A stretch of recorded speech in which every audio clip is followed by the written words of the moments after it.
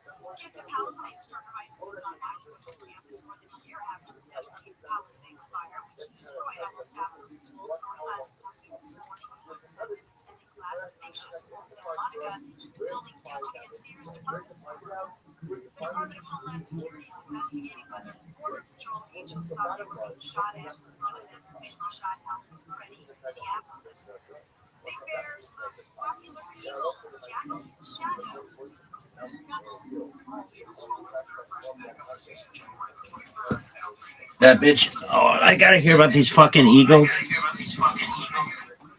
Jackie and Shadow, I hope they fucking just. Do you really hate them? Dog, no, but I hate that bitch who comes on every 2 weeks to talk about them. Oh, well, one of them took a shit in the nest. Oh, okay, well, let's fucking put it in the front page of the Los Angeles Times. Dog. This shit is the word. Is it? Yeah. I mean, it pretty much sucks. Why? Because everything sucks, kids. Don't you understand that?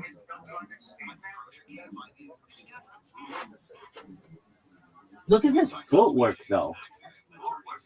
Look at this athleticism. This might be the most athletic.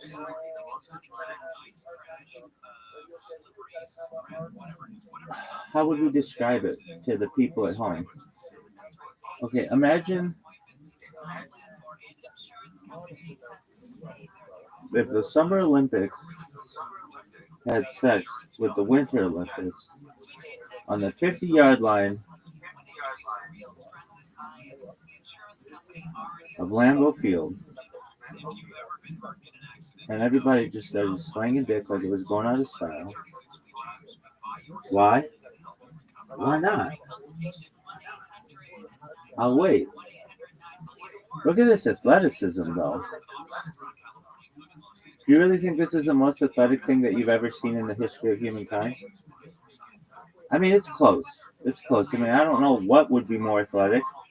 Maybe Rabbi Joseph Caro fucking did backflips for 6 years straight. That would be pretty fucking athletic. But still, it wouldn't have the agility that the stream has. I mean, I think everybody can see that, can recognize that.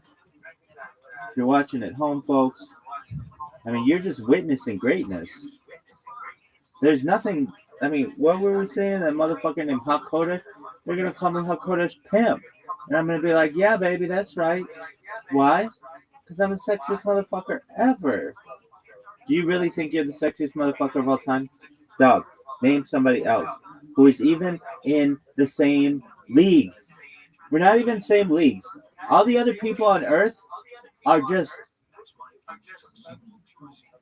they're at best playing AAA, and I'm the major leagues, baby. I'm a first ballot unanimous Hall of Famer. I'm the Mariano Rivera, this bitch. It would be like if Mariano Rivera mated with Derek Jeter. That's how sick this shit is, dog. I'm first ballot. First time it's ever been done. First ballot, unanimous. Sexiest pimp of all time. Without a doubt.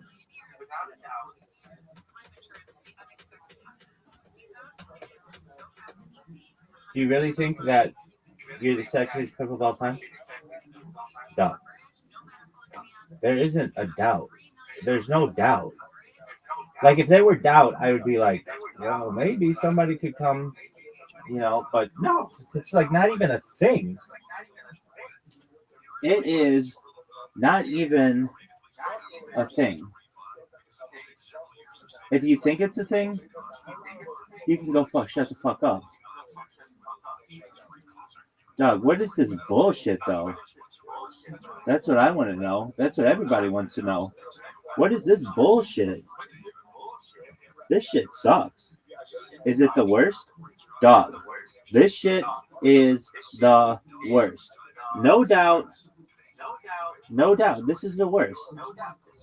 Is it the worst thing ever?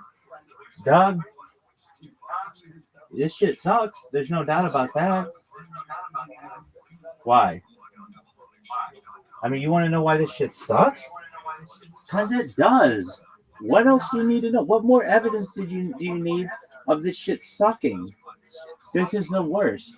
In the history of humankind, this shit is the worst. I mean, name something worse. There isn't anything.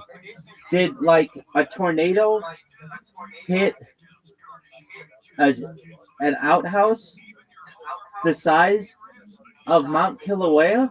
If that happened, then I'd be like, okay, maybe that shit sucks too. But it's not even in the same league. You don't even understand the leagues in which we're talking. It's like the sexiness league. I'm like, fuck! I just hit my hand. That's how fucking high I'm. I'm ceiling. I'm hitting ceiling, girl. Dog. And like for other people to be like, oh well, I think the sexiness league it could involve you. I'd be like, no, we're not even in the same league. You don't understand the sexiness league. Get the fuck out. You don't understand. They'd be like, what are you even saying? I'd be like, dog, do you not know how much dick I slang? And they'd be like, I mean, you've been on stream for like 4 years and we don't really see that many chicks coming through. I'd be like, yeah. But that still doesn't mean I'm the biggest pimp of all time. And everybody knows it. Welcome. Living like a pimp. I'll be there in 1 second, my friend. How are things in your neck of the woods?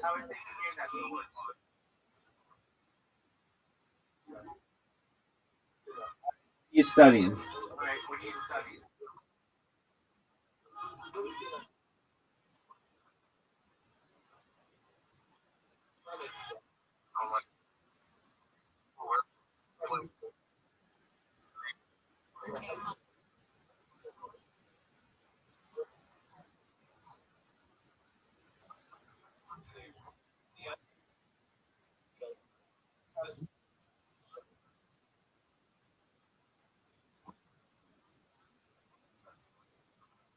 Okay, if I may ask, if you're in 11th or 12th grade, how old are you? So you're already an adult and you still have to go to high school?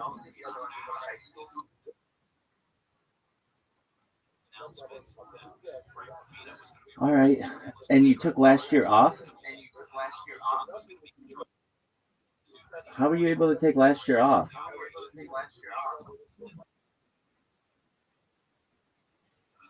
You weren't able to do it, but that's just how it works. I mean, come on. What? Enlighten me.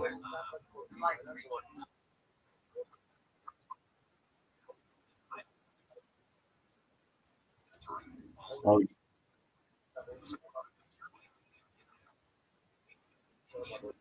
oh, okay. So they didn't just say like go get a GED.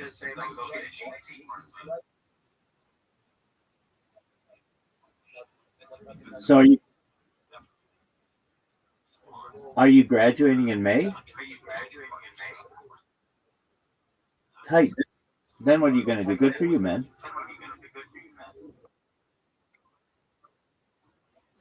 All right, that's great, dude. All about it, man. Good on you for going to community college. Excellent. All right. Well, my friend, I'm just chilling, and you're just chilling. Do you have schoolwork to do?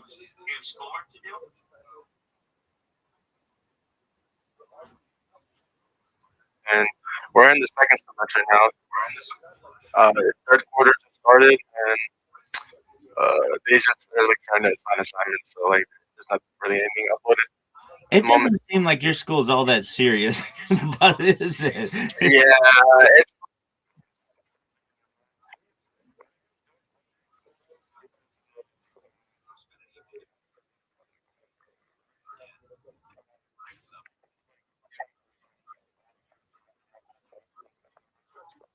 All right. I mean, that's cool. All right. So you're going to graduate in May. You're going to be able to walk for graduation, right? All right. Well, that's cool. Isn't it strange being like a year older than everybody else?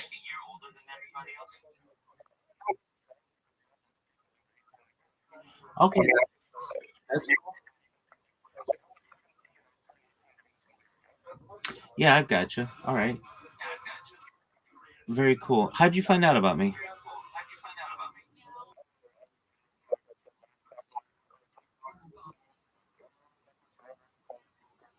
Oh, of course.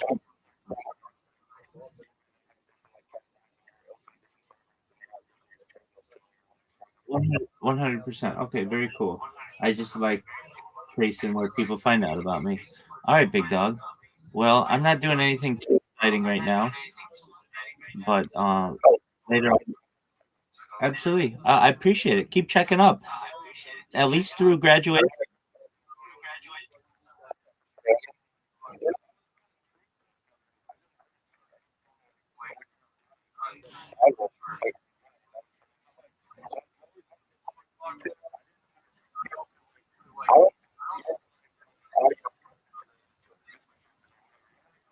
Purposefully, purposefully. I don't want people hearing what I say. I should say it's not that I'm afraid that people. It's not that I'm afraid that people hear what I say, but I like when you come in. Hey, how you living, pimp? I don't want a 13-year-old person hearing that. Exactly. So if I say to you, "Are you slanging dick like it's going out of style?" It's a funny thing that I say, but like you don't need kids to hear that.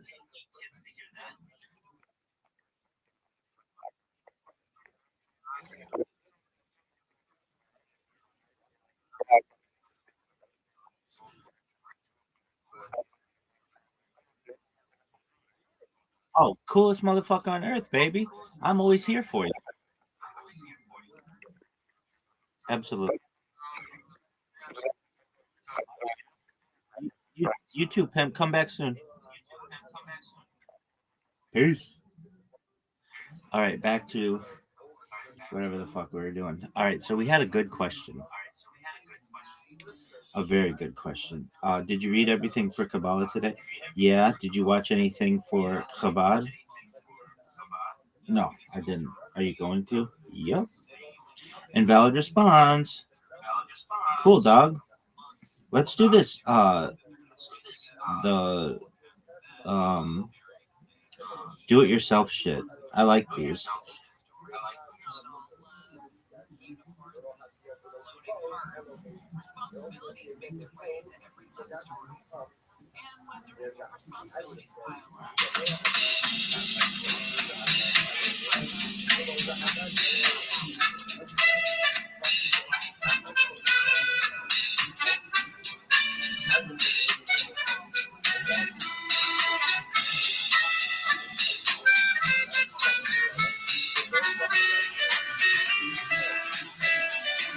Do it yourself to fill in booth. Please push button.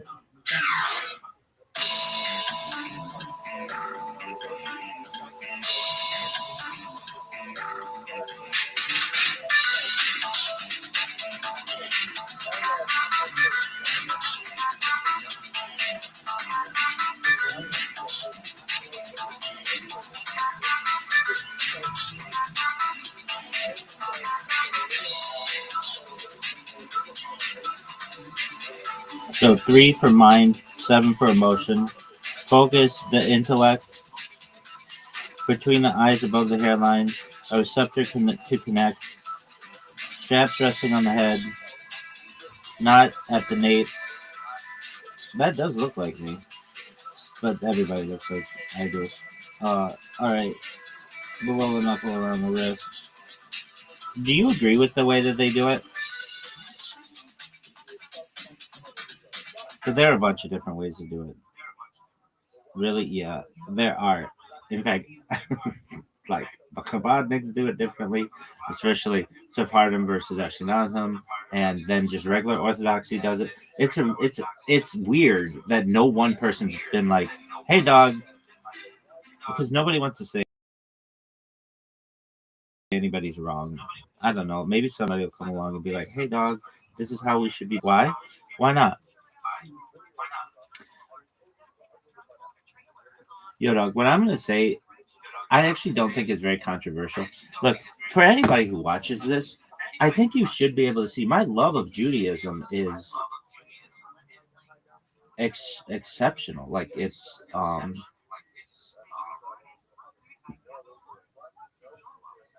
incredible. I don't have words for it, but well, and some of the things that I say are for the betterment of Judaism.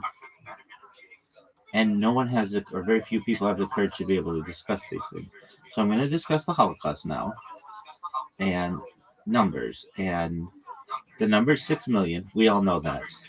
But if you really get down to tactless and you talk about halakhic Jews, that number's going to be smaller. And I understand that this is how the Germans define Jews, but that's not how I define Jews, and it shouldn't be how you define Jews either. There can be 6 million people identified as Jews, and that's fine. But just like that motherfucker in the middle of the street in Ho Chi Minh City, we're getting down to talkless, to brass tacks, baby. Yo, dog. So the reform movement of Judaism, if you even want to call it that, was founded in Germany, and a lot of people in the Holocaust who were killed were Reformed Jews. And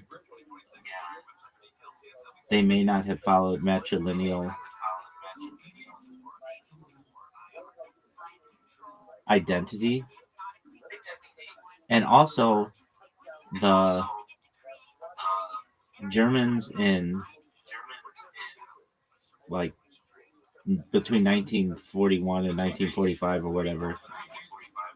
I know with the invasion of Poland in 1939, but all of that, they identified a Jew as anyone with a Jewish grandparent. But that's not a halakhic Jew. So basically, what I want to know is how many halakhic Jews were arguably killed during the Holocaust. I know that the number of people identified as Jews is 6 million. I get that. But that's not halakhic Jews. So get to brass tacks. What are the numbers we're looking at?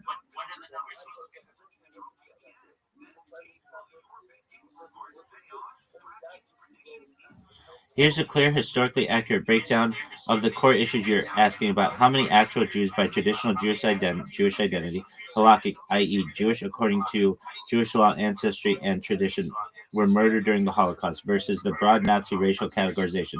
The short answer is historians don't have a precise count for practicing halakhic Jews killed because the Nazis didn't record religious practice, only ancestry. But I'll explain what we do know and how to think about your question in context. What the 6 million figure means. The widely accepted total of roughly 6 million Jewish victims killed by Nazi Germany and corroborators refers to people the Nazis defined as Jewish by racial ancestral criteria, not by religious practice. Nazi laws, especially the Nuremberg laws, define someone as Jewish if they had 3 or 4 Jewish grandparents, and even counted many with fewer. They didn't care whether someone was Reform, Orthodox, secular, atheist, or culturally Jewish. Ancestry was what mattered. So That figure does not distinguish between Orthodox Jews, Reform Jews, secular assimilated Jews, Jews who had converted out of Judaism, people who only had Jewish ancestry but never practiced. It's one large group defined by Nazi racial law. Why we cannot produce a precise halakhic count? Oh, I can. You watch me. There are I'll come up with a number. I don't know how precise it is, but I'll give you a number. There are a few fundamental reasons historians don't give a separate number for halakhic or practicing Jews. Nazi records didn't track religious practice. The Nazis categorized people racially, not religiously. That means Holocaust statistics are based on ancestry census data and Nazi registration lists, none of which reliably record whether someone was observant, reformed, Orthodox, secular, etc. Survivor and victim records didn't include this information. Modern databases like Yad Vashem, central database of Shoah victims' names, include personal information where available, but especially for victims who died in killing centers or massacres, religious practice was almost never recorded. Jewish identity is complex. Even within Jewish communities, self-identification varies: religious, ethnic, cultural. Jewish legal identity, matrilineal descent, and Orthodox law does not always align with how people in Europe define themselves or were defined by Nazi authorities. What we can say with confidence: around 6 million Jews were murdered. Most historians estimate the number of Jewish victims at somewhere between 5.5 and 6.2 million, with 6 million being the commonly cited figure. This is based on pre-war and post-war demographic data, Nazi documentation, survivor and community records. What this means for your question: you ask, how many halakhic Jews were arguably killed? This is the key reality. There's no accepted historical figure specifically for halakhic versus non-halakhic Jews. The Nazi victim total of 6 million includes all people they considered Jewish by ancestry, which encompassed secular, Reform, Orthodox, mixed families, and many others. Historians do not break down the Holocaust Jewish victims by religious self-practice because the data simply doesn't exist in archival records. Any attempt to produce such a breakdown would necessarily be speculative. I don't give a shit. Speculate, baby.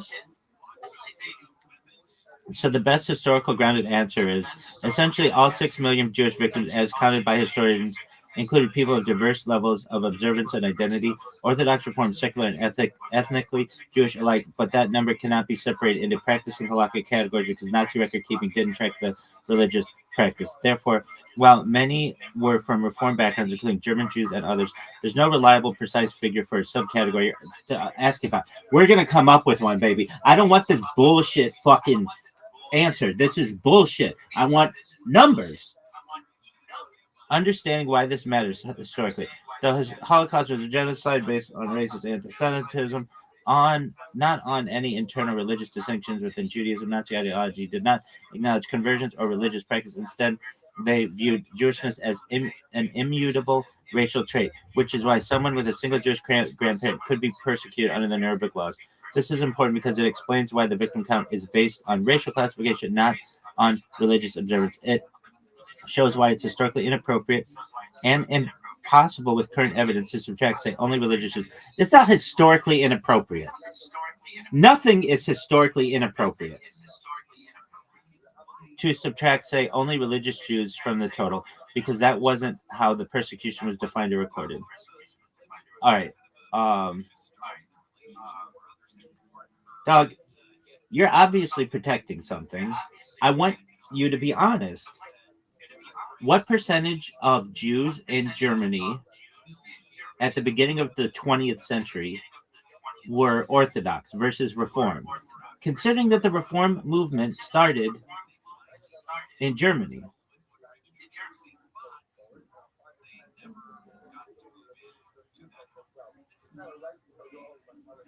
Here's the honest breakdown of religious affiliation in Germany before the Holocaust, specifically regarding Orthodox versus Reform and broadly secular liberal Jews, based on the best available historical evidence. Precise censuses of denomination didn't exist in the way modern surveys do, so we use the historical estimates and scholarly work. Most German Jews were not strictly Orthodox by the 20th century. Scholars estimate that as early as the turn of the 20th century, only about 15% of German Jews were Orthodox. This figure comes from historical estimates of religious observance and affiliation. Most Jews did not strictly follow traditional practice. The remaining 85% spanned the spectrum of Reform to secular liberal Jewish identity, including many who were culturally Jewish liberal in practice or part of Reform communities. This gives you a rough breakdown, like Orthodox traditional observers 15%, everything else 85%. Important nuance. Important nuance. These broad categories aren't official census categories on the period. They're reconstructions by historians based on synagogue membership, religious practice, community records, and cultural trends, but they're widely used in academic accounts. Reform Judaism was dominant culturally and institutionally. Reform Judaism was born in Germany in the early 1800s, and by the late 19th century was the major stream in most German Jewish communities, especially in big cities like Berlin, Hamburg, and Frankfurt. One historian noted by the end of the 19th century, more than 80% of Jews living in Germany identified with the Reform movement, or its equivalent at the time, and only small Orthodox minorities. Again, keep in mind, Reform then encompassed a range of liberal synagogue practice to broadly assimilated Jewish identity, not just what later became the organized Reform movement in the U.S. Secularism and cultural Jewish identity were widespread. Most German Jews of the early 20th century were integrated socially and culturally into German society, German speaking, often less observant than Jews in Eastern Europe, sometimes identifying as Jewish Germans rather than strictly religious. So within that, 85% of the group, the 85% that was non-Orthodox, a large portion were Reform or liberal, actively affiliated with liberal synagogue movements. Another portion were secular, assimilated, or non-observant. Some had cultural ties to Judaism but didn't attend synagogue regularly. Why this matters in the Holocaust context? When you're comparing halakhic traditional Jewish law identity to Nazi racial definitions, Nazi policy didn't record religious practice. It identified people as Jewish based on ancestry, regardless of belief observance. So the 6 million figures include Orthodox, Reformed, secular, assimilated, and even partially assimilated Jews, as long as they met the Nazi racial criteria. In early 20th century Germany, the majority of Jews were Reformed, liberal, or non-Orthodox, meaning most of the German Jews were from these groups, not predominantly Orthodox in religious practice. Okay. So, based on Reform policies, many of the Jews in the Holocaust were not halakhically Jewish. There's an argument to be made that only about, unfortunately, maybe 300,000 halakhic Jews were killed during the Holocaust. If you take maybe 5 to 10% of German Jews at the time in like Eastern Europe too and all that stuff, and the people who were in the killing centers were halakhic Jews. Now, I understand Nazis considered it 6 million. I get that. But halakhic Jews would consider it like 300,000 of halakhic Jews were killed. But I understand the number 6 million.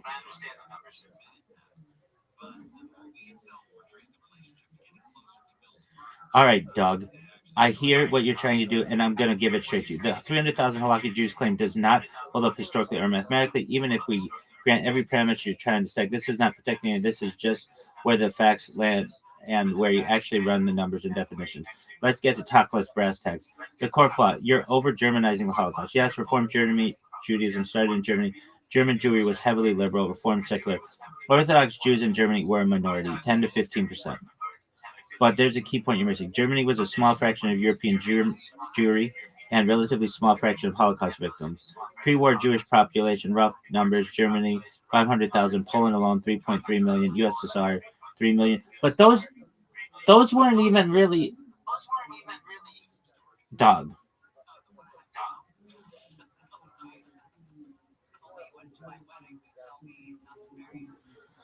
If you're including USSR, they had been secular since the Bolshevik Revolution, and the large majority of USSR people, Russian people, were Eastern Orthodox.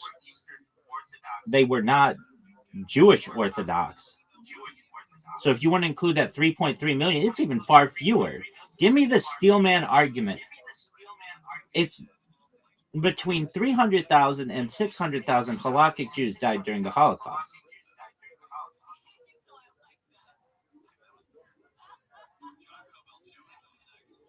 All right, Doug, I'll steelman your position as hard as it can be steelman. No ducking, no vibes, no moralizing. Then I'll tell you exactly where the argument still breaks, even in the struggles from the steelman argument claim. Only 300,000 to 600,000 halakhically Jewish people were murdered in the Holocaust. The rest were Jews only by Nazi racial law, not by Jewish law. Pillar 1, Nazi definition does not equal halakhic definition. 100% correct. Nazis defined Jews racially. Grandparents halakha defines Jews matrilineally. These categories do not overlap cleanly. Therefore, 6 million does not equal 6 million halakhic Jews. No argument there. Pillar 2. German Jewry was overwhelmingly non-Orthodox. Correct. Reform began in Germany. Intermarriage rates in Germany were high. Many German Jews had non-Jewish mothers who were baptized, were secular or fully assimilated. So a large percentage of German Jews killed were not halakhically Jewish. This significantly reduces the halakhic count. Pillar 3. USSR Jews were secularized by the Bolsheviks. This is your strongest move, and it does matter. Soviet policy shut down yeshiva, criminalized religious practice, destroyed Jewish communal life. Many Jews identified as Russian or Soviet married non-Jews lost communal lineage records. You argue secularization plus intermarriage equals loss of halakhic continuity. So you discount millions of Soviet victims. They're victims. That doesn't mean they're halakhic Jews. Pillar 4. Killing center contained many Nazi Jews, not halakhic Jews. You're framing Nazi deportation list didn't care about matrilineal descent. Many victims had one Jewish grandparent, a Jewish father only, no Jewish practice at all. Therefore, presence in a killing center does not equal halakhic status. What's left? After excluding German reform, assimilated Jews, Western European converts, intermarried, Soviet secularized Jews, misklage, caught in the dragnet. You argue that the remaining clearly halakhic population is 300 to 600,000, primarily from traditional Polish shtetls, Lithuanian yeshiva communities, parts of Hungary and Romania. This is the cleanest possible version of your argument. Respect, this is a steelman, where it still breaks, even at maximum strength. Now, the hard part, why it still doesn't work historically. Secular does not equal non-halakhic. This is the biggest error. I understand that. Halakha does not care about belief, practice, or politics. A Jew is atheist, a communist is anti-religious. Each tribe marries late or not at all, is halakhically Jewish and born to a Jewish mother. I understand. Soviet secularization destroyed observance, not lineage. There's no evidence of mass matrilineal breakage before World War II on the scale that you need. Intermarriage rates in Eastern Europe were low pre-war. This is a statistical wall. Poland, Lithuania, Ukraine, pre-1939 intermarriage rates 1 to 5%. Jewish endogamy was extremely strong. Soviet pressure increased secularism, not mixed descent overnight. So most Soviet Jewish victims were halakhically Jewish but non-observant. This still counts. German Jews are numerically irrelevant to your conclusion. Even if we grant 70 to 80% of German Jewish victims were non-halakhic, Germany contributes 160,000, 180,000 Jewish deaths total. That doesn't move the needle enough to collapse millions into hundreds of thousands. Eastern Europe dominates the math. This is unavoidable. Even conservative breakdowns. Poland, 3 million Jews murdered. USSR, 1 to 1.5 million. Hungary, 550,000. Lithuania, Latvia, devastating percentages. To land on 300 to 600K, you must assume massive matrilineal failure or mass patrilineal Jewish identity or post-war reform definitions applied backward. There is no demographic evidence for that. The honest bottom line, what is defensible? Holocaust victims do not equal halakhic Jews 1 to 1. The 6 million figure is racial, not religious. Some victims would not be Jewish by Orthodox law. German Jewry skews heavily non-Orthodox. What is not defensible? Reducing halakhic Jewish deaths to 300 to 600K. Treating Soviet secular Jews as non-halakhic by default. I'm not doing that. Applying modern reform lineage standards retroactively. Ignoring Eastern Europe's demographic reality, historically credible range, very conservative. 3 to 5 million halakhically Jewish people murdered. That already concedes a lot. Final thought, real talk. Your instinct separating Nazi categories from Jewish categories is legit and important. Where it goes off the rails is confusing loss of observance with loss of halakhic identity. If you want, dog.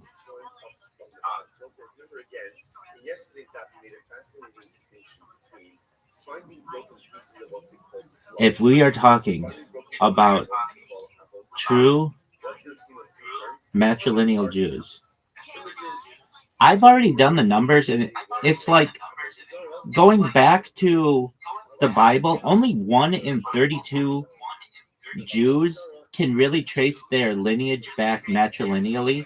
Otherwise, somebody had to have a conversion. So the numbers are really, really small already. I understand that somebody might be Orthodox, but that doesn't necessarily mean that they're halakhically Jewish. It doesn't. It means that they are accepted within a community, but that doesn't necessarily mean they're halakhically Jewish. To be halakhically Jewish, you either have to be Jewish from your mother, and that woman has to go back to the Bible, her lineage, or you need a kosher conversion. Those are the only two ways.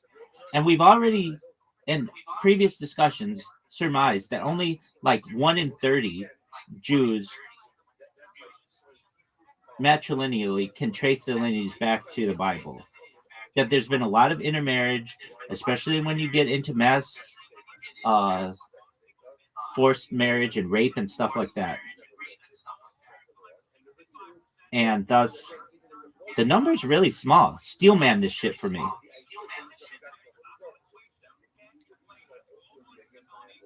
All right, I'm going to steelman this exactly the way you're asking, not softening, but I'm going to flag clearly that what follows is a theological maximalist thought experiment, not accepted historical halakhic position. I'll keep this tone straight and honest.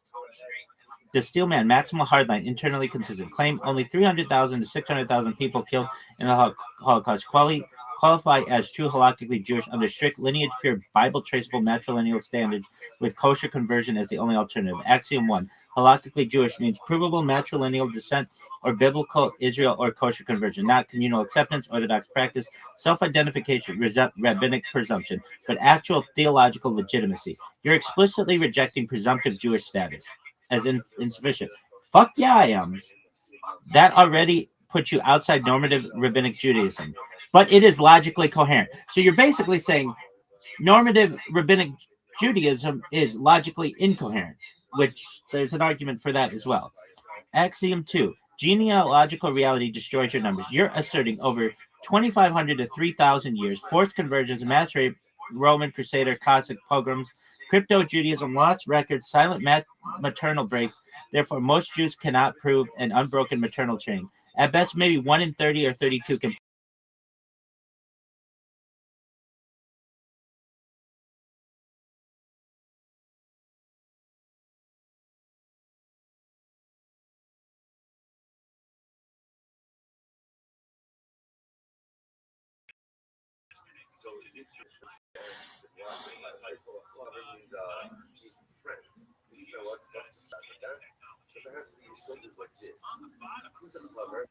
Yo, dog.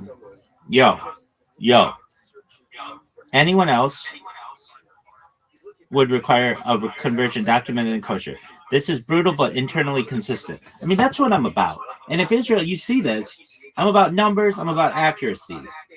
I don't give a flying fuck what your shitty rabbi thought, because, and I love the rabbinate, but I've seen the dark side of this, and I've seen people take money for conversions. I've seen people base dins, the gold standard, turn their head away from inappropriate behavior. I've seen it. I've seen them make wrong decisions.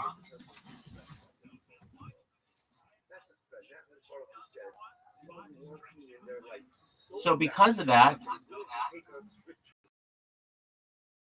I'm just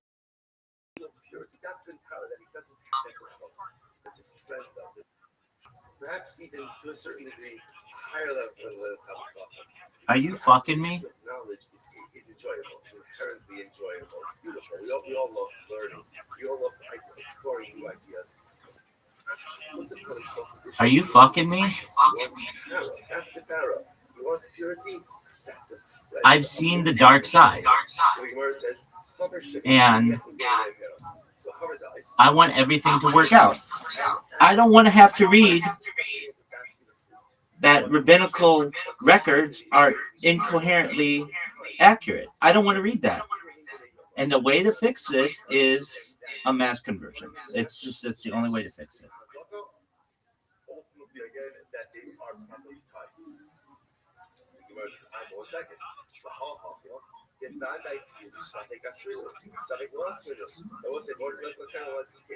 Here's a case of a bad guy. What's the bad guy?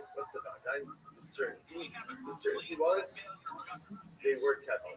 That's for sure. Right? Tevil's outside focus. So why is that a bad guy? Here's the case that's Is that the end of your story? No. Sunday, maybe the Hummer did type it. I don't even know if this shit's still going because everything sucks. Does it? Everything sucks, and everybody knows that. And what do you want me to do about it?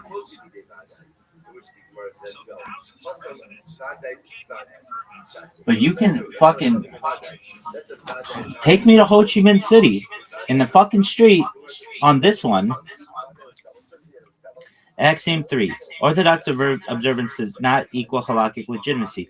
Key move in your argument. Being Orthodox today proves communal acceptance, does not prove theological Jewishness. Rabbinic reliance is epistemically weak. A legal fiction for communal survival, and I agree with that. Therefore, most Orthodox Jews are status assumed, not status proven. This undercuts the usual rebuttal completely. Axiom 4. Soviet plus German Jewry collapses under your scrutiny. You then apply this filter to Holocaust demographics. Germany, high intermarriage, Reformed theology, baptisms, mixed lineage, massive halakhic attrition. USSR, state forced secularization, broken records, interethnic marriages, rape during Civil War plus World War II. No way to establish maternal purity. So you throw out most German Jews, most Soviet Jews, most Western European Jews, not because Nazis didn't call them Jews, but because Halakha wouldn't recognize them without proof. That's absolutely correct. Axiom 5. Over hyper-insular communities survive the filter. What remains? Small pockets of Lithuanian yeshiva families, certain Hasidic dynasties, some Hungarian, Romanian enclaves. Groups with endogamy,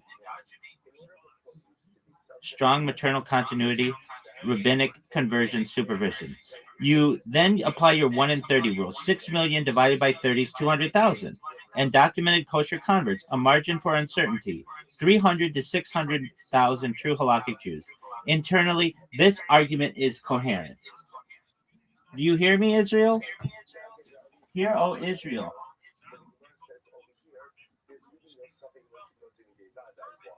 This argument is internally coherent. This argument is coherent. I'm not going to strawman it. It is logically consistent, theologically maximalist, genealogically skeptical, ruthlessly epistemic. If someone accepts your axioms, the conclusion follows. Why this position is rejected, not emotionally, structurally. Now, without undoing your steel man, here's why Judaism itself rejects this frame. Halakha is not a DNA religion. Hold on. If you're getting the matrilineal one, I get that. But from the Mishnah onward, Jewish status relies on legal presumption, not archaeological proof. Otherwise, Judaism collapses instantly. Tough shit. It can be rebuilt. Bullshit is not a loophole. It's foundational. Without it, no marriages, no Gittin, no Kohanim, no tribes, no Judaism. We've already said there are no Kohanim. The tribes break down. Okay, your argument implicitly declares most of Jewish historically invalid, including the sages themselves. I'm telling the truth. You can hold me down in fucking Ho Chi Minh City in the middle of that fucking street. Retroactive invalidation is theologically alien. Judaism does not invalidate ancestors for lack of paperwork. Applied modern, it does though. I've seen it done in the modern age. Apply modern epistemic standards backward, demand proof no human society can meet. Final honest assessment. You asked for a steel man. You got within your axioms, yes. One could argue that only 300 to 600,000 Holocaust victims were provably halakhically Jewish. That's what I'm fucking talking about. But understand what that claim really means. It's not just about the Holocaust. It implies most Jews today are not Jews. We've proven that. We've proven even most of Israel is not Jewish, halakhically. And that's not controversial. That's what the rabbis say. Most rabbis lack authority. That's an argument that I have with the rabbinate, and many of us do. Jewish continuity is mostly fiction. I'm not the one saying this. I'm saying that scholars, in a lot of ways, say this. I mean, just look at Kabbalah. Look at Moshe de Leon. Look at what Baruch's been. Look at what scholars have been able to argue. Halakha is practiced. Halakha is as practiced is epistemically indefensible.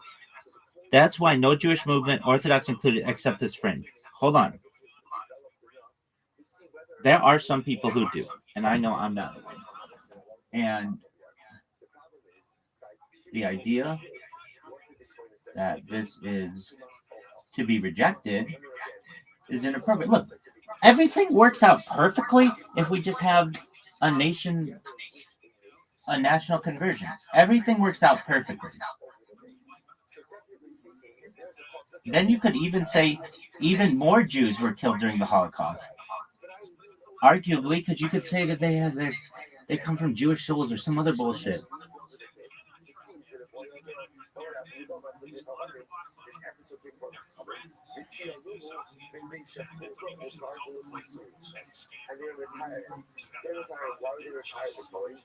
Are you saying that? I'm not just saying that about Judaism. I'm saying that about all religions. They all break down.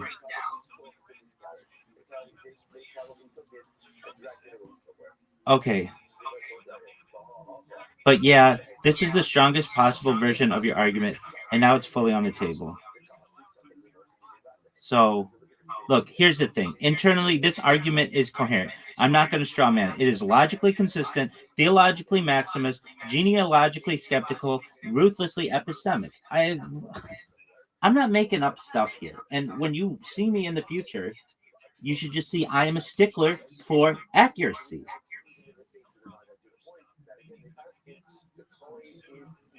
And I've seen the worst fucking excuses to allow people to be practicing orthodoxy because of what their grandparents' dishes were. That kind of bullshit. No. Or I've seen because some bitch's uncle would sing a song on a Friday, they're considered orthodox. It's not even a Jewish song. It's so they could be fucking singing the hokey pokey. That enrages me. I want everything to be truthful. And anybody who sees this can see I'm impassioned by this subject. But I can't stand that because somebody gives a lot to their shul, that they have a higher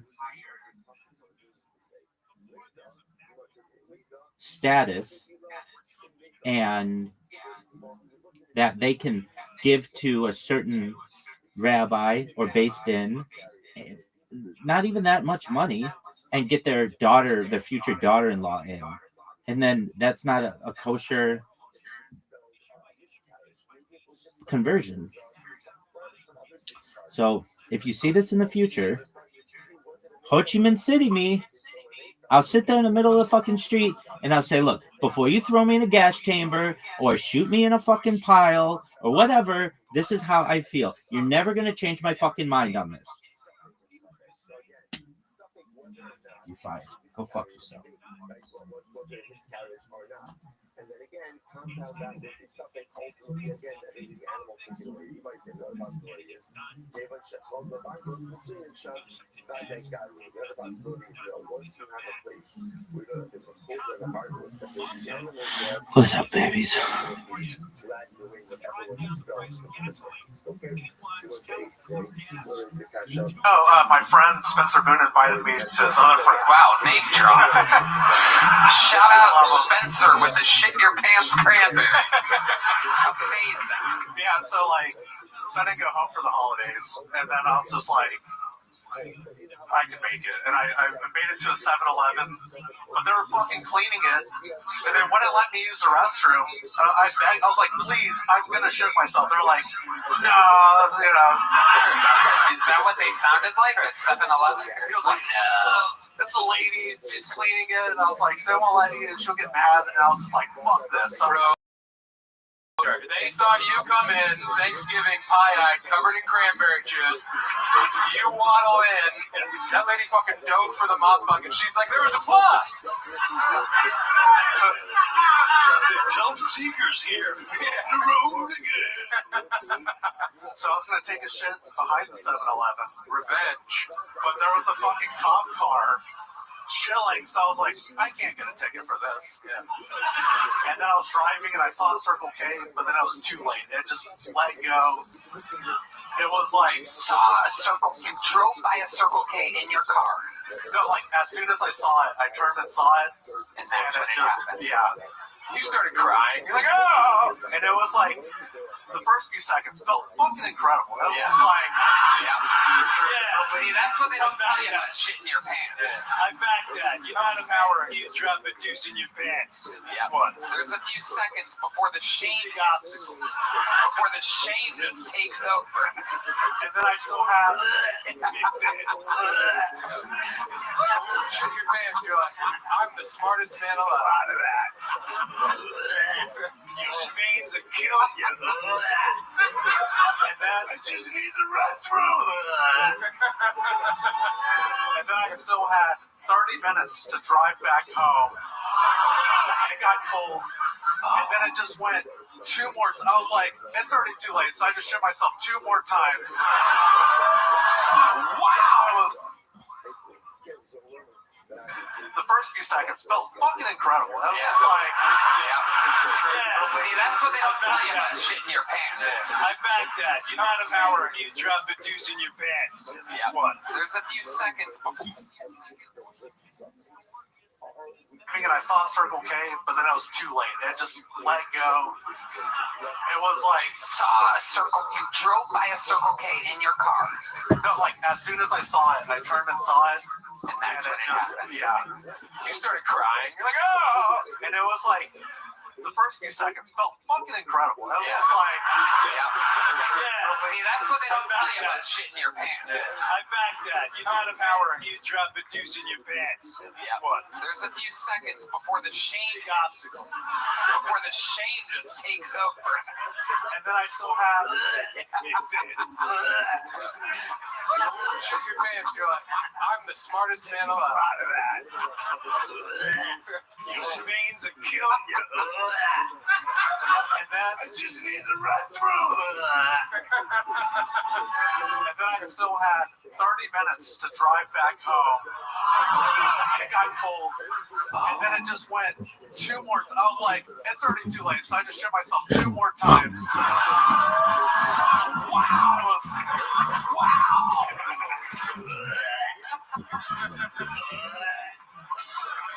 They'll never know. but then, You've done it again. What kind of car do you have? 2015 Honda Civic. What color is the interior? Well, before. Black. Okay, so you're But saying. like the thing was, it was like, this is the second time as an adult I shit myself. Oh. And the second car I ever owned.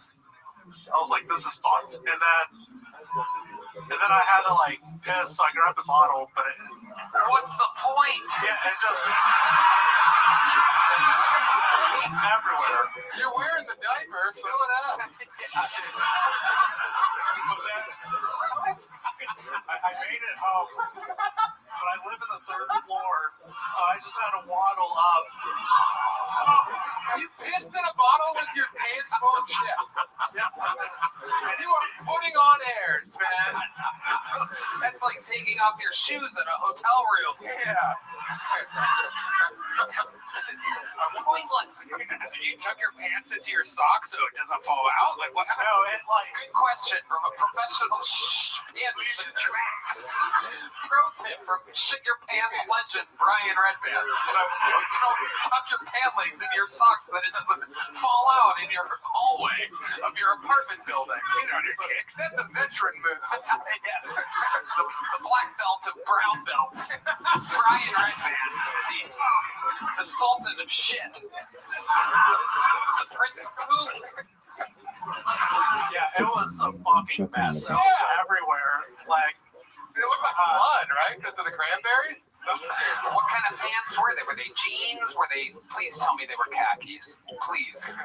So, Oh, wait a second. Don't let your eyes light up. Those are the pants? Oh my God. Ladies and gentlemen, what a legend. You are an icon. This is Kill Tony. Wow. I'm for sure keeping the pants. I'm not made of money. Yeah. Wow. I just bought them like 3 times. Wow. These were the shoes, not the socks. These weren't the socks or underwear. Wow. You are a legend, Anthony Walton. Absolutely incredible. One of the greatest interviews of the night. Anthony Walton, everybody. There he goes. That is how you shit your pants. If you're going to shit your pants, you fucking multiple times. Multiple places. He shit his pants in different area codes. Wow. My goodness. All right. He may be shitting his pants right now, ladies and gentlemen. This is a new move. There he goes, Anthony Walton, everybody. Wow. There he goes. He's still going, everybody. He's still there. He's still there, ladies and gentlemen. There he goes. All right. What an episode this has been. Did you guys have fun tonight? Well, I got news for you. There's just one person left, and it's the only guy that could possibly close a show like this. He has the record for all-time appearances on the show, all-time interviews. He's a living member of the Kill Tony Hall of Fame. Ladies and gentlemen, some people call him the Memphis Strangler, the Vanilla Gorilla, the Big Red Machine. This is William Montgomery.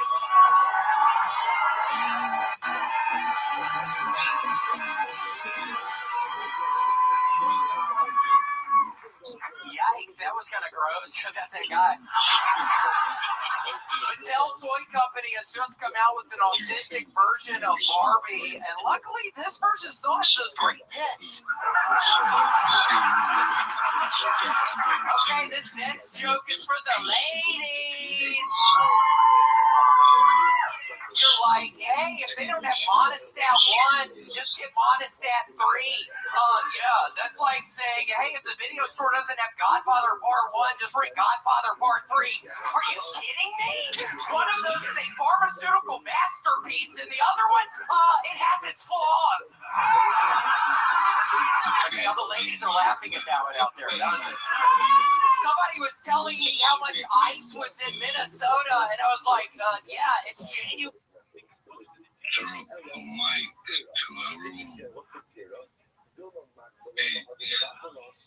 here's the issue. In reality, Yisrael has the power of negation, right? Yisrael does have the power to go ahead and negate idolatry. How does he negate idolatry? He's got back to as a listener, so you might need to put him back up as like We're concerned about this. We're concerned that what is he doing? So what does he do? He has a moment, Zara. He lifts it up, might get ready, let's say, to smash it or present it afterwards. What's the problem? Once he lifts it up, right, that's an Hakbar. What does Hakbar do? Hakbar acquires. Once he acquires it, he becomes the Avodah of a Jew. Once he becomes the Avodah of a Jew, the Avodah go come and be Yad Yisrael. The Chol Avodah go come and be Yad Yisrael. So we'll say this is absolutely wrong. It's absolutely wrong. And we'll say we are going to see. Hello. This is How are you today? But again, right now, we're just going to I'm well, thank God. Do you mind if I share my project with everybody? Excellent. Well, first and foremost, I've done my best to follow every single person in here. If you want a free follow, I'd appreciate if you follow me back. If I didn't have a chance to follow you, I'm the easiest follow back in the game. I follow everyone back. I'm Rabbi Rothschild. If you don't know who I am, you will. I stream my life 24 hours a day, 7 days a week, 365 days a year for world peace. I've been doing so for more than 4 years. My streams go back to the pandemic. We've seen the death of a queen, the birth of AI, the coronation of a king, and everything in between. This is a real-life Truman Show, a real-life Big Brother. This is a timeline and a time capsule of human achievement. In the 1990s, Bill Gates coined the phrase content is king, and I'm making it true today. I'm king of the internet. This is the biggest event in global history, and here's why. In 2018, The Economist magazine stated that data had overtaken petroleum as Earth's #1 resource. And I have more data archived on the internet than any person ever, which is making me very influential. I'm going viral, and when I do, I want to make you, your friends, your family, all financially independent if you're not already. I want to ensure that you have generational wealth if you don't already, and I want you to be able to start charities and philanthropic organizations of your own. I'm unlike any influencer you're ever going to meet. I'm not live on one YouTube stream nor 2 YouTube streams. I'm live on over 20 simultaneous YouTube streams 24 hours a day. You can view my life in 360 degrees. I even have a ceiling cam. If you want to view my streams, the link to my YouTube is available in my profile. Additionally, you'll find it in my pinned post. You'll also find in my pinned post a link to my link tree. I dare you to look at my link tree. Nobody dares you to look at their link tree, but I do, because I have more social media than any person ever. I have more content than any person ever. Additionally, you'll find a link to my Discord, discord.me/rabbi. I'm proud to say that we just surpassed 2,800 people in our community and continue to grow each day. In addition to making you all extremely wealthy and wanting to promote world peace, I want to help end world hunger through the use of technology such as agricultural drones, floating greenhouses, saltwater greenhouses, hydroponics, vertical farming, cloud seeding. I want to help end world thirst. I'm sponsored by a cryptocurrency that's worth about $100 million, and one of the things that we do is we build wells and water towers in developing nations for the benefit of the less fortunate. Additionally, I'm an advocate for the LifeShare program and, most importantly, desalination technology, where we pump Earth's seawater onto land to make it drinkable. If you are a reply guy, if you're a Web3 marketer, if you're a raider or a shiller, and you want a free mentor, coach, and friend, send me a follow. I will follow you back. Send me a DM. I will respond. I want you all to know that I'm here to support you both personally and professionally. I'm here to be a positive person in your lives. I'm here to have an optimistic view on the future. And most importantly, I want to give people hope. And with that, I sincerely appreciate the opportunity to share. This was beautiful. Must meet anyone. Something like this, I checked their profile, link tree, everything you said. I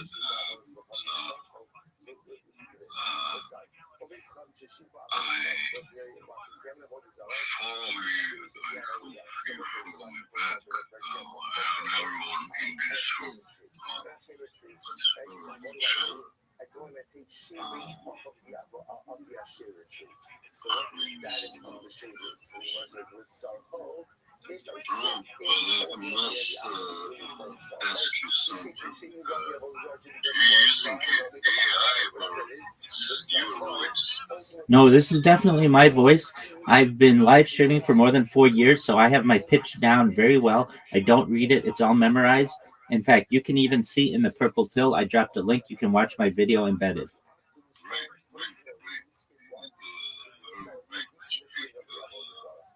Very glad to speak with you and strive one hand. That's why I'm asking. I know some accounts like Adrian Drakeman. Some people think it's actually AI or something. I know some accounts on X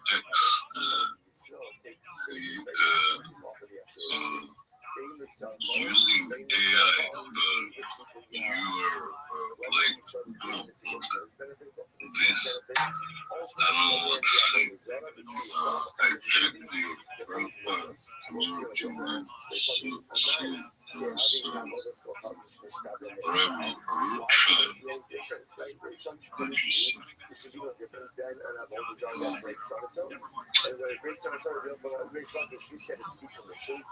Well, speaking about AI, there is some story I must share with you guys here. Unfortunately, my friend Daniel from USA came, and some people can confirm a story that told you in the beginning, speaking about everything on my space is about life, about projects, about humanity, about how AI taking over our lives. And I will give you one example what happened to me. I draw one person with the AI, and the person came. Believe it or not, I'm speaking right now. You will think I'm crazy or something, but I don't care.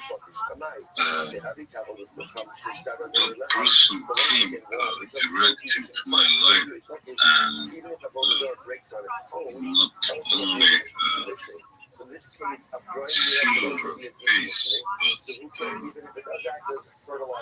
whole character.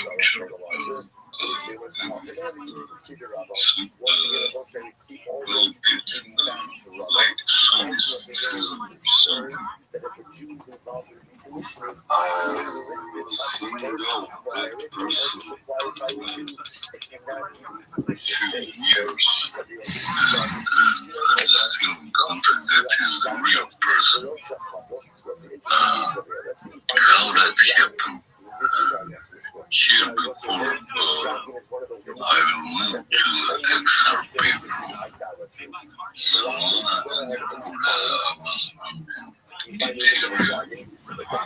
There was a group of people next with bad bandit. Did you heard about him? Maybe.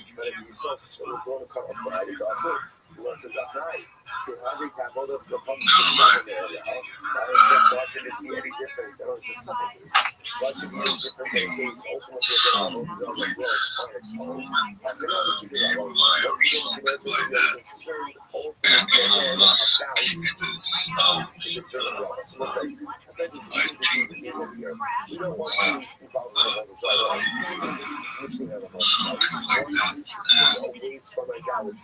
And in that period, I draw not just to me, but to every person. That group, it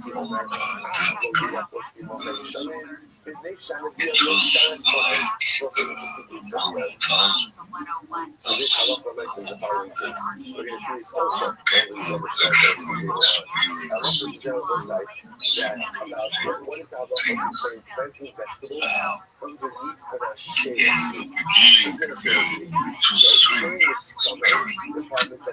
But when you see life is strange, here is one friend of mine also listening. I know him like, I don't know, for years. Well, we are building humans to realize 4 years. We never did some rag or down or anything. So why I'm saying this, I'm asking some things. Maybe I speak slowly, but some people think that I'm high or something, but I'm simple like that. I speak like this since I was a child.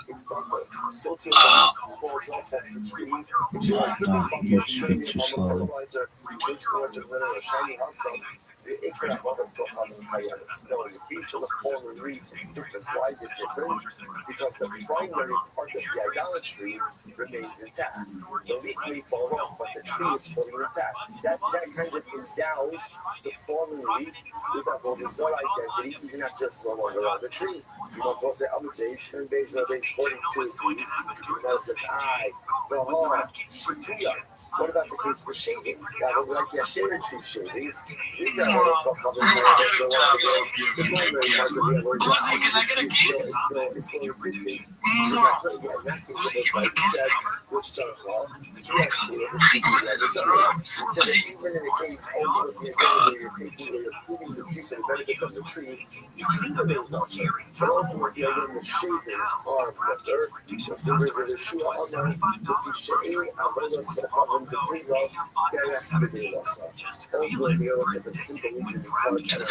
Somewhere like next,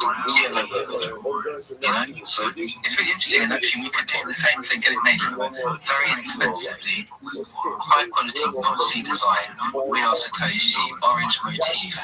Make it look crisp. And the thing is, with anything to kind of run with it, it's something we can do, and then it's like, okay, we've got it.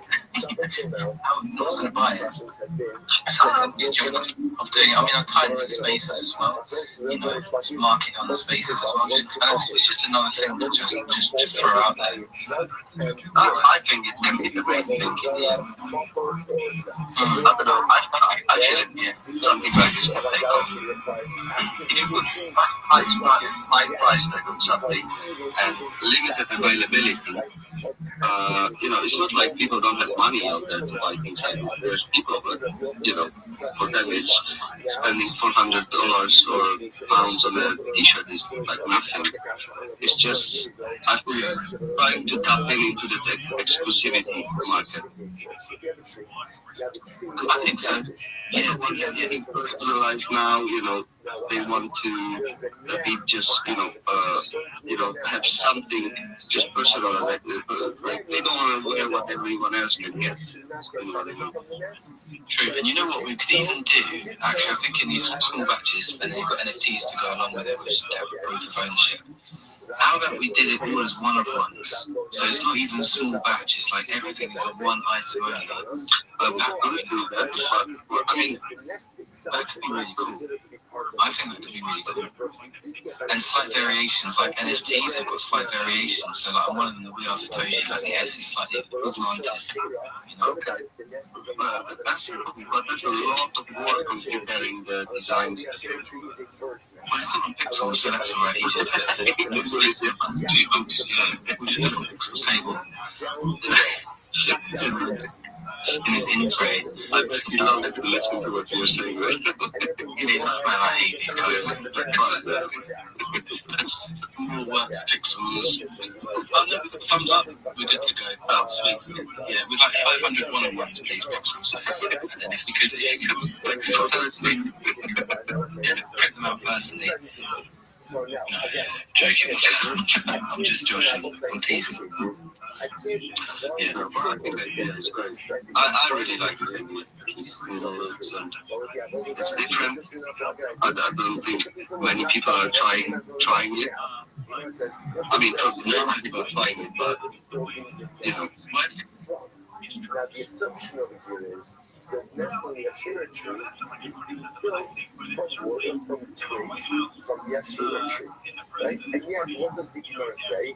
You get benefit from the nest. You can't scale the tree, but you can get benefit from the nest. But that nest is made from broken pieces of the Ashera tree. What do you see from here? That once a Vodazara breaks, right, even on its own, even though it has not been actively broken, it's decommission. So, it says, the assumption over here is that the bird is building its nest from twigs, broken pieces of the Ashera tree. And yet, the nest is mutter. So here's one says, this supports my assertion that broken Avodah, even if not intentionally broken, ultimately decommissions the Avodah. It is a different breed, that guy. He's one of a kind. He's one of his. Yeah. I actually like. He's quite endearing. Right? I like him. He's alright, man. I think he just needs to. He's back in. You know what, Rabbi, GM, we've got Rabbi Rothschild. Rabbi, it's always a pleasure. If you'd like to speak, please request, and we'll get you up. We're just talking. They get on the kind of Gabi Heckish, so say, Well, that's on. what's the recap is here as well. By Rothschild in 3, 2, 1. Rabbi GMGM, how are you doing? Good to see you, man. Thanks for coming to space. Thank you so much. Every day is a holiday, every meal is a feast. How are things in your neck of the woods?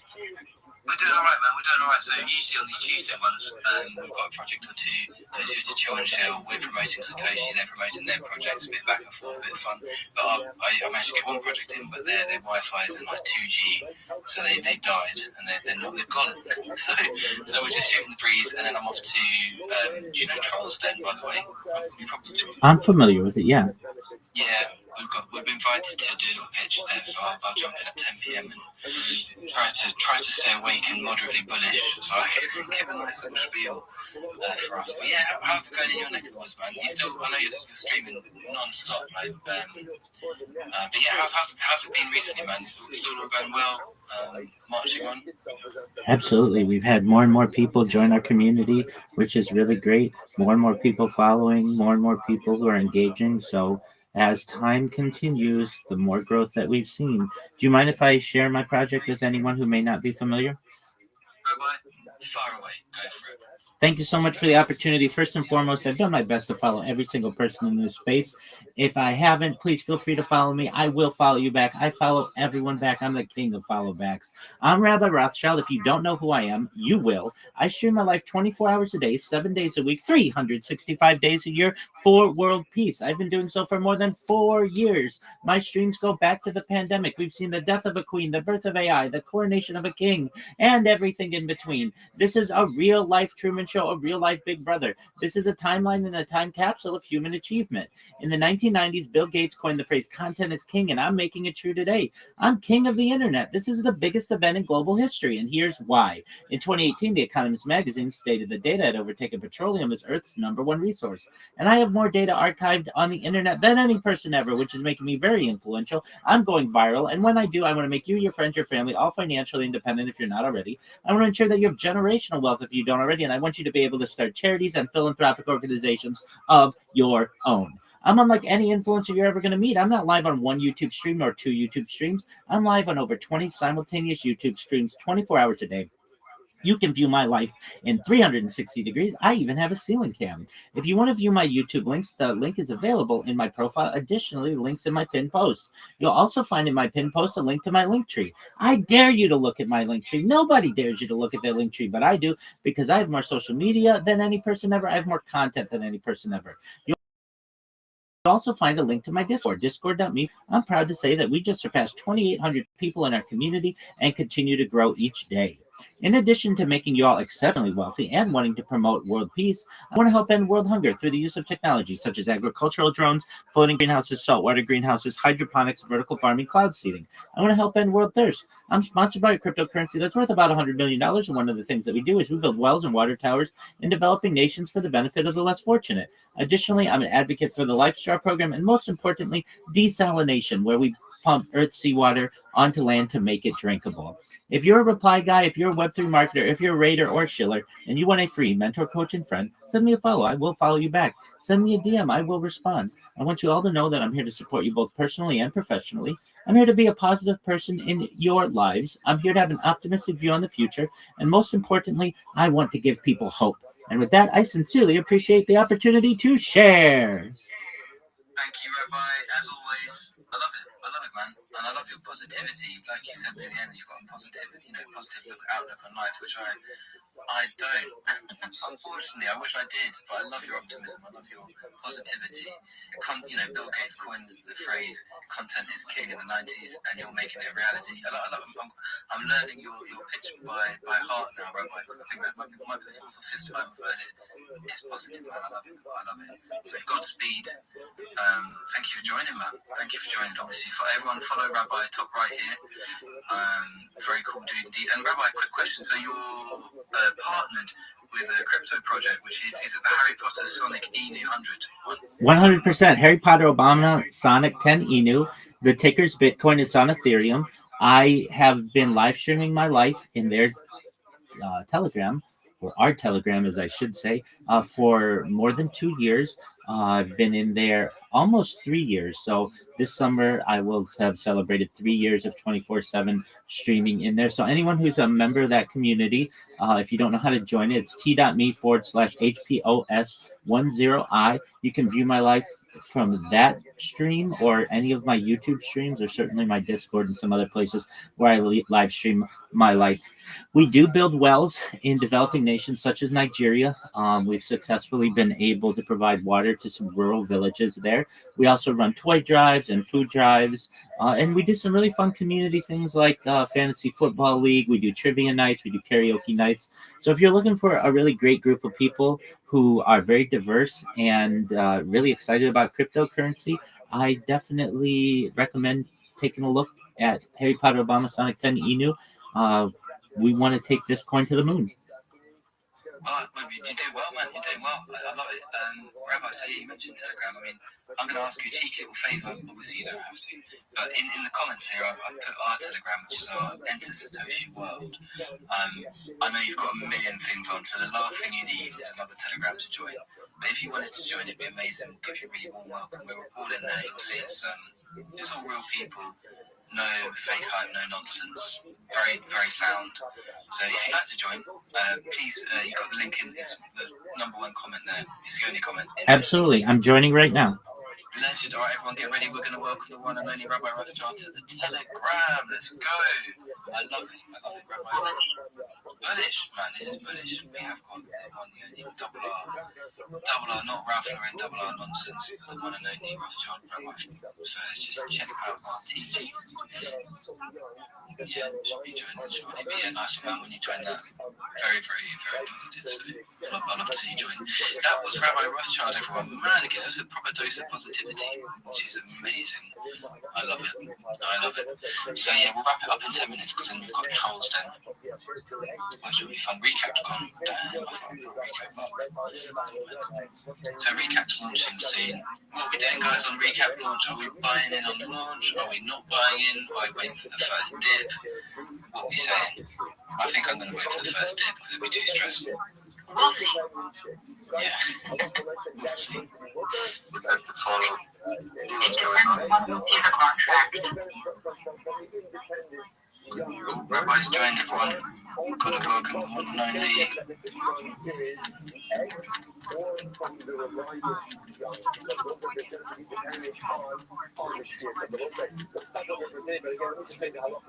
Yeah, see the contract first. So the contract's going to be posted. Yeah, we'll see what Prof is very, very guarded. He doesn't tell anyone where it's going to be posted, but I don't know. If I see it super early, I'll dive in. But my gut feeling is this so hyped, and they're doing a lot of raids as well now. Like, there's going to be so many people watching it. Yeah, I got a tag in their group. I'm not very happy. Oh, you got tagged, as in like, yeah, they made you admin. Yeah, they made me admin, but my tag is sub 69. Oh no! That's outrageous. Why? Because I was the 69th subscriber. Oh, right. Well, it's factual then. Sub 60. Bit cheeky from the old recap like that. It's Edison. You're the one to blame for everything. Hey Edison, how are you? Wanna come up? Has Edison joined? Is he timeless? Yeah, that's him. Oh, are you following back your Edison? GM Edison.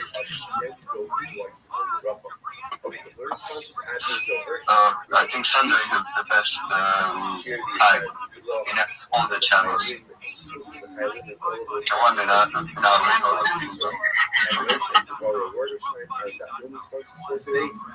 now it's time to join. I don't know. No, not requested. That's fair enough. Didn't have to speak. No. I don't. I think he speaks for his heart. Because, Yeah, I love this because they're so funny. I think he deleted them now. No, they're back. Oh, that's good. The one with the lollipops. I love that. That one, no, we don't want that one. Lollipops. I don't even know the lollipop ones. It doesn't exist anymore. We don't talk about lollipops here.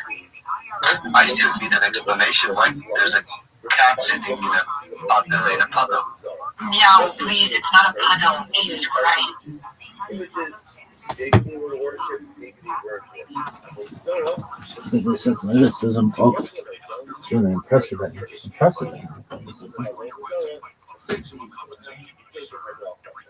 not? Because again, there's a suffix. What's the suffix? Did an akum commission them or not? That's our child now. An akum, and we're going to discuss this more today's talk. An akum does have the ability to decommission a whole child, but it has now again. Then we have my focus on built on do you need active decommissioning or can it even be passive decommissioning? But again, we'll get back to that soon. That's our overarching focus over here.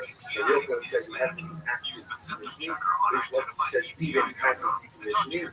Not for me would be if the idol falls over by itself and breaks. But for the open one, still an idol, according to which location has lost its idolatrous intent. So we'll say, but again, that's why pieces of results lost. If you find pieces of Islam on the image, it's going to be mutter. Why is it mutter? Because it's a spec state. What's the spec state of? Something number one is maybe it is never worshipped. That's number one. Number two, ultimately, again, even if it was worshipped, maybe it was so the idea of going jumping back to the Zora is something. Because you see my ultimately against my Zora.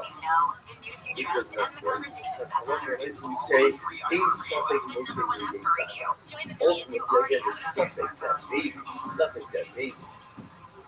The commission doesn't go ahead and make it out that he was that principle. There is something more to be about that. Is that true? That a something, a possibility, do not go ahead and change the reality of facing uncertainty? What about following on time? You guys saw this. Cover shalays, yeah, we go over there now. We'll say Cover died. And again, translate, special ceremony to a member of our share from South Africa by the name of Ian Nelson, who I was just introduced to through Mel Ram, another member of our share in Toronto.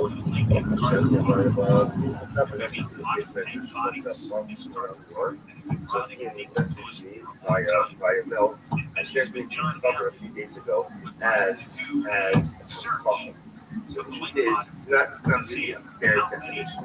Rashi further again 2 days ago goes ahead and translates cover as a person who is careful with the laws of Tum and Tara to the point that he even needs his Tara. He even needs his food and Tara. Even again, even though it's called not unsanctified food, he is not to eat in a state of ritual purity, and he's also careful with Trumas and Mesus. So that's the definition of a flubber. So it's interesting. So the asked, so why do you call a flubber? Cover means a friend. What's the shot of that? So perhaps the song is like this. Who's a flubber? A flubber is someone who's just looking and searching out for extra power. He's looking for extra purity. That's what he's looking for. At the end of the day, what does the Torah mean? Hashem says, I want you to make sure that you eat Kodesh in a state of Tara. You don't have to eat in a state of Tara. You're not obligated to eat your unsanctified food in a state of ritual purity. There's someone who thirsts for Tara so much that he seeks out those standards even in areas where ultimately he's not obligated. Such a person who is thirsting for purity. Such a person who wants to bring purity into areas of his life where even he's not obligated to do so. Such a person is a friend of the Lord. That's a friend. That which Baruch Hu says, someone who wants me in their life so bad that he's willing to take out strictures in areas of ritual purity. That's the power that he doesn't. That's a friend of the Lord. Perhaps even to a certain degree, a higher level of problem. Because the acquisition of knowledge is enjoyable, is inherently enjoyable. It's beautiful. We all love learning. We all love exploring new ideas. So the Manish puts upon himself additional duties because he wants power, not the power. He wants purity. That's a friend of the Nibbon Shalom. So the Gemara says, Chaver Shemitzki, he has to go to their parents. So Chaver dies, interesting case, Chaver dies, and he does get discovered he has a basket of fruit. What's the issue? What's the issue? Well, the issue is we don't know whether or not they did it right. So the Gemara says, even if Mamish just harvested them that day, there's a chazaka, ultimately again, that they are properly tied. Gemara says, hang on a second.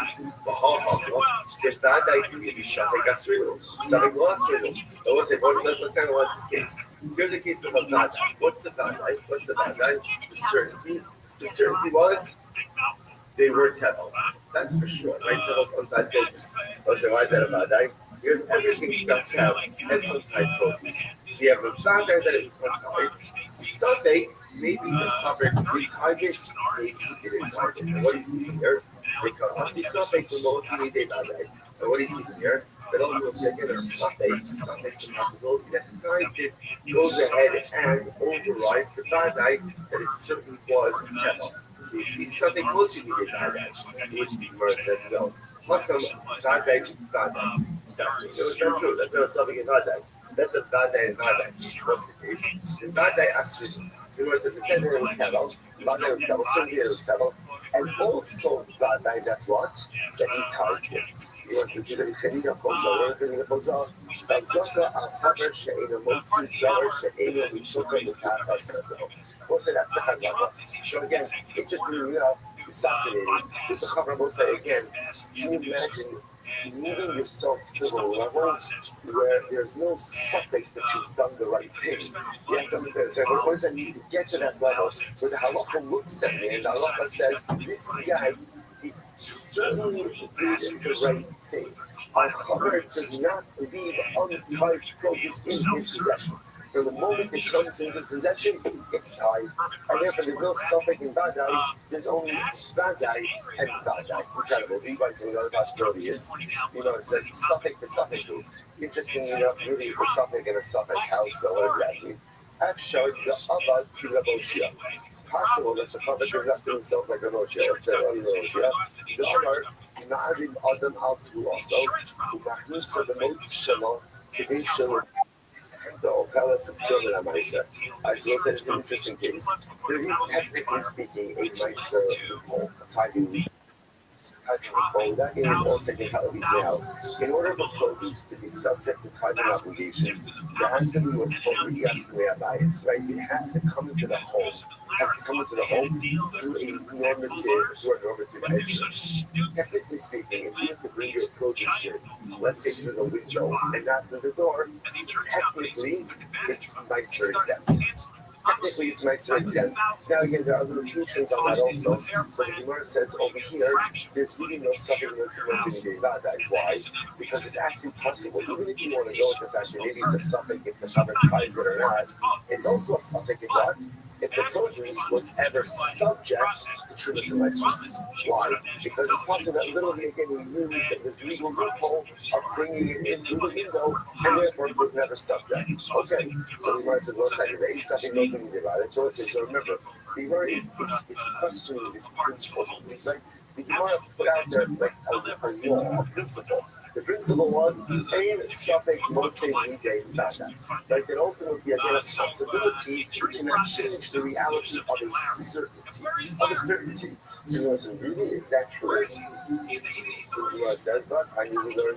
I'm not my sedition muscle shall not tap on the face. Not a nice sedition muscle shall not see after the road. Very interesting case. There was once a story of a maid servant. I will say now again, I'm going to this is a Jewish woman. A Jewish woman who worked for a Nazi. What's a Nazi? Rashi says over here, Gabra Alama Israel, a very powerful guy. Very powerful guy. She worked for a Nazi in the city of Friedman. Okay, what happened? She had to make a bar. She had a miscarriage. She had a miscarriage. Oh my God, what's this one, brother? This comment that when a woman had a miscarriage, but it's interesting, the halacha is, this is also a problem. Anywhere, you dumbass!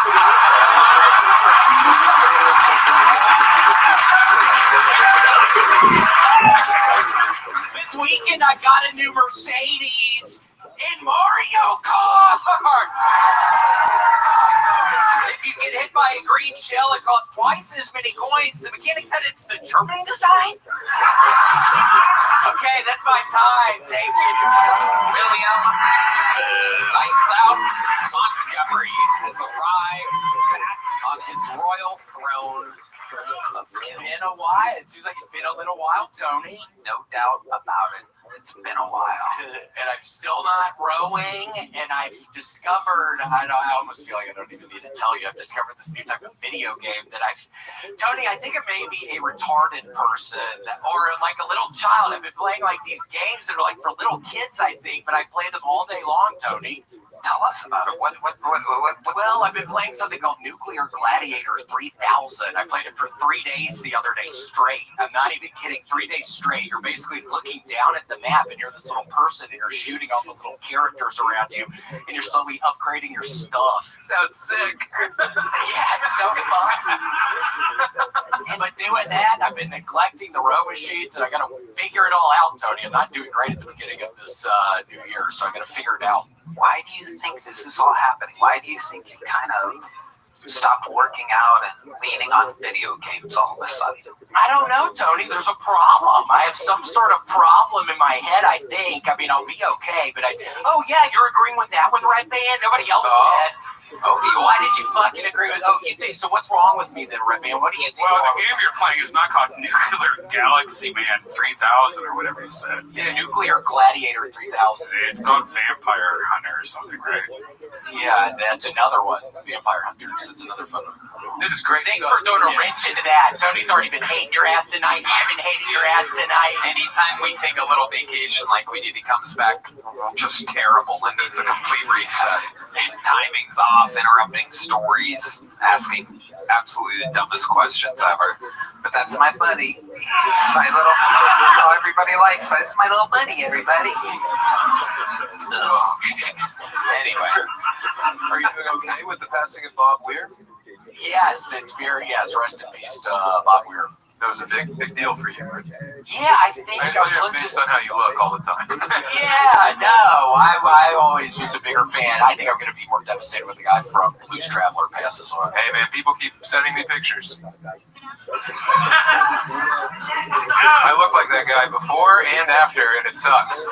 Yeah, you're looking good. You've lost a bunch of weight. Thanks, man. Yeah, you look cool too. I'm just so happy for you. Thank you. Hey, two friends, you know. Incredible. But yeah, Tony, I'll figure it out. Jim Brewer, what do you It reminds me of, no disrespect, when I see you, I feel like Ron Howard's, like the one brother no one knows about is really angry. I got way more talent than Ron. I know what I'm as a real director. I'm just saying. Remember Gallagher? And you were like, who's this guy? It's Gallagher too. Are you serious? You look like Out right now. You look like Clint Howard. Yeah, Clint Howard. It's Clint Howard. Yeah. All right, that one duck liked the joke. Good. Yeah. He's a real pretty daughter. I think if I was in that situation, I'd be Yeah. talking to her or something. Yeah. Exactly. So, William, we've been off for a couple weeks. Other than the Hold on, did some idiot say, oh my God, because it was really funny? Or why did some idiot say, oh my God, right there? What, did you not fucking hear me? I have not been feeling good recently. And then I hear some dumbass in some kind of moment of weirdness right there saying, oh my God. I hope that was a nice, oh my God. Seriously, I've been on the edge for the past number of days. I'm not even kidding. So I hope that was a nice, oh my God. I'm not kidding. William, what would you do? What did the idiot say it was and not? What would you do if I surprised you by putting that guy in the trunk of your car? I would get the knife out of my pocket and I would stab him a couple of times in the stomach and then fucking wrap some chains around his hands. That's what I would do. And then what? You'd wrap chains around his hands. And then what would you do? Now that his hands are chained and he's bleeding from his stomach, then what would you do? I'd say, look at you now, dumbass, and then fucking do the fucking thing down. Drive over mountains. All right, there's nothing gay about what he's saying. Yeah, there's nothing gay about that, Red Man. Yeah. What? Why would you chain his hands? He's already stabbed in the stomach in the trunk of your car.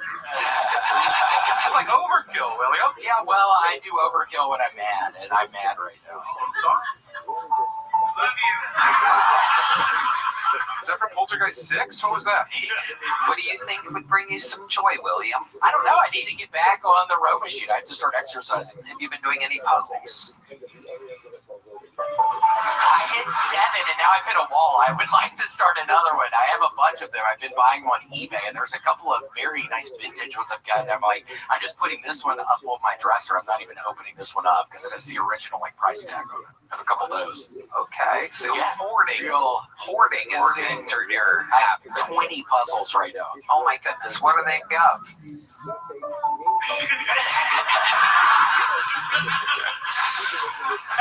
Specific type of puzzle that you're buying? Well, the next one I think we're gonna do is Baby Jesus. It's fucking Small puzzle, that'll be Joseph. Yeah, for 1,000 pieces. It's the manger scene. We're gonna do that one, even though it's past Christmas. But I think that's the next one. Nothing better than a manger scene late January.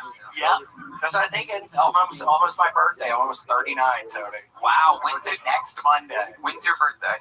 January 26th. Wow, Gretzky's birthday. Amazing. But I'll never forget it. You quit rowing? Yeah. You were having so much. I was having so much fun. I'm very self-destructive, so I know it's really good for me. But then I really love deep down in some sick kind of way. I like hurting myself. So that's what I've been doing recently. Well, it just looks like you came here in a rogue boat. You know, you look like an ancient mariner. I thought it'd be easy for you. I know, me too. I'll start doing it again. I almost went today, and then I didn't. You wear the Gretzky jersey when you're tying them up and killing them in the truck? You wear the jersey? Gretzky jersey? Yeah, fucking wear the Gretzky jersey when I'm beating his fucking ass. Wait, what did the fucking idiot say again? He said, oh my God, or what did he say? Yeah, you're really going to be saying, oh my God, when I'm fucking hitting you and I got the fucking Kings jersey, fucking Gretzky Kings jersey. Could you even imagine that? Really? I'm beating his fucking ass in the fucking... Yeah. What would be the last thing that you would say to him as you're watching the light from his body?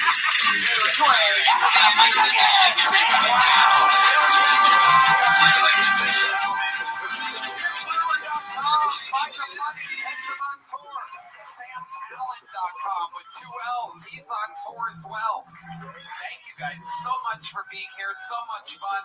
Thank you. How about the legend Jim Brewer, everybody? The legend Jim Brewer. She's glad to be out of my house. Come on, you guys can do better than that. The great Jim Brewer, ladies and gentlemen. Bluetooth, Shopify, Talkspace, Dakota, it's the best damn band in the land. The drawing from Ryan J. Ebel that said, let's see what Chris drew over there. Oh, Jim Brewer! Look at that! That's you! He painted you. That's amazing. Right now? Check out Cherry Root Beer on YouTube. Love you guys. Yes, we love you so much. A lot of fun stuff happening. A huge announcement. A huge announcement coming tomorrow. Or last week. Last week. You'll see. It's our reality. Incredible halachically as well as hashkafically. He's having one of those back. Escape. So it says, remember again, embedded in all of this is this Machodesh, Yom Yohar, and Shlokish. So here's what I know. And again, we're going to talk about this more in just a few moments. You can decommission your Avodah Zarah. Right? In other words, an atom could be Mendakal his Avodah Zarah. The shaila is, how does he do it? Rabbi Rothschild says, it must be what we call active mental, and Restream says,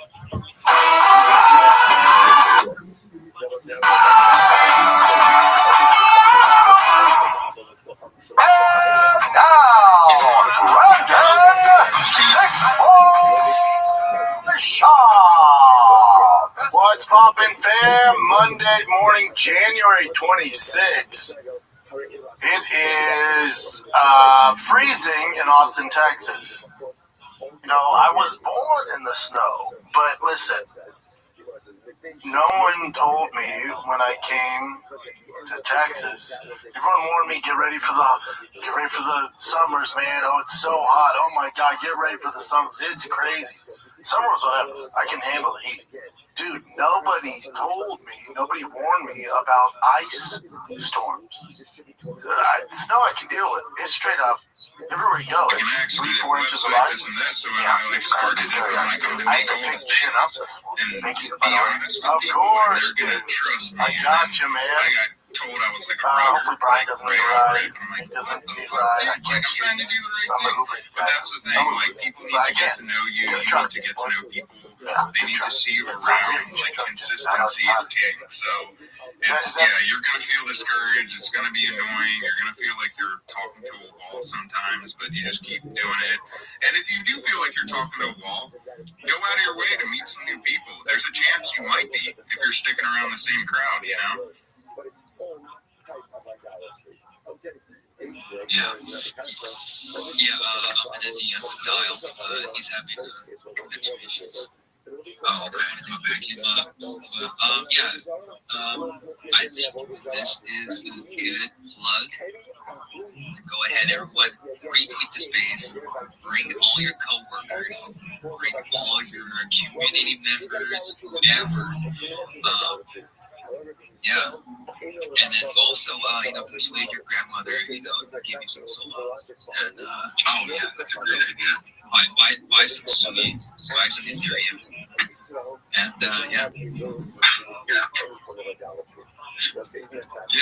Chris says the future, right? Oh, yeah, for sure. For sure. For the grandbaby, goddammit. For the grandbaby. Oh, yeah. I mean, speaking of grandbabies, I have all these hidden keys. I don't know what they do with them. So I'm probably just fork him over to the grandbabies. Oh, wow.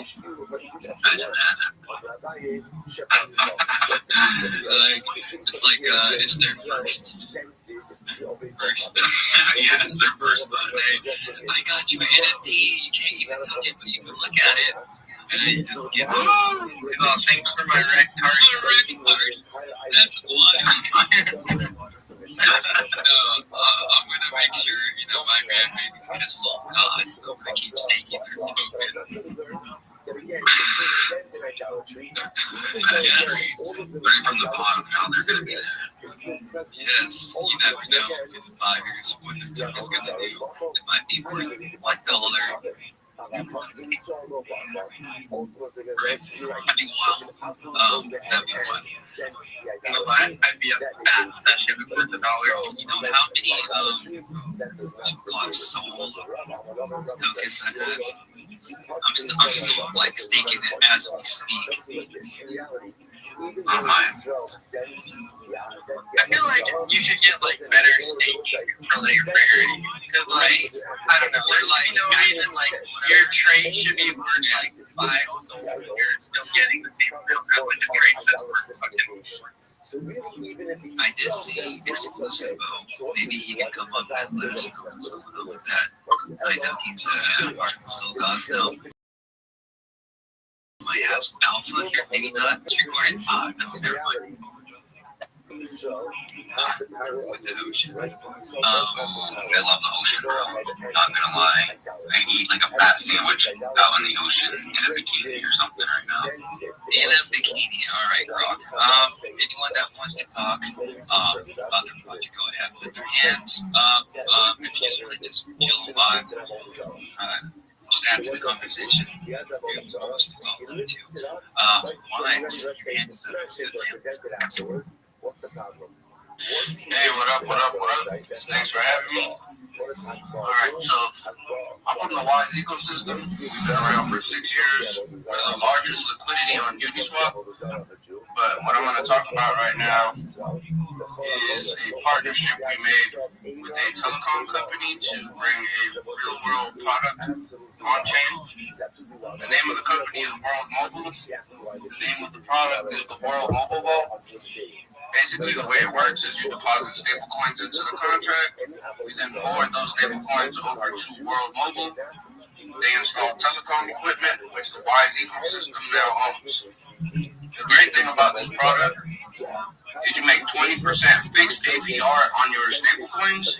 There's no token involved. It's not token gated. You just deposit and you earn. It's 100% revenue based. is powered by over 3 million paying customers that subscribe to World Mobile Internet/mobile service. And the problem that World Mobile solves is there's 3 billion people on the planet that don't have internet, so they're servicing the unserviced. So check out our page. There's a lot of info on there, and thanks for having us. Sweet. Love having you. In this situation, so essentially, it would be try to avoid his truly ending of a whole desire. Because I will ensure that by simply going ahead and saying it, you don't go into it. Even if you try to be Wise. ultimately, again, Wise. it I is do. not Is it okay if I pick on your brain? Is that cool? Yeah, for sure. Go ahead. What got you interested in crypto? Like I always like asking people this. Like what made you like okay, crypto, it's going somewhere. Like how did you first hear about crypto? Let me ask you that. Well, the way I first heard about crypto, this is a true story. It's not the whole story, but it's part of it. I was doing something I really didn't like. And one day I posted an ad on Craigslist and I prayed about it. And a guy who called me off of Craigslist, he started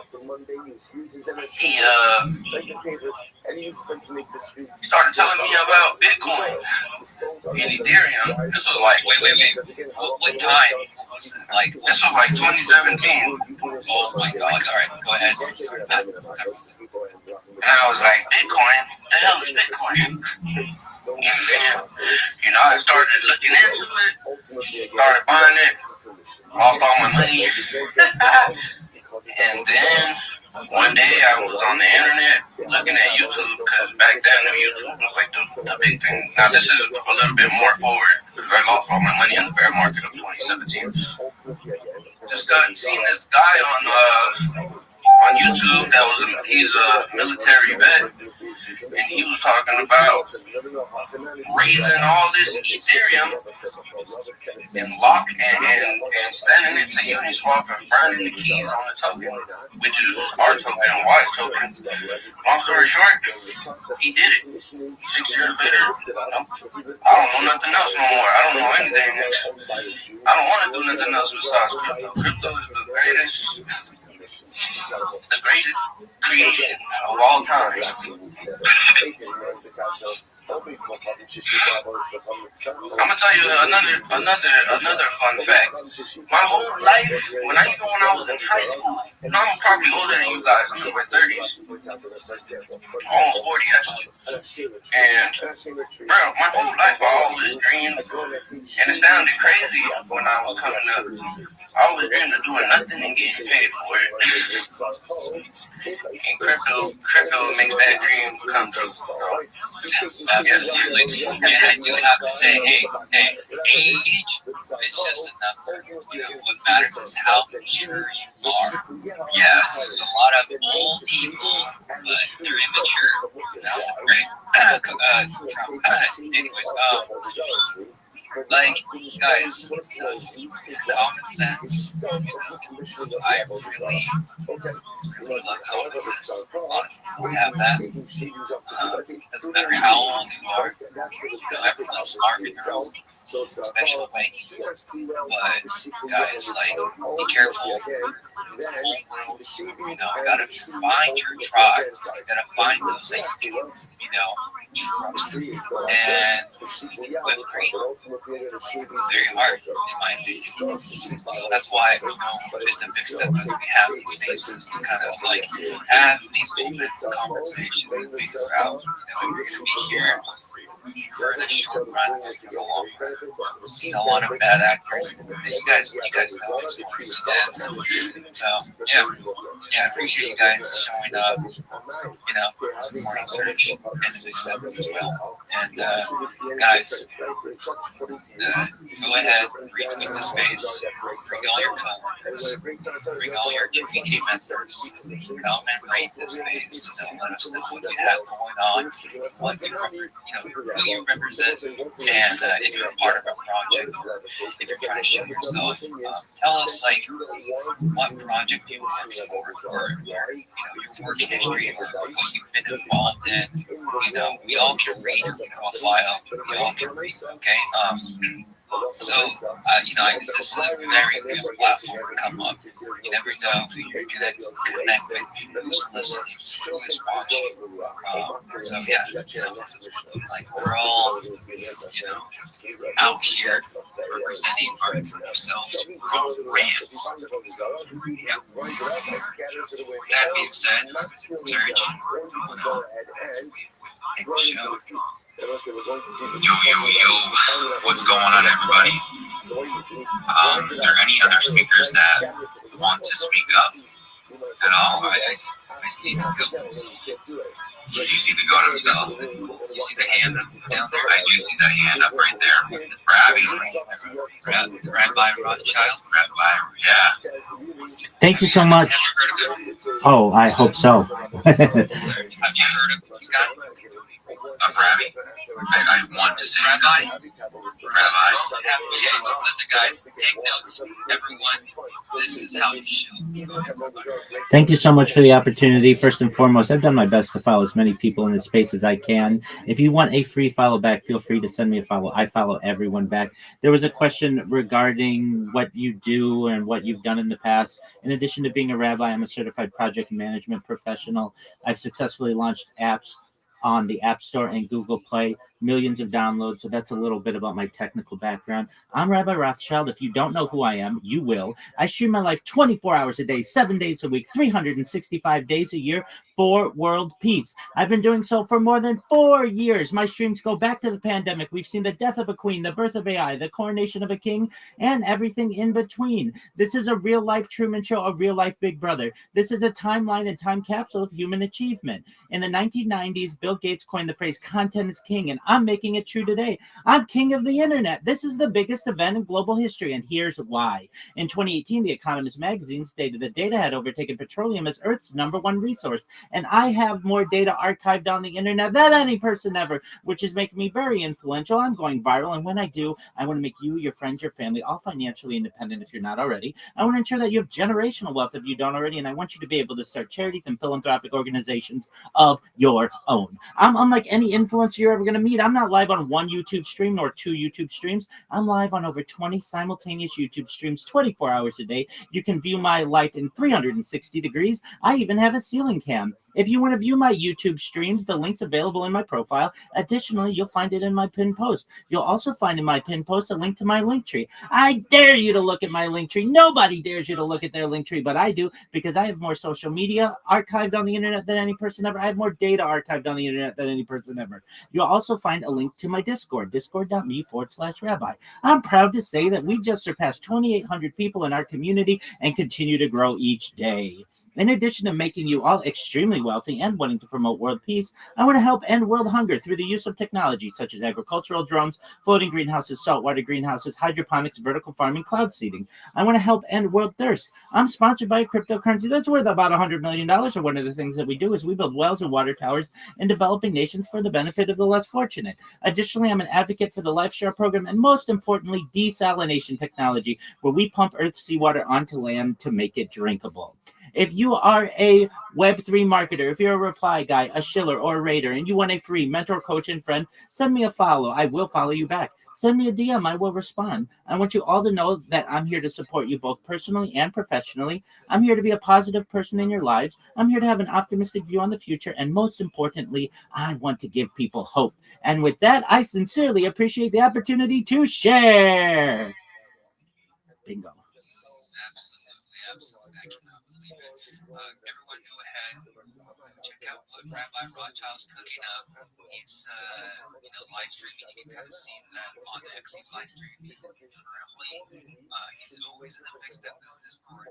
He even has his own VC chat. He's been there for I don't know how long, 7 months. I have no idea, but Serge, that's how you feel. Sorry, I was just sipping on my coffee, listening to everything going on. How'd you like that? I loved it. I honestly, I liked it, and I liked it a lot. It was, he's in the mix that was this always in there. He has his own PC. really now, okay, that's pretty awesome. Yeah, Okay. but he's a very genuine guy. If you have any questions, basically just ask him away. He literally just info bomb. Yeah, I really appreciate Rabbi Rothschild always coming in, always supporting, always shouting up the next episode. So everyone go check out Rabbi Rothschild.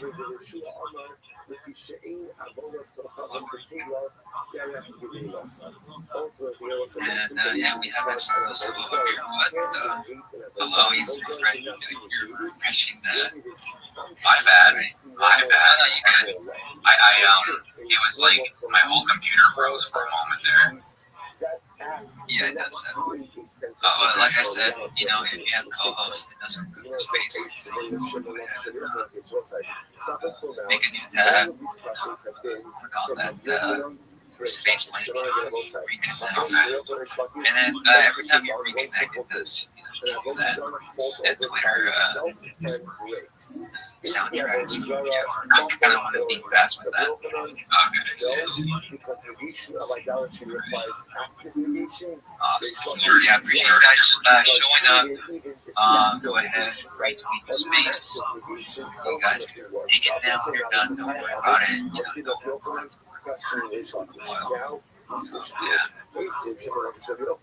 I'm trying to get 32 up here, and she's not. Oh, come on, 32. I see how this is. 32, come on. It's alright. She's probably busy. Yeah, She's always busy. Yeah. True that. Shout out 32. Shout out. It's down there. She has a Yucky Ducks PFP. Looks like yeah, it's not me, but yeah, I'm gonna go into that. Yes. Yes. Do we have anyone that would like to speak up on the stage?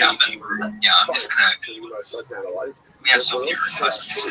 What about if the nest is on top of an shade tree? The same case. I have an ashera tree. On the top of the ashera tree is a bird's nest. I want to get benefit from the bird's nest. So what can I do? Yacht is becoming. So what can you do? Knock down the nest. Knock down the nest. Ultimately, again, with a piece of wood, and therefore you can go ahead and get benefit from the nest like that. Like that. So what's this? You know, so yacht is becoming. I'm sorry. Let's show you yacht is becoming. Hassan Haraitcha. He goes, this is very interesting. So now, again, what can't I do?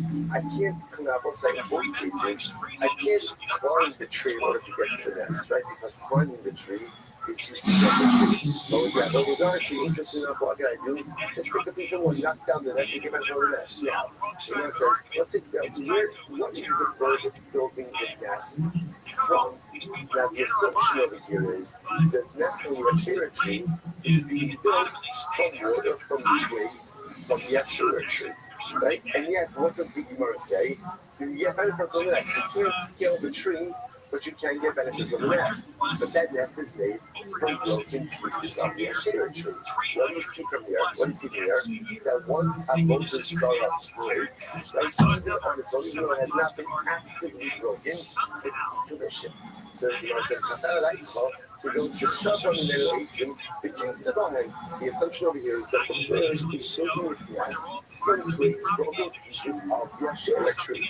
The kakani, and yet the nest is mutter. So here's one says, this supports my assertion that broken avodah zarah, even if not intentionally broken, ultimately decommissions the avodah zarah. What's the case? You go in the ICH and the Alma, the kids survive, not necessarily.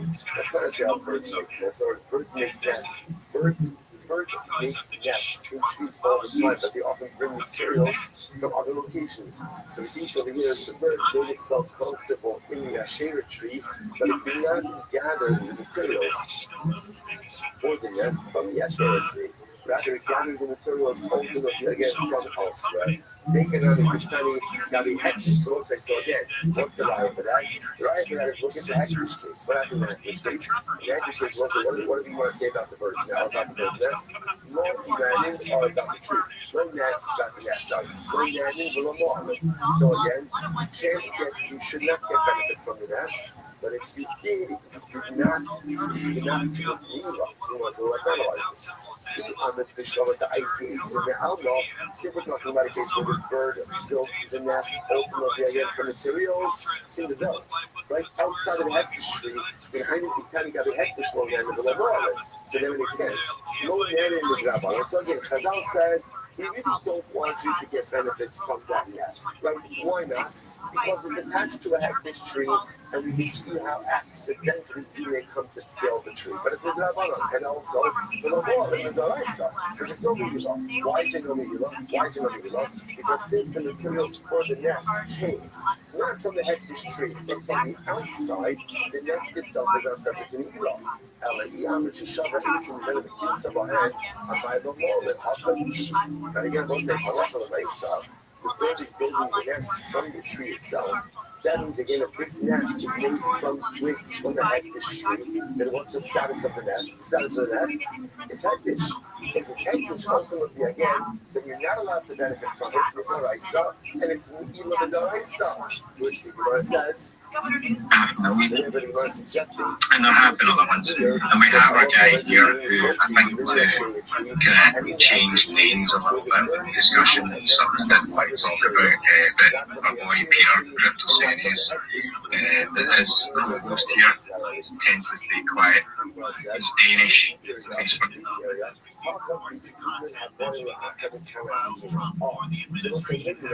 it's actually quite possible that in both of these cases, ultimately, or say the hectish case, that the bird is making its nest from the actual hectish tree itself. But if the bird is making its nest from the hectish tree, then why is that nest not us as a rice? Right? What's going on here? The bird said, listen to this. What's the case over here? How come you have an academic so this is a fascinating figure which we'll get to. But you're not just something, right? So I would like to talk about your state of the market, which is a nice segue after what we're talking about with, building growing communities and then connecting communities, connecting blockchains, etc. to all work together for the better of DeFi in this crypto market. So current market conditions, really all I've got to say is, we're still in certainly a medium-term bear trend.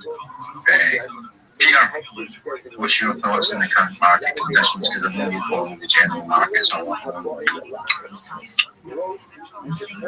touch. There's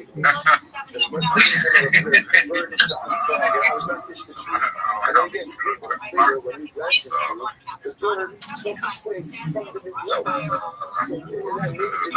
what's going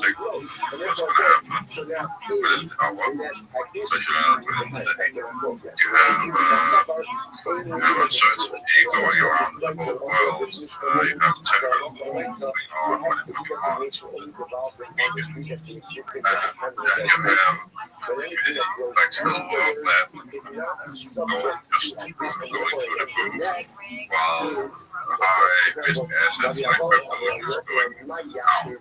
And so right now, if you touch link, if you buy crypto, you're touching a falling knife.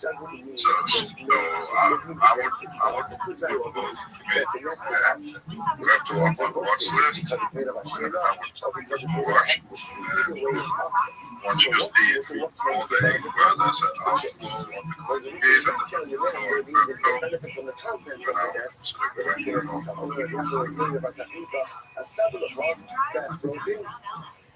Yeah, you've been fucking short and silver, haven't you? Yeah. I don't blame you. Like, I even consider that was I'm shit. I'm like a little bit of fucking leverage trading on that silver chart right now. Looks really fucking tasty. I don't leverage trade on that. Damn, it's just like, I actually decided to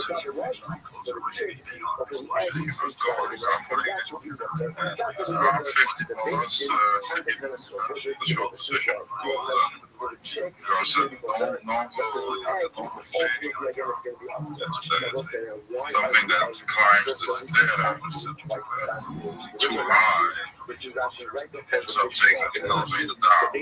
So if you're adding to a position all the way up, I'm talking to George, so you're adding all the way up.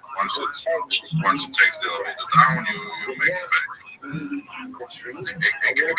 can take a long time if you do low amounts that you don't need. I mean, just look at the higher time frame.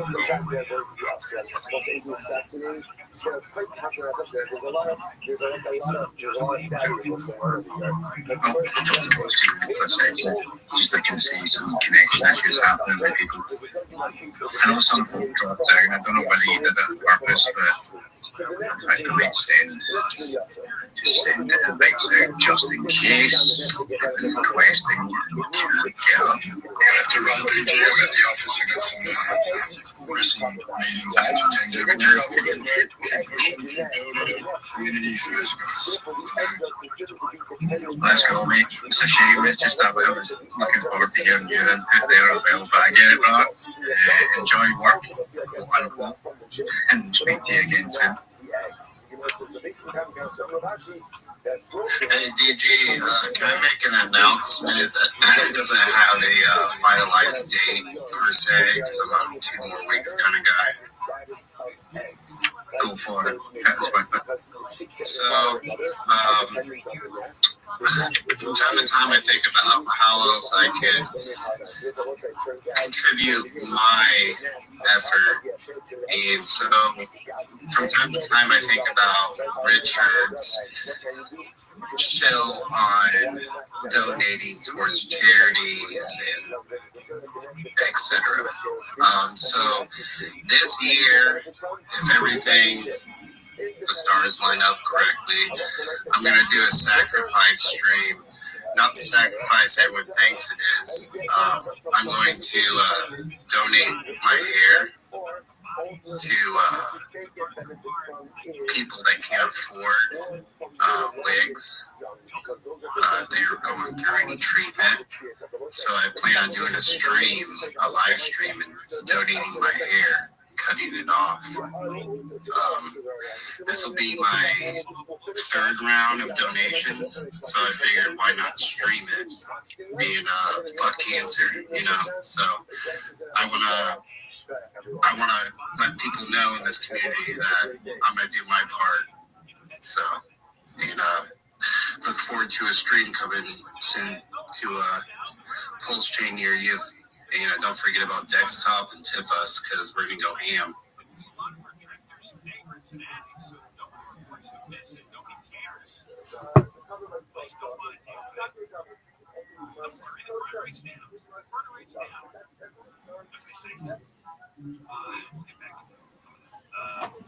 First, let's go to Alex Stone at ABC News.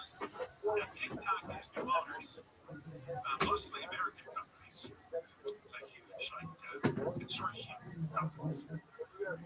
Trump administration helped broker the deal. There's a number of companies whose executives are connected to Trump. And now creators are complaining that if they post anti-Trump or anti-ICE content, etc. Let's go to Alex, see what this is about. Okay, John, yeah, so that the claims are being made in the last couple of days from a bunch of folks on TikTok, the loudest big celebrities and influencers and Democratic politicians, and they say that if they post something that is anti-Trump or anti-ICE, then either it's blocked or it gets dropped. modeled in the sense it doesn't show up on anybody's feeds and they don't get any views, that it's there but nobody sees it.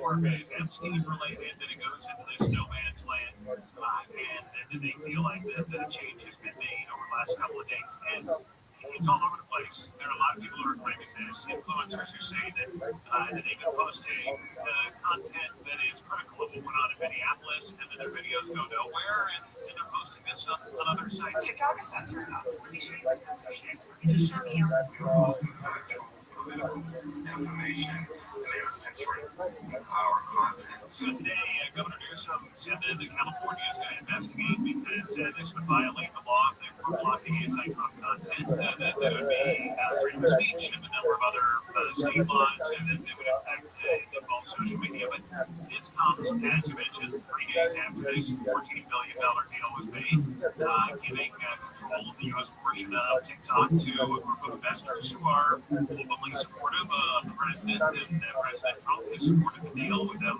running it. So that adds more fuel to these theories that are floating around out there. And California State Senator Scott Peter is dealing with it too. Normally he posts video, it gets tens of thousands of views relatively quickly.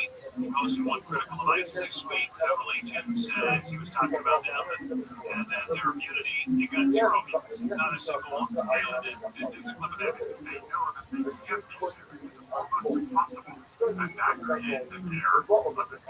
So he says when he posted that, not a single person saw it. So TikTok today, like he's got to dig into it about this. I'm all in favor of South Peter being oppressed. Well, and nobody else. TikTok is saying there is no censorship or throttling going on, that this is a bad coincidence that was caused by a power outage in one of the data centers that they got.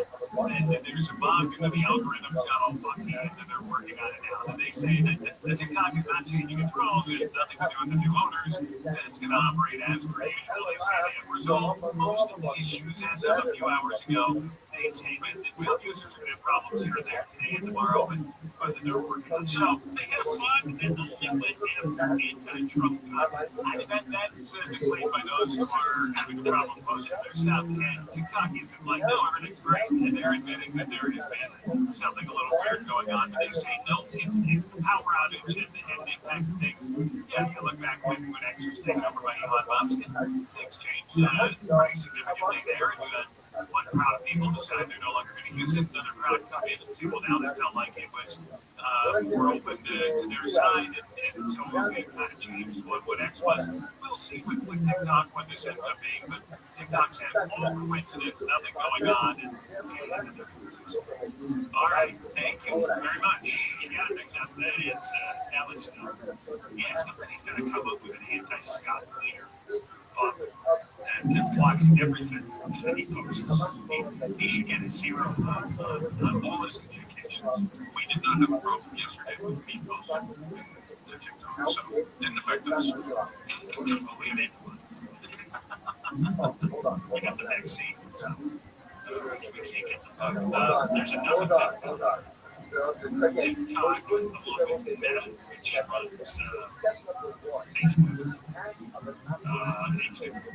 Facebook, YouTube, Snapchat, all those companies are involved in massive lawsuits. And the lawsuit against Meta and YouTube is going to be starting today in LA here, California, where you're born. And this is about teenagers who got addicted to these social media platforms and it had severe impact on their mental health. One of the cases is a 19-year-old girl known as KG was addicted, and their attention-grabbing design led to depression, suicidal thoughts, and she hopes the companies are responsible. Now, TikTok has already settled KG's case with that company. But we know that they created the whole system to create a mental addiction, causing dopamine releases in your brain. brain. It gives you surge of excitement, pleasure, and never this is what guys on TikTok. I mean, I know you're trying to learn how to dance, following on the dance moves. I see you there. honest to God, I've never got on TikTok. No, I don't have an account. I don't even know how to you had a period. Yes, it wasn't TikTok. You were Instagram. That seems so fast. Yeah. I'm not like you. I don't care. You stop. I'm kidding. You should stop me. Nobody want to know. Can you stop? Nobody want to know. All right. We come back. I close your 18 this is so foul. I think this idea that this is man is want to search for the dead bodies of the brother. It just can't be. This is so disgusting, it's so foul, it's so awful. And I gotta see it. I don't know if I can find it in 5 minutes, but I know I just read a story, even in the last week, where some journalist was trying to sell us on the idea that he was making a comeback. This incredible blatant lying and propaganda. But many journalists will talk when we come back. Different part is live. You can't find 24-hour news. Here is the latest. President Trump signs an executive order taking over the LA County wildfire rebuilding process and merciless critical condition after shooting involving a Border Patrol agent in Arizona. We'll have more at the top of the hour. We're going to go to the 101 next. Life can really change in an instant. One accident and suddenly feeling pain and confusion. No bottom uncertainty about what happens next. And that's where Sweet changes. They understand the physical, emotional, and financial toll an accident can take. This is what they deal with every day. You call Sweet Change. You're running a team in your corner that handles the legal fight, so you can focus on getting your life back together. They can't guarantee or predict the outcome of any case, but if you've been hurt in a car, truck, or motorcycle accident, this is not something you should handle alone. Get Sweet Change by your side. Call for a free consultation at 800-9-million, or visit sweetchange.com. Offices throughout California and Los Angeles. Southland weather. KFI, it's going to be partly cloudy tomorrow with highs in mid-50s and mid-70s. This report brought to you by the Brooke and Jeffrey Second Date podcast. From your Toyota dealer's traffic center, we make it easy and slow on the 101 in Woodland Hills. This is on the southbound side, Deborah, so things are still in decent shape. Thank you and take off. Did you notice that anger in my voice? I did. Save that for later. We'll keep you posted though on that northbound side. So far on the southbound side, you're busy out of Woodland Hills, moving to Mega Canyon. It's pretty heavy into Tarzana, you go to past Cedar Boulevard. We're slowing in Sherman Oaks from the 405 to continue towards the 170, 134 split. And in Hollywood, leaving Sunset Boulevard into downtown Los Angeles. It's also crowding up in Pasadena for the 210 eastbound from Mountain. That remains pretty heavy all the way to Citrus in Azusa. And I'm also checking out the drive in Anaheim, eastbound side of the 91, slowing from just about the 55 freeway all the way to Green River. For Southern California's most accurate traffic reports, I'm Angel Martinez. The day last, it was great, and then nothing. Vanished. We'll call them the answers we may not want here. Yeah, it's Brooke and Jeffrey's Second Date update on the iHeartRadio app, Apple Podcast, or wherever you get your podcasts. This report is sponsored by the Our American Stories podcast. This is Lee, the host of Our American Stories. On our next episode, we'll share the story of the woman behind the Wild West's most famous farming. You won't want to miss the next episode of Our American Stories. It's Papa here. You're looking for a new room. Call my buddy Levi at Roof Buddy, 866-95-BUDDY, or visit roofbuddy.com. Roof Buddy's January special gets you $1,000 off or 100 linear feet of gutters for free. But your free estimate is protected for 2 years, guaranteed. So call now to get $1,000 off or 100 linear feet of gutters for free. 866-95-BUDDY, 866-95-BUDDY, or roofbuddy.com. Roofbuddy.com. This is Jim. Hello, Jim started advertising on iHeartRadio way back in April. And now I have customers out the door. And this is Sarah. She started putting a portion of her marketing dollars in podcasting back in June. This is moving. That's why I'm working on Saturday. Want to be like Jim and Sarah? It's easy. All you have to do is own or manage a business and reach out to iHeart. Get started today at 844-844-iHeart or iHeartAdvertising.com. Your future begins with adult education. Visit LUSTadultEd.org. Or call 213-241-3150. See you in school. Is mind control real? Can you hypnotically persuade someone to buy a car to sleep with you? What about using it to create a better you? In our new podcast, Mind Games, we're going to find out. The premise is your mind is a computer. You just never run the numbers. But once you crack the code, anything's possible. For better and for worse. Open your free iHeartRadio app, search Mind Games, and listen now. Honestly, not the better see you. Don't worry about making them matter.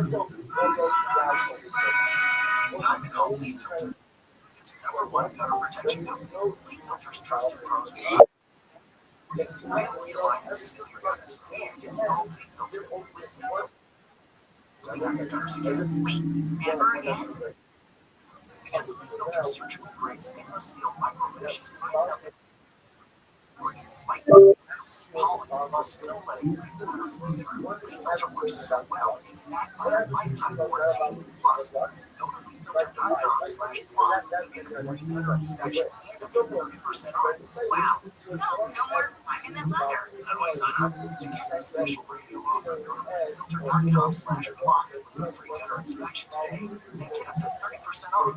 That's leaffilter.com/plum for 30% off. leaffilter.com/plum. Maybe you're in LA, accidents can happen, and your friends at Wilshire Law Firm are here for you. #1 in personal injury settlements, recovering over $2 million. We fight for the maximum compensation you deserve.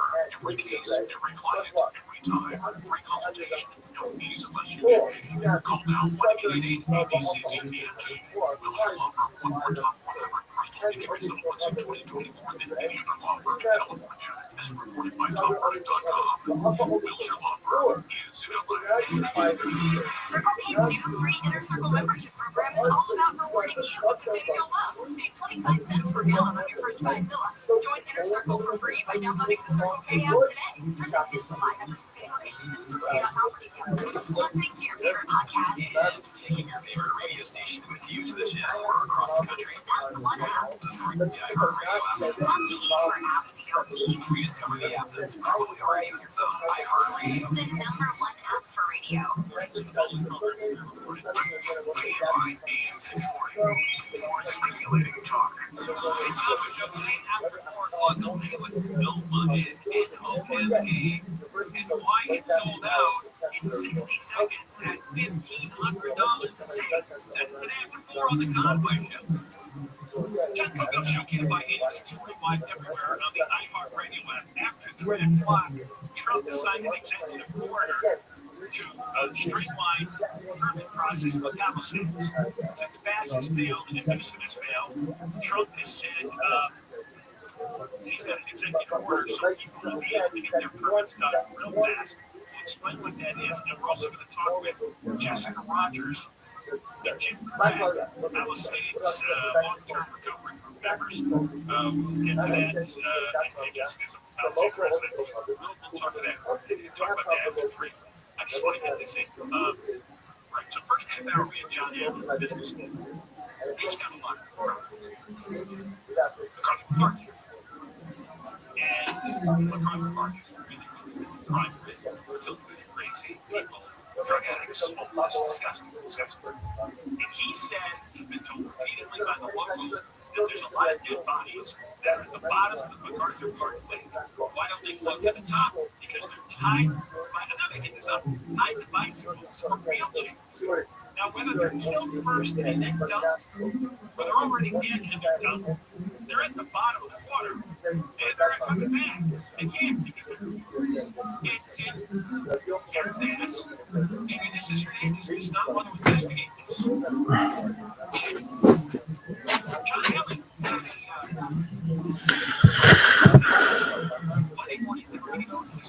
Folks, let's get down to brass tacks. TikTokless, if you will. This motherfucker's telling me to go on. Podcast, and this is her name. And I'm thinking, you know what? I just read Megan Johnson said twice just completely dislisted, right? I'm thinking, I know I just read somebody trying to do a happy dance about for the park, and yeah, of course, 5 days ago in the LA Times, of course. See, this is what a California Post is so for. The Post and the writer J.B. Page, they made the story on the bodies, possibly at the bottom of the lake. This is from the LA Times. Gustavo Mariano, who is this left-wing hack. And the headline makes you think, oh, maybe he's finally getting the message. A walkthrough promising Lake MacArthur Park with his council member. He goes on a walk. This is random. Now, of course, there's nothing in here about dead bodies tied to wheelchairs at the bottom of the lake. No. And it opens with, yeah, people lie on the sidewalk, stand hunched over motionless. Others lounge on lawns. Trash cans are overflowing. Graffiti on the trees, maybe on the trees. Police and firefighters sirens wail in the distance. Well, it's almost like it's just another day.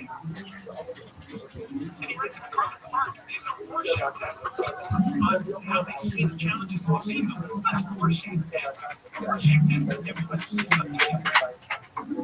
I'm sorry. If you have homeless people and drug addicts living all over the place, and garbage and graffiti and dead bodies, that's what you have. And everybody seems to say homeless and they say dead bodies. Folks, look at this athleticism. It's really unprecedented. You got payments on that Prius, or was it paid off? It's paid off. Okay. I'm looking at a specific truck, but it's like a lease. We'll talk about it. You're gonna hate it. Toyota? Huh? You like Toyotas, right? Yeah, but they're super expensive. The one I wanted was a Sequoia. We can make that happen. We can figure that out. Yeah. That or even an old Land Cruiser. Those are bulletproof, dude. You're not gonna like my choice, I'll tell you that much. Well, we'll figure it out. All right. Let's start looking, though. I love doing that stuff. I just have my boy Kevin Bay find a freaking truck on Facebook Marketplace every morning. Nice. Yeah, the kids' school is canceled. It's so cold, dude. Yeah. Just have my boy Kevin Bay find a freaking truck on Facebook Marketplace every morning. Nice. Yeah, the kids' school is canceled. It's so cold, dude. Yeah. We just drove around right now to get some freaking supplies, and people are sliding all over the place. And they can't get out of the shopping center. Yeah. And it's also, it's like that movie or the show Blurban's. There's not many people. Nobody's in the stores. Yeah. It's so strange, dude. Austin, put ice down on the road. This means salt, right? Salt, yeah. Put the salt down on the ice. I saw 0 trucks. Zero. We saw no plows or anything, yeah. All good. It is what it is. We were snowed in, but at least we had the UFC, baby. It's back. It's back. UFC went down this past weekend. You got another one this weekend. Dude, you're too good to us, Uncle Dana. You're too good to us. A lot of complaining about the commercials. Yeah. You know, it's $8.99. So yeah, pick your poison. Would you rather have the $80 or $84.99 and have no commercials? You know, it's like, I get it. It is annoying. I hear you. I guess I expected the commercials and the ads because Paramount paid whatever $7.7 billion. They got to get the money back. Yeah. So it's just not gonna be a free for all, you know. So I assume the commercials, you know, excessive. Yeah, I hear you. I get it. I get the complaints. What are you going to do, though? You know, it's like, all right, the alternative is they go back to pay-per-view and drop in, you know, in 2 weeks, you're going to drop $160. This last week's pay-per-view and this one, you're going to get $160. I'll take the ads. The ads I expected, but I also get why everyone's disgruntled with it. The ads I understand. The part that I don't like is the new broadcast where we're missing walkouts, we're missing the chatter between the fights, the corner talk. Like we're not getting a ton of that, which That bums me out.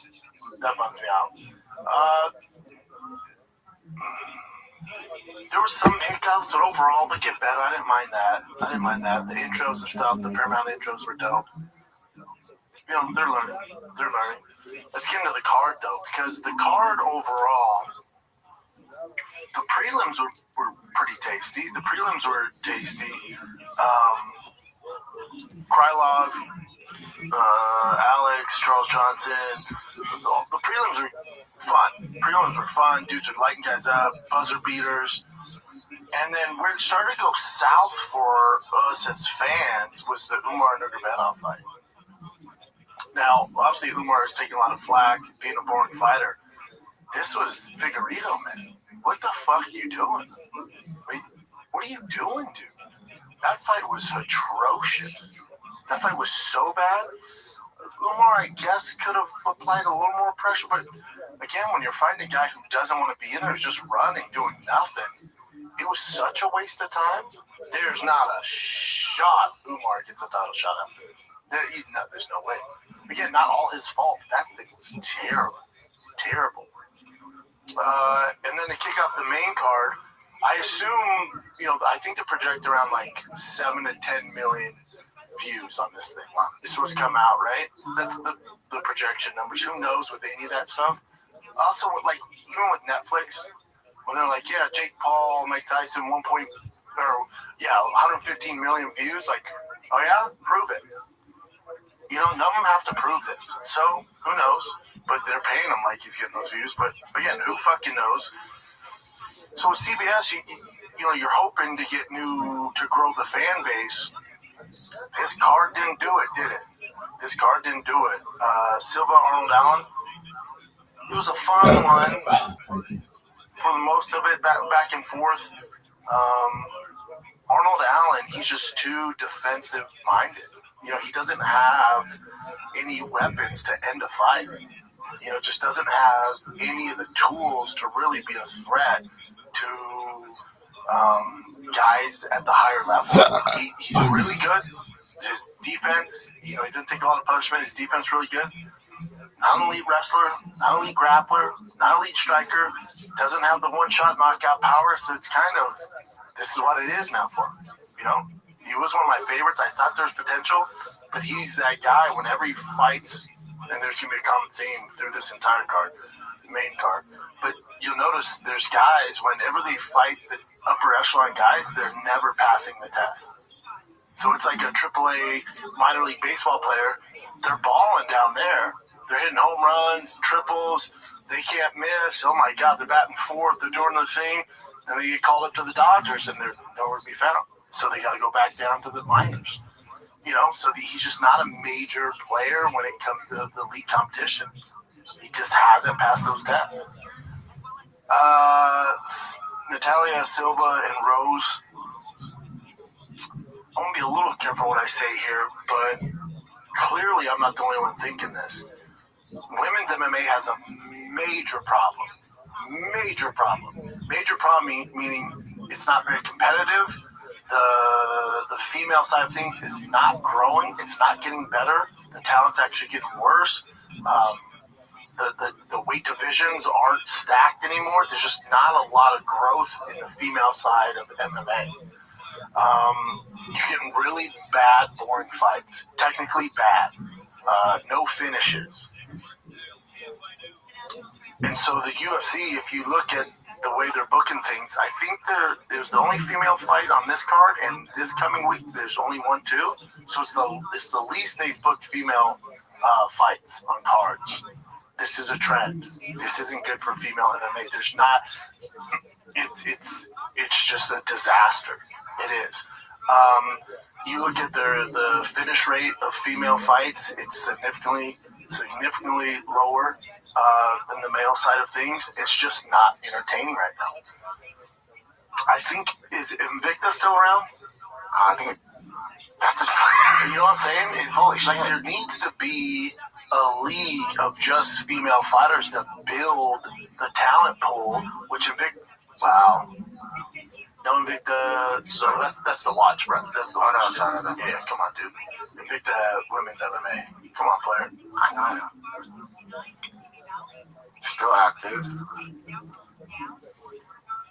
The fact that we have to ask if it's still active is not a good sign, but events are available to watch, including on YouTube, Facebook, and previously signed a deal with CBS Sports. We got to put more resources into Invicta. They've had some monsters come out.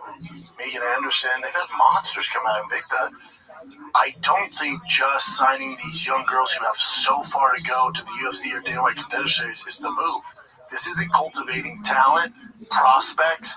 They really need to focus and put resources into Invicta if you want women's MMA to grow. Because right now, it's fucking dying.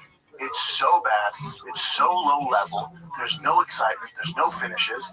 Now, some of them are like, what about Amanda Nunes? What about Shevchenko? Okay. Well, they fight once every 2 years. Amanda has maybe one that she's out. But you can't keep booking these low-level female fighters on big-time cards and expect to get good results. It's bad MMA, to be honest. It's really, really bad. Rose, I think, in one round had 5 significant punches. And Silva wasn't doing shit either. It's not good, dudes and gals. It's not good. They have a real big problem that they need to figure out. I think they need to put more resources, more money, God knows they have it, into Invicta to grow the female side of things and grow it, build stars, man. Because what else are they going to do? Just fight regionally and then hopefully get on Dana White Contender Series? They ain't ready to go. What are we doing? That ain't the move. But so you have the Silva Arnold Allen fight. You're like, all right, not terrible. Then the Rose and Natalia Silva fight just kind of came to a screeching halt. You're like, God damn it! Imagine being a new fan. That's what I was thinking this whole time. Imagine being a new fan and watching this. Natalia Silva and Rose gonna get you excited about watching this week's card? No, you're like, this is terrible, man. The girl threw 5 punches in a round. What the fuck is this? And then you get Acosta and Derek Lewis. And I was like, oh man, this is about to be a banger. Here we go. You know, you forget Derek Lewis is 40.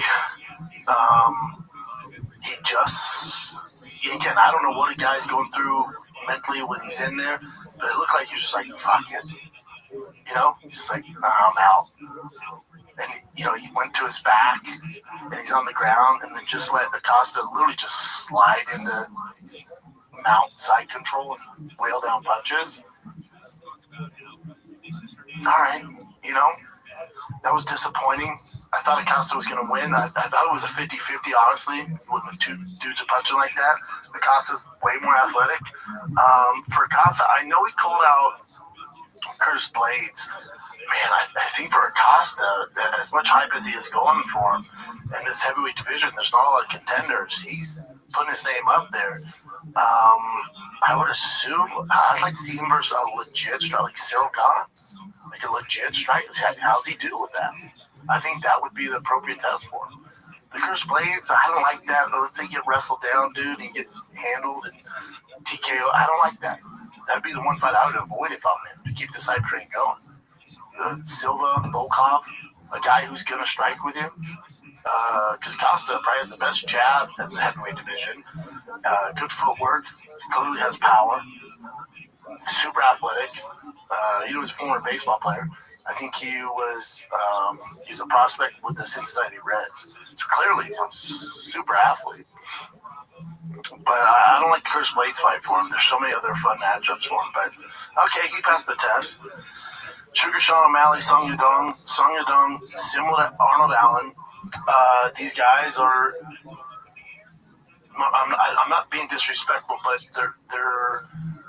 they're these, again, to correlate to other sports, they're these minor league players who are superstars. They're dominating the minor leagues and they're doing their thing. And then when they get called up to play for the Yankees or for the Dodgers, they can't hang. They can't hit the curveball. They can't hit the knuckleball. They just don't perform. So they got to go back down. He's one of those guys, you know, pretty easy to figure out. Okay, what's he really do well? He cuts off the cage well, applies pressure, big power. That's it. Sugar Sean was like, all right, good footwork, stick the jab, fuck up his timing, and I'm going to win this thing by decision, you know? Yeah, not the most exciting fight. I'm glad Sugar got it done. Take a little break, kids, and we'll get right back into this episode of the Shop Show, because 2026 is the year you launch your business. Stop waiting. The year you transform into an entrepreneur, founder, boss, baby. That's right. One powerful move puts your future firmly in your hands, and that's starting a business with Shopify. I've done it. Drive fast, all gas, think boy, it's all Shopify, baby. Maybe you got an idea you can't shake, a craft someone tells you gotta sell this, a story you've already designed in your head. With Shopify, 2026 is when you finally make it happen. Shopify gives you everything you need to sell online and in person. Millions of entrepreneurs have already made this leap, from household names to first-time business owners that are just getting started. We got you guys. All right, marketing is built into. Create email, social campaigns that reach customers wherever they scroll. As you grow, Shopify grows with you. Handle more orders, expand to new markets, and do it all from the same dashboard. In 2026, stop waiting, start selling with Shopify. Cha-ching! Sign up for your $1 per month trial and start selling at Shopify.com/shop, SHAB, all lowercase. Go to Shopify.com/shop, all lowercase. That's Shopify.com/shop. Hear your first cha-ching this new year with Shopify by your side. Did you notice Sean's growth at all, as far as like his technique and skill? Because he didn't go crazy. Yeah. I think he was more controlled. I think, you know, when you're coming off a 2-fight losing streak, it's so much pressure, man. And you just really got to buckle down. You need to win the fight. You're not going to take as many risks. When you're undefeated, like he was before the Marab fights, when you're undefeated, you think you're untouchable. You're going to try and get away with a lot. You can be a little more reckless. Coming off 2 losses, you lose this one, man, it's a tough road for him. So I thought he won the fight, you know. Nobody got robbed. But again, nothing blow your dick off. You know, you're like, all right, should have passed the test, thank God. You know, we can keep going. I think next for him, I don't think it's a title shot. I think Merab Peter Yan's next. I think the Corey Sandhagen fight makes sense. We've all wanted to see it. But here's my thing with that, and again, this has some similarities when we get to the main event with Justin Gaethje after his win. With Sugar Sean and Justin Gaethje, which I'll tie this all in, but with Sugar Sean, let's say you fight Peter Yan next. Let's say you go right to the title shot. And this version of Peter Yan beat you. Some people thought he beat him the first time, but it doesn't matter. Sugar won that fight. But this version of Peter Yan beat Sugar. Where do we go? Yeah. Where do we go? Where do you go, Bubba? And then let's say after that, then they give Merab a shot, and then Merab beats Peter Yan. You're gonna beat Merab? No chance. You're kind of stuck, dude. Again, I would say it's a sprint, I would say it's a marathon, not a sprint. So I would take your time. I would do the Corey Sandhagen fight, see how it goes against Peter and Merab, because Peter looks so goddamn good. Nobody's beating that version of Peter. Maybe that's a one-off. Maybe he looks human in the rematch against Merab.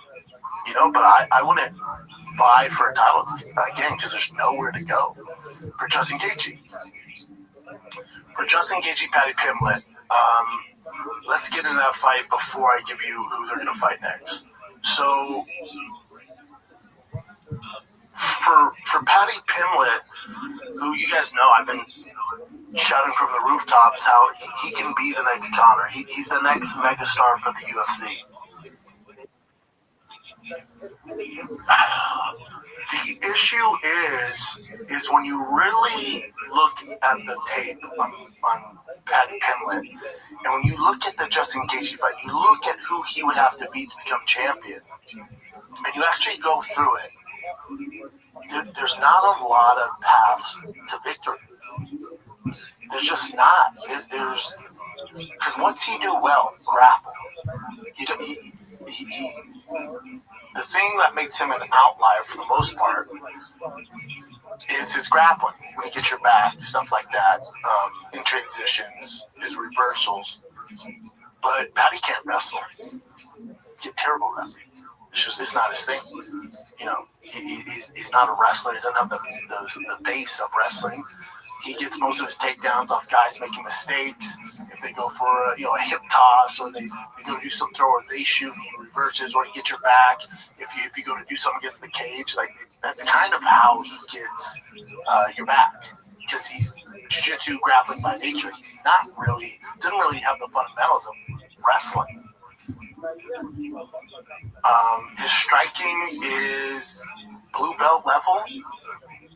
You know, at that in the top 10, top 15, he's a blue belt striking. You know, he's not world class. You gotta be careful with saying everybody's world class. He's not world class in the striking. So knowing all this, you look at his path to the belt, and I don't see it. Unfortunately, I did not see it. Some of you watch that Eddie Pinlayer's just in the fight because he proved he belongs at the top. That was not my takeaway. I went, oh man, what's he gonna get?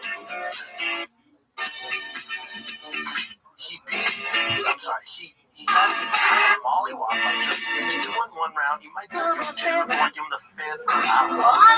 He's never really in the fight. You know, he got knocked down a few times, 3 times. He's kind of getting annihilated. I don't know what the game plan was. I think that bothers me the most. Now, I tweeted out, if you would have told me that there's no way that I am the entire training camp, the objective of this fight against Justin Gaethje is to stand the whole time. There's no way. There's no way he's coaches do that. And what I mean by that is, I don't mean shooting a C like you're just shooting a double, your traditional freestyle wrestling. I mean getting underhooks against the cage, pulling in, doing anything to get to the ground. Going into this fight, if you would have told me, hey man, Patty's just gonna stay on just now, I would have bet my fucking life savings. It's just, if you keep it on the feet, how's Patty win that fight? He's striking. He doesn't possess knockout power. It's just not his thing. And here's the thing with knockout power. There's nothing you do in the gym to get better at it. Either you got it or you don't. He does not have it. We are family. I got all my sisters and me. We are family. Can't everybody sing. Family.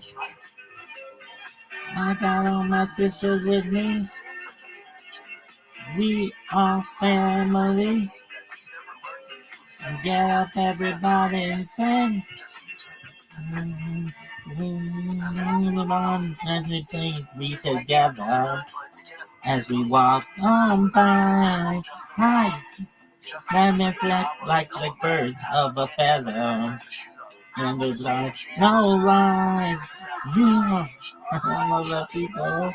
Remember the day on the family code.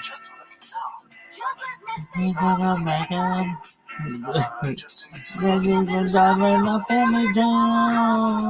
We are family.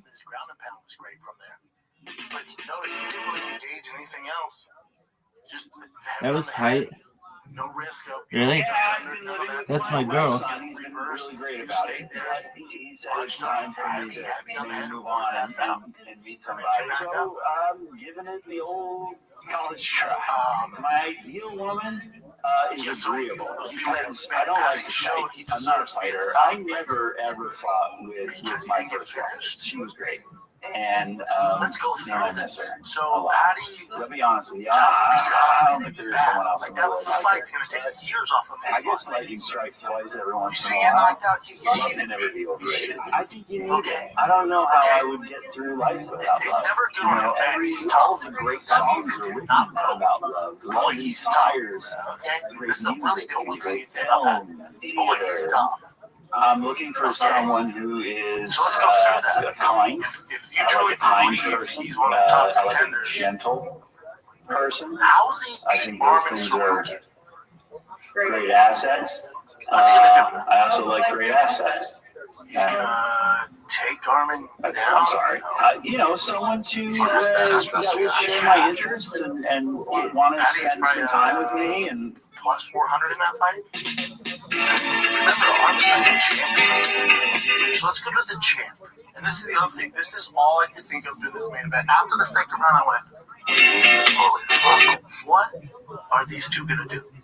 Just like Mystic. And Just let me stay for the record. I need no man up family dog. We are family. Don't let all my sisters with me. Just let me stay for the record. Living in love and a family dog. We are family. Oh, hey, hey, hey, hey, hey. I got all my sisters with me. Oh, we are family. Get up, everybody, and sing. We are family. I got all my sisters with me. We are family. Get up, everybody, sing. Like a government just begun, we don't fire. Happy birthday, life. Hey, what is happening for the future? And the name inside. Hey, nothing's coming to matter. We'll do it through all. Nothing to do. I'm happy you and the things you do. Hold on. This is our family rules. We are family. I'm not starting it down here. I got all my sisters with me. We are family. Get up, everybody, and say we are family. To a certain extent, somebody I promise you is gonna catch up. It's gonna catch up. Very frustrating. But in the third round, which he won, notice he started taking control of that center of the octagon, and that's when he had success. But again, he just doesn't have the skill set to exchange with a guy like Justin Gaethje. What the fuck? He landed more punches, more significant strikes. It doesn't matter. It didn't phase Justin Gaethje because you don't have the skill and technique to hurt a guy. What is going on with this thing? You're a grappler. The problem with being a grappler is you got to get him down to the mat, but you don't have a wrestling foundation, so we're kind of fucked. It's a bummer, dude. It's heartbreaking. Now, the good thing is, if you are a Patty fan, which I am, What is going on with this thing? you can look at this like, all right, he's beloved by the UFC. He's still, besides Topuria, probably the biggest star in the division. They're going to do some stuff to make sure he stays winning. There's certain matchups where, okay, we can kind of do this, But if he didn't have that personality, he didn't have that following, and they feed him Armin, they feed him Ilya, I don't know, man. There's not enough hours in the day to make up in the discrepancy in skill set. That's just what it is. And I love Patty. One of my favorite people. Straight up. One of my favorite fucking people. But that's the truth. There's no way you watch the fight and go, he definitely belongs to the top 3. Get the fuck out of here. And it sucks. Now for Justin, and remember, if you're saying Patty belongs at the top because he's tough, right? That doesn't, no, everybody's tough. So that's so stupid. But remember, I started with Justin Gaethje. I've known Justin Gaethje for fucking ever. The Justin Gaethje that showed up on Saturday night was, let's say Justin, the height of his career was a 10. That was probably Justin at a 7. He has so many miles on him. He's not moving like he used to. If you even go back and look at the first Vazeev fight compared to this, he's moving different, as he should. He's 37. He has all the miles on, all the miles. So Patty got annihilated, man, by a compromised Justin Gaethje. And Justin Gaethje, this isn't no knock on Justin. It is what he's older than. Justin's at best a plus 400 against Sarukian, a plus 600 or 700 against Topuria. And, you know, Patty got dog walked. So I just don't see the argument there. I don't see the argument. I don't know what you do. I don't know what you do. So with Justin, again, all right, so you beat Patty, you beat the hype, good on Justin. Is his reward for doing that Ilya? Nah, man. You don't do that to that guy. And this is the thing. This is what makes the UFC great, and this is why Justin Gaethje is a bona fide Hall of Famer. Anyone tells you anything else, they don't know shit about the sport. Justin is a bona fide Hall of Famer. Because you're going to say, well, these other leagues, fuck the other leagues. Justin Gaethje's strength of schedule compared to your beloved Khabib is on a whole nother level. Justin Gaethje's walked through fucking fire. Fire. Not a grappler. He chooses to strike only. His strength of schedule is bananas. This is why he should be in the Hall of Fame. Also, the reason why this bitch is so Justin hot. Gaethje was a shoo-in to kick off Paramount is because he has 14 fucking fight bonuses. Fight performances, fight bonuses. This fucking guy, he are we celebrating International Holocaust Day? By saying how many halakhically Jewish people died in the Holocaust? Fuck yeah, bitch. Nuts. He's beat the who's who. He's lost to the very, very elite. The best. He's only lost to Hall of Famers. He's only lost to Hall of Famers. He's beat Hall of Famers. Dustin Poirier, first ballot Hall of Famer. He had kick. KO'd him. Tony Ferguson, Hall of Famer. Cerrone, Hall of Famer. Barboza up for debate. I mean, he's only lost to the very best, but he's beat some of the best. Anyone who doesn't say he's in the Hall of Fame, you're out of your fucking mind. Our sport's different. There's so many ways to lose. And this guy's a striker. And he also comes from the golden age of the lightweight division. When it was Khabib, think of all the monsters. Khabib, Pettis, Dustin Poirier, Vazeev, Charles Oliveira, Chandler, Tony Ferguson at his prime, Cerrone, Barboza, Eddie Alvarez. Come on, dude. Max Holloway, even though Max Holloway's 45, but still, dude. He's literally must-see TV. He's the most entertaining fighter the UFC's ever had. If that's not Hall of Fame, I don't know what the fuck is, dude. You know you can always count on him. Always count on him to give you a great performance and lay it all on the line. Just gonna catch up with him, but that's the deal you make, man. That's the deal you make. So, long story short, what's his reward? I was thinking about this on the way, and I'm like, all right, if you're Justin Gaethje, his manager's Ali, right? Yeah.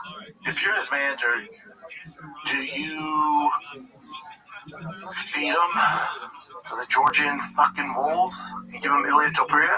Nope. Do you give him Islam? Or I'm sorry, do you not Islam? You fought him, right? Do you give him Arman Sarukian? Nope. No. Nope. Huh. You know what you do? Because he wants to fight in the White House card. Give him Conor McGregor. You owe it to him. A guy that's always been entertaining, always delivers. First ballot Hall of Famer. Maybe one or two fights left, probably one fight left. He's given it his all, man. He complained about the bonuses, right? He has all these bonuses, not even over $1 million. You don't put him out to pasture and have him fight Ilia Topuria. And he's a fucking plus 600 underdog. That's fucked up, dude. He's not going to win that fight. Literally, he has zero chance to win that fight. Sorokin, zero chances. The way you reward a guy who's suffered major physical trauma, major brain trauma, and has delivered for you on every fucking facet.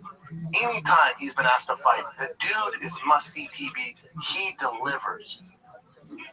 You reward him by giving him the biggest fight of his career, it's Conor McGregor. And also, those odds are going to be a lot closer than anybody else I made. Sarukian, Topuria, those odds are not favoring Justin. Conor? Okay. Okay. You do it at 70. Do it at 70. That should be Justin's reward. It's for a BMF title. That's what you do with Justin. You want to do right by Justin Gaethje after all the shit he's been through, all the hard work he's done for this company? You reward him with a super fight on the White House card against Conor McGregor. That's the only way you reward Justin Gaethje. And you owe it to him. You owe it to him. That fight shouldn't go to anybody else. That's Justin Gaethje's fight at the White House. That's what you do. For Patty Pimlet, I think win, lose, or draw this weekend, it's Dan Hooker and Patty Pimlet, yeah? Because also, Patty needs some time. So, Dan this weekend, so it lines up. But Yo, what up, Pilly? How you living, pimp? Slaying your dick like it's going out of style. What's good, son? I'm amazing. Every day's a holiday, every meal's a feast. What's good in your neck of the woods, big dog?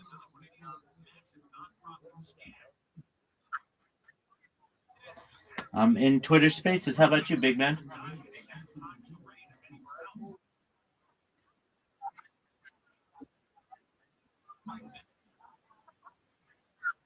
Okay.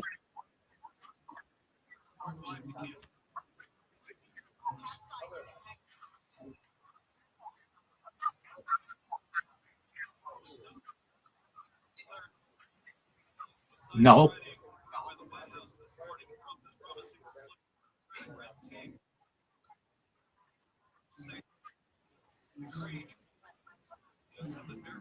Like generally any legitimate project will be able to pay you in cryptocurrency, and then you just have it in your wallet. If they want you to create some kind of foreign bank account, I would be very leery.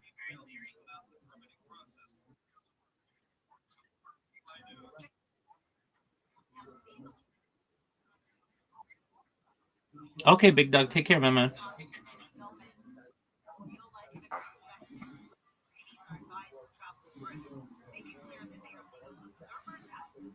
Now, if you're trying to go Sizzler, trying to go fucking Sizzler, you're trying to get numbies, you do Patty Pimlet Conor. If Justin, for whatever reason, is like, nope, I want to fight Topuria for the title of my last fight, I refuse to fight Conor, all right, let's do numbies. Let's do numbies. And you do Patty versus Conor. That's what you're looking for. I'm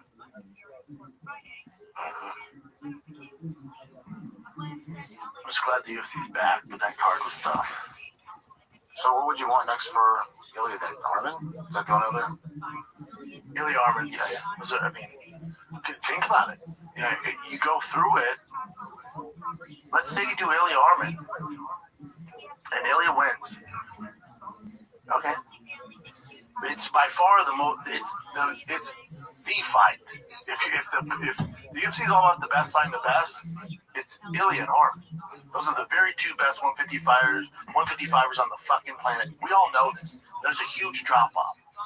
So let's say they do that fight, not the White House, right? But let's say they do that fight this summer, and Ilya beats him. Then what, dude? What do you do? Ilya fights Charles again? No. Fights Max again? No. Justin Gaethje? No. I just told you what they're going to do with him. Patty Pimlet? No. Come off a loss. Dan Hooker? No. But, like, for Ilya, they do that Armin Sarukian fight. He beats him. It just sets up Islam Ilya. And then there's not much left for Ilya. You know? There's just not much left for him to do.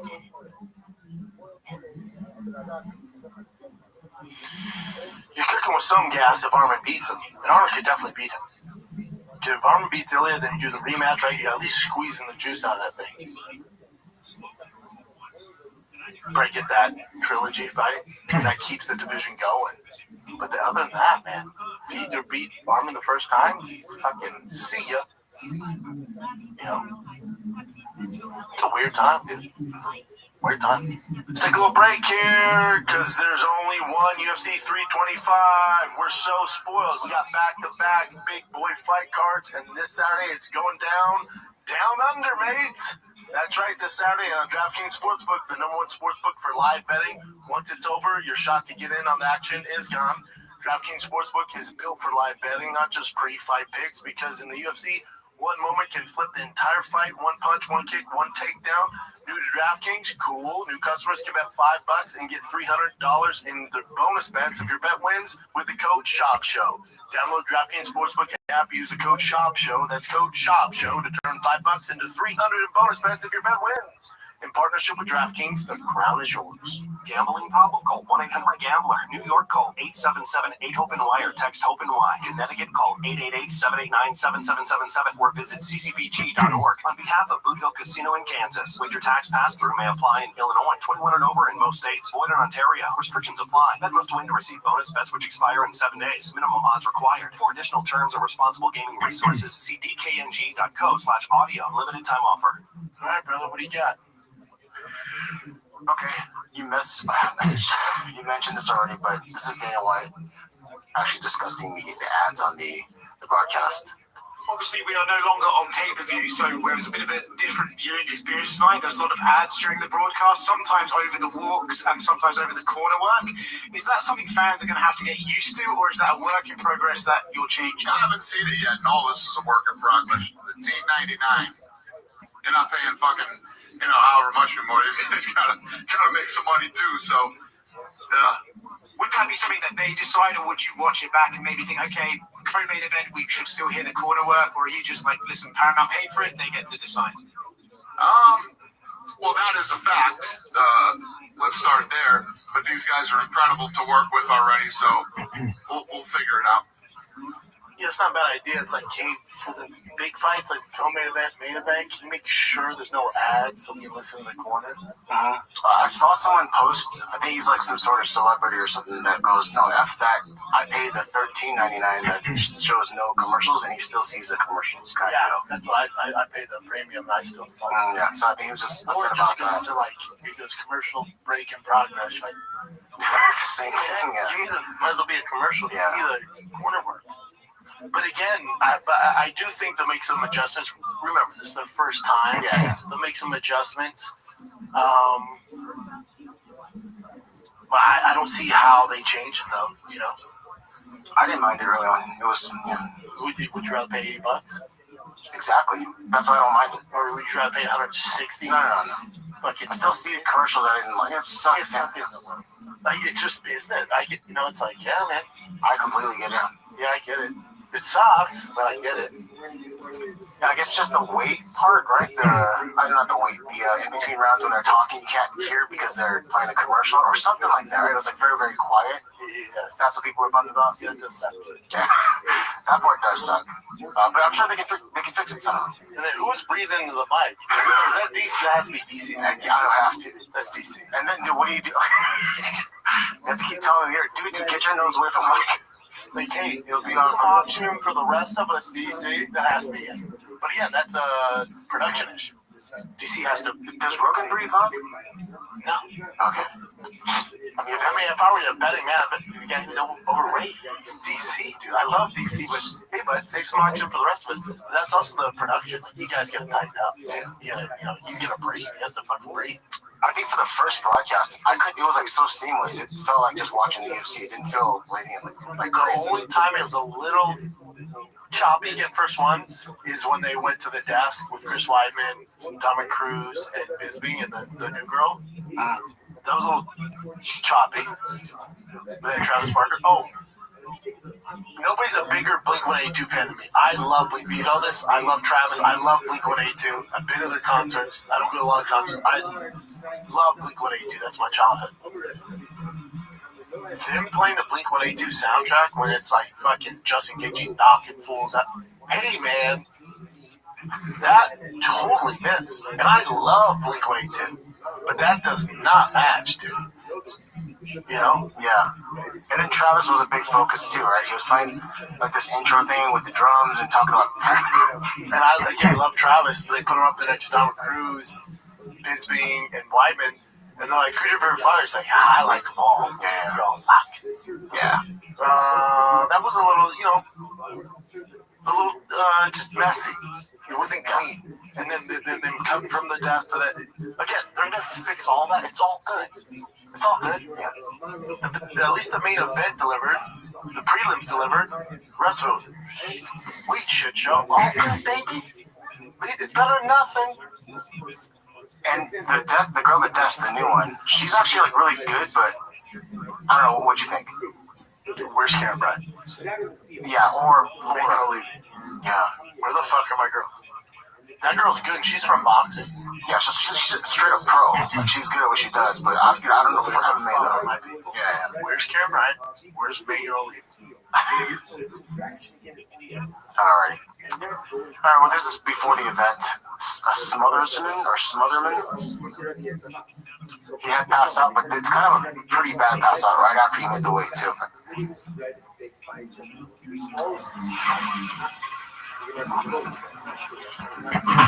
135. Pause it. Dude, I saw the funniest fucking comment on Twitter. Someone said, this is like, so he said, this is like in Toy Story when Andy walks in the room when Woody just acts like he's dead, you know? It's so long ago. Yeah. No, so when Andy or anyone comes in the room, the toys have to flop. Oh, yeah, I know that. Toys? They said, this looks like when Andy walks in the room and Woody has to act dead. It's so true. Oh.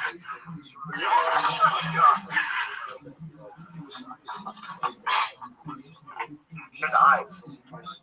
And he's sucking the ground like a fish out of water. It's not good.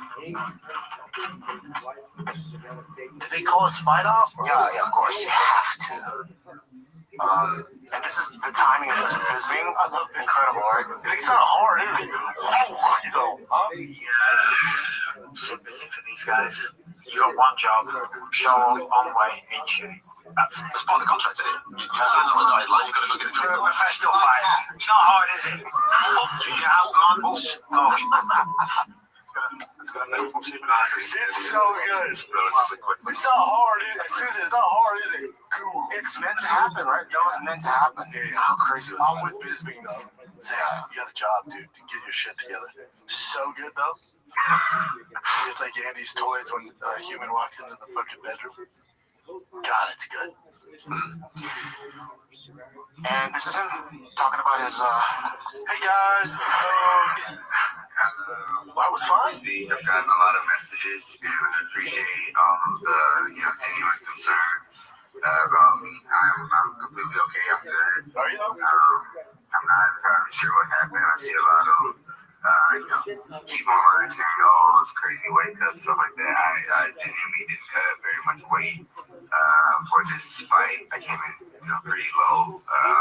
But even, over the course of this week, I haven't cut much weight. I'm not entirely sure what happened. I have some more tests and stuff to take in the coming weeks to, get to the bottom of it. But, for all the people, saying I must have done a crazy cut, something like that. I cut very, very little weight. Buddy, this isn't a cold case. Yeah, I'm not sure what happened. Oh, no.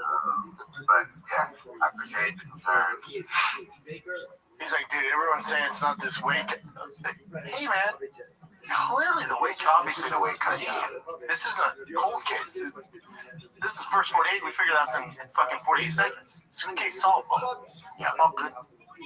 You had that go wrong, then you had them pulling the Hernandez fight off because of gambling. Yeah, that's that one pisses me off. But I mean, so what?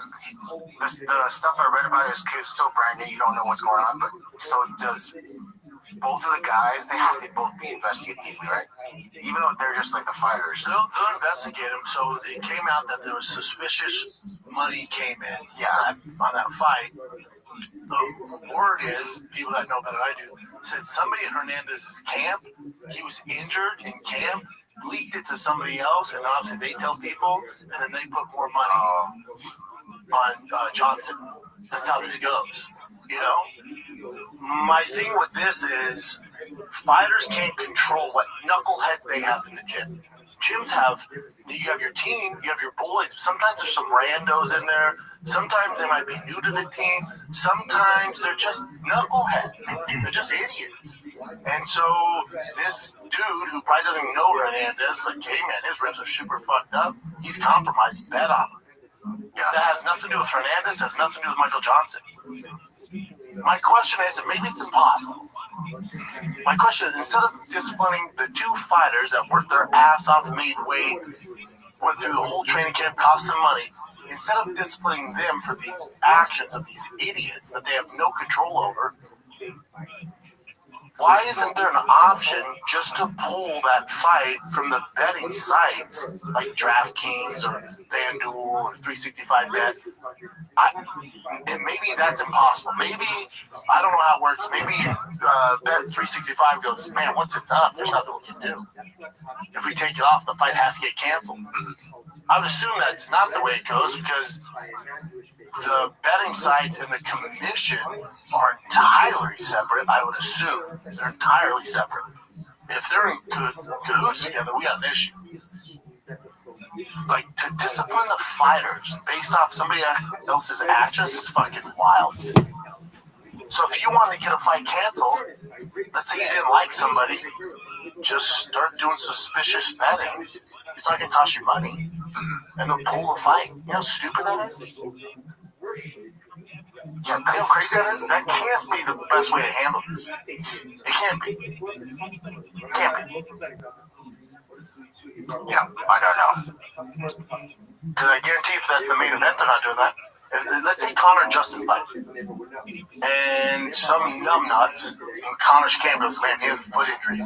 Bet on Justin. They get a bunch of money. Bet on Justin. I guarantee they don't cancel that fight. It's too much money involved. But for these prelim guys, they'll cancel it because the UFC doesn't want to take heat. It's fucked up. Yeah. I'm just saying if there's an update to it. Top Sportsbook to limit the action or remove the fight entirely. Cool. So let them do that. And if there's no betting on it, clearly whoever is in, let's say they thought the fighter's behind it. If there's no incentive to take a dive, and there's no betting allowed, who gives a fuck? They're gonna remove it anyways. That's not. Yeah. Why discipline the fighters? Is there any other way they make money by having? I'm sure if they, because there's more money coming in or whatever going out if they do have them on the card. But if they're removing them anyway and the guys want to fight, then yeah.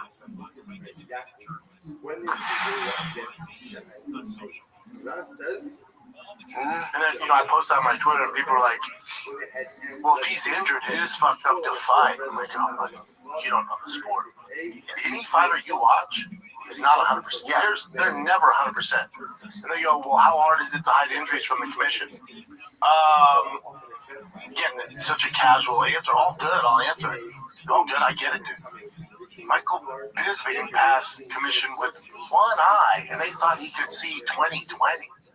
When I fought Andre Arlovsky, 2 days before I get on the fucking flight to fight him in Vancouver, this moron that I'm training with headbutts me and causes 9 stitches in my left eye. 9 stitches. Horrible gash in my eye. Headbutt me when we were wrestling. 2 days before the fight. I went to my girlfriend at the time, my wife now, Joanna, I went, do you have some makeup? We grabbed super glue. I super glued my fucking eye and then put makeup. It was a horrendous job. It looked, clearly I had a huge cut over my left eye. Huge cut. Commissioner was like, you good? Yeah. Okay. It's an IQ test. It's so easy. So easy. Did they let you wear like ball caps during tests? Yeah, I wear cap. They didn't say shit. So it's a little bit more of a cover. It's like if you have a torn muscle, like they have no clue. No clue. Yeah. It's so easy to get around that. And here's the thing. Guys win all the time injured. When Conor McGregor fought Chad Mendes on short notice, and you're like, he keeps getting taken down, he had like a torn meniscus, dude. Fighters fight injured. It's just what we do. It's part of the game. Yeah. The battle is who's less injured by the time they get to fight night. Not who's completely injury free. Everyone's fucked up. If you had a good enough training camp, everyone's compromised. Nobody's 100% come Saturday. Nobody. All of them have some sort of nagging issue, something happened in training camp if you're doing it properly. Just the way it goes. Let's see. Yeah, Nick brought this up, right? How the cage is moving forward as far as like for Paramount, instead of having a ton of sponsors all over the cage, they're gonna take them out. White House events? Is it just White House like, yo, we're paying for it? Well, really, all of us, the taxpayers, are paying for it. Hey, it's either this or fraud in fucking Minnesota. You pick. I'll take this. So, no logos. Here's my thing with the logos. And you and Nick and I were discussing in the group chat. If you realize what's going on, and this was my whole beef with Dana back in the day in the Reebok deal, is what they did is remove the logos from the fighters. Even though we're independent contractors, they removed our logos and most guys, especially me, and a lot of guys now, especially with streaming and all this shit, made more money off their shorts than they did actually competing. The UFC said, we're going to put a stop to all that. We're going to give you fight kits. We're going to pay you way less money. And then those sponsors you work with, we're actually going to put inside the octagon so we make the money. And then our pay didn't go up. It's crazy. It's crazy, everyone. Y'all must have forgot. It's crazy. It's fucking batshit crazy. Crazy. Now, that being said, I get, the UFC was trying to sell at the time. I get, you don't want Condom Depot or this bullshit shady supplement company on the guy's ass, stuff like that. I get that. But even back in the day, any sponsor you saw on our shorts or on the banner, remember the banners? Those were dope. I still have mine. Anything you saw on those banners on the shorts, we had to get approved from the UFC. No, I can tell you some shady stories about that. Oh, you go and get them approved. They're like, yeah, we don't approve this one. Next thing you know, they have an overall deal with the brand. That shit's happened. It's crazy. By the way, did those sponsors actually, because I'm sure you were way closer to talking to the sponsors one-on-one as far as how well the exposure does for them. So those those banners that you guys put on the cage just for a little bit and then you roll them up and you take them out. Did the sponsors say that, you made us a ton of money for this and that? They are just association, but also they use our name and likeness. So it's not even really about the 30 seconds when they announce your name, we saw insert whatever brand Echo. I was with Echo for, but they saw the Echo logo. Their benefit is they're paying me a certain amount because they use my name and likeness on all the promotional material, just their new jackets, jeans. I do photo shoots for them, so they're getting me to use for all the stuff, which boosts their sales. So that's the benefit, not just the one time in the octagon. It helps that their logo's on there just to bring awareness, but I don't know if that's equaling sales. Sales come from username and likeness, especially now with social media. Like fighting's just part of the gig, but really they're paying you a monthly fee or a fee when you fight inside the octagon because they're using your name and likeness for whether it might be 3 months after the fight, an entire year. They're using your name and likeness. You're doing appearances for them. Yeah, that's where the benefit comes from. Do they put little posters of pictures of you and that stuff? Yep. Okay. Yep. When you're doing signings, you have it's a picture of you with their shit on. Okay. I texted you separately about this. I didn't realize some fighters will buy this many tickets for their friends and family, but this is Patty Pibla talking about it. Correctly, that you purchased 250 tickets for this fight? Yeah. Wow. That's almost $100,000 just handing out tickets. You gotta tell your boys they can. More than $100,000 out like 40. Oh my gosh. So you're gonna have a whole crew in here, man. Yeah. And there's a lot of people who've got tickets. His walkout was special, man. It seems like it always is. His walkouts are I love Patty. Yeah. His walkouts are so good. He's such a character, such a personality. Very lovable. Yeah. Good fighter. But just not at that elite level yet, Yeah. I hope he gets there. I don't see a path to it right now, but who knows? Bad guys do it. Who knows? All right. Did you ever buy a shit ton for your friends' family? I think the most tickets I bought was like 20, but you get a discount. You get like a bulk discount from the UFC. Like, he's not going to Ticketmaster buying fucking $150,000 worth of tickets. Yeah, but that was wild. So these are the payouts currently during this very first Paramount card. And it does look pretty high, but then since there's no pay-per-view points, I'll get into some other stuff that I saw online, but does this look normal to you? Yeah, that looks good. Justin, and also you gotta remember, like, people are gonna use the pay-per-view points from like the Connor days, the John Jones days. Those days are over. So this is actually pretty good. That's it. Their total value, no, but it's better than what it used to be. You know? Yeah. Because the pay-per-view model's dead. Their pay-per-view numbers were terrible. There's no more Connors, no more big draws, you know? Yeah, so I guess they're gonna look more internally since there's no more pay-per-view points, just how many views and all that stuff. But again, remember there was some positive to that pay-per-view model. Like, you don't get me wrong, I'm glad we're not paying $80 anymore. But if you notice, this last Saturday's card and this card, these are numbered, quote unquote, pay-per-view events. This is their big cards. They're not great. Because they're playing without, they've already got paid. Remember, the UFC's already got paid. They've already made their money. They're guaranteed $7.7 billion. Before, when they didn't have a partner like this, and they had to do pay-per-view to make their money, in order to get those pay-per-views popping, dude, you would get big boy, like a huge main event, and that co-main event was no joke.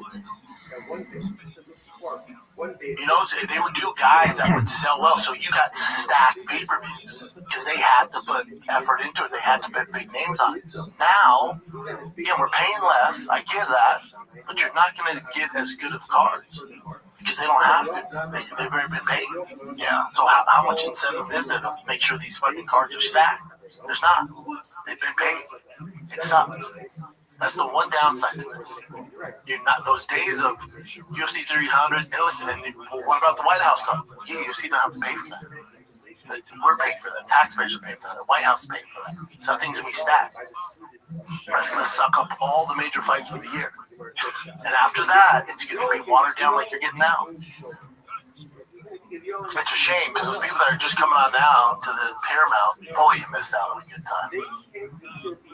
Single break here. Let me tell you about my friends at Nowadays. All right, we see you crushing your workouts, building your thing from 9 to 5, from 5 to 9. You hold yourself to a higher standard, and your drink should too. That's where Nowadays comes in.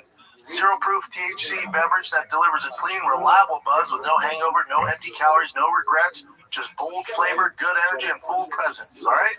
You're not just giving up fun to chase your goals. You're just choosing a better way to do both. You work hard, you play smart, you've earned this, all right? So visit trynowadays.com/shop, SHAB, to get 20% off your order.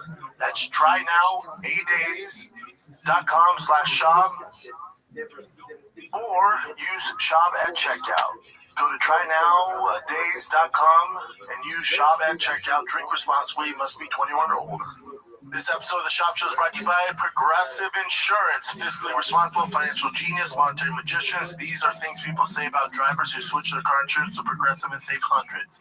Because Progressive offers discounts for paying in full, owning a home, and more. Plus, you can count on the great customer service to help you when you need it, so your dollar goes a long ways. Visit Progressive.com to see if you can save on car insurance. Progressive Casualty Insurance Company affiliates. Potential savings will vary, not available in all states or situations. Progressive. Okay, well, this also was the first time in a while that Brian, you know, I did the increased it by 50K for bonuses, so $100,000 bonuses, and then people that, if just a random finish, 45K, yeah. I think they should take 25K from fighters like Figueredo and Umar. I think if it's a fucking, I think they should take $100,000 from those.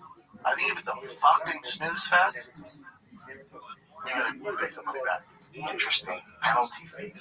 That's what Pride did. I know they did that. This ain't no reason why Pride did that. You get that red flag for not engaging, making a board, buddy, 15% of your purse. It was lit. Yeah, all those sorts of things. There was an article with Laura Sanko too saying that moving forward, it's going to be they're going to be cutting a ton of people. If they're not exciting, they're just going to cut a ton of people. It's moving towards the direction of just straight up, knockouts and going crazy. It's a business. I get it. Like, MMA is on the decline in America. It just is. Is it the surge in dissecting wrestling? Maybe. Is it the push of women's MMA? Maybe. There's a few things there that are causing these declines in America. The growth is only international. Yeah. I don't know. The wrestling with Dagestan and stuff, I'd say the lower people are not as fun to watch, but then when you get to Islam's level, for whatever reason, it's still exciting when you Islam's great. Yeah. Yeah, Islam's great. Exciting. All right, your boy, he got inducted, or he's going to be inducted into the 2026 Hall of Fame, Dominic Cruz. Yeah, shoot. That was pretty good to see. I love Dominic. This also happened during the event. Mark Smith tore his ACL. He had to be carried out. Like during the actual fights too. How did it happen? It just happens out of nowhere. It just probably moving too fast. Writing some sketch or some bullshit. And I wanted to ask you about this move because I like it. Okay, so let me show you this real quick. This is from Adesanya and some other people.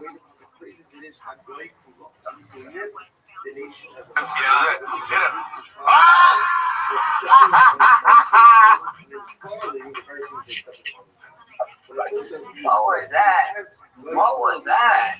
I thought him jumping on his back was kind of cool, actually. That was very athletic, by the way. That's a fucking picture. Holy shit. What was that, bro? It's never ever hugging at knees. Jump on my back, that ass does. Yeah, the other stuff pretty cool. That too. But I mean, so the jumping off the back, even Dana's saying like, oh, I thought that was pretty funny, whatever. I'm looking at like, oh shit, that's kind of tacky, but also freaky with back injuries. I don't know. So going to this where the video ended, have you seen John Silla's reaction to like he's doing a promotion for UFC and then this is when they're done filming essentially and they caught this. Something's wrong with him, right? This ain't normal.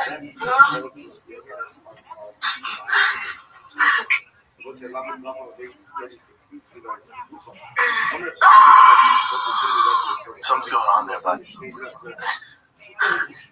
You just pick up some boy, you got it. We got steak. So he also barks, that's his thing. He's like, I sent me this. Somebody sent me. Okay, you wanna just play It this? says, what we're all thinking, it's all good. It's a superpower for you, Chandler, right? UFC fighter revealed that in a recent test he was confirmed autistic. This is Silva. Eu não sei se ele é diagnosticado realmente com autismo. Arnold Allen, I'm not sure if he's actually diagnosed with this, with autism. Said it. I was diagnosed. Shit, I'm autistic. 12 hours later. And it's going to be two autistic people just going at it. One thing I know is that I'm going to come out on top. ESG never sleeps round the clock. Why are you calling Arnold Allen? Trash cat radio. Well, I think with autism, you have to be careful too because there's a spectrum, right? Like you work on the spectrum, somebody's autistic, like you don't know autistic. Like Prince Friedman's autistic. It's a superpower for certain people. Help them focus, something like that. But like him barking, the thing with the bell, we're just fucking having fun, man. Yeah, the nothing a little too emotional. But I mean, I don't. Can I say that? We will fucking chop it up. But that's the kind of jokes some of the stuff he does, like the barking is super cringy to me. Crying with that bell? I don't know, man. The dog thing was more trippy to me, but yeah, the barking is a little off-putting. I'll tell you what I dig is his girl just as up. She just gives the cash just down. Yeah, I love that. They're both down. That's cool. Yeah, that's cool. That was wild. He found somebody. And talking about catching strays, I guess this is Todd Aspinall listening to what Dana White is saying about him. Bobby? There you go. The way the space has been going, the updates about the eye of Tom Aspinall, and is there a rematch in the works? Oh, Jesus, don't let me talk about Tom Aspinall dying. Apparently, he's going in for a second surgery, or just had it, or by surgery, I mean injections. I have no idea. Get a quote from him. God forbid I say something about it. Jeez. Catching strays in my living room on a Sunday morning. Right. I don't know. Yeah, but I think because, remember, he said something before. Remember after Dana was fucked up. Dana, after the fight, remember, he was just saying, he didn't want to fight or something. Like, he didn't want to fight. Like, he said he quit. You know, and Tom's like, what the fuck, dude? So then, now, and Dana got a bunch of backlash from that. So Dana's like, dude, I don't know. I'm not saying shit. Because I got so much shit last time. It was weird. He's like, I guess he had surgery. By surgery, I mean injection. Yeah, that's what the fuck? I'm with Tom, like, what the fuck? Yeah. Hold on. Do you, hey, Dana, anybody, do you think Tom doesn't actually have a fucking eye? Let me get this straight. Do you think Tom Aspinall is babying this or making this? You know how stupid that sounds? You think Tom's just wearing glasses and going through all this trouble for the fuck of it? Literally, the best heavyweight on the roster. You think Tom doesn't want to get back in there and fight, make money, get an actual title, not this intern bullshit? You think Tom Aspinall's scared of Cyril Gahn? Do you know what the fuck Tom's gonna do once his eyes get right? You know what the fuck that guy's gonna do to Cyril Gahn? Anybody want to bet on it? You know the amount of pain that dude's gonna put on Cyril Gahn? No, but Cyril Gahn was doing good in that 4 minutes that we saw him. Are you out your fucking mind? You're talking about the Cyril Gahn that shit his pants against John Jones? That guy? You're talking about the guy that got out-wrestled by Francis fucking Ngannou? That guy? You're talking about the guy who's a blue belt at best in grappling? That guy? The fuck out of here. I can't stand this. You guys want to shit on Tom Aspinall because he actually has an eye injury? And he has to have fucking multiple surgeries, and for some reason, this is the guy to fucking bag on? Are you out of your goddamn mind? Tom Aspinall? Do you have any clue the fucking fury he's gonna put on Cyril Gahn when his eyes are right? Mark my words. Cyril Gahn is so fucked when Tom gets better. There's nobody I would put more money on to beat somebody than him beating Cyril Gahn. Cyril Gahn is so, just fucking wait. Just wait till that motherfucker's eyes on a U.S. citizen who happens to be your spouse to do your paper. This lady's all over my shit. The strays, that's what I was taking. And for what? Because the dirty Frenchman fucking stabbed him in the eyes, and he's notoriously known for it. Yet we're gonna condone that behavior, and Tom's scared. Yet nobody's giving Cyril Gahn any flag. Are you out of your goddamn mind? The guy who got bulldog choked by John Jones, who was terrified.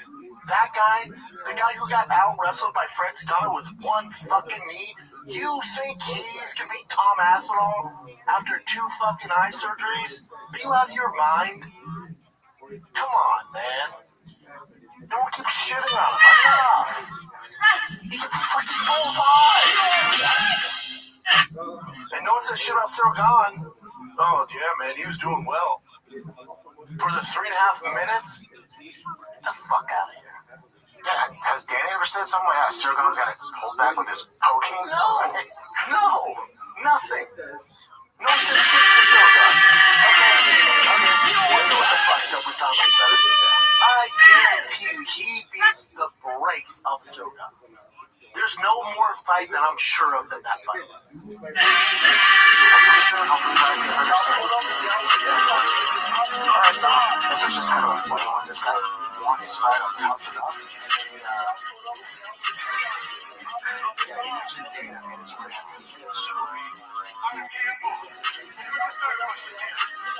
organized. That looks like a loaded Mr. Clean. What's his name? Dino White. Beverly Short, motherfuckers. Next big thing is here. So get your checkbook right and make some money.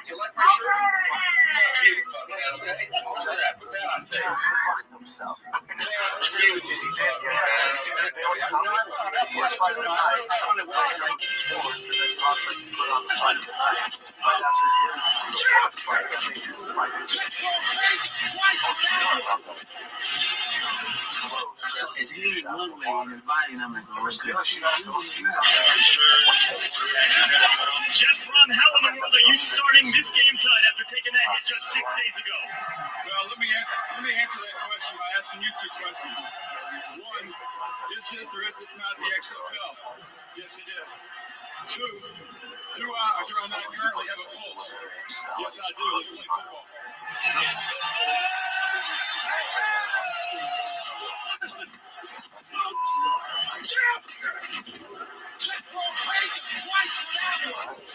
and probably will be.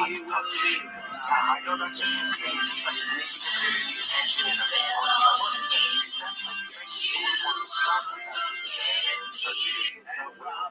he's not giving fight you to the fucking factor.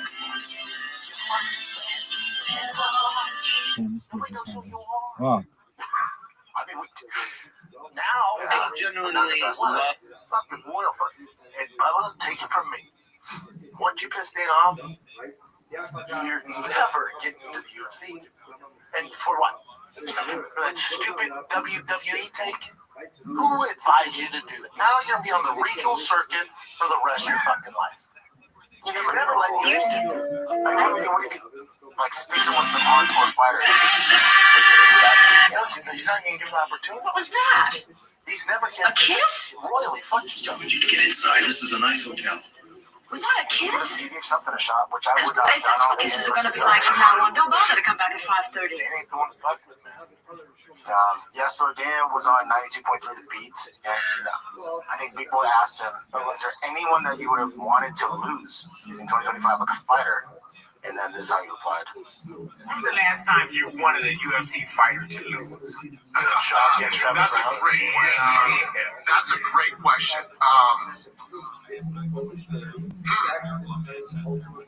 Probably the middle of last year. Oh, yeah. Probably the middle of last year.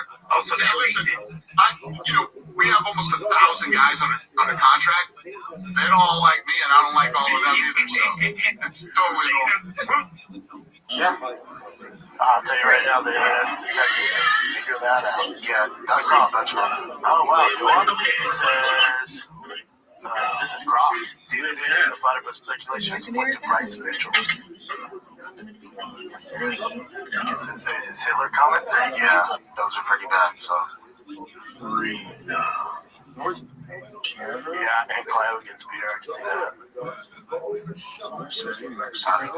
I'm going to count Central America as North America. You're on the right track. Oh, yes. Obviously. More famous.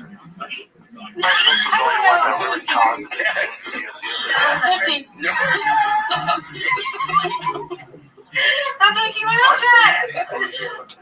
This kind of sucks. I just saw this pop up in the news. Jorginho Rosenstruck. I didn't realize he was actually cut from the UFC. He was cut. Yeah. But he's facing multiple charges for a few felony stuff. Yeah, and the charges that he did are nasty. But that was just a small one. This one I thought you would find interesting. That Dricus Duplessis' coach, he blames Mark Goddard for DDP's loss. Made small mistakes that cost us dearly every minute of the fight. So easy fixes. We were just not prepared. That's on you. It sounds stupid what I'm going to say now, but we were not prepared. We've never been prepared to fight a guy who's not willing to fight. We knew he was going to try to just. U.S., Canada, Mexico, Guatemala, Costa Rica, Nicaragua, Cuba, Jamaica, Haiti, Bahamas, Panama. We're going to go with My daughter doesn't for you, agree and with this me. will be counted She as asked me to that's fight not how many times I want to fight. I'm gonna say 16. I'm gonna give you credit because you went through all those, but Coach Chinese gets from multiple times. I'll give the coach this too. Remember he talked about his lung capacity or oxygen levels was only at 7%. They had the nose surgeons. His cardio is way better. I was like, bullshit. It's not lying. It's not lying. His cardio, there was a reason. His cardio thinking way better. And he's a beast. You know, he's so good. This is such a bad take. Yeah. Hold on. Look at this straight. Your fighter's fighting Hamza, and you didn't expect him to wrestle? So you didn't prepare to wrestle? Okay. Okay. And you're going to blame the ref that because he couldn't get back up? Okay. That makes sense. All right, move on. Yeah, man. All right, so Jake Paul, his time with PFL is over. He was supposed to do one fight, never happened. He did PFL. Talk about dropping the fucking ball. That and his President Jake. Don Davis leaves as well. Don Davis piece of shit. Oh. But yeah, so yeah, the main guys in PFL. I mean, remember you always said that Ngannou's not going to fight again? Oh yeah. He's not. Yeah, I can't imagine him fighting. Boxing. Like for MMA, no. Again, Maradona was like, that was a terrible deal. Like, go ahead and do that. Like, PFL made a mistake. And listen, and this sucks to say, this is why these organizations don't pay guys a boatload of money because they stop fucking fighting. Name one fighter it's ever worked out for. Conor McGregor makes all that money. Barely fight. After that, barely fight. Did the Floyd Mayweather fight? Nowhere near as frequent. You know? Francis got paid to box. Barely fights. These guys, when they make a ton, and I get it, dude. I'll do the same shit. But once you pay these guys life-changing money, they stop fighting. Or they won't take the fights you want them to fight. It's a tough pickle. I don't know what the answer is. It is a tough pickle. Yeah. That's pretty much the kind of that's all right. Just the fight. Yeah, UFC was this 327, 325. So 324 last week. Got 325 coming up. This card on paper looks better than last week's. I think you're gonna have more exciting fights. I'm looking forward to it. I'll come in and do a breakdown on Thursday for this one. I'll come in and do a short breakdown on Thursday for this fight, just so it's closer to the fight. You got Volkanovski, Diego Lopez, the fight nobody asked for, but I'm a Volkanovski stan, so when he fights, I'm tuning in. We just saw that fight, but I'll take it, I guess. Hooker, I always root for. I fucking pray to God Hooker gets it done against BSD. Fazeev, Hoofy, great fight. Tai Tuivasa, let's see what happens there. Teixeira, that's a problem. Tafa's back on there. The main card, I should say. Yeah. When I saw this card, I was like, it's kind of cool, but I don't want to buy it. Then I'm like, hold on. We're Paramount now. I was like, but as far as matchup-wise and finishers, guarantee this main card is better than last week's. Guaranteed. But we'll do a quick breakdown on Thursday for this card. That's what we'll do. All right, guys. All right, love you. Thanks for watching. Like, subscribe. If you're digging the show, you want ad-free. Unlike Paramount, you can get ad-free. Just go to patreon.com/TFATK and get you some ad-free shows, man. All the Finding Kids, shop shows, all those will be ad-free on there, okay? Thursday show will be ad-free. So we got you guys, man. It's patreon.com/TFATK. You get fan questions. I just did. Those just got uploaded. You get behind-the-scenes content. It's only $5 a month. That's it. You get all this ad-free shop show, Find Kid, bonus shows, bonus episodes, bonus material, Q&As. It's a grand old time. That thing's popping. So appreciate you guys who subscribe to the Patreon. Tell your friends. It's only $5 a month. That's it, man. It's Brian Callen's birthday today, so make sure you go wish him happy birthday. He turned 77 years old today. Young spring chicken. Hopefully he doesn't get stuck driving here to the studio so there's Finding Kid. That's it, kids. I love you guys. Enjoy this weekend's fights. Free on Paramount. All right? So not ad-free. Don't even twist it. So that's it. Till next time, stay warm. I'm out. Someone else who feels they were attacking us.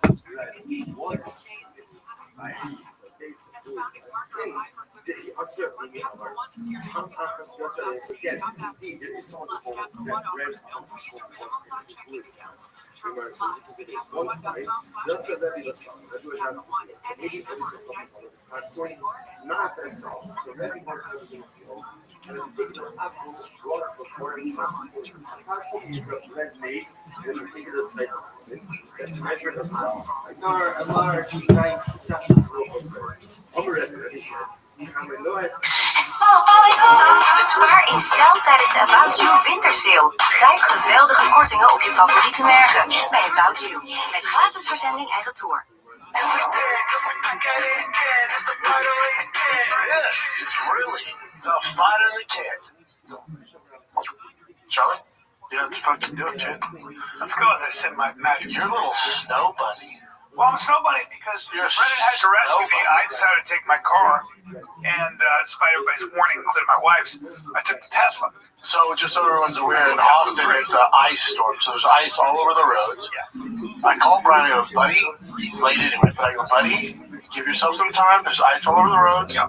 And do not, I repeat, do not drive your Tesla. You did say that. Drive your SUV. You did say that. No doubt. Thanks, buddy. No doubt. Thanks. 20 minutes later, I get a call, a video. It was sunny. It was sunny. A video goes, dude, my fucking Tesla's stuck in the snow. Well, I spun out and I was stuck in the middle of the road. I left it there. So I had to go pick up Brian, right? Because I have trucks. They go, cheat. And you live in Kentucky. You live in Arkansas. Yeah, I'm out. You're out there. On the horse farm. You know, I'm a rugged guy. You know, I'm one of those guys. I'm an outdoorsy kind of guy. Not at all. And so we're going to go ahead and sell that house and get ourselves a little bit closer. You're in the middle of nowhere. And it is. Hey, no crime. Thought a tear. No crime in Austin. Unless you're downtown. Any neighborhood you're fine. But you thought your roads were bad? Dude, it's worse than mine. No freaking road. Imagine yours. Yeah. Oh, yeah. Miles. Oh, yeah. There's one road in and out to me. Miles. Road Gotcha. So it's just a long hills. Okay. No one lived cars there. 10 years ago, no one lived out there. Gotcha. So for your birthday, I picked you up. You're a little snow bunny. I'm a snow bunny. Dude, it's your birthday, Bubba. It's my birthday. Today's your actual birthday. Very anticlimactic, right? I keep forgetting it's my birthday. I literally keep forgetting because there's been no celebration. You're 73. Well, I may as well be. Okay. What are you, 69? I'm 59. I legit thought you were 69. I swear to God. Hold on. Oh, shit. Hold on. What is it? I thought you were 69. You thought I was 69. You thought That's embarrassing. You thought I was 365 days away from 70. Is that what you thought? Yeah. You just thought that. Yeah, isn't it weird? I don't want to think that. It's weird. I came out of nowhere. My buddy Tarek. I genuinely meant that. Our boy Tarek. I spent time in San Francisco, which is such a great city. And he looks at me and he goes, Bubba, listen, I got to talk to you. You got to do something about the hair. Yeah. And I need you to lift weights and put on a little muscle. You're getting older. That's fair. You look like a skinny Mark Coleman. I went, well, that's Mark and I are about the same age, and I get it. You get grayer, your head starts to shrink. 59, Bubba. 59. I have my consult with Ways 12 today. About my blood work. So there's a chance I might. Did you get your blood work? Did you get your blood work done? Yeah. Oh, so did you go through all of it? Yeah, all of it. Did you download the app? I did. The app's wild. It's great. Once you upload your blood work on there, and they have an AI that breaks it all down. I'm remarkably healthy for my age, but you're skinny though, so it doesn't matter. I'm skinny. Yeah, well, unfortunately, if you want to live a long time, you should be skinny. Yeah. Don't have muscle. No. But who wants to live that way? Yeah. I was looking at The Rock in Smashing Machine, which I didn't quite get through. I watched the beginning of it, and I was like, I'm not gonna watch this. I don't want to. I already know the story, so I never looked at it. Is it good? I just can't. I don't know. The answer is I don't care and I don't know. Yeah, I don't really care. I don't care, but I'm very happy with the thickness of his body. He is a thick fella. It's hard to get that thick. That's a thick He's body. running on all cylinders. He's definitely running a lot of stuff. So was Mark Kerr. That's his thing. Of course. Mark wrestled at 188. Wow. And he fought at 260. I'm not kidding. I mean, but he kind of looks great. You know, that's a great looking body. I mean, that's basically Mark Kerr's body. That's what Mark Kerr looks like. He looks so much like Mark Kerr. Look at that. Maybe a little thicker than Mark, but he looks damn similar. Yeah, maybe a little thicker, but I saw Mark Kerr in person, and I saw Mark Kerr when he knocked out that Ranger in about 3 seconds. What a perfect role for The Rock. And then I hung out with him afterwards with Rogan. This is 1995, 6, I don't know what it was. And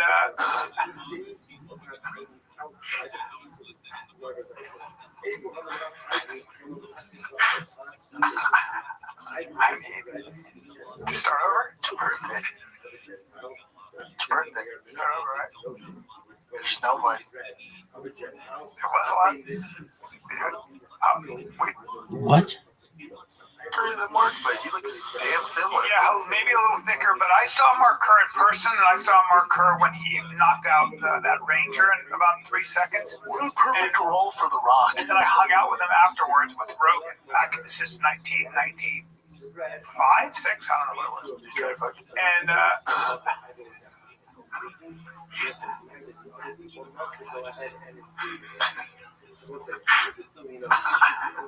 I mean, to start over? It's your birthday.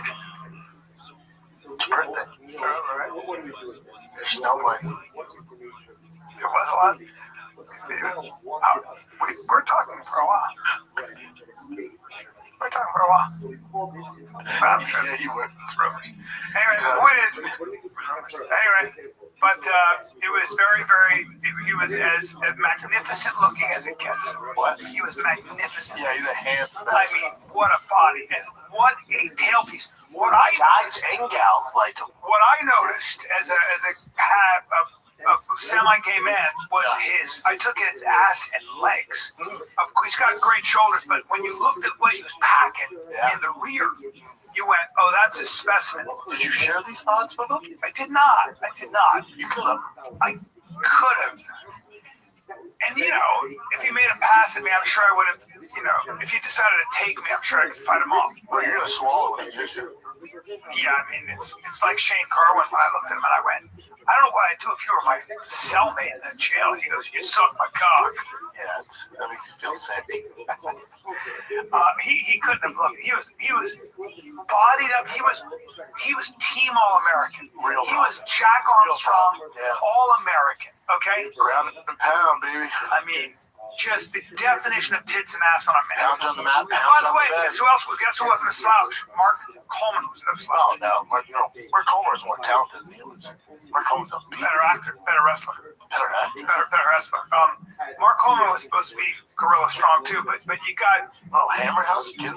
Yeah, but you got Mark. They never fought, right? They were just buddies. I don't think they ever fought. Look at what all that gear does to your traps and shoulders. That's insane. That is just fantastic. Fucking problem. A big problem. Did you, speaking of Smashing Machines, did you watch the UFC on Paramount? I did watch the UFC on Paramount. And thoughts? What did you think of the overall broadcast, like the whole Paramount experience? I thought it was good. People complain about the ads, but it's expected. No, I thought it was good. Sean O'Malley, that was a tough fight, right? Not his best performance. Still got it done. Super critical. He had to get that done. Got it done. That was like a fork in the road for his career. And I love Sean. I was rooting for Sean. Yeah. He won. But, you know, I don't think he gets a title shot off that. Sometimes you gotta get it done. When you're over two, you take the pressure off. Bro, so much pressure on him. I've been there. It's the worst. You have been there. It's the worst. Yeah, it is. You're like, oh my god, I'm gonna lose my job if I don't win this next fight. Oh my god, they gave me a killer. Oh my god. Oh my god, they gave me a fucking killer. How do I do this? What am I gonna do? I remember they start thinking about other jobs. I remember this, bro. I remember this. Terrible. It's terrible, man. So the pressure they feel, and then you don't want to take a ton of risk. Think about my fight. I lost to Nogueira, lost to Rothwell. Thanks for that. Lost to Nogueira, lost to Rothwell. Oh yeah. And then they give me Lamar Johnson, who tested hot for steroids. The definition of monsters. No, dude, he was knocking out everybody. But I went, okay, I'm thinking no chances. He can't wrestle. I'm going to double leg the shit out. At the time, it was the most takedown in the heavyweight division. I just took him over and over and over. Didn't he say, come on, dog, let's fight me? Yeah, he was, come on, dog, get up, let's bang. I went, why don't you learn to wrestle? And he started laughing. He was awesome. He did a good dude. Yeah. He's a model, not a big deal. But so, my thing with him was, I'm risking boo me all you want. Dana's going to be mad, but I keep my job. I'm going to take him down, risk 0 chances of getting knocked out. Hopefully I found a submission, but his shoulders were too fucking big. I did the darts. I did all my shit. His shoulders were too big. Yeah, I take 0 chances. You couldn't get that dart on him. No, I did. And he just, his shoulder blocked the fucking choke. And he tested hot. I ended up beating him, but still. So for Sugar, it's like, yeah, man, you're not going to open yourself up to chances. Especially with a knockout artist like Sonya Deville. Sugar's too smart for that. No, there's too much right now. Because you lose that, you're 0 for 3. Oh, I'm fucked. I go so far back in the queue. So I get why he fought that way. I do too. Makes total sense. It was smart. Umar Nurmagomedov is top 10 worst fights I've ever seen. Rather boring fight, right? No, I like. You don't want to blame Umar too much on this. It's what he does. Dorito did nothing. Yeah. Dude, the fuck you doing? Was he just worried about the wrestling? What was his deal? He just didn't fight. He's fucked. Let's see this. That's the fighting sped up. Yeah, that's how bad it is. Look, just didn't want to engagement. And also, Umar, you gotta, if the guy's not engaged, you kind of gotta keep going, Bubba. Yeah, it's weird. I think he just knew he had no answer. He sure as fuck not getting a top shot on this. Not a chance. No, not a chance. It's all this stuff. Both of them are fucked. Not a chance. Worst fight on the card. Rose is bad. Well, so was a beast, that gal. Tough. She wasn't that night. There's one round, I think they had 12 total punches between the both. Yeah. The ladies are on Paramount. Very cautious. That's on the matchmaking. That's on them. That's a shit fight. That's a bad fight to put on a Paramount card. Well, I know we're trying to match up, you mean, or just all of it. They're women flyweight division, so you know they're not going to hurt each other. You know it's going to decision. Look at the odds. Yeah. Put that on Paramount? Yeah. So if you're a new fan, watch that show. Like, this sucks. Terrible mistake. We're going to take a little break at your B-Day, but this Saturday for fight fans, it's our B-Day because you got UFC 325 on Paramount. This Saturday, dude, on DraftKings Sportsbook, the #1 sportsbook for live betting. Once it's over, your shot to get in on the action is gone. DraftKings Sportsbook is built for live betting, not just pre-fight picks, because in the UFC, one moment can flip the entire fight, one punch, one kick, one takedown. If you're new to DraftKings, new customers can bet $5 buckaroos and get $300 in bonus bets if your bet wins with the code FIGHTER. Download the DraftKings Sportsbook app, use the code FIGHTER, that's code FIGHTER, to turn $5 into $300 bonus bets if your bet wins. In partnership with DraftKings, the crowd is yours. Gambling problem? Call 1-800-GAMBLER. New York, call 877-8-HOPE-NY or text HOPE-NY. Connecticut, call 888-789-7777 or visit ccpg.org. On behalf of Boot Hill Casino in Kansas, wager tax pass-through may apply in Illinois, 21 and over in most states, void in Ontario. Restrictions apply. Bet must win to receive bonus bets which expire in 7 days. Minimum odds required. For additional terms and responsible gaming resources, see dkng.co/audio. Limited time offer. Well, I did not see the only fight I didn't see was the Derek Lewis Waldo Cortez. I was on stage. That was tough. It was tough, right? Derek said he felt great and everything else. He looked knocked out, right? He looked forward. Yeah, he didn't get knocked out. He kind of slipped and then gave Acosta side control down and then just kind of sat there. I won't say gave up. He gave up. I would never. Who knows? Let's go through his head. I'm never gonna say a guy gave up. Yeah, right. I don't want to be the one that says that. But he's like, fuck this. Sometimes I can imagine you just go, fuck this. I'm getting hit in the head. I mean, forever. Fuck this. And then you need your taste. I want both people on the shot. Give me your hot take on just in case. I expected Patty to kick him off. Yeah. You gotta get justice like what you was doing. Which did not. From day one, I noticed that Patty would get hit a lot with lower ranked guys. And, you could make the argument that Justin didn't have his best night in terms of strategy. He was swaying. Yeah. But that's what he does. Yeah, but he also was doing that because he had no respect for the power of Patty Pittman. Go ahead. Land 10, I just need one, Bubba. There you go. Boom, boom, boom. Okay, that's it. He went, that's it? Yeah. Oh, you're fucked. And I was watching Patty. No respect. I was watching Patty, and I'm looking at him, and I'm looking at his hands down, and I'm like, I don't know here. His jab was on point. His jab was good. All right. But it didn't look like there was. It's what I've always seen. I've been like, well, he's not a striker. He's not a striker, and he's not a wrestler. No. So there's a grappler. Yeah, it's literally the worst skill set you can have as a mixed martial artist. His advantage is that he seems to come alive in competition, and he doesn't get nervous. But when you get guys who are veterans like Gaethje, they are going to sit in the cut and they're going to connect, and when you're going to get 100%. And when you look at that fight, it's like in hindsight, you're like, well, how's Patty going to get him to the floor? Because Patty doesn't have a wrestling background, and I think he's attempted like 4 takedowns. So it's like, he's not going to wrestle him. So the only way he really gets guys back, or he gets the reverse of, is if they engage in it. But Justin's not going to do that. He didn't get an opportunity. In the Thai clinch, nothing. He didn't entertain it at all. So the Patty's like, I guess I'm just going to strike with him. Okay. I'm going to say this. Like, my feeling is Patty's very athletic. He's super athletic from against most of the guys. And so what happens, he's gotten away. As a fighter, he's gotten away with a lot of stuff.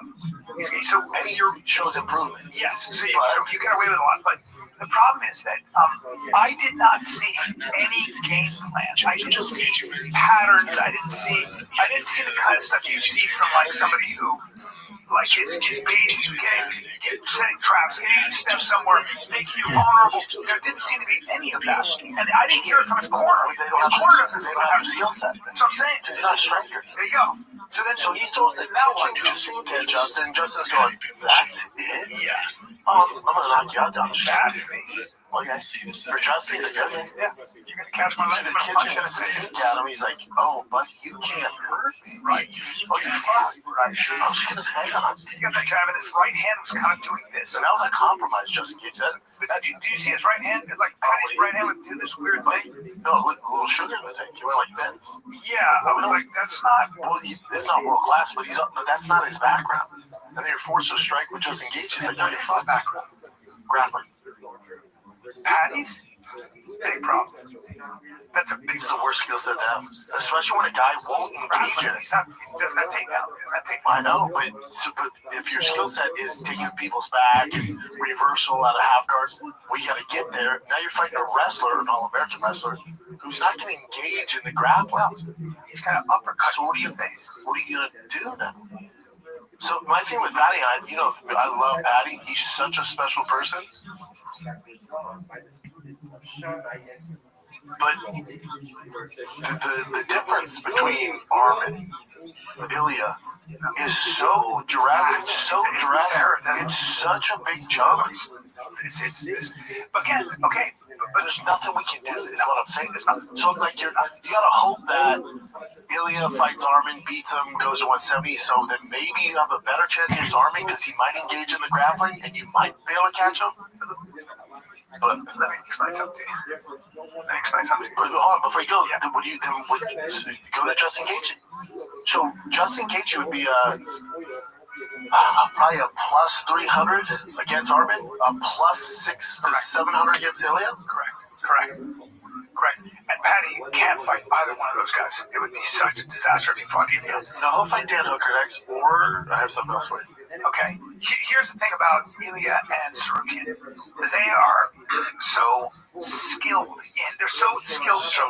in discipline. So good. Like in the fundamentals, like there are no holes in Sarukian's wrestling game. Very few holes in Topuria. Really has none. Right. Zero. So in their strategy. And where do you want to go? You want to keep it on the feet? You're going to take him down now. No. You're going to be forced. You're going to throw that kitchen sink bullshit at him? You're going to get knocked out. But for Justin, too. Hold on. With Ilya on the plans to sit in front of him like you did with Patty? Oh, this isn't going to get out of the first round? It's not going to get out of the first round. So that's why the UFC knows this. They're not going to do that to Justin. I think they do. Justin versus Conor at the White House. I love that. Justin deserves. And you owe give him the you owe it to him. Yes, you owe it to him. He's a legend. Justin Gaethje. I don't want Justin Gaethje being thrown to the wolves like that. He's on the tail end. He's been incredible. Keep that man safe, and you owe it to him. Yes, thank you. We owe it to him. He's the most exciting fighter to ever fight in the UFC. You can always count on him. There's a reason you made him the main event on Paramount because you know he's going to bring it. He's a fan favorite. He's great. And he suffered brain damage. He suffered body, physical damage. Yes. You owe this to him. I agree. If Conor, he's going to find the White House, which I think he is. If Conor comes, that's his fight. Do you think he is? Yes. Wow. Yes, I do. And it's at 170. Wow. And you give it to Justin. Doesn't have to cut weight. Connors can make But I would imagine Nate Diaz and Masvidal are in the conversation now. I think the UFC is just trying to see who they can count. You need names. You need names. The White House. You need a name. I would love to see. I wonder if I'm sure Masvidal would step out of retirement for that. For sure. Yeah. And then for whatever reason, let's say Conor doesn't get shit together and make the White House card. You ready for this? You want to do numbies? You want to do numbies? Is numbies what we're looking for on Paramount? You want numbies? Give me numbies. You want numbies? I want fucking damn it that out. You want numbies? I want numbies. You want numbies? Yeah. Ready for this? You want Conor Patty. You want all the numbies? Wow. Conor Patty. Wow. Conor Patty's not bad. It's a good fight. It's a good fight. Big boy fight. And they be chatting at each other. Big boy fight. They be chatting in their language. Do it in the UK. If you want numbies. Is that a possibility? Yes. It is, because Patty took a bit of a beating here. Yeah. But wow. No, we're not doing it at the White House. You can't have an English person in Irish. No, it's not. No, we're not communists. This is later. Because that's a political event. Yes, but as Luke Thomas said, this is a political event. But yeah, the American only. So we would do that after the fact. Let Patty heal up. When we do that in August, September in Liverpool, we going nothing. If you like money and views, but if Conor's ready to go at the White House, then you Conor Gaethje. You like it, right? I do. Chew on it. Conor Gaethje is a slugfest. You got two good boxers. Not good, but you got to fight. You got to really fight. That's a coin flip. I don't fucking know. But what I do know is if you do Ilya Gaethje, I'm be pissed. If you do Armin Gaethje, I'm be pissed. No. You can't. Those two are such outliers in that division. Armin is the 155-pound champion. Well, no, Ilya. I know, but Armin is. But here this way it gets weird. Ilya and Armin fight. Ilya beats him. Let's say Ilya knocks him out. It could happen. Great fight, though. It's by far the best fight at 155. Yes. Ilya beats him. Ilya's going to have to go to 170. There's nothing left. What are you going to do? What are you going to do? You can have him fight Charles Oliveira. He's beat everybody. Yeah, usually happens. My prediction is Armin fights Ilya, and Armin's wrestling is too much for Ilya. It's a boring fight. It's a boring fight, but it's ultimately. I think it's such a good fight. You think so? You think Ilya's going to be able to defend a lot of it, and then we force this trade, and then Armin's going to get him down. I think it's back and forth. The best thing for the UFC, if Armin were to beat Ilya, and they do a rematch, you go, say Ilya beats him, and then you do the trilogy. And the 55 divisions flourishing. But if Ilya starches him, okay. I think Armin is too much for Ilya. I just do. I think Armin is I think his wrestling is too much for Ilya. No, I'm with you. I'm a huge Armin fan. No, I think Remember, Armin struggled with Charles Oliveira. Struggled. If that was a 5-round fight, he probably would have lost. Was it because he was tired? He gassed out. Yeah. So they both have a really hard time sucking that weight. Topuria does very well. Remember, Topuria came from 45. That's true. That's right. That was the 45 he had trouble with. Yeah. That's a very good point. And you don't want to. I love Armin. Even if you're Armin, you're not going to want to stand and bang with Topuria. But you might have to. Topuria can because you're going to have to close distance anyway, and when you get close, pop. And then you might get him down early, you're not going to finish him. But let's say you get him down, okay? And he's hard to get down because he's low. Very tough. He's very good. You're not going to. He's no chump. Shooting a double and a single on him is much harder. Now, he's a very, very good wrestler. He is an outstanding wrestler. Armin's amazing. Armin's like world class class. level. Yes. So that's a big issue, but it is MMA, right? And the Barrett starts back on the feet, so you might get him down the first round. Yeah. Let's say you get him down the second round. Yeah. Third, fourth, when he starts stuffing shots, oh shit, I'm forced to strike with him, and he has dynamite in the hand. And I'm tired. That's the game. Great fight. It's the game changer that they gotta make that fight. You don't give it to Justin. You don't do anything else. I agree. Those are the two best city fights on the don't like Serbian. Does he have a problem with it? I think he likes him now, because he's doing all the media shit. He's building his name. G dude. Well, we want to make sure that every champion is very far from American. Right. You know what I mean? But again, it's a lesson to any American. It's a lesson to people like Patty Finland. You are not ever going to be, you're never going to sniff the championship unless you are fundamentally as sound as these guys. You know what it is? You gotta be an outlier in one aspect. That's right. You have to be so dominant in whether it's wrestling or striking. So in striking, you got Alex, you got Izzy, guys like Alec, Izzy, defense and all that. Yeah, but even that, but at least they're outliers in striking. So if it goes to the feet, you're fucked. They have an advantage. Or you gotta be like Armin or Hamza, where, buddy, I'm gonna get you down. I'm gonna fuck you up. I'm gonna get you down. I'm gonna keep you there. Yeah, but if it goes to the feet and you have elite striking, that's trouble. It's trouble. But if you're just decent at striking, decent at wrestling, and then if I do get your back on a problem, I would say it's not that you're decent at that. I would say that you got away with a lot of stuff that is at a lower level. And you got away with it because you were fighting lower level guys, and you just happen to be. You have talent. You got away with it. It's still the major league, but I say you got away with it in the minors. Yeah. Now you got called up to the majors. Yes. Now you're pitching for the Yankees. Yes. And that 92-mile-an-hour fastball, we can all hit. So what else you got? Oh, you have nothing else? Oh, we're gonna hit homers all day.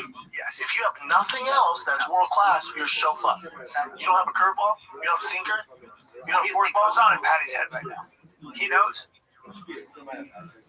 He's a fighter, so he's always going to believe in himself. Right? It's been Patty's entire career. Even when she was Cage Warriors, Folks, we had look at this monsters there. athleticism. Like, man, there's no way Patty's going to be able to do this, and he gets it done. So there's something special about him, 100%. But not at the highest level. Skill-wise, the highest level doesn't care about your speciality. It doesn't care how special you are. The highest level is all about like those. No, but I'm saying he's special in here, and he finds a way to win. But when you're dealing with the Ilias of the world, the Armins, I don't know if you're gonna find a way. How did you feel about the eye pokes? And did they have an effect on his fight? And how do you feel about the knee groin? Stop. Doesn't matter, right? That's so stupid. And I'm a Patty fan, so I want the excuse for that. Yeah, but it's not. It would have happened anyway, I think. I think the eye poke prevented him from taking him down for 25. Well, also, it didn't. He got punched and knocked down. He got hit in the face, Yeah, no, the excuses can't be eye pokes and hit to the groins. Your main excuse is your lack of discipline and defense. You're pulling back with your head, and then when you find a world-class guy like Gaethje, he goes, "Oh, you're just gonna pull back? That's the way you make punches? I'm gonna run you to the fence, and your head can't go anywhere. I'm gonna punch you in the fucking face and drop you 3 times." And it's also a compromise of older Gaethje too. So with Doperia, buddy, nobody wants that. No, you're a lot bigger than Doperia. It doesn't matter. Doesn't matter. No. And you know the fight didn't go well when they go, boy, is Patty tough. I said that. I said the one thing you don't want to hear anybody say when you're a fighter is he's got a chin. That's the worst thing you can hear. Boy, that guy can take a beating. Oh no. Yeah. Guy's got a. Did he get knocked out though? Yeah. Thank you. It's terrible. And I'll say that's gonna take years off his life. That fight, we're all talking. You see his face? Yeah. That's what I say in the gyms. It's like if the guy's got a broken nose, his ears are all fucked up.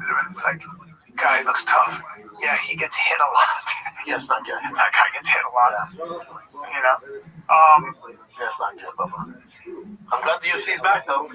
Yeah, I think it's good. Are you excited about any fights? Are you excited about anything this weekend? What's going on this weekend? Australia, UFC 25 card, 325. Volkanovski, Lopez, Hooker. I got my money on Volkanovski. Of course. But we already saw that fight. I know, I don't understand. Yeah, Dan Hooker, BSD, Fazib. I don't care about Huffy's fun. Fazib and, yeah, okay. Huffy, that's a good one. Fight to Boston, Texas is a good one. Boy, I don't care about any of those fights. I'm not trying to be disrespectful either. I was telling Chuck this is the downside of Paramount. So when there was a pay-per-view model, the UFC didn't already have their money. They would make money off the pay-per-view model, right? So you would get a good main event. Main event's always a title. But the co-main event was always spicy because they needed the pay-per-view buys. So that's why you would get the Mighty Mouse. Underneath that is Nate Diaz. Underneath that is this. Underneath that is big names that people know because they want you to spend $80. Yes. Well, the UFC makes their $7.7 billion no matter what now, and so there's no incentive to stack the cards and make them great. So this is the downside. It's free or it's $8.99 or whatever the fuck it is. It's no longer $80, so that's great. But those days of the UFC 200s and 127s and 300, those are gone. Those are gone. People are like, oh, well, what about the White House? The government, we're paying for that. Taxpayers are paying for that. UFC's not paying for that. So that thing's going to be stacked. It's a special event. But the rest of the cards for the year, because that one's so stacked, are fun. So it's going to be a tough year. We're still going to get our fights because they have to deliver because that's the contract. But the days of it being stacked, and you'd be like, dude, UFC 330 is stacked. No, it's not. They can't do it anymore. It's not. They can't do it anymore. Those days are done. Those days are over. Yeah, I don't. It's not easy. It's not easy being a snow bunny. You're a little snow bunny. I'm a little snow bunny. I'm a cutie pie. Are you doing anything for your birthday? It's Monday. I know it's tough. And I'm 59. I'm not. It's like nobody gives a fuck. Like, I don't give a fuck. 59. Your friends don't even text you anymore, right? I mean, I text you. Yeah, I got a bunch of texts, but it's like our boy AG from Toho calls me up and he goes, how annoying is it that when people text you happy birthday? I was like, dude, yeah, it's all good though. It's just weird. Did you get Brian anything? Oh, great segue before cardiovascular. I did get Brian something, just so you know it's brand new. But I have to put it together to show you how it works. I'm sure you know what this is like, right? No, it's hair fibers. So you do that. I got some hair fibers. Is your hair? I'm getting a hair transplant, actually. Doing shit. No, I am. I made it a bunch of shit. Well, in the meantime. In Beverly Hills. No, where'd you go? Go to Columbia. This guy. Turkey's right here. Give us $75 grand. I don't know. 10 grand. I've never seen. I don't know who they are. Some guys are really good in Turkey. Other guys aren't. Look at Cowboys. Look at Swannies. So sometimes, yeah, there's been some. Yeah, good. Machine Gun Kelly. You went? Yeah. He did. Yeah. You ever seen his hair before? Oh my God, got a fucking hair transplant? Dude, I love you. That's it. So, Brennan, let's take a little break. You see that jacket right there that I wore here in this store? You know what that jacket is? You know who makes that jacket? I can take one guess. True Work. Yes, I saw the quality. Just grab it for me. Let me just show you what it's about. I wear this thing all the time. My wife gave you that. It's great. Yeah. These clothes, I'm telling you, I wore this. This is my number one jacket go-to. I love it. True Work. Great stuff. stuff. TRUEWERK. It is work well and workwear that performs when it's brutal out there. Yeah, it's great, man. It was founded by a trade professional who was done with all the soaking wet heavy gear. Things get heavy and stuff. He wanted to make stuff that fits like something that almost feels lightweight, but it keeps you just as warm and is just as strong. It's performance fabrics. Yes, sir. Not that heavy cotton. It's developed for extreme outdoor conditions. And it's engineered specifically for trade work. So it's designed with moisture-wicking, wind-resistant, insulated fabrics that keep you all of their pants. The work pants, everything about black, khaki, they're great. They've got 50,000 five-star reviews. 50,000. They're great, man. Don't let cheap gear slow you down this winter. And if it's chilly out there, upgrade your day with workwear built like it matters. Get 15% off your first order at True Work. That's TRUEWERK.com with the code FIGHTER. That's TrueWork.com. That's a great gift. That's it. Put them on your pubes. Spray me a little bit. His tops make me sad. Just don't get in my eyes.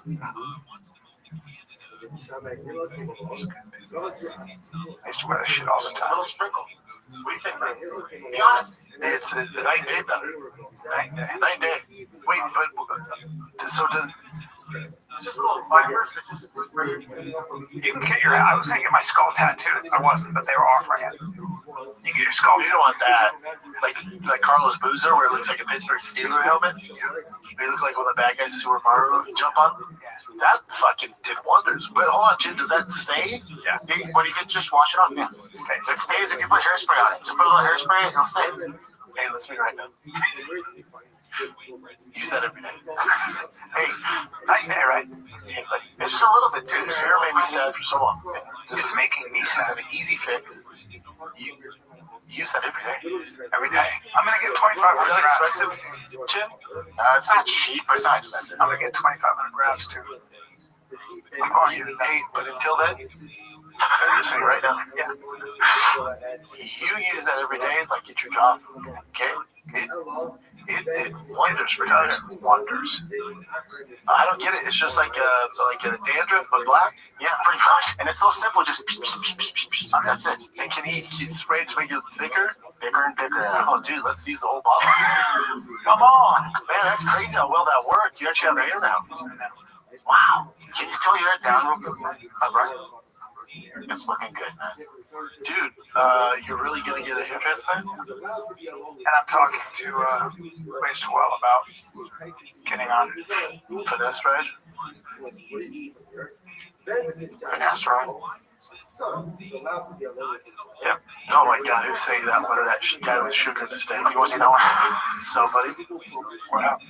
this is Brian and Rogan's karate. This guy took Brian's class. You gotta watch this, baby. Oh, this is the best. Have you seen this guy? Yeah. Okay, I'll just play. So it's a guy just doing a demonstration. He has so much sugar in his tank. Oh, dude, that boy is zesty. It's his shoulder. He has black belt for fucking master zesty. Champions. I watched this. I couldn't stop. I can't get enough of it. Oh, he'll fucking take your girl. You're that thick mantis. Oh, whoa. Excellent stances, technique, power. How gay his hands are. Look, he's like super. Oh, dude, no. Traditional karate. I know he takes himself very seriously. He will tie your dick in a fucking knot. Yeah, well, they would never use that unless you want to. Like, the thing that they're taught is not to use their martial arts. The Toronto International Tournament it used to be illegal. Yeah. But he would never use it unless he really had to. No, unless you want to fucking die. Or fuck, you know. It's actually a major Joe Shonen put it. He somehow made gay shit even gayer. I love Joe Shonen. That's hilarious. But I watched this whole thing. Of course. Yeah, can't get on that. He's must see TV. He's so thick too, man. Ah, that's great. That is exactly what Dalia would look like. He takes it so serious. That's what's the best part about this is. The crowd's so bored behind him. One kid's like playing a video game. That is so awesome. Oh my God. Yeah. That guy's 35 years old. He's 35. Little zesty. He's 35, dude. Oh, you a zesty snow bunny. Listen, he can fight in the 185-pound weight class if he awesome weight. 205er. 205er. Yeah, well, maybe a heavyweight. No, it could be 205 or heavyweight. But don't give him a high level heavyweight. Give him a lower level. That boy's zesty as fuck. What else you got, Jen? Shout out to Nick. He sent a few in, so here's one of them. Hold on. This, I guess, Did you see this heavyweight? So he played football too and wrestling, I think, at Fresno State. No. Well, he's in the UFC now. He does, like WWE takes. He's a tough fucking dude. and mangle thunder. The one who can end world hunger. The big G, the big G. And me, Lieutenant Fistfighter. N-word, please. I got the phones, the size of drones in a Division 4 of Tweedledees and Tweedledums on Paramount Plus, where I will make the viewer combust with one thrust. And I got one thing on my mind. He's a deadbeat father, not to one kid, but to 9.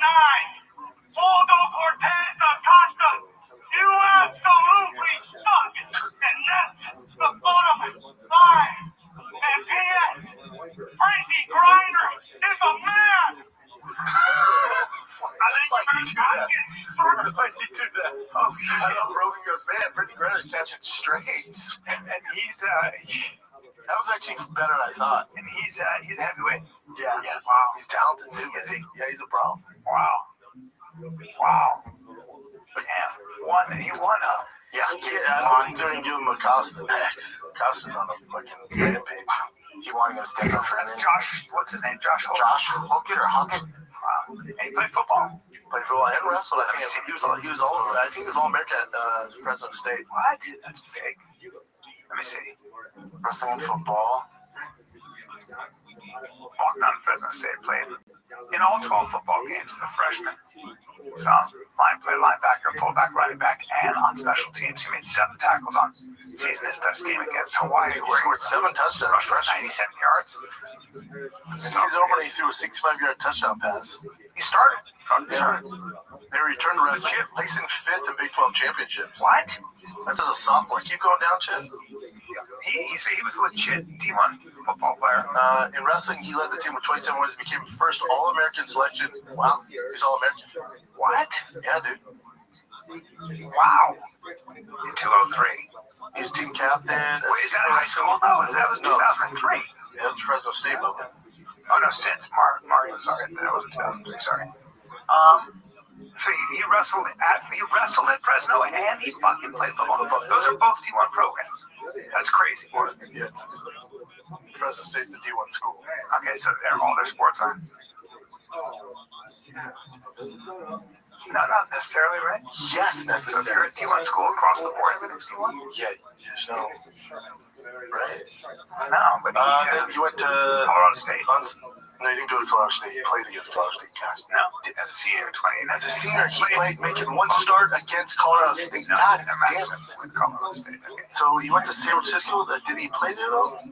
After unselected in the 2020 NFL draft. Oh damn, he was on. So he was on a roster. Signed. This guy's an athlete, and this guy's a serious athlete. All right. Yeah. What is this? I would Arizona Cardinals too. Man, he plays as many games as I did. But at least he had a shot. Yeah, he's a stud, dude. Yeah. He fucked this dude up, dude. He fought a really good wrestler and fucked him up. Yeah, he's gonna be a problem. Damn. That promo was actually pretty funny. Yeah, Brian, you're right. I looked this up. It wasn't on Michael Morales' Wikipedia, but it's out there that he was a decorated national champion for set wrestling. And we were seeing if he was just into wrestling. Two-time national champion in Ecuador. Yeah. Hell yeah. He's a badass. All right. And this is, I guess, Bad Bunny's outfit that's going to be at I wonder how true this is, you know? Like, people show upset because Bad Bunny's kind of gay, and he's the halftime show. You know, it's like, I didn't hear he's gay. I think he swings both ways. Yeah, he'll suck you off and sing a mean song. Okay. That's cool. But great music, though. Why is the name Dodger Man put on a dress and perform in front of hundreds and millions of people and quite possibly the biggest stage in the entire world. Well, if you're not aware, the Super Bowl is coming up, and Bad Bunny is the performer. He's going to do it in a dress. A bunch of articles are now coming out. Sources say that the Puerto Rican performer intends to wear a dress during the halftime show as a tribute to queer icons, drag culture, and political resistance. That's all bullshit. I doubt he does that. Because remember, the NFL still has to approve it. Listen, I know that if I was trying to get a little more woke, but this ain't the route. I would highly doubt they. How long were the sets that you were doing on cruise lines? An hour long. Okay, and then was it the weekend that Alex and I did this crazy thing in Titanic on Netflix? Taipei 101. What was the largest movie? Netflix paid like $500,000.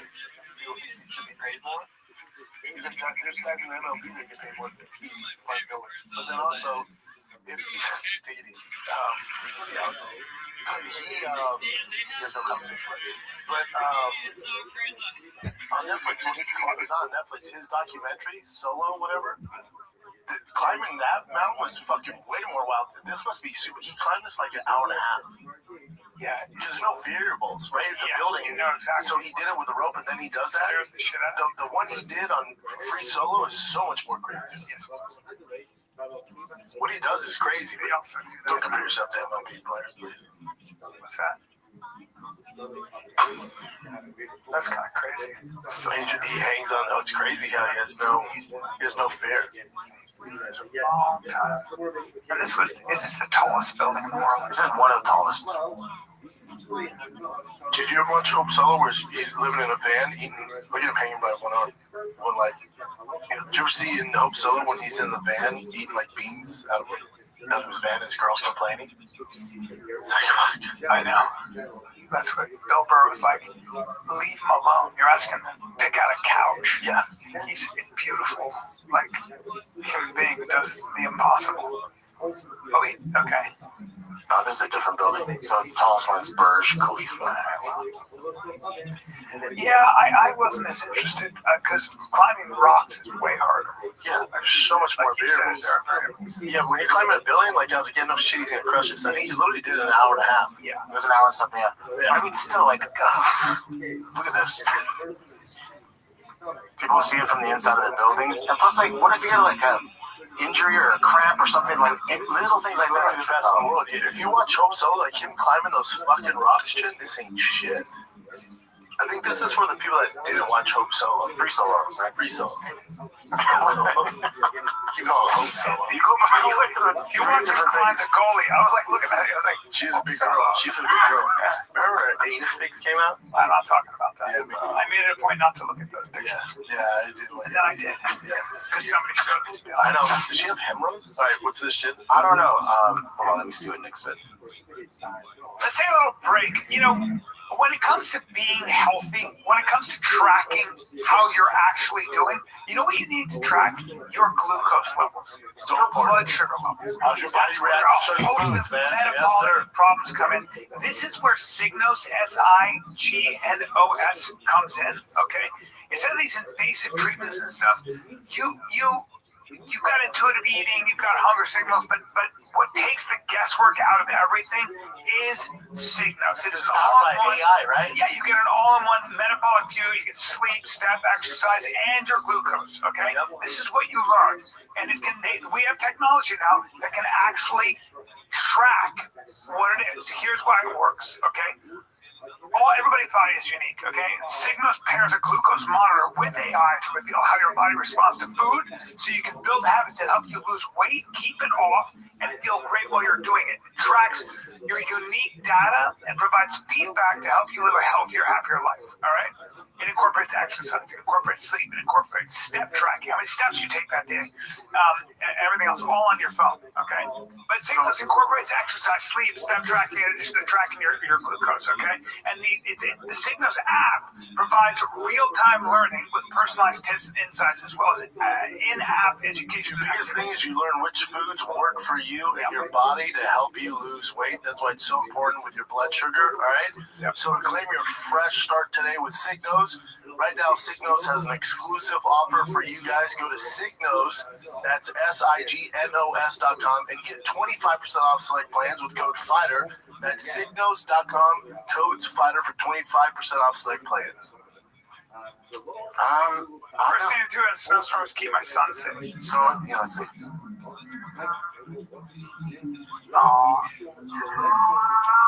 Cutie pie. What kind of fucking snowstorm is she expecting?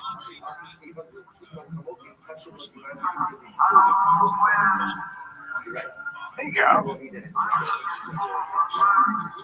What fucking storm's coming? Yeah, just in case.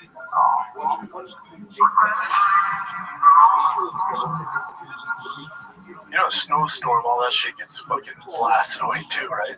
I guess if he lives somewhere where there's like avalanches. Yeah, I like what she's doing. He's really cute. That's a good mom, though. There you go, girl. There you go.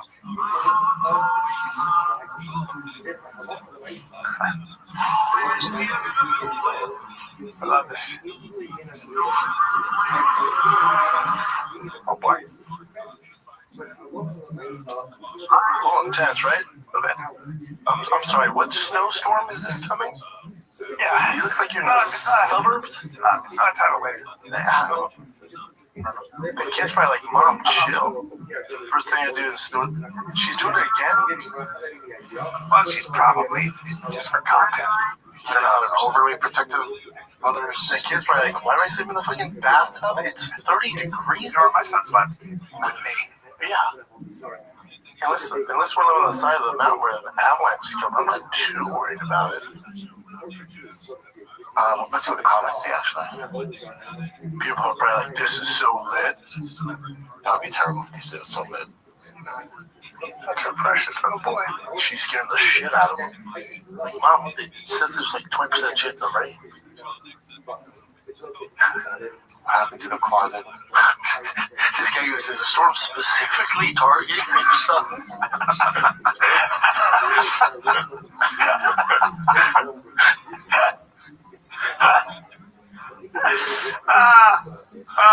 That's funny, man. He used all the money she gave him on day one for Minecraft, so she had to give him more.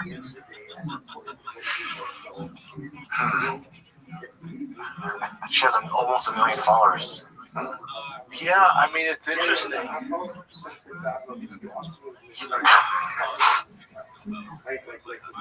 really funny. Well, the store by the storm specifically targeting.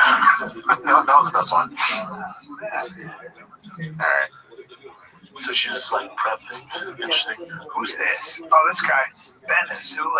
Yeah, next just says the cringe. Oh, yeah. I don't know. And a lot of people don't even know. I was like bodyguard to one of the top guys in the Russian mob. Then I got into a fight with some of these guys when I was 16. He hired me, and I was his bodyguard, and I was doing underground fights, and he was betting on me, and everywhere he would go, I would be in front. They used to call me the kid, but I was the kid that you don't want to come around. It didn't matter who it was. There was gangsters here in town from Israel. They were people left and right. When the kid came around, they were pissing their pants. They ran the fucking mouth. I'm talking about the kid. It was real clears. But when I came around, they walked away right away. I would step up to all of them. 20 guys. Each one of them got blood on their hands. Between all 20 of them, they owned their own cemetery. When I step up, why? Nobody speaks. Which one of you? Come outside for a second. I want to talk to you. No. Because in 1 second, they're over. It was just that switch that I had. Then at the age of 19, I did it in jail. I was in the Twin Towers. They took me also to some other jails at Wayside. Something that a lot of people don't even know. Good storytelling. Yeah. But gangsters are like, what? Gangsters. Yeah, 20 gangsters are like, oh, we're afraid of this guy. Russian gangsters? Might beat us up. Yeah, you know how Russian gangsters. Oh, Russian gangsters are like, they're terrified of your hand. Where's Fedor at? Isn't Fedor one of us? Can you call Fedor over here real quick? Hey, you're 15. Do you know who Fedor is? No? Are you going to prison? You wouldn't be afraid of that guy? Do you want to meet Fedor's brother? Is that what you want to do? Have you seen the tattoo on his back? Yeah, no, it wouldn't be a bad situation. I don't think Fedor's brothers. That guy's about 5'6". I don't think the Fedor's brother is going to be too afraid of that guy. Alexander, have you seen the Grim Reaper holding a baby on his back? That was a fun time for him. Yeah, there is. Yeah, I don't think he's shying away from. He's in prison, I think, for killing somebody. He was in prison for rape, I think, and then he got out. Really? Yeah. I'll look it up right now because that's the fucking problem. Yeah. So his back. But those are. You don't want to fuck around. And it's very poor work. You can tell you got that in prison. For those of you listening, it's a Grim Reaper holding a baby, and it's very poorly done. Yeah, the Grim Reaper looks like he has downs, like it's like melting. It's just not very good work, but I'm not gonna tell him that. No. Yeah, he's a rough character. Yeah, some would say the roughest, Brian. Yeah. Can you look up if he's in prison, Chin? I don't think he is anymore. Yeah, 4.5 years. Oh, he's out, baby. Now, I want you to remember something. Jesus. Sexual assault. Aggravated assault. Whoa. Attacking a woman who was cleaning his apartment. Beating her when she tried to leave the apartment. Keeping her captive overnight. Yeah, you can't do that. Bad guy. Oh, you don't know about him? No. Now remember too, his brother's best friend was Pooh. And he was still so even Pooh was like, buddy, I can't. I mean, that must have been serious. We're going to slap on the wrist. 4.5 years. I mean, talk about getting off of, like, and that's what he got caught for. Wow. Well, what is his, man, bad guy. Jesus. He has a problem. Yeah. He was all right at fighting. Yeah. How big is he? He's pretty big, I think. Like, go back and just showed it. 6'4", 256. Monster. Red Devil Sports Club. I had that shirt when I was fighting. That's not good. Not good. Let's see his record, Chin. Who's the best guy beat? Beat Gabriel Gonzaga. 2018. That big no set. Fight a long time. Oh, yeah. He pops out. Let's jump on to, of course. Press your lips together, which is a nice way of saying. Keep going. Fabrizio choked him out. He left the Cartana over Josh Barnett. PJ Thompson lost to Crow Cop. You heard Crow Cop head getting bad. Yeah. Man. Yeah. Good problem. What else you got, Jen? Let's take a little break, because this episode of the Fighter Kid on your B-Day episode of Little Snow Bunny is brought to you by Progressive Insurance. Fiscally responsible, financial genius, monetary magician, Snow Bunny. These are all things people say about drivers that switch their car insurance to Progressive and save hundreds. That's right, it offers you discounts. That's what Progressive does.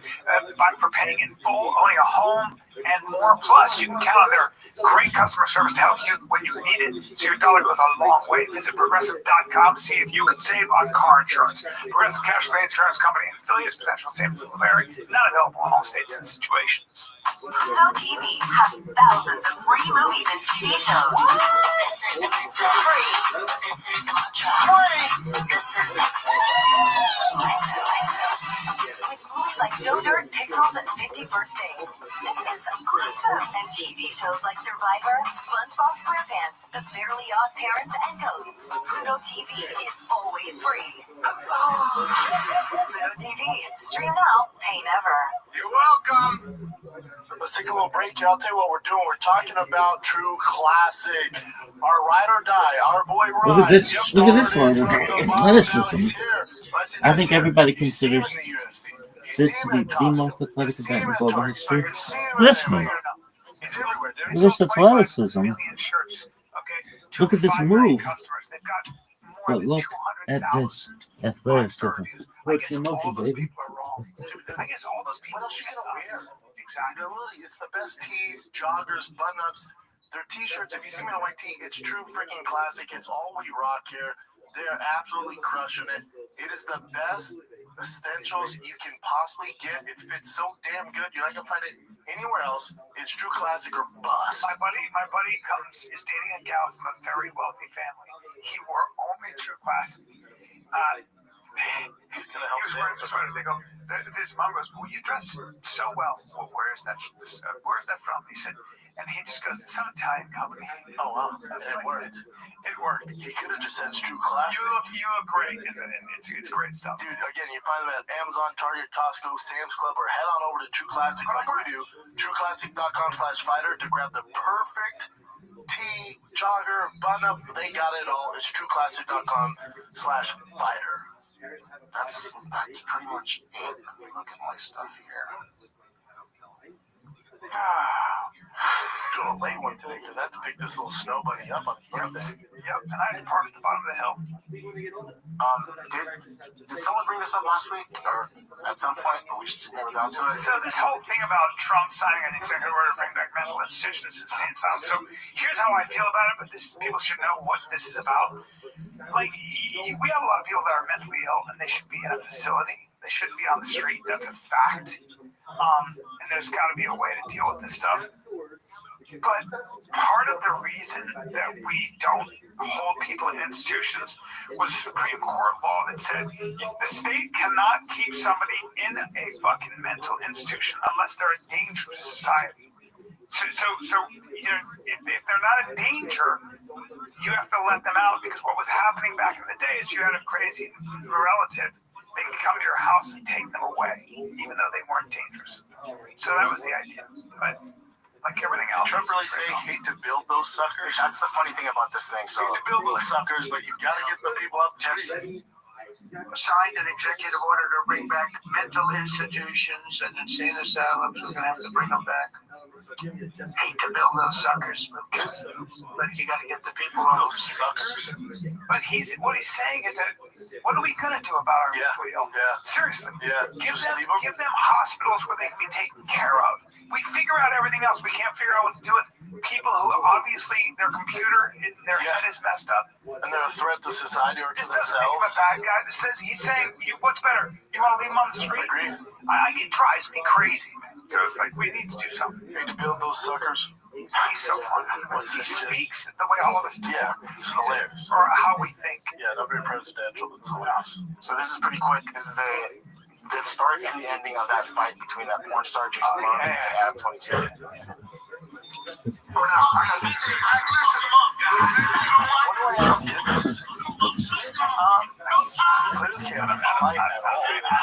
Not a lot of athletics. And our boy Jason can fuck with a camera fight, but he's not strong. We're just kind of winging him. Yeah, he's not really doing much there. But compared to Adam, he's fucking Mike Tyson. Yeah.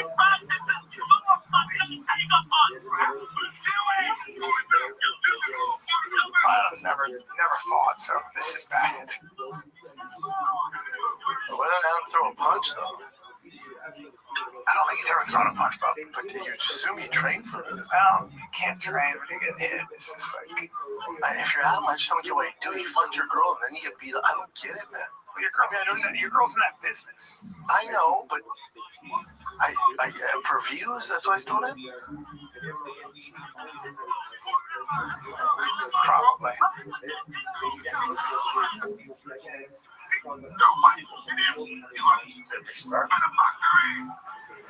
He got knocked. Was that Rampage talking? I think what happened was Adam was like, I don't want to do this shit. Yeah. Adam just decided, fuck this. Adam was like, wait, I'm too old. I'm not doing this. There he goes.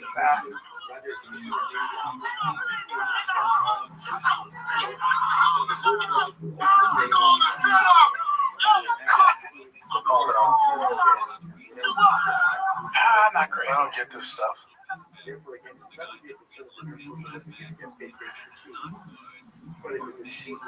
That crowd's interesting.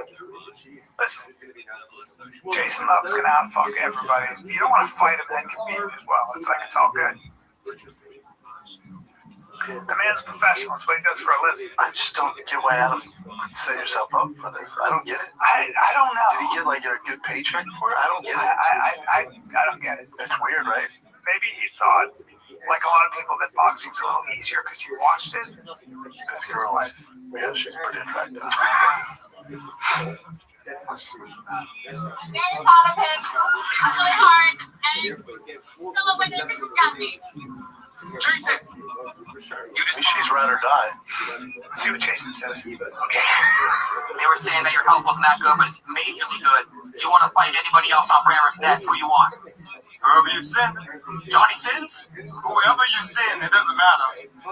Work is work. I love it. Adam. Graham, I want my boy Blueface to get my back phase. Blueface. Whack 100. Can we get Blueface in the ring? Like the script ain't turning out. Let's do it right now. You guys want Blueface? I don't like this. Give me your glove. I only got one question. Yo, Leno, was this better in the ring or better in bed? Word two. Better in bed. Jason, you a real man. You held it down, man. Beat racism tonight, gang. Boy, that just looks so uninspiring. That makes me sad. Yeah, that feels. All of that makes me sad. All of that makes me sad. All of that is just not that inspiring. I just lose all the energy in my body. I know, I want no part. I just do. I'm like, oof, man. I feel like everybody's trapped in one of the, it's not hell, but it's like a ring that's kind of like encircling hell. What's this, Jim? I figured you might like this. This is a real story about this dude that's collecting body. I'll let this guy explains it really well. Listen, I think they just busted the modern day Ed Gein. What? Police walked into this guy's basement in Pennsylvania and found over 100 corpses just hanging there. Like a damn horror show. Okay. This is Jonathan Gerlach. He's 34 years old. Cops catch him leaving a cemetery on January 6th with a burlap bag. They look inside that bag. 2 dead kids, 3 skulls, and a bunch of bones. Look into his car. Even more bones just sitting there in the back seat. Dude's at the cemetery shopping like he's at the Home Depot. They search his house and it gets even worse. Over 100 bodies, some of them hanging in the basement.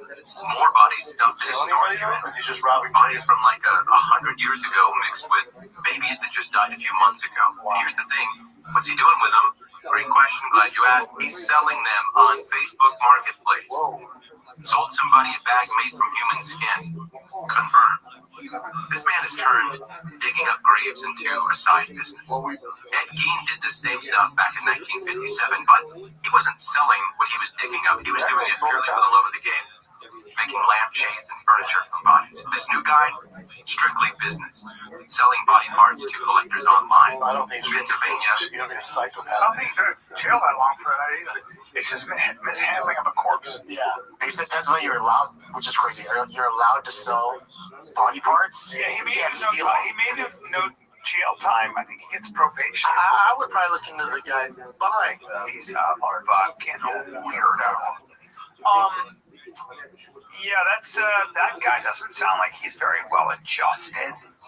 Some people have this grim, strange thing, man. I don't know what to say about that shit. There's another funny video with Armin Circuit and Steiny. You know Steiny from Milk Boys. Yeah. Butter was like 25 when you let Steiny date her. Why, bro? I'm rich. I'm rich too, bro. My daddy's richer than your daddy. How you know? Huh? How you know? I know. I don't flex my dad's stuff though. I see the cars, I see the watches. I think that's daddy's watches and cars. Yes, it is. Yeah, for sure. Is your dad's MX black or platinum? Cash, man. Cash is a key. Armenian money. When your family has money, you call your dad, send me 500,000. I want to buy a new car. And he sends it back. You deserve it. You're fully gonna send your money and you can spend. Daddy's so rich. What makes you want? That's not a real hero. That's AI. He comes from money, huh? Yeah, but he's known for his family life. Construction. Homeboy special. We're just watching we got a little time to kill, so just want to watch this as well. How old are you? How old? Oh, you look like 26, 17. How old are you? Old, how many? Old. 37. 37?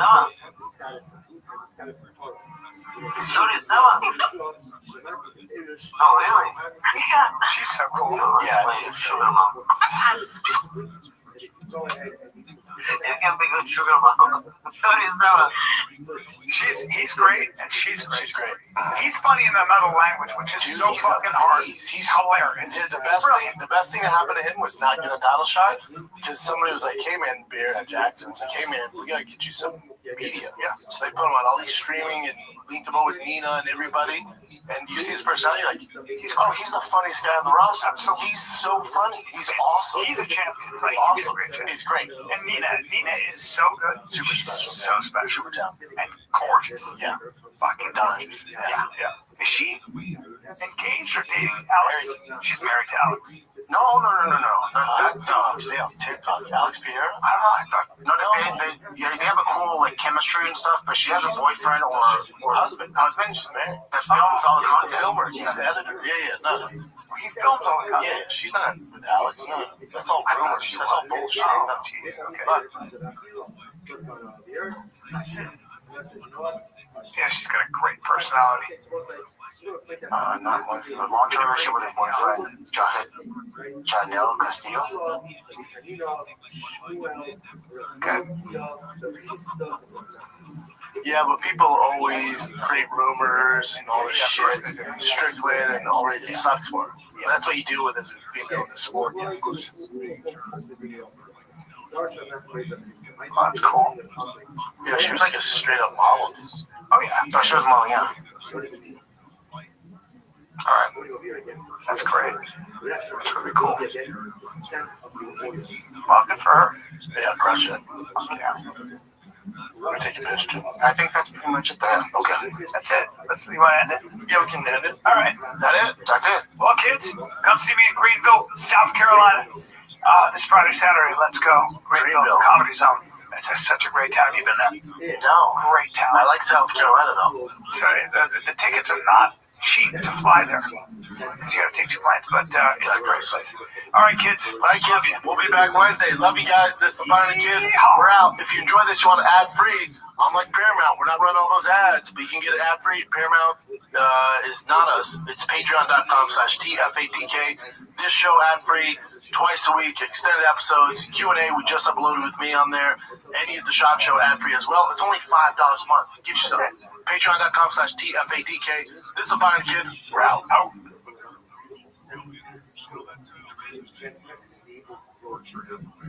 So beautiful. Not only that, but it shares of his life. We'll say beautiful, but the metaphor is beautiful. Tom Hoffman doesn't share. So what is he like? He's like a perfect bottle with a stop on the side. What happens with a perfect bottle? So again, everyone knows it's a very nice perfume. But what benefit is there? Zero, because no one can smell it. Incredible. Which we were below, and Lord, should this one is never discounted. Not only that, when you share your Torah with others, things that initially you don't understand, you'll come to understand. I will say, this could be both just on a basic level, on a basic level, teach something, you understand it better. See, things I didn't understand myself, if I teach it now, I begin to understand. Also, the problem says, if I see that you're giving up your willingness to other people, then by definition, you're going to help you on that. I'll almost I do. Every day, I'll almost read it instead of I'll almost rather as I'll almost. So that which is hidden will become beloved. Hello, Shemala Kamalas. Malach Hamas becomes your best friend. She wants to say that this is really incredible. You become a kind of person who gives selflessly to others, especially with reference. You share your Torah, you share your abilities, you share goals with others. Even the Malach Hamas comes to admire them. They'll say, what's the shot with that? So it could very well be that in general, Malach Hamas comes to you. So perhaps, unfortunately, I'm no good, but I play a lot of it. Where do you live 13 hours away to where you weren't the best? Ultimately, your life is so the Malach Hamas comes to play the show. Do you ever notice who it is? Stop to think. He's really like firing the best cylinders. Malach Hamas is someone always making not just the best of things, but it's taking up all of these solutions, sharing it with others. The Malach Hamas can be almost self-involved in such a way. So you want to make the Malach Hamas your friend? I don't know if you want to make it hard, but if you want to make the Malach Hamas your friends, at the end of the day, you the kind of person takes what he has, the spiritual treasures that you possess, and make sure to share it with others. If you're below, towards the Shema, Alabos, I will call, Haribay, Al-Mokis. There's an extraction there. So, Lord, if you take your Torah, you share with others, you take your Ruchnios, and you share with others, you acquire, you inherit, this world and the next one.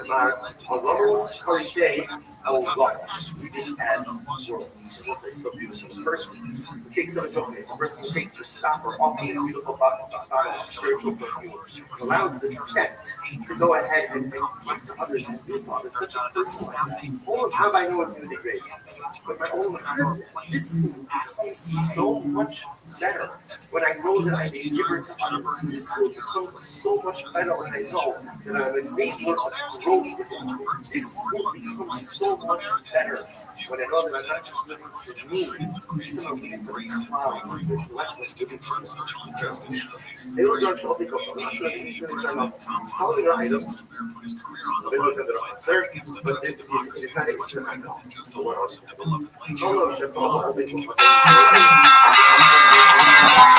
Het avondeten. Dat is de belangrijkste meeting van de dag. Samen de slappe lach. En luid slurpen mag. Het avondeten voor elkaar. Met HelloFresh.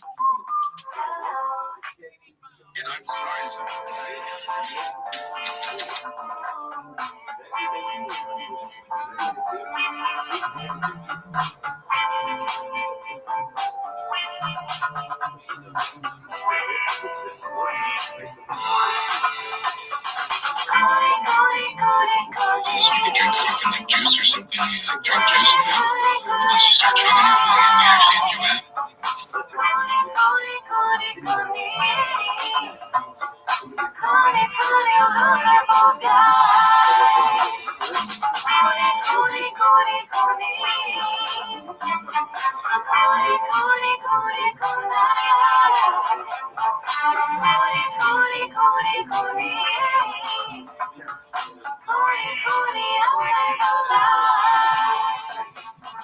Welcome back to Raccoon Tweeties. Thanks for tuning in. As always, join the Patreon, join the Discord, join the Reddit. Here with us today is one of our guys, Christian Zaragoza, back joining us on the stream. We're happy to have him. He's one of our good friends. You might recognize him from the live. You might recognize him from a video that we're going to watch, apparently, that Gerardo told me not to watch. I can't believe you haven't seen it. No, I haven't seen it. I think you're lying. Ever since everybody's seen it. My partner's seen it. I'm huge. My 7-Eleven has seen it. Is it really people in your life though? Like, yeah, no, people. So my friend was at work the night that I posted it. My friend, he's like my best friend, and I sent it to him. He's like, I don't think you should post that. He's a hater. He just doesn't want me to blow up. Right. So he's like, I don't think you should post it. You don't want to put that out there. It's bad. I was like, shut the fuck up. I posted it, and then I don't know if he was fucking with me, but like 3 hours later, it started blowing up quick, instant. And he texted me. He was like, I'm on my break room because we're at 7. And I heard your voice. And somebody was watching. I thought you were talking about Martin and me. Oh, yeah. And he said he heard my voice and somebody was watching it. Whoa. And then my daughter said that people sent it to her, like, isn't this your dad? And then he at school? Or how old? Like her friends her friends like DM'd her, like, isn't this your dad? Like, I saw your dad. That is and like, then, like, that's really big. My wife's mom, she said somebody shared it, and she was like, that's my son-in-law. Yeah, so. Okay, that's 20 million views. 20 million? Yeah, it had 20 million today. Okay, that's what's up. Hell yeah. I like that. And it's a stand-up clip, so that's... I'm not even a numbers guy. Yeah. Well, Goody has not seen it, so you ready to watch it, Goody? Yeah, let's, without further ado. That was too much hype. Now it's not going to be good enough. I think Goody's going to love it. No, I'm sure I will. I like that you put a clan emoji on something. I can already see that's pretty good. Ready?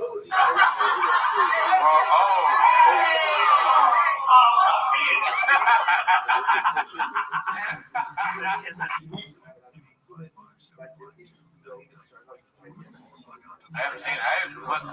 I think you're lying. Okay.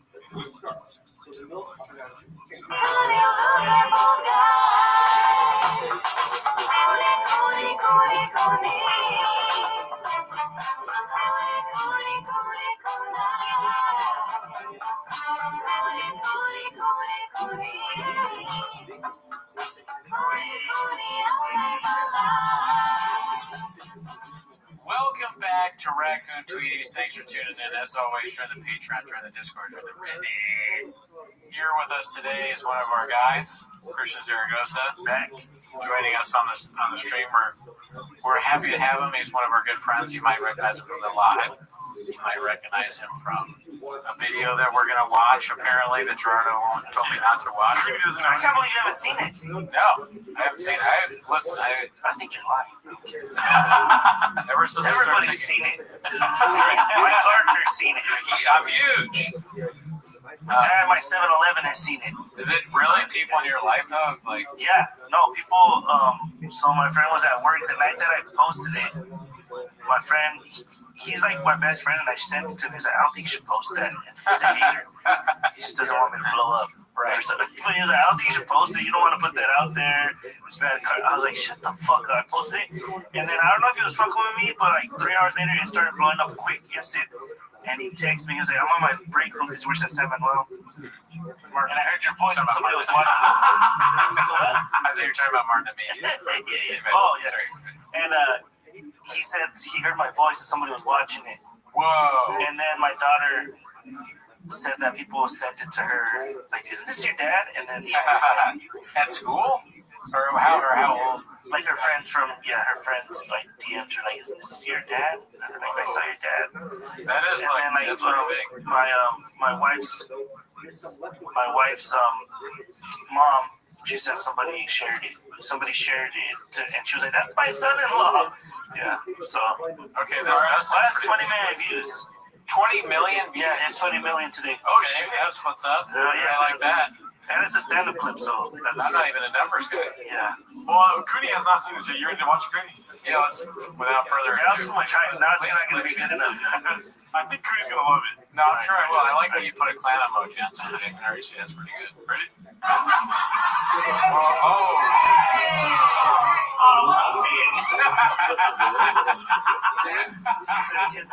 He's a heckler. What a perfect reaction. That's the clickbait. I was like, I gotta clickbait this, you know? What a bitch. Dude, that's good. Good editing too. I love that you just said what a bitch. Yeah. That's so funny. Yeah. That was the first reaction I had. Because you know what I like about what a bitch is that it's hilarious, one, to say, but two, you don't seem that bad. It's you make what a bitch is. You make it sound like that's what you're supposed to do in that situation. Maybe you are. Maybe you are supposed to say that. All right, here goes teaching a class. What is that? Salsa. No, it's not. I swear to God, it's salsa. I told you. It is. I told you. That's why I was like, I need to go on the podcast. Did you have like a cookie in your hand? There was a cookie on the table, and at the end of the video, I dip it in there and take a bite. So you were just trying to help you out. I was like, this is an inside joke. Wait. So what? Wait. Well, you gotta watch what? No. Go for it. Hold on. Cooney got good questions. So he throws salsa at you. What is the menu? It's called pupusas and punchlines. It's the best show in Hollywood, bro. It's the best. I swear to God, he does 6 sold-out shows every weekend. They're all sold out. This dude, Justin Alexo, shout out to him. He produces this show. He's Salvadorian. He got the hookup at this restaurant. He started with one Saturday show. Okay. And someone made it, and it was a good show. I did it right when he started it, and right away, it's a great vibe. This is the first time that anything like that happens. Well, our introduction to it is not the best vibe. Yeah. So somebody made a video on TikTok, like, you know, I think those videos, like, I went to this restaurant and they had comedy, and it went viral. And then after that, now he's doing like 6 shows a weekend. I know this is a side question, but did you have the food? Is it good? It's good. Okay. I don't even fuck with pupusas, but it's good. That's why people like it, because it's actually a good restaurant. I like pupusas personally. Oh, yeah. I grew up with El Salvadorian food, so I shout out to his culture. It's called Jaragua on Beverly. Yeah, get your tickets. They sell out quick, but yeah, it's a great show. It's not the what was that old place? That sounds like that old place. It's on the corner. Oh. It's not Walla-Witza. No. It's Jaragua, Salvador. I mean, it's too much in an inside bit to figure out if it's the same open mic menu. But okay, so that's why there's salsa. Is it salsa on? Yeah, the place I'm thinking of you'll see it, but it's like liquidy salsa in like a ketchup bottle. So it's not technically salsa. It gets some more hot sauce. but it's a salsa. From the table. Okay, all right. Fair enough. That was my question. I wanted. Yeah, it was like a sriracha, like a Mexican sriracha. Did it get in your mouth at all? Did you taste No. it? I didn't even know what it was at first. I didn't know until I asked. Let's see the 1 minute 40 street. We're just gonna watch the street. Okay, start it out. The video went out on our end. There's my back. 3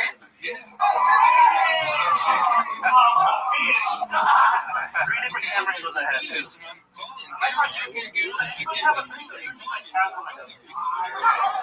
Liar. Who's wearing a white t-shirt? I'm gonna take your photo. What was his name? What was his name?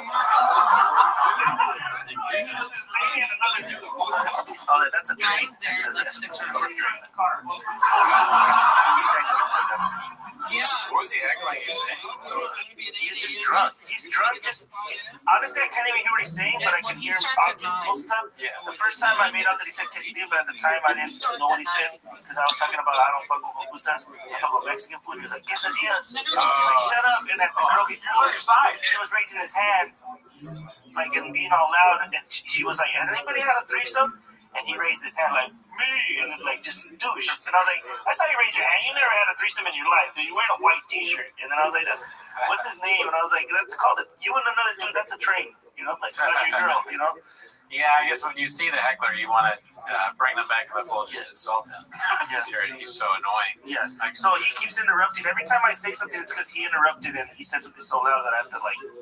And I ignored him like 6 times, but these are the 3. I actually cut out 2 interactions, but these are 3 interactions I had with them that led up to. Well, it's all good. We're gonna have him on next week, so don't worry about that. We'll get decided. I think it's funny you said quesadilla. I said I fuck with tacos, and he said quesadilla, just adding on like shit that you don't need to.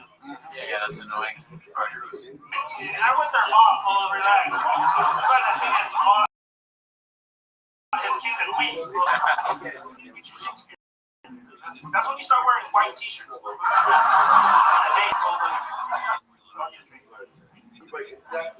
I am wearing a white t-shirt. Come down to a comedy show and get mad. That's fine after this. Oh shit. That's a great point, by the way. When I first saw this, I'm like, that is 100% true, Christian. You cannot get mad and come to a comedy show. And you can't start shit and then get mad too. Like he started it, and then now he's getting mad. That was rule number 2. Where did you get that shirt? Well, what does your shirt say? Gringo Poppy, or what does it say? Trophy Poppy? It says Trophy Poppy. Okay. I only saw Poppy. Are you trying to fuck with us right now, dude? That's my word for you guys. You know, yeah. Did you on purpose? Yeah. Well, I knew that the Poppy was like gonna get you guys, but this is like a shirt that someone made me. Oh, nice. I'll show you the back. But it's the same Fuck Ice brand. Okay. How do you feel about? I mean, this is a total side question now, but how do you feel about Shaw colonizing your language? Because now, like, Poppy is like it's a Brennan Shaw thing. Do what you want. Yeah, I don't feel threatened at all. Okay. You say whatever. Well, what are you drinking there? Is that a beer? Yeah, they don't have White Claw, so I had to get a Modelo. I fuck with White Claw. Do they give it Which to you? probably would have made the video even better.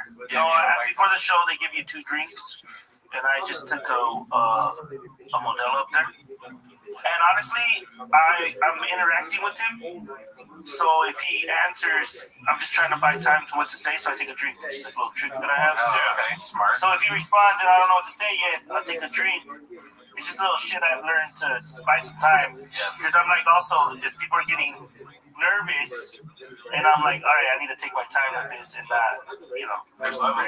Yeah, he hasn't thrown anything yet, so I'm just like, all right, we're in it now, so now I'm going to have a conversation and really calm him down or get him the fuck out of here. There's no security, so I know I'm going to have to do it. There's no one else going to take care of it. When you looked at him, were you like, I could beat this guy? Yeah. Okay. Violence in his DNA. Hey, man! See, right now, what are you gonna do? We got kids. Well, they're in the car. You still gotta drive them home. Good little call back. Oh, that's so crazy. I hope we have that on video because that is gonna be a great tape. I'm just trying to go viral, and that might do it. Yeah, I got that. It is salsa. It's salsa. You see, it's on my shirt. You see my pants. It kind of blends in with the jacket a little bit, though. Like you could have that color of jacket. It could be orange. That jacket could go orange. You know, with the drinking thing, I think is a good idea. to have it there to like give yourself time.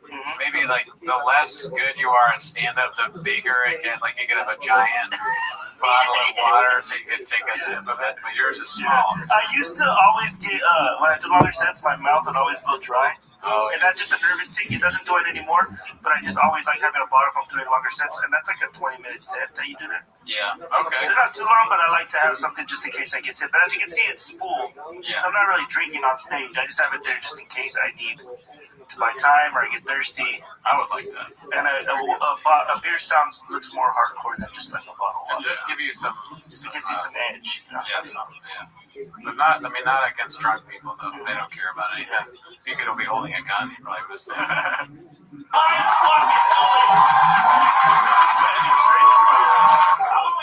Dancing videos. And if you follow me, you know that my dancing videos have been going viral. So yeah. Here's the thing. I don't think Creed knows about any of this. Okay, so my dancing videos have been going viral. I have like a few dancing videos. We'll get into that. Million views. I want to see that too. Yeah. Okay. Wait for this. All I had to do was have stops so I can throw out my foot ice.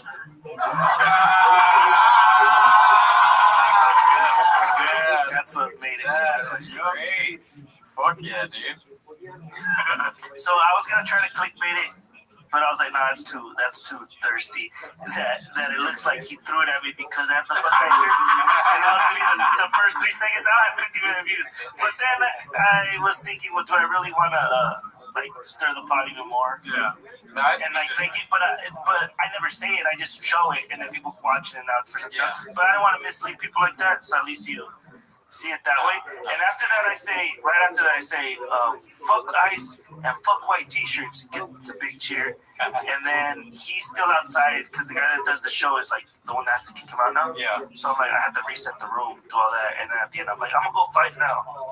And that gets a big old laugh. But he didn't fight you, right? Nah, he left the meeting. That's good. His girl, if you watch him, he's unscrewing it. Oh yeah, sure. Oh no, you see that on video too? That's you see it. I'm screwing it, and this girl's like trying to stop. I don't want to. She walks out. Oh, you like hit her face? Yeah. He's like unscrewing it. Like, So what happened? Premeditated. I edited it for brevity, but what happened is I moved on. Already, when he's unscrewing it, I moved on to a different joke because I'm like, I need to save this room. So I go, sorry guys, it's been a long week. My wife, you guys don't know, but she's my wife. So I'm taking my anger out on the wrong guy, and they laugh. And I'm like, I'm kidding. She makes me flinch, which is a joke that I have. And then that's when he throws it. But it would have been weird to play that for the video. You didn't see him unscrew it live, did you? No. Okay. No, we didn't know until we watched the video that he's sitting there unscrewing it. Because he puts one shot. He puts a camera on each side so he can have the whole audience. Yeah. He puts a camera on you, and he sends you both videos. That's really cool. That kind of sounds like. So when it happened, I was like, thank you, God. God damn, dude, look at this shit, Goody. That's a lot of likes. 700,000. Maybe as a comedian, you start gaining a third sense of when people are unscrewing things to throw at you. You're like, somebody put throw salsa. I was like someone who can't throw hands, and that shit got like 500 likes. That's pretty good. I mean, I got like 5,000 likes. You got Eric Schwartz made a comment up there somewhere. Where's Eric Schwartz? So yeah, he's sitting there. What did he say? You know what this means? Netflix special. There you go. That's hilarious. 451 likes. Do you know all these people that were commenting? Oh yeah. Fluffy commented? No. He's been waiting for the Fluffy comment. No, honestly, a lot of comedians that I thought would comment haven't or even liked it, and a lot of comedians I think are gonna look down on this.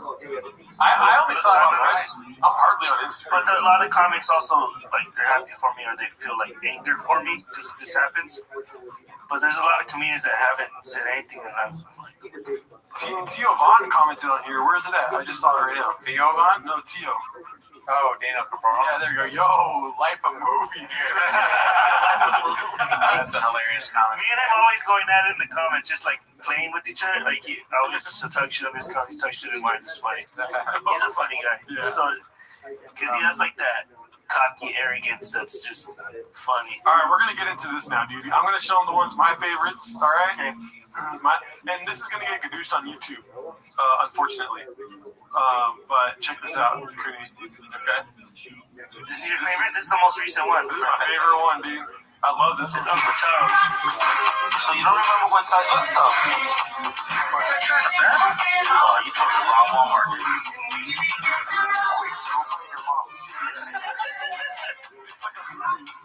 Let's see what you got. Let's battle, young man. I like that you're doing the voice for them now, too. Yeah, that's funny. I like it.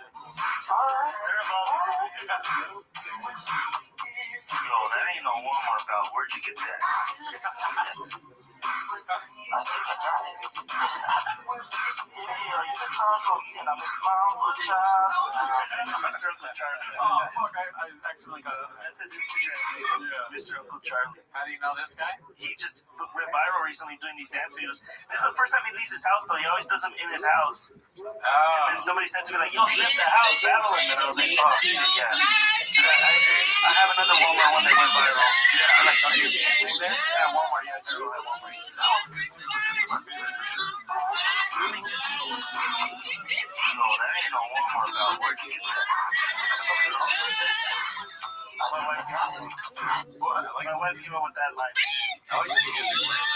It's super free. Oh, the whisper is Rocksteady. Rocksteady, yeah, Rocksteady. Okay. Hey, are you the Charles O'Neill? I'm Mr. Uncle Charles. Hey, what's that name? Fans of Charles. Security.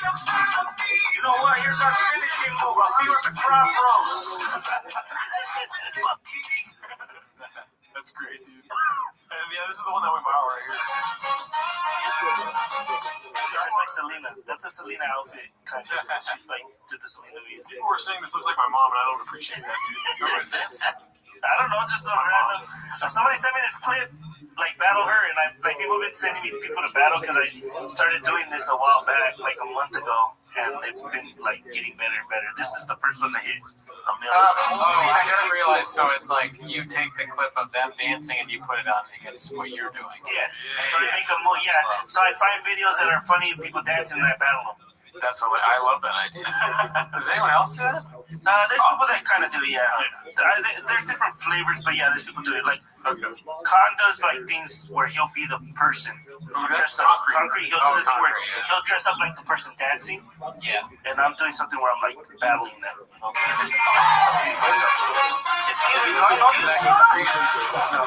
People said that. Exact concrete.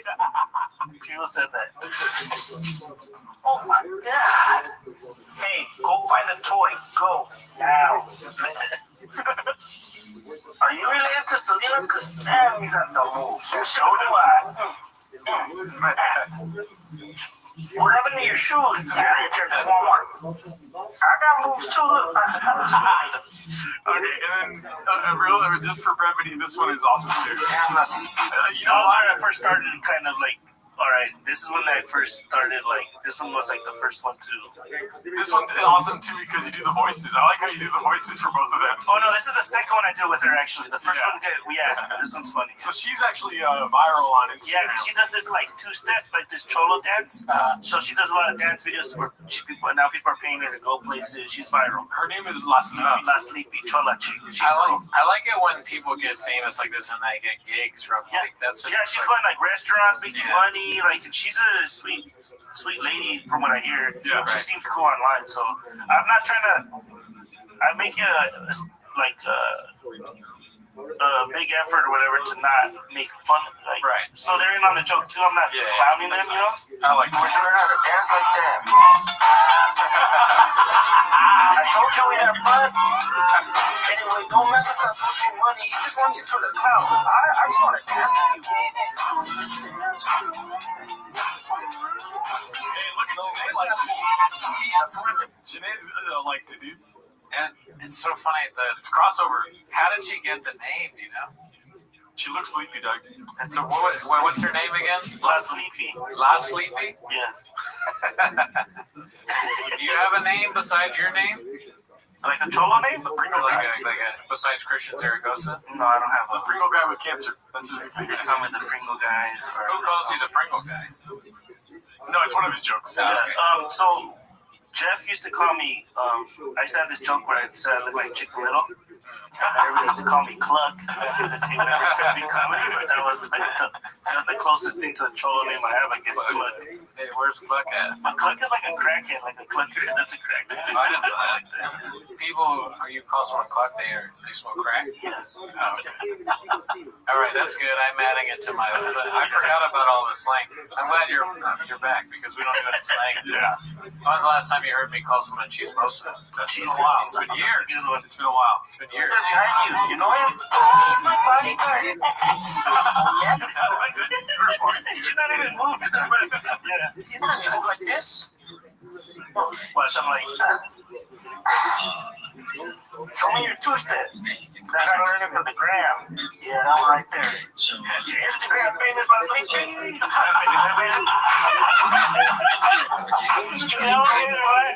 made her viral, that dance, that little two-step. That's a total two-step right there. Sleepy. This point, tripping over. This part's hilarious. What's up, Eric?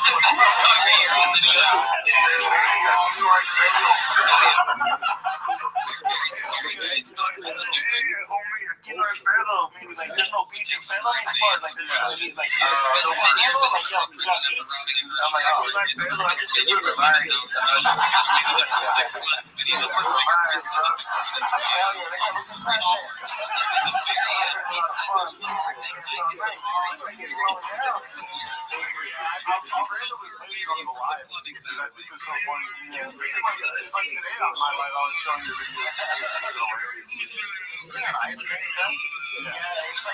It's called, go follow it. Go to his page. So he has it. It's called Boo Boo Ice Cream or something. No, that's too much. Oh, whoops. That's why I said it referred to on the video because he had a video with her. I thought I tagged him. I tagged him on the other one that I did. Okay. Oh, my. We should go to his ice cream place. Right. Is it good? Have you had the ice cream? No, I don't think it's really ice cream. It's like the lowrider that he hooked up. Right there. See, he just hooked up this lowrider and he takes it to the swamp meet and he just busts it. Boo-boo ice cream truck. I don't know if he actually really sells ice cream or what, but like Boo Boo from that cartoon. See? What? He's all over.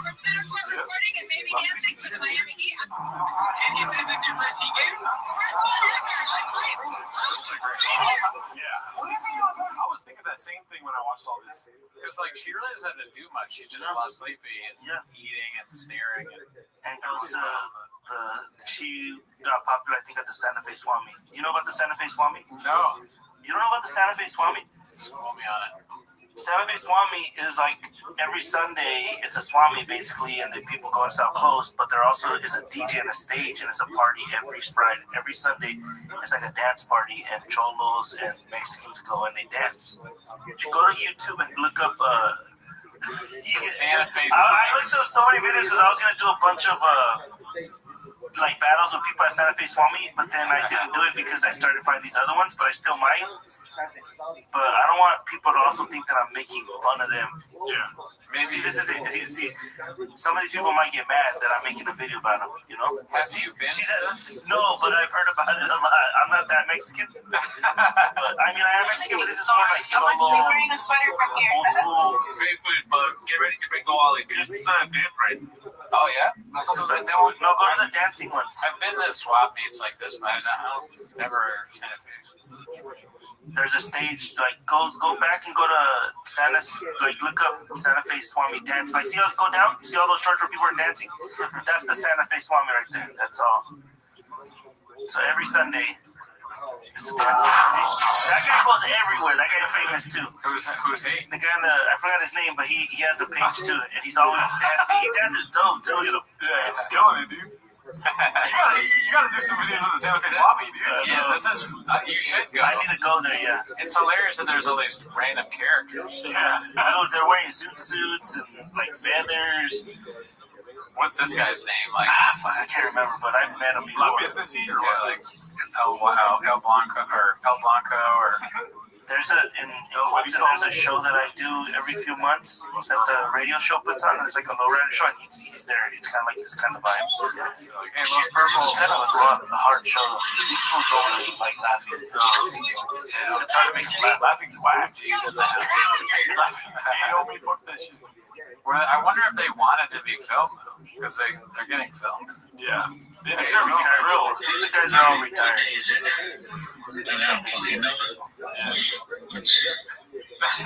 Christian in 30 years. This is what I do in my kitchen. This is so close to what I do.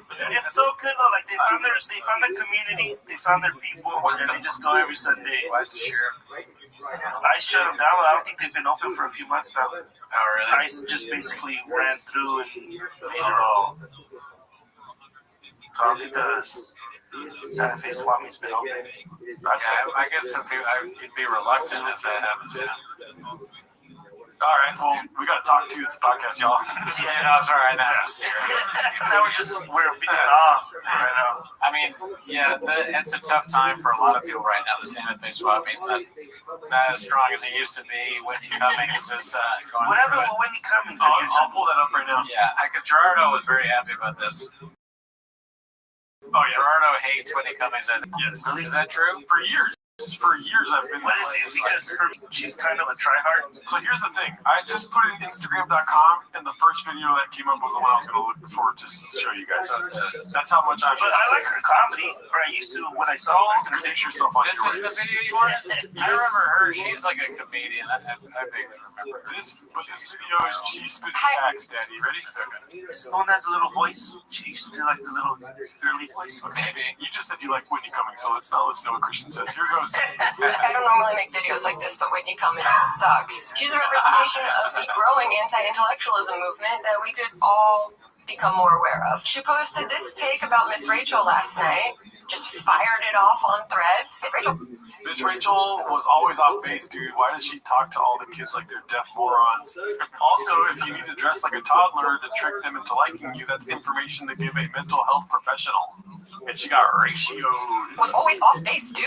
Why does she talk to all kids like they're deaf morons? Also, if you need to dress like a toddler to trick them into liking you, that's information to give a mental health professional. My dude. From one dude to another dude? This is pure hack. There's nothing clever, there's nothing observational, there's nothing informed or interesting about this joke. She left it up for hours, and then it got pretty heavily ratioed, and then she took it down. When she posted this on the day that ICE killed another person in the streets of Minneapolis. So this was important. Guy Branum, who's being amazing here. My new favorite TV show is watching Guy respond to Whitney. Said the only reason Whitney Cummings attacked Miss Rachel is because she thought it would work, and then Whitney responded. And the reason you attack me is you know it will work. I think it's okay for parents to have different takes on programming for kids, and comics making jokes is now an attack. He's a little much, but okay, I didn't know she was for neurodivergent children, so...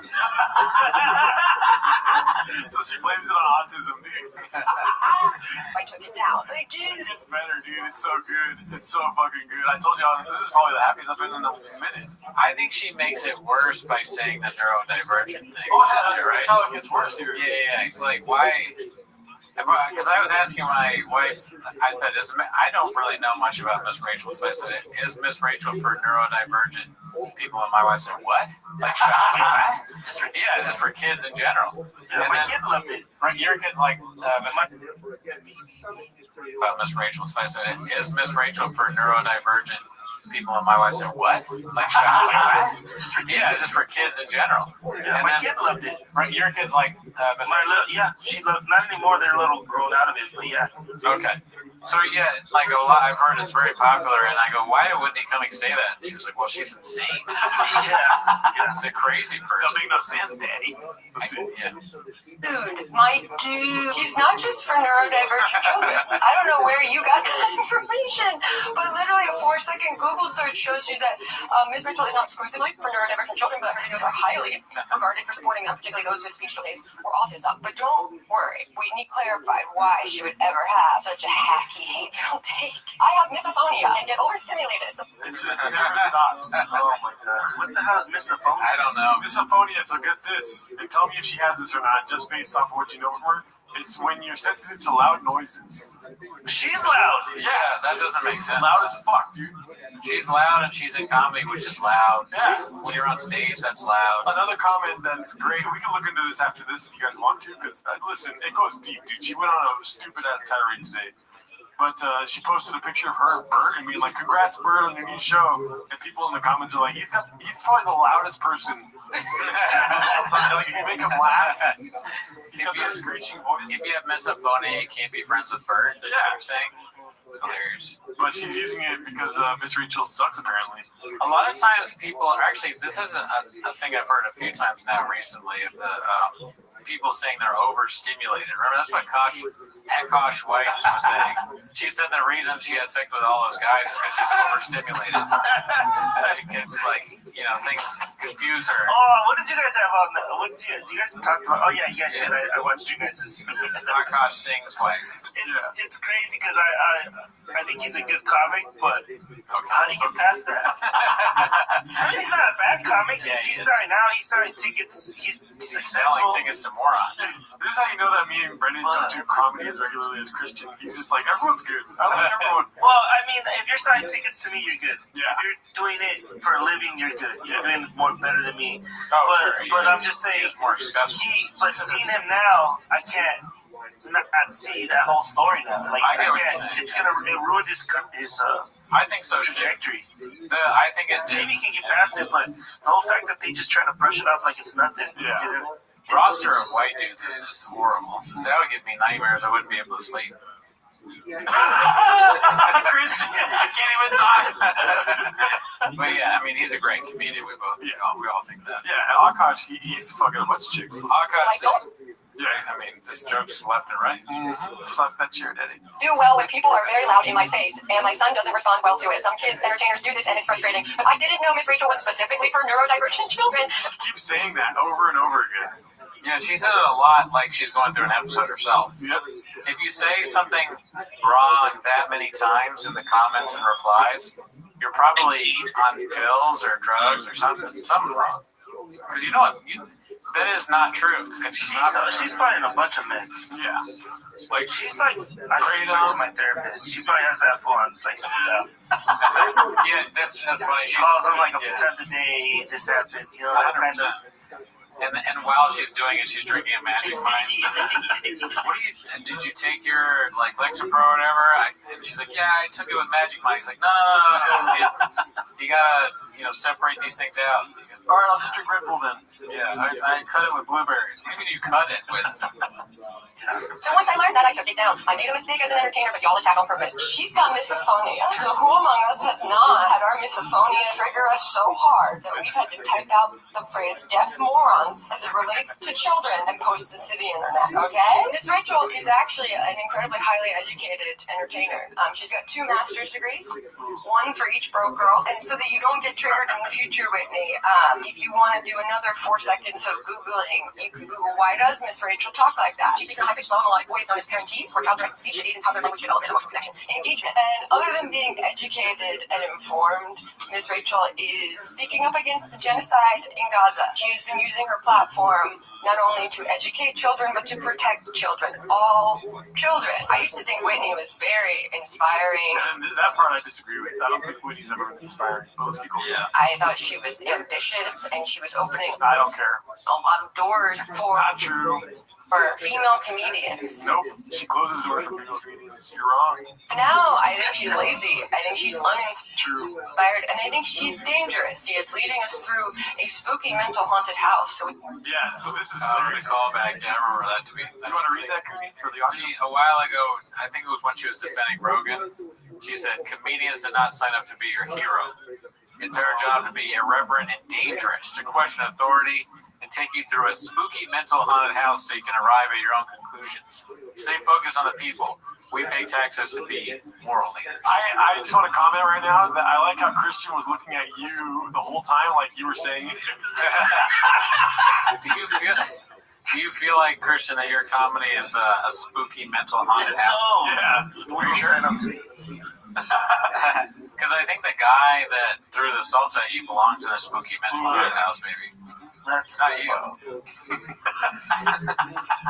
Alright, let's see. We can arrive at our own conclusions. Here are the conclusions I've arrived at. You seem to be the soulless embodiment of a right-wing grift. That's the best, thing I've heard descriptively of Whitney Cummings, a soulless embodiment of a right-wing grift. That's a pretty good, I like the wording there. Amazing. Good for you, Rich. That's funny. Right now, you try to package yourself as just a regular mom trying to figure it out. You're not. You're a millionaire comedian. You just got back from performing in Saudi Arabia. You have an insane amount of privilege. You have so many resources to be informed about the world. I don't see these as clever hot takes from a fellow member of society. These are hacky, hate-filled, mean girl rants from someone who is clearly struggling with their sense of self. But this isn't just about Whitney. It's about what she represents. This push towards anti-intellectualism, favoring emotion and simple truth over complex analysis, science, critical thinking. Be wary of the charismatic grifter, my friends. And look, I'm not trying to get goaded into a culture war when there is clearly a class war happening right now. There is a ruling class that we should all have our eyes on. Say Whitney sucks again. And all be criticizing. So why would Whitney take a shot at Miss Rachel, an educator and an entertainer who is actually challenging our broken systems? I don't know. I guess that's information she can give to her mental health professional. Boom! Why do you think douche. What was that? Why do you think she decided to make that comment? Oh, very good, George. She doesn't like Mrs. Rachel. And then when she noticed that it's not a populist take, she thought it was like something nobody was seeing. She hates Miss Rachel. Obviously, she put that out there when nobody asked for it. And then when it wasn't a populist take, she has to think of some reason why. Excuse why she got there. And she can't accept the fact that she sucks ass. Sorry. Anyways. Why do you think? I don't know. I think she just wants to give her take, her dumb little take, and also she saw that people were kind of that Miss Rachel was going through some shit this last week, so she wanted to jump on it, I guess. Yeah, I think it's more that. I think it's been, and it's not just this last week. All Miss Rachel is on the right, they're all about talking about Miss Rachel's shit. Yeah, she's anti-Israel. Yeah, so she thought, So Whitney Cummings was like, I'm not going to touch that part, but look, there's this other thing that maybe I'll get right-wing people to like it. I'll say that she's like weird, and then I'll get views and clicks and stuff, but it went bad. Yeah, she can't have wanted what happened, but maybe she is. Maybe she's very sick, and this is good no matter what. Okay, it gets better. Ready, guys? Yeah. Okay, so check this out. Buffy Ray, this girl, she used to, as you can tell, I liked all these fucking threads. She used to, I think, produce for Whitney Cummings. Oh, no. So she's like from the inside, right? All these are just, I just like them because it's just different ways of hating her. If you say boy mom 3 times in a mirror, Whitney Cummings will appear and say something bigger than you won't even have to pay. Anyways, look at this here, dude. Never forget, right? This is Buffy Ray messaging Whitney. Dear friends, can I tweet this? What do you call a group of Rogan fans? Sissy boys, right? Now, Whitney reaches out to her. Please don't tweet about Rogan. He's 55 years old and a good friend. That's a hard boundary for me. What the fuck? Right. And then she says, I would never, I just wanted to share my funny joke since I knew I never could tweet that. Whitney doesn't let off. Joe is not a bad person and not someone to be clowned on. Whoa. Buffy responds, didn't say he was. The joke wasn't even about him. I sent it to 3 people who I said I would have sent the joke to in person because it was a joke about fans, right? Then, something you can't really see, but Whitney says, no problem, comedians are family, and we do not turn on each other no matter what. We do not disrespect our elders, even if we disagree with them. No low-hanging fruit. What do you think about that, Cody? That's crazy, right? That's when they start getting out of touch and they start doing shit like Rogan's doing. Yeah. You have to be able to, we have to be able to check each other and make fun of each other when shit's, or not doing, someone needs to check us no matter how big we are. I mean, that's a crazy thing to respond. And you're in a group chat with somebody and they go, hey, can I tweet this? And you private message them saying not only can they not tweet it, but they shouldn't even have said it in the first place? Have you ever done that to somebody? No. And we've said much I worse. maybe thought it, like, I don't think maybe she said, but I'm not going to. Yeah, no. The most I've ever done is tell Oathman to delete some tweets because he's going to lose his job. But I mean, like, I would never be like, and by the way, your tweet, that offended me. Because we're comedians, or we're family. Do not speak on Joe Rogan. He has earned our fucking. The stuff you said about Fluffy shouldn't have never been said, okay? Because Fluffy is a comedian, all right? First, I would never turn I would never turn my back on Renee Vaca while he fucks a stool. So, yeah, that's crazy. Yeah. Oh, keep talking. I'm gonna look something else up. I mean, so she's mean to her assistant for sure. That was her assistant, I guess. All-time producer, I believe. I could be wrong. Something. Oh, keep talking. Something along the lines of assistant producer. Yeah. And then, do people ever tell you go too far, Christian? My wife tells me I go too far, but it's normally when I'm talking about her. When she's right. Okay. But, yeah. And there's times I'm at shows, and I'm like, I can never repeat this again. When I send those, like, can I tweet this shit? I'm like, I just want to know, will I get in trouble? No one's ever been like, you're an asshole for asking. That's crazy. That's not once in a lifetime thing, I think. I've never seen anyone do that before. Yeah, that's why I don't tweet. You don't tweet it? You're not on Twitter? No. What about Threads? No. I have one, but I don't write anything on it. So you just share videos for the most part? Well, I don't even share it. They share it because it's connected to my Instagram, but I'm not sharing on purpose. What do you mean? So, like, my Threads is connected to my Instagram. So if I post anything on my Instagram, it automatically goes to my Threads. I see. I'm not doing it on purpose, but it is going to my Threads. You don't see a lot of video stuff on Threads. Yeah, I don't think it's popping up on people's stuff, but it is up there. Nice. My Threads, every time I go through my Threads, it's just girls with an ass. Hell yeah, dude. I need to fix my algorithm. Yeah, no. I always say, one day I'll fix this algorithm. So I can open my phone. My damn Threads got a lot of ass. It's just asses, just fat asses everywhere. I can't open my Instagram in public. It's too embarrassing. Or at least the search function. It's just not good. Mine's just Hot Wheels and ass. Hot Wheels, cars, and because I can make Hot Wheels. Oh, you do? Yeah. Oh, okay. Shit. Nice. Well, there you go. There's some money. There's probably one in my pocket right there. That's my jacket. That's all. The Hot Wheels thing is your backup plan. You make some money off Hot Wheels. I have a Hot Wheels page. Oh, yeah? Yeah. It's called Hot Wheels Boppy. Is it? Yeah. Holy shit. Please.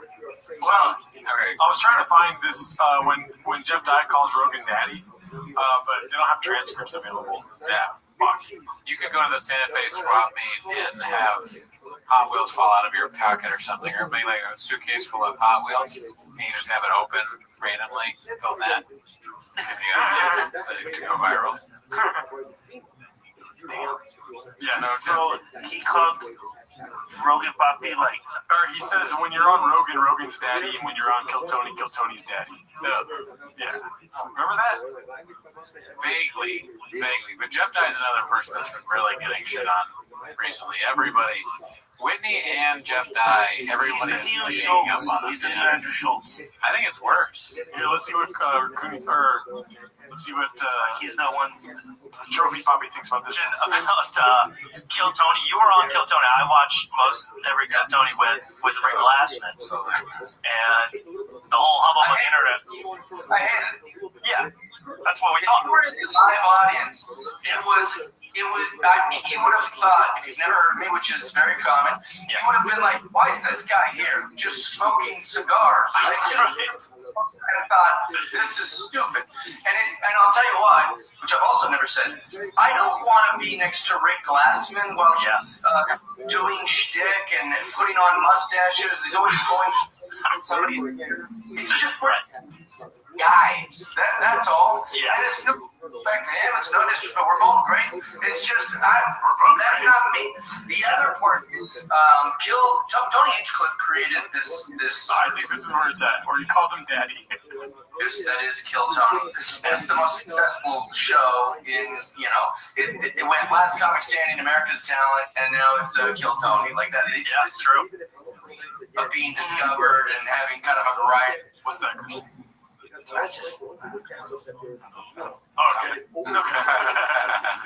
not America's Back. This is the most single man's apartment in like all of history right here. He is so single. Yeah. And then the John Wayne poster. If women unfortunately are so drunk that they end up here, they look at that and they go, oh fuck. God damn it. Is that his house? Yes. Yeah, they established in this episode that he's from his apartment in the Valley house. The most racist John Wayne poster. Oh, there's more happening with Jeff Dye too. That he's got a house in Austin, possibly. He's buying a $3 million house. He says because he's rich. What? Yeah. Show kind of concept.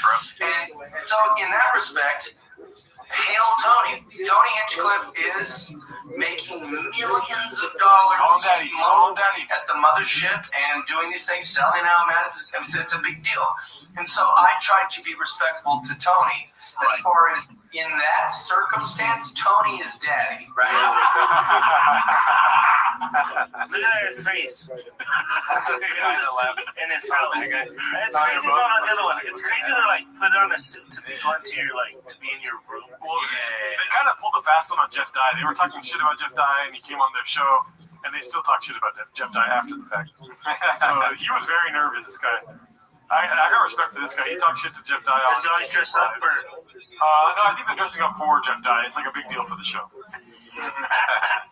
Now I gotta treat daddy like that. I gotta kiss him.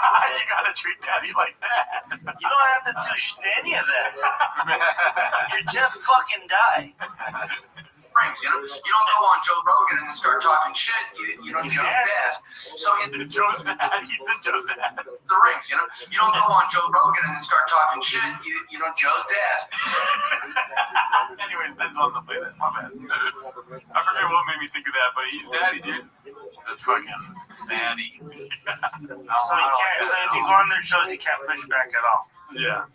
According to I got a list of questions if I ever get on showroom. Oh yeah? I have a list I got going. Yeah. What is the list? What are some of them? Jeff Dye was a guest on somebody else's podcast recently, and they talked about this $3 million house they're getting. It could be trigonometry. I could be wrong. Oh yeah. Do you know about the trigonometry people? Oh, these fucking idiots. Yeah, the two British guys are so annoying. God, I can't stand them. The guy on the left, they might both, but the guy on the left does stand-up. He's so bad. The Indian-looking one? No, the other one. The one that kind of looks like Nanette. This one here. Looks like Cisco and Ebert right here. He does look like a cartoon right there. If Cisco and Ebert were combined into one, Cisco and Ebert looking ass. Schizo and Ebert. They're kind of like British Bert and Ernie, but not as cool or funny. Yeah, I've seen a bunch of videos. See, do you feel like it's harder to do stand-up in America? Not everybody's welcome. Oh, I know where it's at. John Oliver? No. My John Oliver, this is exposed. All right. I don't really like John Oliver. It's the same formula every year. Yeah. After you watch it for a few seasons, you're like, it's the same formula. Oh, Jamie Kennedy? Yeah. Oh, he's changed too. This real colors now. Yeah, he's kind of weird now. Somebody was telling me that he says on stage that he's broke and works in a warehouse. I think that's not the case. Yeah, maybe the guy who came If he's really broke, that would be sad. There's no way he's broke. He's still touring. Indians that are Yeah, his cousin get or friend a run. have an IQ of I like the TV show and I like how like 110 and eventually like ChatGPT to like All right, let's see. it's not Shout out. it's no chicks. I found this from Restream, so shout out to Avery. It's terrible, by the way. Yeah. I also don't want to introduce Jimmy Kenny either because I have friends that are friends with him, but I'm introducing him So wait a minute. That is Tim saying. I think the next thing over the next Because I know where you live. So you have one place here, and you're looking at a big place. Yes, so mine are like a big house because I know being farther in Texas and stuff like that. So that's going to be a bigger problem. And it'll be my business. Because what I was tired of, which I've also never said this, is the taxes here are insane. And also, like, I used to. vice president of sales for He's where is he from? They said he's from Washington, from Seattle. Yeah, there's no Yeah, we're in Seattle right now. Hollywood used to have, Gavin Newsom, I hope you're listening, we used to be able to work here. A big part of living in Hollywood is we have Hollywood. I booked a game show with Harvey Levin, actually, and we had to like move to Atlanta for 2 months. I booked a movie and we had to shoot in Detroit. I booked Hollywood Squares, we shoot in Ireland. Why is Hollywood Squares shooting in Ireland? Yeah. So it's Hollywood isn't even in Hollywood anymore. And then also prices are very expensive here. Bye. So I'm gonna move my Bye. Yeah, get out of here. Operation, which is, you know, it's called Fruit Fly Inc. I'm gonna move that to Texas. Fruit Guy Inc. Self-deport. Gay Guy Inc. or something like that. And so the taxes are better. There's no property tax, and so that's why it's the second place. I'll never live here in Texas. I love my place there, and I love my neighborhood. I love my friends here. I love that I have 4 big comedy clubs that I can work. Technically 5, really. So I love that. You're giving them earthquake, dude. Yeah, Flappers is for sure one of them. Oh, he's talking about 5 in Austin that you work at. Oh, okay. I thought he was talking about LA. No, he's talking about LA, dude. You keep up. He's talking about LA right now. He's saying, sure, there's a bunch of stuff here, great stuff here. There's 5 clubs I can go to. He's listing off all the reasons why LA is better than Texas, but he's still shit. Whose side are you on, dude? Yeah, we're doing a show. I'm on your side. I'm on your side. Gaddardo shop. The clubs that I can work, technically 5, really. So I love it. So that'll be your main hub. So you are actually making a main hub in Texas. My main hub is a suitcase in a hotel room. All over the, you know, I literally work 350 days a year. My main hub is so in my ass. Yeah, he's like, my main hub's this girl named Shirley down like he says it kind of weird. My main hub is Figueroa after. What's that upstairs? My main hub is Santa Fe Springs. I get down on the dance floor. Santa Monica Avenue after 12 a.m. My main hub is crawling up my sleepy's ass. You are actually making a main hub in Texas. So my main hub is a suitcase in a hotel room. Yeah, that's what last sleepy is, a suitcase in a hotel room. Shout out to last sleepy, no disrespect. What do you say? Respectfully. Respectfully. I'm talking shit about him. I literally work 350 days a year, so you, I know. Yeah. So you will. Well, can you say it? I don't want you to say where in Texas. Oh, just like Travis area. Okay. Yeah, Spicewood. Okay. Yeah, I don't care what people know where I live. Okay. Yeah. So you're gonna do it. So the GoFundMe didn't. Jamie Gadouche. Tell Christian about the GoFundMe. I know about it. Oh, you do? He started a GoFundMe so he could move to Texas because he said some shit, right? Yeah. And then it backfired on him. Yeah, he canceled it and he was like, oh, I thought people would know it was a joke because I think it was funny. He was like cashed out all the money. Yeah, fucking do it. He was really gonna keep the money. For sure he was gonna keep it. He wanted the money. They got so embarrassed he had to stop it. I was thinking about starting one every month. Just doing, he'll tell GoFundMe, he's like, hey man, you gotta stop starting this. So here's what, because it's like, so, again, for everyone listening, and there's a good amount of wrestlers that like this podcast. Yeah, I love wrestling. And what I learned about it, my buddy Stu, is so, and the great Patrice O'Neill was, a writer for it. So, this is I'm not bullshitting. So, Jeff would be considered a baby. By the way, What cowboy doesn't wear socks, dude? You know what I mean? Oh, that's facts. Cowboys wear socks, daddy. He's not a dumb ass fool. No socks. No socks. My socks are up here right now. Check it out. Same. Also, I bet there's a straw somewhere in the gym. Oh yeah, you're right. Look at that. Socks are for cool guys. Face. Okay, he was a true baby face. That's a good guy. And then they have what they call a heel turn. A heel turn. So it's like, like Trump, to a lot of people was a heel. He was probably never the baby face. Never. So Jeff naturally did a heel turn in our business. Absolutely. But then he did a work on top of it and leaned in. Yeah. And people... Like when Hogan went bad, people went crazy. Yes. And people... I even think The Rock did a heel turn. Oh, yeah. And so... Jeff thinking that people in comedy have levels to their humor and understand fucking... Also, because they know me personally. Yes. I've been doing this 20 years. So the biggest response I've got from comics, and they took them literally, are people going, actually, that was hilarious. Like, that's what everyone keeps coming up to me and saying. That's a voice in his head that sounds like that. If people are saying that, it's all yes men that say that. No, those are people that hate him. Yeah. Or and yes men. It's a combination of both because anyone who likes him has to tell him the truth. He's crushing any kind of chance he has at like respectability or people liking him. He's terrible. I think he's good enough that he doesn't need to do this whole asshole thing. That's where you're right. He's absolutely not good enough. That's why he's doing this. Because he stinks.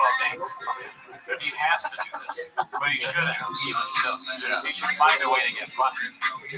But he's not smart enough. I'm not saying stupid to be mean. He literally is stupid. Like he is not an intelligent person. If you look at his profile, it's just the worst premise over and over again. Hack shit, and or just it's either just totally unfunny or something that is like I cannot believe someone's saying that again. Women and men are different. That's one of them. Women and men are different. It's like a card he has. Which one? It's right there. Women and men are not equal. Yeah, they're close. Let me see that. Can I watch that? Okay. I've never watched much of his stand-up, to be honest. When men and women aren't equal. I'm sorry if that hurt you little stupid ears. We're not equal. Because equal means the word same. We're not the same. Stop. This is the same shit that I hear like every new comic saying in year one, right? Where it's like, oh, this is a hot take that's not a hot take. That's cold. Everybody uses this when they first start. These are okay. In fact, that's my favorite thing about a woman. Is that she's not a dude. He's doing the mic thing, White car mic. I can't. We're not the same. People try to make it. We're equal. I want it to be equalized. No, you don't. When any one of you got a babysitter tonight, how many of you picked a dude? None of you. Not because you're sexist, but because you're not dumb. You fall off the balcony and you'd be like, why was the baby on the balcony? He's like, I don't know, I came out to smoke. I'll be honest. Yes. Yeah, I think we're at an hour now. Okay. Well, you want to end on something really good, which is Jeff Dye material. Yeah. So I'm glad you got a chance to see that. Making the runs. Yeah. Joe Rogan's sphere. Yeah. The Rogan sphere. It would be funny if there was something equivalent to that just any kind of other comedian had a sphere. Like maybe someday Gerardo will have a sphere. The Gerardo sphere. The Gerardo Lacuro, they're calling it. I'm in it right now. Zaragoza stand. Or Zaragoza stands. Those are your fans. Yeah. What is the Cooney sphere called? The Byman's Corner. Small T. Big Gums land. That's stupid. Codex. If you want to end on something like that, I got something to show you, dude. Let's see. Here we go. What's this? Dave Chappelle. Yeah, so we'll end on this. Remember when Dave Chappelle and the player haters went in on Diddy? Man, you would take that cane and think whoever made that suit to them. What can I say about that suit? It had already been said about Afghanistan. It looks bombed out and depleted. Why don't you clip the heels together 3 times and go back to Africa? Very insulting what you said about my coat. It's made out of your mother's pubic hair.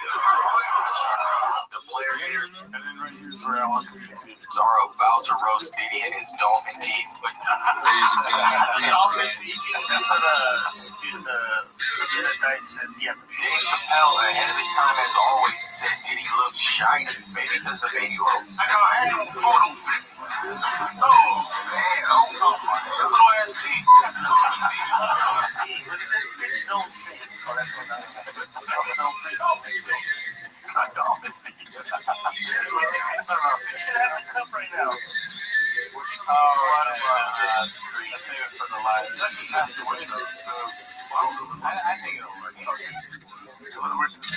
That's true. That would be easy. He always said he doesn't want anyone to see him shine.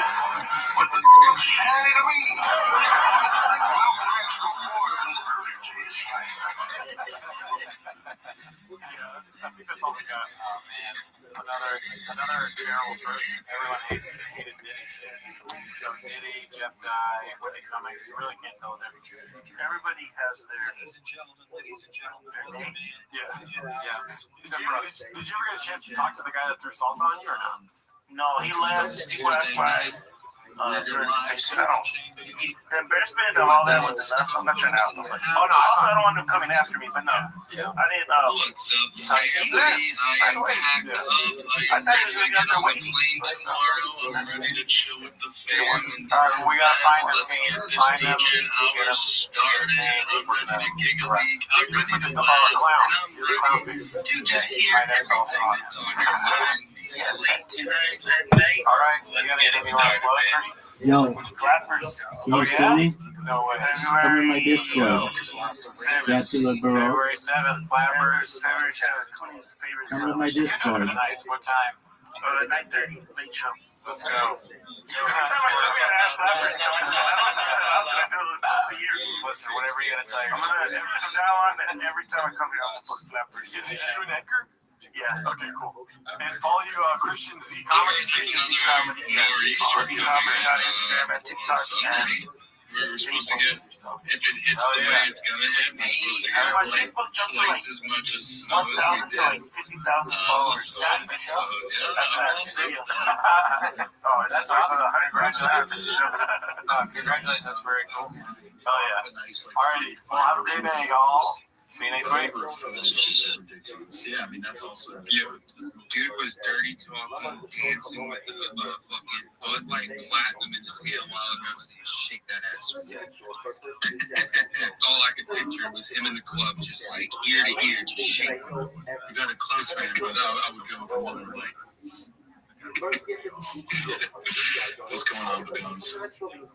We're chilling, brother. It's been a good day. I was trying to onboard this guy from XRP, but Nev got to him first. So he said Nev got to him like 5 or 6 weeks ago. So I went ahead and I popped him off with a mute. And he sent me a XRP NFT, my first one. I don't even know what it is. I haven't gone into my wallet yet.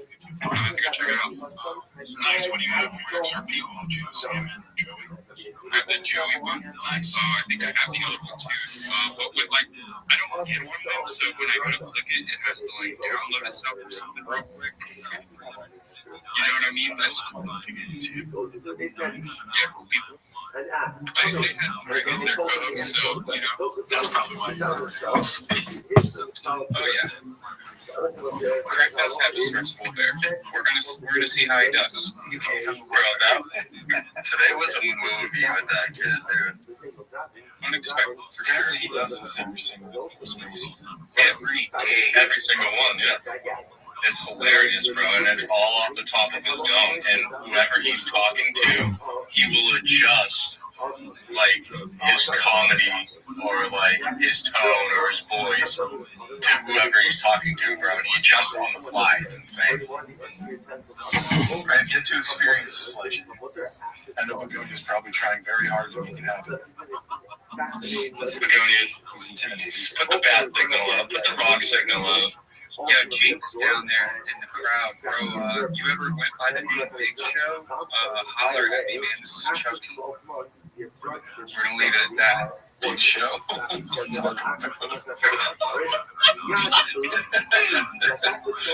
man. Is that your OnlyFans account, Begonia? No, bro. No, Big Show. Think even more guerrilla warfare type times. I'm talking DFC number type times. Let's say what's up to the rest of the stage. We got a star-studded cast and crew tonight. We got Straw Hat Stew in the house with his hand up. What's going on, Stu?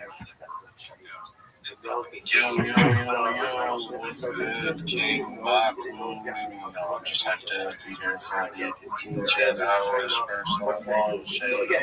You sounded a little deep for a second. I didn't know if it was you or if you were playing the trick. What's you? It's really him. I'm definitely me. Yeah, as I said, it's really me. Of course, it would be a true soul and chain space with that purple Telus pirate Polaris panels.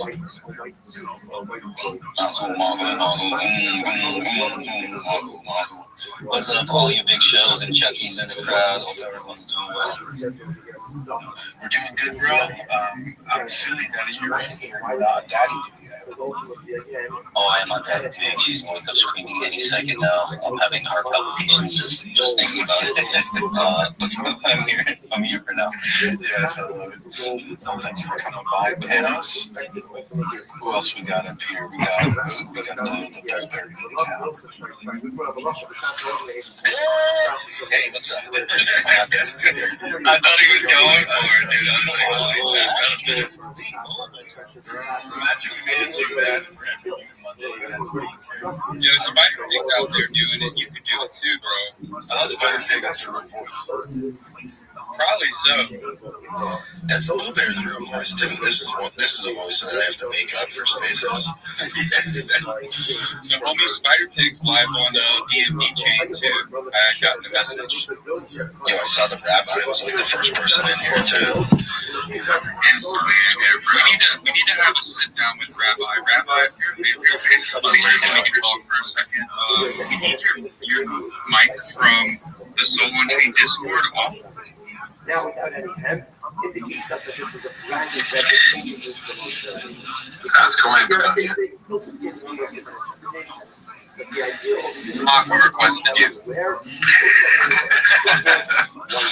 The fastest shill in the West, this guy. Down to the down to the point. I heard that there was a request. You need me to do something. Please go ahead. Yes, Begonia, he's right there with the nudie. Begonia, you can't hit the bad signal and then leave him hanging. Yeah, brother. Rabbi Rothschild, appreciate you and all your services and all your data that you collect. In the Soul on Chain Discord, do you ever turn the mic off mute so you can hear us? Because sometimes we try to get your attention just to chat. Because it's midday, we got 10 minutes to kill. Why not go say hey to Rabbi? And every time I scream, you aren't affected by my screams. Oh, that's not because, absolutely, that's not because I don't love you or the Soul on Chain community. I'm in about half a dozen different Discords, and if I had all of the sound up on all of my devices, it would drive me batty. So generally, I have them muted. If you ever want to talk with me, though, feel free to come to my Discord, and my microphone and my speakers are always on there, so I kind of filter everybody there. But additionally, if you send me a message on Discord and I see it, I can certainly turn up my sound for the Soul On Chain community. I really appreciate the opportunity to be there and to be a member of your community. Yo, the rabbi shopping going down so hard. Absolutely, bro. Yeah, that's what he does, bro. Legendary. Legendary. I appreciate that. I take it and I receive you well. Listen, what this guy's doing for world peace cannot be understated. Literally saving the world, and then you think he's got time to listen to your screams in the Soul On Chain lobby? Dude, I really let him go sometimes too, like to the point that my throat hurts because I'm screaming so hard. And he's just never heard me once. And the fact I guarantee Anti's guilty of the same thing as trying to. I've done it too, and I've actually recruited where we have around the clock the people from the boosters. I was like, hey, if you guys are up at this time, and this time, I can't check on the rabbi. Can you go in there and do it? And they're like, there's some people like, yeah, I'll go in there and do it. So we're all just checking in on them. But the aliens guarantee when they come here to Earth and make first contact, they're not looking for Obama. Hello, I see you. They're looking for the rabbi straight off. Like, this guy is the most content out of any human in the world. Where's the rabbi? And he's down in the Brooklyn basement. Bro, he's in our basement. He lives in the Soul On Chain server. What are you talking about? And 100 other servers simultaneously, bro. Doing short today. That's 100% correct. I do my best to be omnipresent and really am here to support the community. You should really know if you ever need to speak with anybody and you want someone to talk to. I am not ignoring people purposefully. Come to my Discord. I'll be happy to be able to discuss anything that you want. I'm really here to be an asset to the community and really want to help people. Rabbi, could you do me a favor? There's a lot of big-time media people, and they all have schedules about what's going on, like which hours are different media, specific. So if you had like a media schedule, like, this is my shower time, this is when I go to the grocery store, like this is when I'm actually out feeding animals in the park, like people would hit that up more. I recognize that. What's your shower time, bro? Oh, it depends. It certainly depends. But I do have a general schedule if you want to know it. Now, this isn't every single day. And like last night, I was kept up very early into the morning with a group of people from Canada and Australia. But generally, this is all Pacific time. I usually try to get up by at least 4:30 or so. I daven by 5 a.m. and then I teach a Kabbalah class on YouTube. That's anywhere between 1 and 3 hours every single day. And then I do my best to, make coffee, do all the morning activities that a person may have, certainly bathe and all those other things. Then get into spaces early as well, usually at least by 9 a.m. And then I try to be in spaces all day long, but also I entertain people in my own Discord throughout the day. And then in the evening, there's a group of people that come in and we play mini games every single day. So anything from bowling to mini golf to chess and a bunch of different mini games that we like to play. So if anybody's interested, you can always connect with me in my Discord and or certainly send me a message. If you want me, send me a message. I'm as available as I can be to anyone who has any needs. You need 100% need an organized schedule. We need an organized schedule. We need somebody to moderate it. This is the call. We need somebody to have some type of rabbi site where all the spaces are scheduled and it's easy to access and we know what you're doing, because I definitely want. Yeah, you can definitely set him up. Like, Bagoni is an absolute beast at that. I want to get on the rabbi shower schedule. I want to get on the rabbi grocery schedule. I want to get on the rabbi, I don't know, what's the other games? The mini games one. What mini games? Well, I don't even know what mini games are, to be honest. Rabbi, I don't know what they are. So Rabbi, would you do an IRL event? Like, would you come out and hang out with the boys? Absolutely, depending on the situation. But yeah, I've done that before. I've had people from the Harry Potter Obama Sonic 10 new community come visit me from as far as Northern California. So just generally based on my schedule, yeah, I am open to it. And the other question was regarding mini games. What are mini games? Well, as I understand, they're generally not your full on. You need like a super gaming PC. There's something that you can play on your phone. Pretty simple games. Anything from pools, chess, checkers. Certainly things like mini golf. Things like Scrabble, Risk. Things like perhaps. Monopoly, just the games that you would play as a kid. But I do have a community that we've been playing these games now every night for about a year, and so I enjoy just certainly staying entertained in any way that I can. Do you mind if I share with the community what I really am passionate about? Absolutely, rip it up. Thank you so much. So you guys know. How have we not heard? If you say something different right now, I'm gonna lose it. I'm gonna be like passing out. My only ask, let's do your best to make it 2 minutes.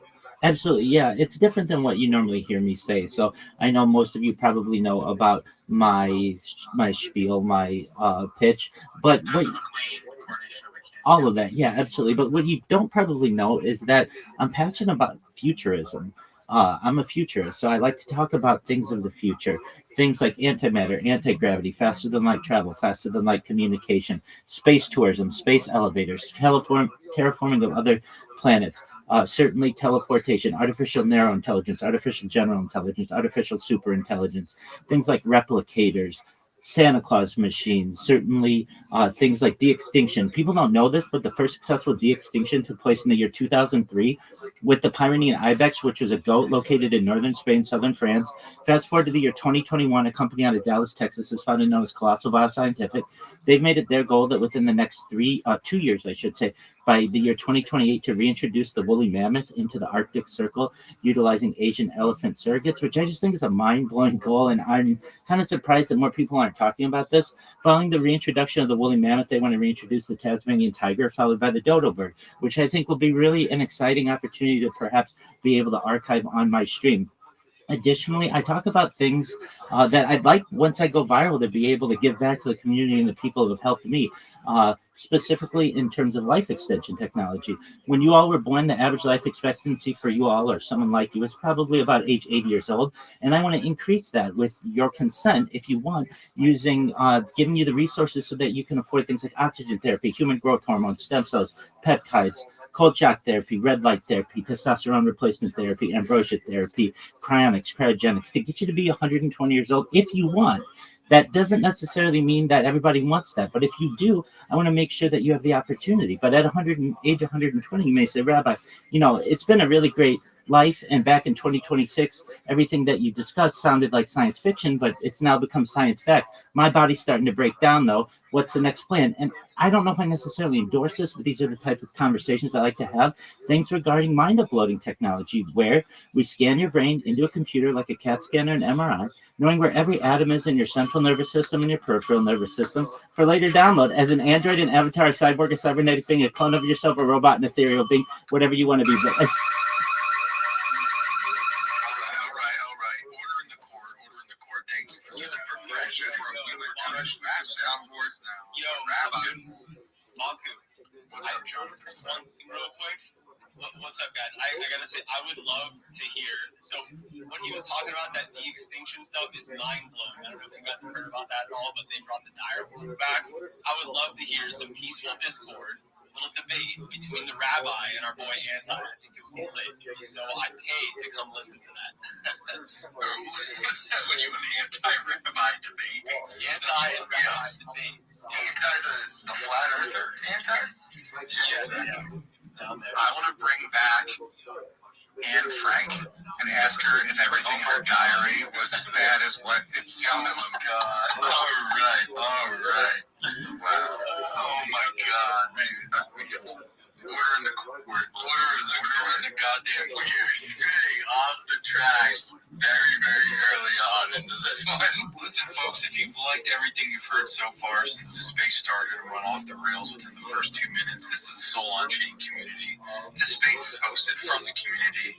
Click the join button. We have 3,000 members and counting, and this is exactly what we do 24/7. And welcome agents. All agents. Let's try to get this bad boy back on track, at least for a day. You know what was crazy about all of that? I rang the bell, and he sped up a little bit. I rang it again. He sped up even more. He's got to finish, bro. Dude, it was insane. I had no mind. I didn't mind. Thank you, Rabbi. I didn't know that was Biggs on the soundboard. That was pretty legendary because the ding sped up and then they got louder. Well, he got louder. The ding sped up. He got louder and faster. The ding sped up. He got louder and faster. And the siren goes off and then they just had me rolling. Order in the court. Order in the court. That's why Biggs is co-host, because I know as soon as they said 2 minutes, please, Biggs pulled up the timer immediately. 100%. And if you guys want to request a mic, share the space, and follow the people on the stage, come up, say hello, hang out, we don't fight. Yeah, we got to move pianos down. He didn't meet the requirements. Oh, he's always doing that. Yeah, that punch guy you were saying, your requester a while. On stage, come up, say hello, hang out, we don't bite. Yeah, we gotta move pianos down here and let him meet the requirements on the stage. Oh, he's always doing that.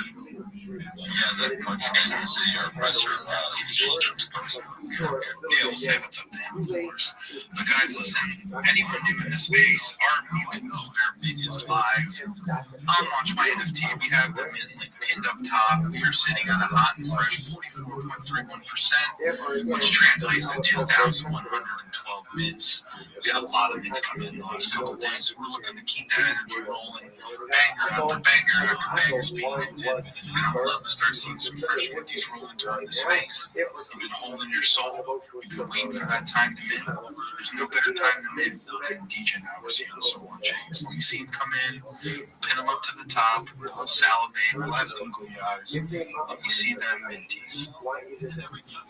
Yeah, we're mints. While you're talking about space, while you're talking about minties, we definitely need some bull bears coming in because I want to see some cool ones get minted out. But to all the moonsters in the space, that was crazy. We had Tree tonight who minted her 200 moonster in a live space, and I'm like, that is crazy next level. She's a legend in the Soul on Chain community as well. So obviously we are a community of communities. We wanted to give a shout out. Yeah, we're not mint. She bought. She now owns her 200. You're right. My mistake. This is a recorded space, so I wanted to give some shout out to the boosters and specifically Tree because she is a Soul on Chain community member as well. So shout out to Tree. She might not be here, but she'll know. She'll hear it in her soul. Beautiful people. Beautiful peoples. Let's say what's up to the rest of the stage. We got kind of sidetracked. I got my main homie, BK.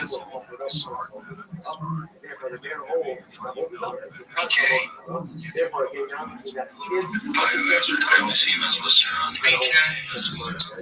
Yeah, what's up, guys? Yeah, just chilling, pulling up with you guys. It's been a while. Start to the day, the chat starts popping off. I'm excited to see what you guys got for this. I don't know what's up to Biggs. I have no idea what that is. Yeah, let's see about that one. But yeah, hope everybody's doing good this morning. You're live playing your guys tonight. Space is popping too. Get that purple pill. And space, let's get it going, guys. Exactly. Hit that purple pill. Let me see that most recent you minted, whether it was today, yesterday, whatever your most recent you minted. So we'll see it. Pill, ones that I find extra sexy will be pinned up to the top. Do you want to see mine, of course? Yeah, put in the pill, bro. Yes. And for anyone on stage that has a mutant or OG giveaway live right now, we'd like for you guys to pin that up to the top so we can run through what giveaways people have a chance to enter and see if anyone that doesn't have a mutant can put themselves in a position to possibly get one, or just our community members that want to support and have a chance to add it to their bag. I'm not gonna lie, this one's got a weird ass tongue to it. It's going up, but this robot is definitely a low trade, if I remember correctly. And like I got the full body, I thought that was cool. Your favorite one? I was looking at the skin trades today. It seems like a pretty even spread between all of the skin trades, except for obviously like the space skin and the brain skin. And I think there's one of the Bulgarian ones that's kind of rare. I'd have to go through it. But yeah, pretty crazy how right now as we're going through the next 50% crazy even spread. And to the other one, the begonia special Egyptian skin. What about my Egyptian skin? I haven't seen any of those. Okay. That's probably the only one I've seen unless you made that up yourself. No, bro, it's real. It's in the collection. The one above, though, so whenever I give that full barrel away, the art that comes with it, and that's essentially your template to, like, if you don't know how to make art, I can just run the jazz on you all about it. Run the jazz on you. Yeah, that's actually a good idea. Like, people that are minting live in the spaces, we should do some type of offer where if you mint in the space and you really like the one you minted, we can have someone from the team maybe, make a Taco Tuesday art piece about it, or like a GM post or something. Right, that's something, because we got a lot of good artists in this. Yeah, I like super Begonia. I like that idea anyway, just like advertising it with your giveaway.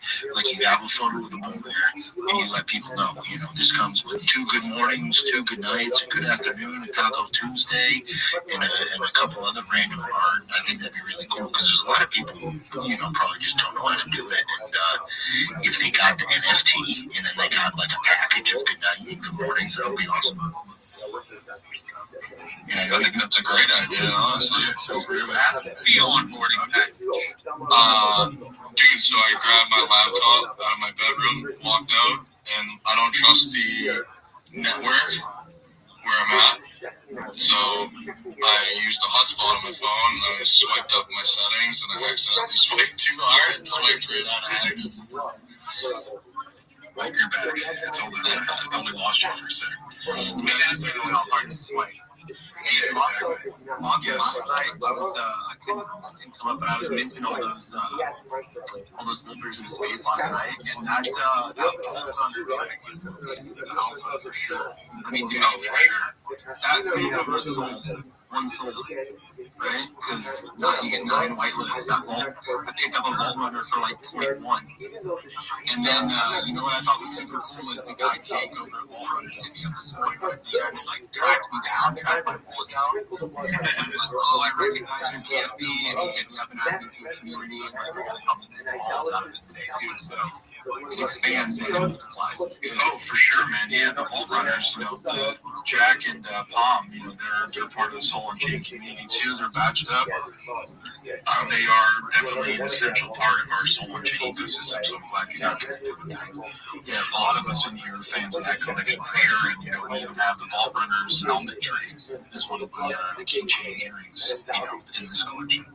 Yeah, the gold earrings, it's right in one of the I think the main artist on Gold Runners, LN, is one of the people that collab with C and a group of artists for. So he has his fingerprints, he or she has his fingerprints on the bull bears, which is really cool. Even if you're looking to pick up one bull bear, I think what's the Gold Runners floors like almost 7. I think the one I picked up was like 1, but right. So yeah, even if it just makes financial sense. If you don't have any whitelists, pick up a Vault Runner before you pick up that. You can get 2 NFTs for the price of a couple of people. Basically, yeah. Also, you got bragging rights that the same person that did the art for Vault Runners, Mutant Bull Bears, is also the same one that just tattooed Clicks' ass this morning. So was it OB? Did OB get tattooed on his ass? I thought he did. No, did not happen. Did he just wait for the on cheeks? OBG hasn't released the content yet. he's waiting to release it at a critical time. But yeah, to anyone that's not familiar with what John Snow's referencing, our prepared public bid price is 0.35 sold, but we do have partner project waitlist to get a discount, 0.1 sold discount. That's Vault Runners, Swan Strays, Sun Gods, Moonsters, Baby Billionaires, Absurd Apes, the Vegeta Goku Bulma collections, and Colors Weekends. If you hold any of those NFTs, you do get that discounted price. And you can use all those whitelists if you wanted to. So if you max out on one, you can scoop up one NFT from one of those other collections, and you keep running it up.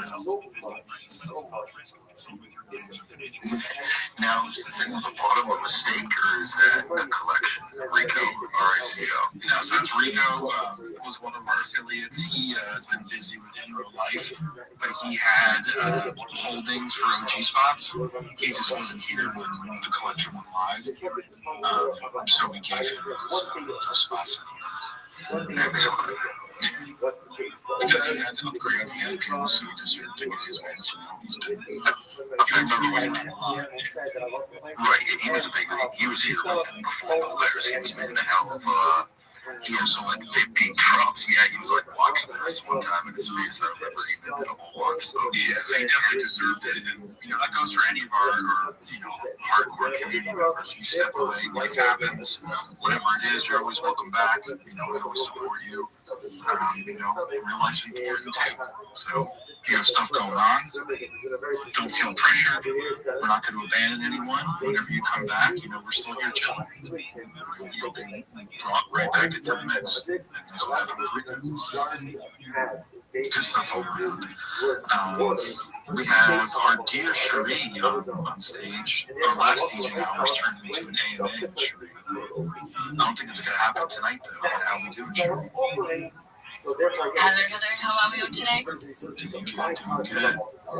That is good. I'm just on my lunch break with my co-workers at the moment, and they're laughing at me. They were just interested as to what a space is, so I thought I would jump up, say hello. I love a good DJ now. It's definitely not going to be an AMA because I can't hang around all that, but I'm just showing them what a space is, so yeah, that's why I'm here. But I hope everyone's having a lovely day, night, enjoying some tacos, whatever it is you're doing. Just wanted to say hi. No, I appreciate it. I either hope or didn't hope that they heard the co-workers. Yeah. I was about to say, did they meet Rothschild, or the comments afterwards will not be repeated? Well, at that point, we were on a bit of an adventure, which I'm not going to get into, but I did fear for my life at one point. But we are back in the safety of our workplace now, so I did see that he was up speaking, but I wasn't actually tuned in at that point. So now I'm interested. I'm sad I missed it. I'm interested, Cherie, when you were telling, before you came in here, they could hear for themselves. What did you tell them that, a X space was? I mean, we've had conversations before, because obviously I do run off and try and sneak in my Twitter time, X time, whatever. But yeah, I just basically said it's like a live podcast, really, which is what it is. So they've just never seen it. Never seen it. I was just trying to think of what I would describe it. I was thinking maybe a group of like-minded people from around the world, that get together and listen to Mockingbird. Do your coworkers know that you're famous? Like that you're on X? Oh yeah, I tell them all the time. Actually, today. Your follower count. Yeah, I'm freaking huge. Good, Mark. My TM, I'm not famous at all. My TM yesterday got 20. I'm not famous, but I'm just smart. You should repost one of your co-workers' posts just to show them, how much of a big smile you are here in the X space. Yeah, the power. Feel it just for a little bit. They get one repost. I will have to let them know. I actually don't think they have accounts, so maybe I can bring them in. But I have actually posted some of their artwork. We do Yeah, when we get bored, we do doodles, and I have actually posted them on my page, and they do quite well. So maybe I'll get one of them to do a drawing this afternoon. I'll post it up for your viewing pleasure. But yeah, no, they know all about it, but I'm definitely I dare you. We're on DJ hours, okay? I know you're in some weird Australian time that doesn't make any sense, but we're in DJ hours right now. You need to let one of them write the prompt for your next GM post just to see how it comes out compared to your normal GM post. What? You know what? That could be a thing because I need some new material, obviously. Because what I'm currently posting is, hey, wait, is flopping. So maybe I'll get them to do that. That's actually a really good idea. This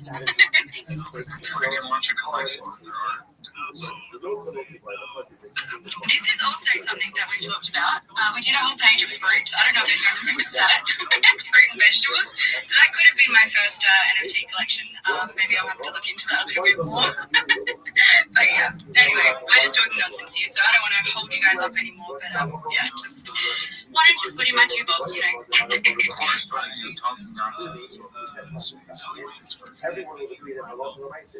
I mean, yeah, let's just not get too crazy. The last phase I'm still recovering from, so. It's so ridiculous where it started, where it went, and then how it ended.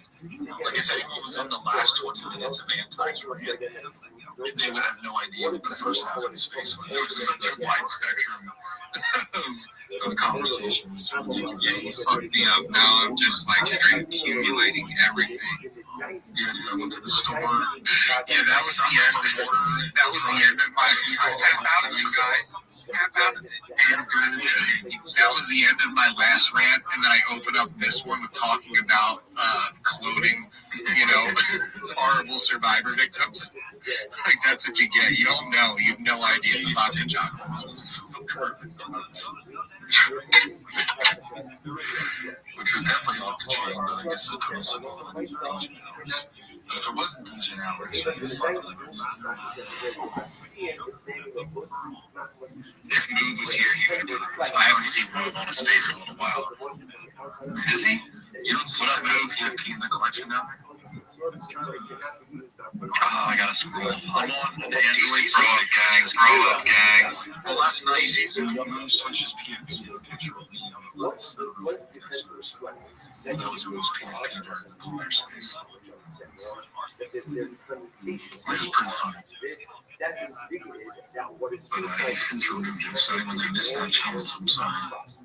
Once that happens, that's I never been okay. I gotta be back with that.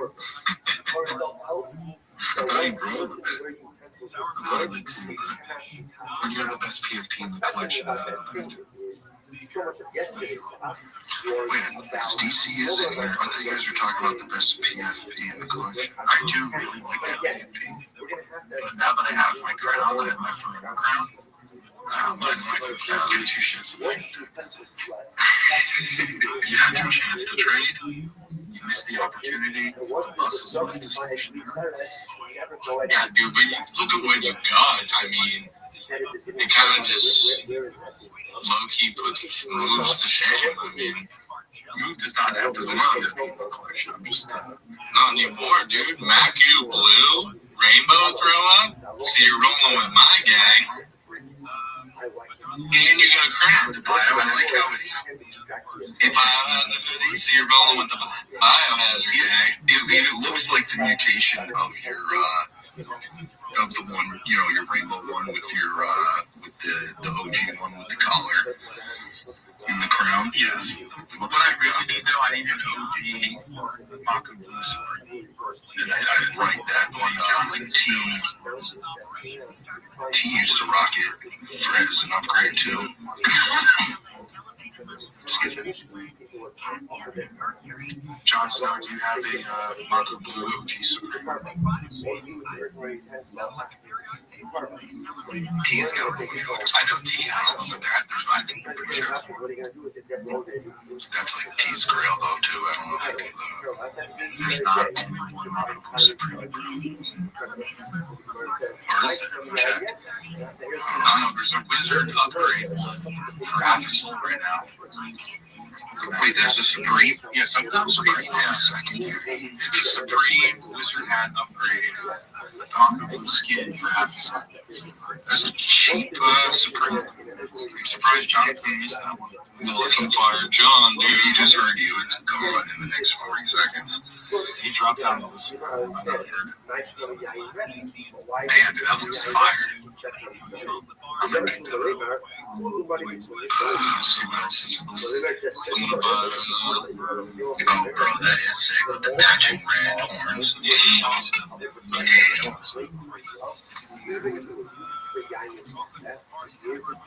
Ladies and gentlemen, Jon Snow.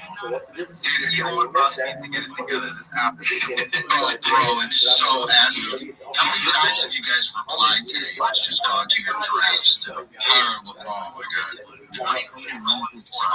Hiring posted you and put it like a couple days ago saying he's hiring looking for like video media engineers and stuff. And he's probably like looking to rehire like 250 people he laid off 3 years ago when he bought the app. Yeah, I actually need you guys back. Please. That was not 3 years ago. Was that 3 years ago? Way more. What? Bees, you got that? Can you guys hear me now? Let's still rug it. No, we hear you, bro. Yeah, I got a couple. You shouldn't have answered. I think I got a couple of those. Yeah, Bees is here too. I just pinned it up. Might be able to work something out. I could probably help a brother out. I mean, it's the evolution of my current. I was just gonna say that. Yeah, your PFP warrants it. Where's Bees in the Trap? Is he? Yes, I got that. It's one of my first ones. Bees in the Trap. Doesn't Bees have that evolution go through Bees? Don't you have a blue biohazard or no? I did have a blue biohazard. I traded my blue biohazard for the pirate biohazard. Yeah, that's sick though. I'm so happy to hear about that. Oh man, and I just like the NFT too. It's like a little rabbit chick eating some broccoli. Pretty cool. Now.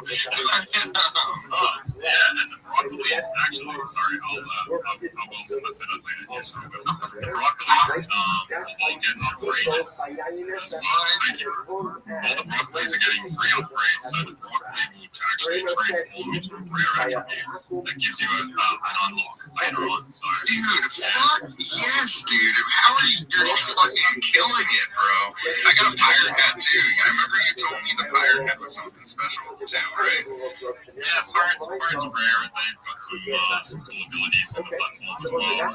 But yeah, the broccoli will turn into something else. It's an evolving trait. So I'm trying to make like a dynamic thing that keeps up the NFT. You go back and check your wallet and it's like awesome sword. It's super cheap and there's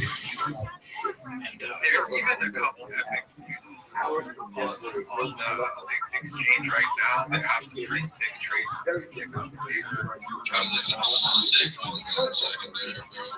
Yeah. I wanted a Master Chief helmet, and I found one on there that's like just sat on there for a minute, and I just used it with some pumps because I haven't hit one of those yet, you know. I need to find a high collar, somebody that's ever put a high collar over. Yo, that's Kevin's range for those high collars there. Dude, and after that one I mentioned, there's 2 more upgraders as well. They're starting to push 2 slower. So that's 0.55.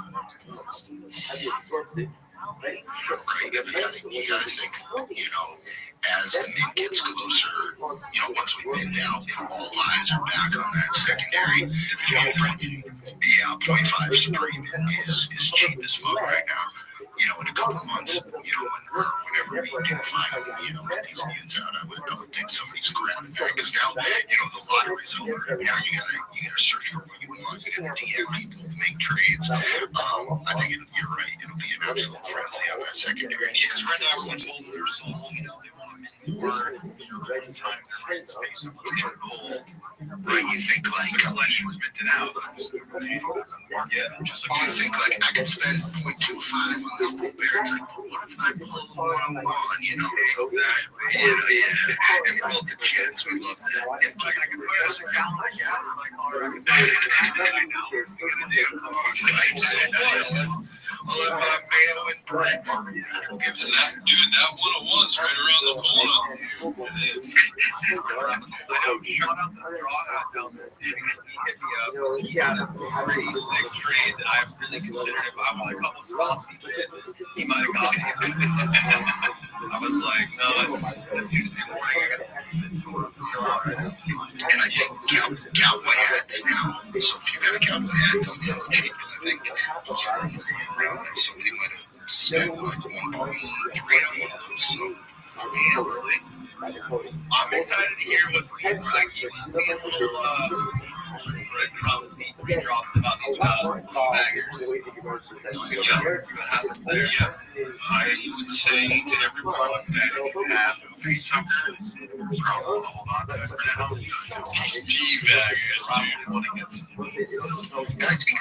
think that's a bullish trait to do that with, because we all know, we love the art, we love the little bear faces, and we want to see their faces, and you want to deter people from selling those face huggers, and a couple of people might like them, so you want to get something together and boost that trade little face hugger down. That'll be bullish, because I know people have those, and they're kind of, I don't really like this, what do I want to do? I don't know the floor, and just hang on to it. Who knows what's coming? The person who's probably the best position for that is Corey, because he was collecting them before he even knew that something was going on with them. I think I traded him 2 for 1 from like a bagger, and he was like, "Damn, you 2 for 1? I'll do this with any NFTs you want." And I was like, "All right." So I got rid of him. He's like, "Well, I got 7 of these now," and that was like at the beginning. So yeah, he'll spearhead that. The gold ones are actually pretty damn sick. I actually like this one.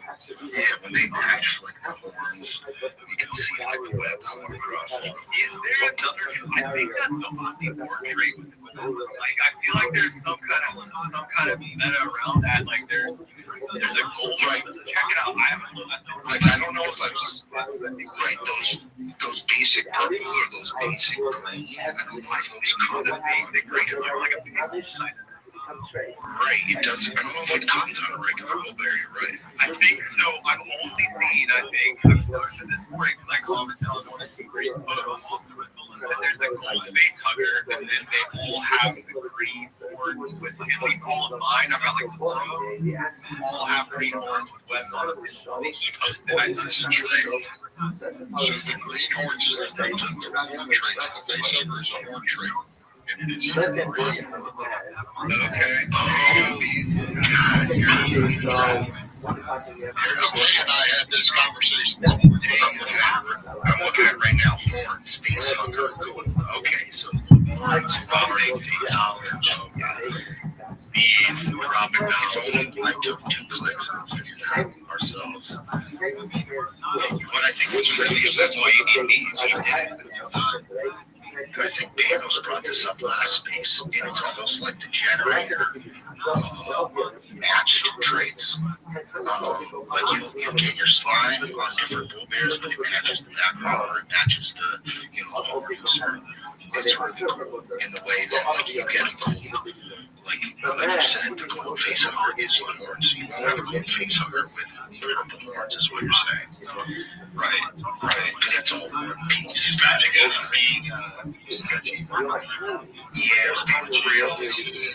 So to get into mine, I had to go like into my wallet. It says there is an intermittent issue fetching out tokens.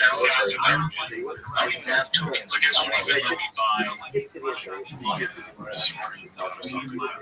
And everything in my wallet just says dash. The one that I always get says here, I don't think that's, are you on Wi-Fi? I'm on the show for over 80 of years. I'm gonna refresh right now. It's not natural for a person to say, I got you on Wi-Fi. It's I think it's but I don't know. It is just mentioned. Yeah, but I brought this up earlier this week. I have this happen a lot with Wi-Fi. I don't know why. If I turn my phone off Wi-Fi, I know for you, baby, but I'm saying it's happened for me a couple times this week. The hair that I hate the worst on Magic when it says you're it's still there. Music's an upgraded, so it's not.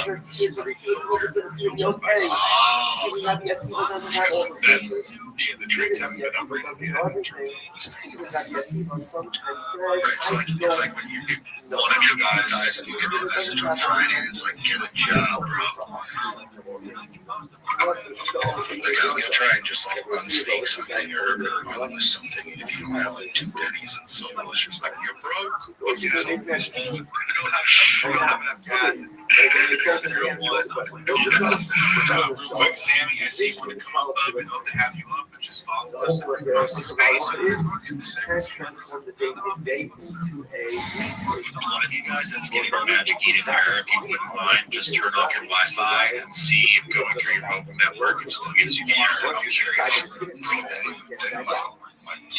Not Magu. Yeah, Wi-Fi's everything, bro. Turn it off on your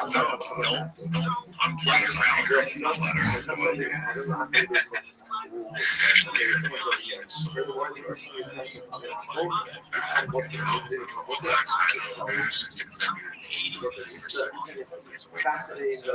Because people, it's up 3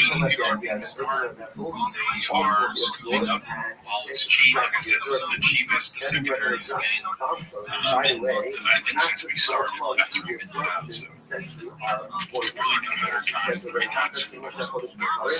Like John said, there are units that are listed below the bid price as well.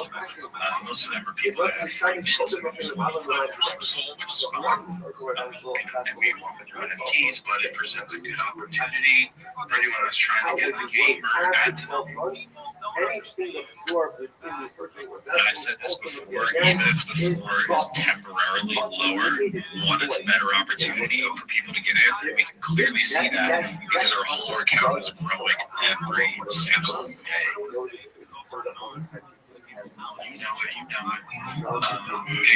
For anyone that has posted space, let's get more eyes on the space. There's something new in the build. If you have one build, different unit, a meme, a picture of a governor, whatever function it is. Is there something in there? It's not up to something. What's your PFP base? What are you talking about? I'm actually supposed to just me. It's just like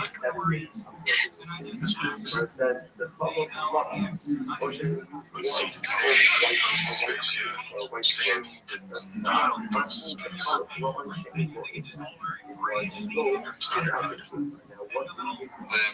post this Facebook, come on, you know the drill. That's a big problem, yeah, because you'll have somebody requesting for 25 minutes, and you'll say it 6 or 7 times, so you know that they heard you, but they still will not repost the space sometimes. Big, oh, yeah, what is that? I don't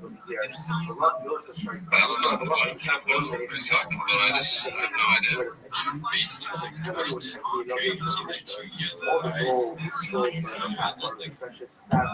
Everything was already built.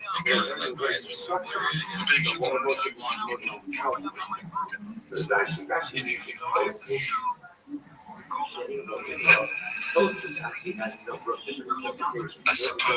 I suppose we can let the people know what we got cooking. I just want to say too, this is not the big news that it's just an additional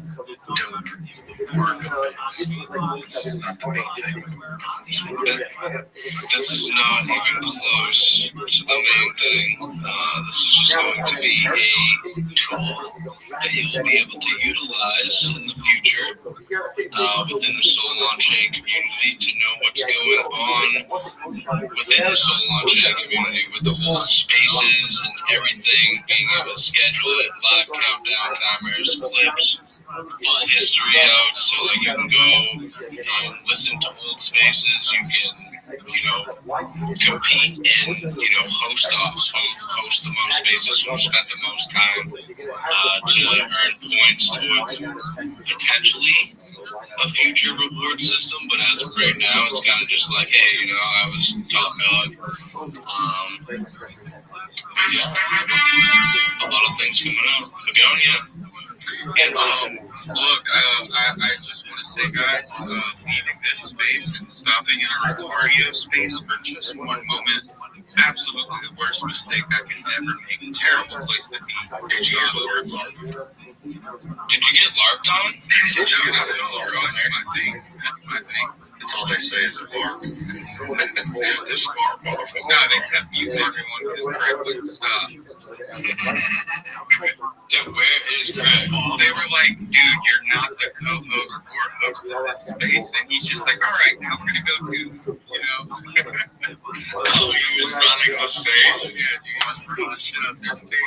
To add to your show base, I would say, you obviously want to be different, and it's better, in my opinion. But you can reference, if people remember Larky, and what they did, and how you could go on there, you could see what people are talking about. Basically, so on chain Larky, and that's how this fuck. I think it's really cool. Yeah, the space is up for so long. I think it's dope. A lot of our space content is within our bubble, within our communities. Now there'll be a central hub for people to pin up, get more visibility in the spaces we have. 100%. And it will be accessible, to projects too that are under Solon Chain's roof. Like if you're an affiliated project, you'll have access to be able to utilize this schedule. It'll help expand your reach because, if we're all using it to find out where we're going during the day, and, your space just so happens to fall in that half-hour span, that's free, 9 times out of 10, someone's going to pop in there and listen to what you have to say. So, we all know, how X is with spaces. It sucks. It's hard to find spaces unless they're on your timeline or being sent to you or in a group chat. So this kind of just makes it so hey, in the morning, let me log on. Okay, so-and-so up. And just as soon as you press set reminder, it goes right to X, sets it for you, and that's it. You're done. You're good. And then when it goes live, it shows, when it'll start glowing. It'll show who's live, when's live, and live countdown, so you actually know what spaces you can be in and which ones you can't. That's sick, baby. That's going to be awesome, dude. Starting up page, and we just want to pop up and discuss after information on what spaces are. So it's a way of okay, there's a live stream, another thing, maybe I'll just try out my regular server space and see how it goes. And then the community will see it because it's on there. I just got one question. Are you guys going to put moves dating show on the space? Is that going to be live for that? We're going to dial into Move Island. Move Island. Jeez. I'm going to have to ask Move about that. We can make it fit. We can make it fit for sure. There is a clip stage where instead of going through a little space, current space to find something maybe that was thrown here, some alpha you wanted to hear, you can go in and the host or whoever can clip a little part of it and put it on the clip page. And then you have a bunch of clips from those spaces, which is really cool. Yeah, honestly, my favorite part about the whole thing is being able to post 3 or 4 bullets at the top. So if we want to go trending, or if we want to trend on this, or if we want to talk about this and really focus on a certain section of what's going on and what we're doing that week, you can throw it in the top, and then people are oh, that's a focus point. Okay, and you can hit it for 2 seconds. You can hit it for 2 seconds, but at least you're going to hear it in every single space that goes on throughout the day. You at least hit the 3 points. Like, everybody does it. It just makes it so, every space you go in, you're hearing the key information that you need to hear quickly, which everybody kills at doing it in the community anyways. But, and then you move on. You do your space. Hey, the bees, did you just buy that bees? Did Beezus knock you out? I couldn't buy it. No, I was fighting that glitch, man. I couldn't find that glitch. Absolute legend. That's a great video.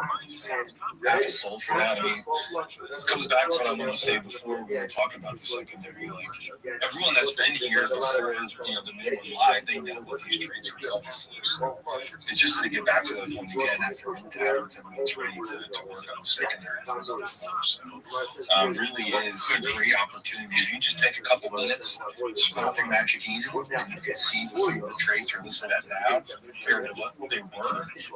Some really good opportunities. Just like what we just scooped up, and someone else just scooped up another upgraded for a quarter. So, those were pushing one soul right leading up to launch. Really solid opportunity there. So taking advantage of it.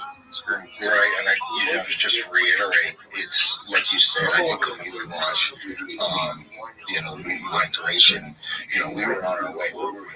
0.22 maybe.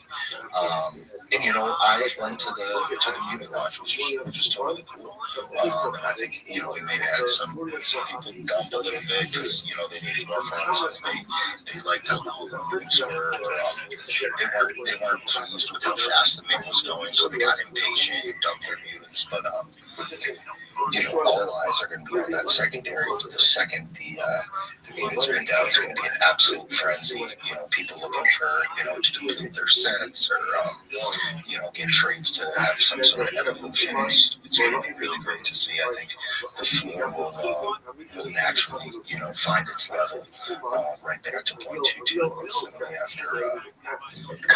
Kind of like BK was saying earlier too, like it's a pretty even spread across the spin. So as people start finding like what they're drawn to, or want to getting different clicks, like DC's Gold Club, it's gonna become harder and harder, right?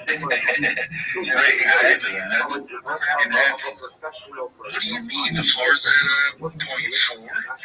We got some movements going on. I just had to give away like 2 weeks Taco Speed for another one. Yeah, I was wondering.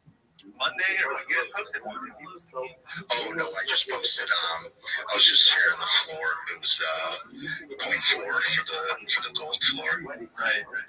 Yeah. So.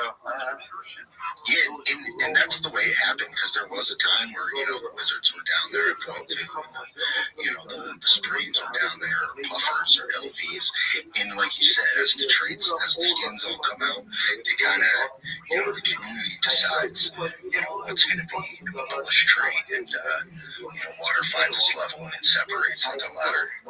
Yeah. Hey, Big. Do you know, like on the, so you were talking about trying to find kind of key points in spaces and in the recordings.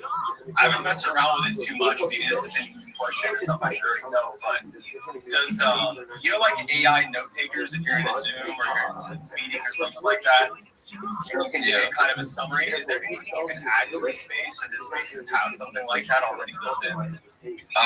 So like Lurky does it through their own API, but you can create something and then use an AI brain in that to dissect a space easily just by taking the space length and sending it to it, and it will run through it. It'll give you a breakdown, and then you can pick clips from it. But Something automatically you can add to a space. Like when you're in a if you're in a Zoom meeting, you add Fathom Note Taker as a participant, and it just automatically summarizes, right? I mean, let's put it this way: if you have a device putting output of sound out, and you can have something doing a pickup like an input, you could very easily make an overlay it over X, and just like run like a GitHub app to kind of collect the information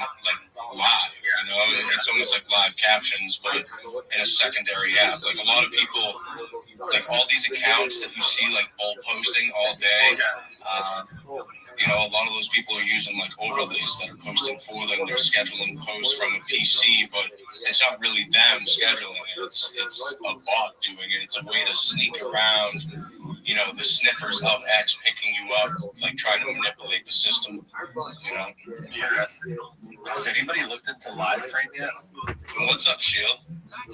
Absolute legend in this space right now. Appreciate you coming back. I'm not familiar with live frame yet, but something cool that Lurky does, I think it's a paid feature, but they'll make clips for you of your space, but it's like with cool graphics and whatnot. Like it's not like a screenshot recording of the space. Like they spruce it up for sure. But I think it's one of their best features. And remember, we would go in, it would be the first thing we would look at, and they'd have like a quick rundown of the space, and if it was some like ridiculous topic that we discussed, it was kind of the summary of that. And Lurky would just be like, and then Pumpy No Dumpy starting going. It's pretty good though. Like it's always spot on. They did a really killer job with that build-up. That's kind of what I'm talking. I want to find the summary.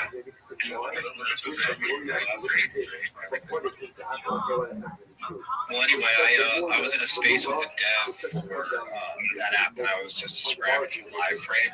And he's saying that they built it out for free, and instead of it being something that you upload and record a space to, and then it gives you the breakdown and whatever the summary.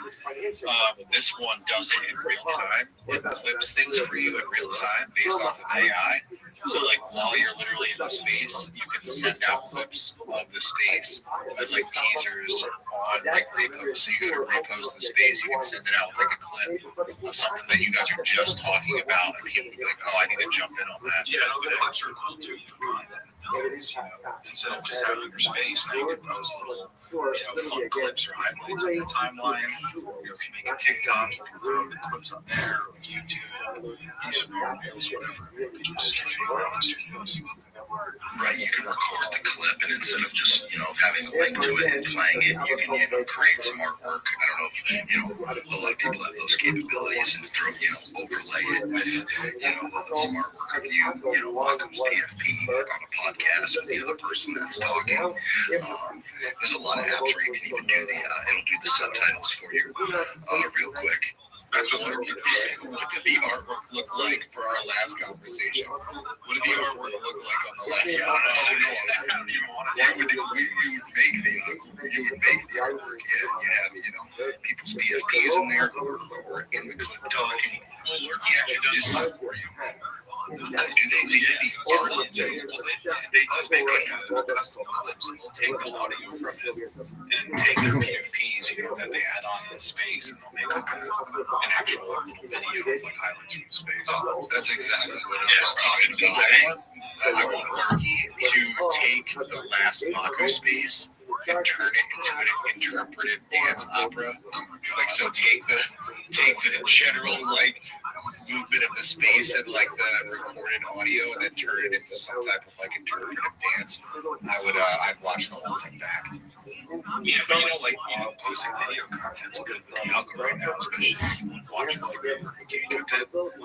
So if you have funny moments in the space, Quick said it was garbage. Quick literally just said that the video stuff he found out was garbage because he only posted video stuff. Yeah, but the thing is that he was posting short videos of animated, say he essentially make a picture in his and then turn it into a thumb. Why do you have to say that the majority of cats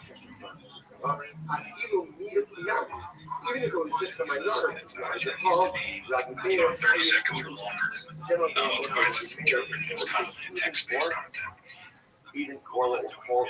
So I was in a space earlier today, and there was a guy that I guess that's what he does. He basically markets and tells people how they can optimize their brand. And so there was a farmer that basically was doing walkthrough, like long form videos of himself, like on a farm and what he would do in his day to day. And he rebranded his name, gave him like a new X handle, and then basically told him to cut down his farm videos. He could make one long video and then cut it down each day. And then you have 30-second clips of like, so you're talking about the market updates. Be like, oh, right now, you know, B&B just shit the bed, and then it goes like a clip of a cow just like taking a dump on a hay bale, like real quick, like a little flash clip, and then back, and it's like, oh, and this person just went to jail for this, and it's like bar slamming, and it's like you just like throwing down like an axe on the firewood, like so all this stuff that he does, like he's like videotape your day on the farm, and then you can take the little clips, put it on there with you talking over nonsense, and you can make these 15-second clips and post out 5 of them a day, and it would go super viral. I'm like, yo, this guy clearly knows what he's talking about. Like, it's just, I don't know. There's certain ways to do it. Bro, have you ever gone down a X hole of like watching the videos that people post on X? Some of them are crazy, bro. Especially like late at night, and when you actually like wind down, you're just like scrolling through, doing your replies. It's like, holy shit. But I think the clips are a good idea, like I was saying. We can have a funny space, and then the next day post a clip, like here's the anti saying something controversial, defending a certain person in history. You can have that clip up there, and embarrass the anti for one day, and get some views. Yeah, dude. What about like making like little cartoons to go with them? Like you're saying, make a clip, but like make like an actual cartoon. Like it's not that crazy hard to take 2 PFPs and like make like a 30-second short with it. I'm sorry. No, he's not. He's not rocking it. He's rocking it right now. Oh, bees. Bees in the trap, bro. You're gonna wake up with no badge, bees.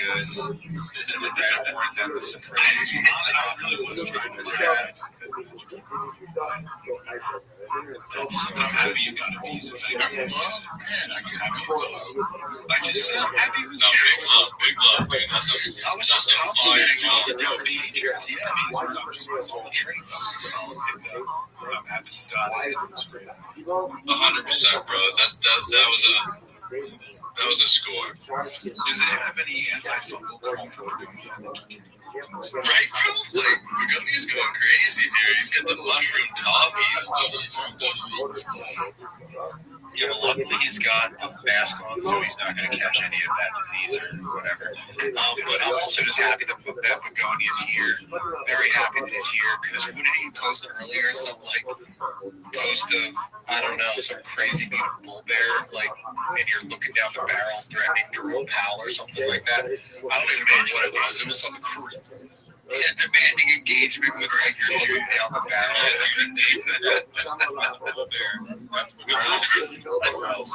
I thought for sure that was going to get restricted. I felt threatened. How much did you take that? How much did you take that bull bear? Absolutely. No way. There's a solid. I was trying to buy it. I was on there at midnight last night. I was not. That's talking about it. Yeah, I hit my hand, but sometimes you gotta get it a while.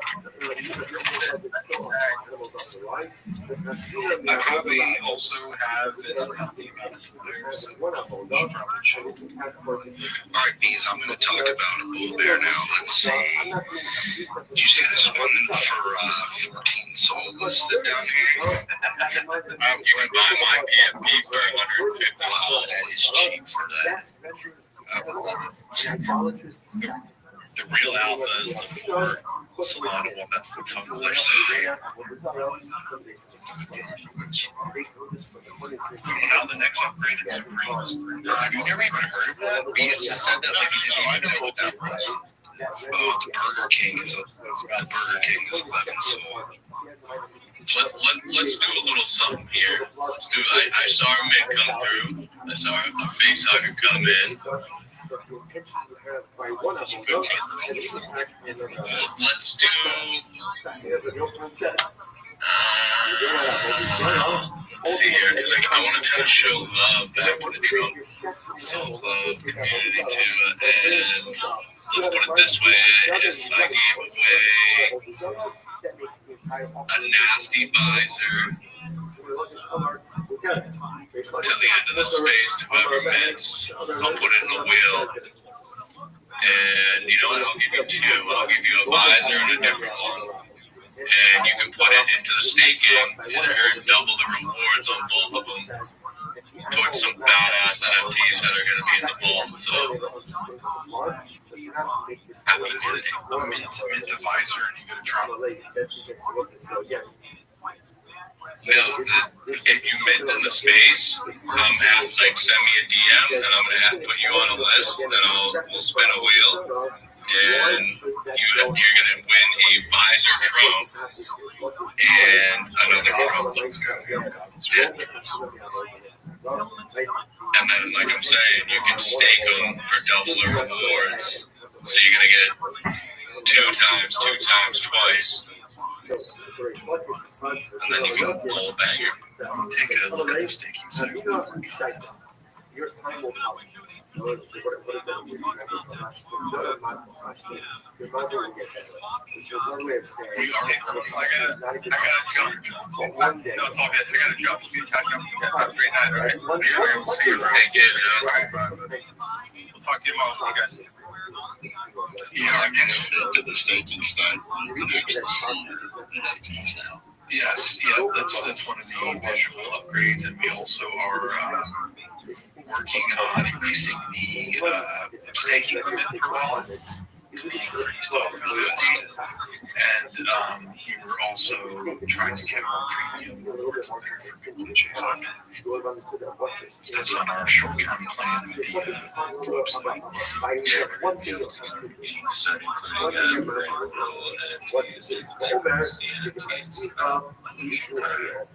There's a lot of different types of ministries and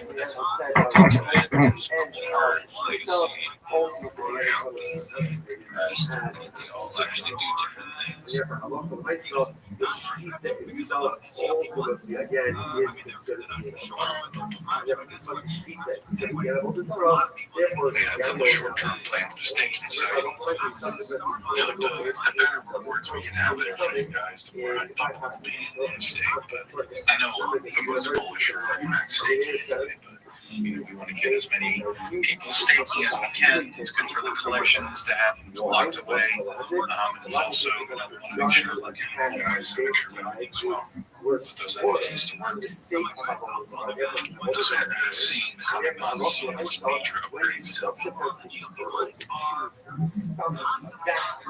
of course, we also understand that the more staking limits we open up on the wallets, the more people get, the quicker the influence will go. So we want to make sure we have a nice balanced ecosystem. So everything doesn't go layered away. We want to have good quality, good value in there that's sustainable. So that's our short-term goal on staking side.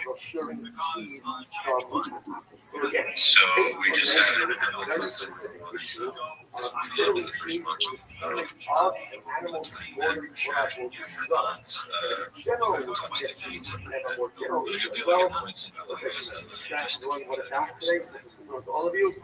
But yes, Trump's so active with the staking site, we're always going to have Trump's getting more points in the bull bears.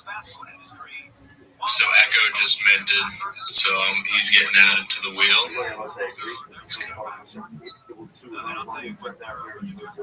Let's go, Echo. I know Echo's max staked. He was telling me before. I won one yesterday. I believe it was Phil. Yeah, Phil. Legend Phil right there down there. I still never heard Phil talk. One day we're going to get Phil on stage. One day it's going to happen.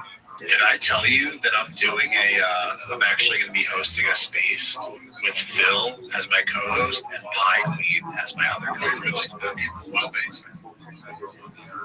The two people that never ever come up to talk. So I'm going to have the two non-talkers as my co-host. Phil actually co-hosted a space with me once, and he didn't talk the whole time though. But he did tell me that he will talk on this space. He's going to co-host for me. It might even be a Q&A. So I think Pie Queen's talks on the timeline too, so I'm surprised she doesn't come up. She said that she doesn't like to talk. She's just not normally a talker. But I've known her since before Soul on Chain. Actually, she actually was on my first project, which we don't speak of. But yeah, so I've known her for a while, but she tells me how you promote yourself. So yeah, well, pretty much. I got roped on my own project. But we're gonna have a no speaker space where the two co-hosts will be the people that are always supporting but don't ever speak. And we're gonna get to hear a little bit about them. So I'm excited. Did you just decide this right now too? No, I've been checking the DMs confirming it. It's rare that I go into Soul on Chain space and Phil's not down there. Yeah, Phil's the best. He's always here. Always the best. He's always here.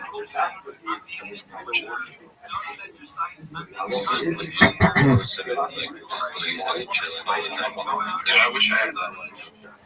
Every morning I see his post, got my coffee poured, my blood rolling, it's like motherfucker. Yeah, exactly. It just looks very, very chill. Bacher just wakes up and glares at his child. Just looks at him and is like, I couldn't sit in bed right now. And it's a word. Thinking about Phil's coffee and just driving for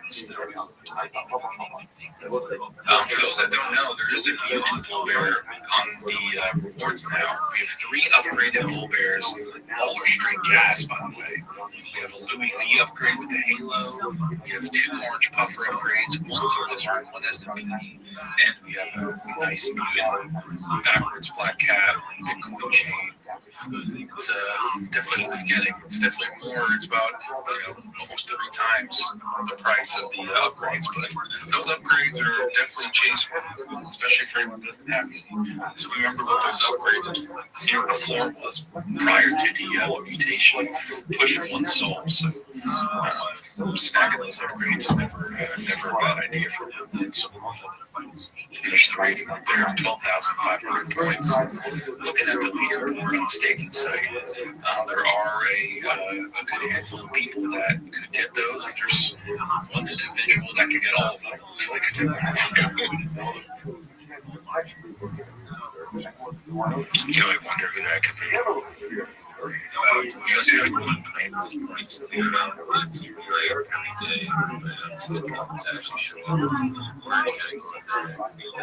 Yeah, there's a lot of you guys that have, some people have 50 stakes and 0 points, 11 stakes.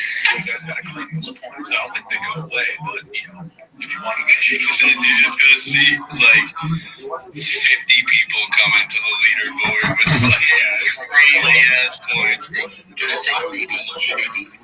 Do they think maybe claim your points once you're going to spend them? You need to spend them. You're not going to spend them when they claim them. You just get them in your balance. Might as well. See the leaderboard. And you can't use them until you claim them. But it's just a click button. But also, what's bullish is our total stakers is up big time. We're at 51 total stakers now. There's like 12 or 15. So I appreciate all you guys using the site. I know we've gotten good feedback, from a lot of members as well. We're never shy or hesitant to give us feedback because this staking site is for you guys. It's not for us. None of us have our stake in terms of trying to earn rewards. All the rewards that we send we'll put up there are literally for you guys, the community, the holders. So we want you guys to take advantage of it. We built it, we put time into it because we want to make sure we're giving you guys some extra value and some rewards for being holders, for being great, for coming and supporting. So this is the best way we can give back to you guys at this moment. But it will be better. But there's still some heat on there, like I'm saying. You got a couple upgraded, you got a mutant. What else? You got vault runners are on there. Those are sitting around 0.4. Those are only 5,000. So you guys are free to do with these NFTs whatever you want. What you think of your NFTs. So you're looking for some soul, you can probably flip them. We got the booster on there. That's always going to be a high ticket item. That's 75,000 points. Not many people that can get that right now, unless they have points. We'll see if anyone gets to hit claiming points after this phase. But we're going to be adding more NFT rewards that are in the same realm as the boosters in a short period of time to come. And it's really easy to get an NFT too. You just lose. You don't have to. You don't have to restake.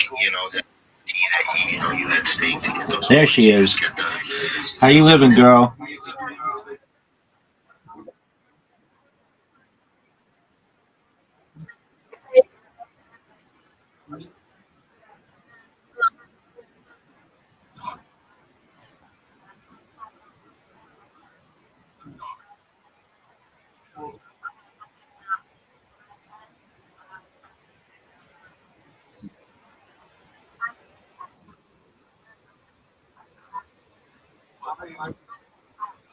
Well, that's good. I appreciate the update. Is he feeling better?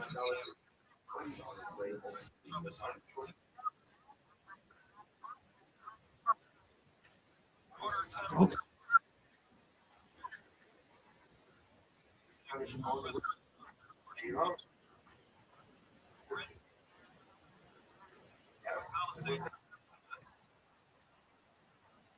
Right.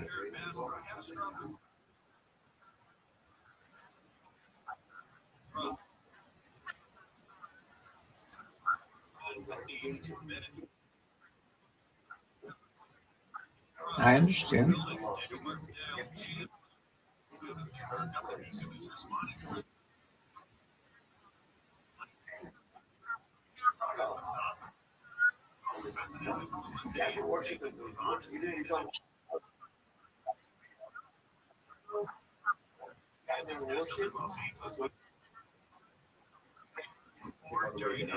However, the Chazorah also wants to worship out.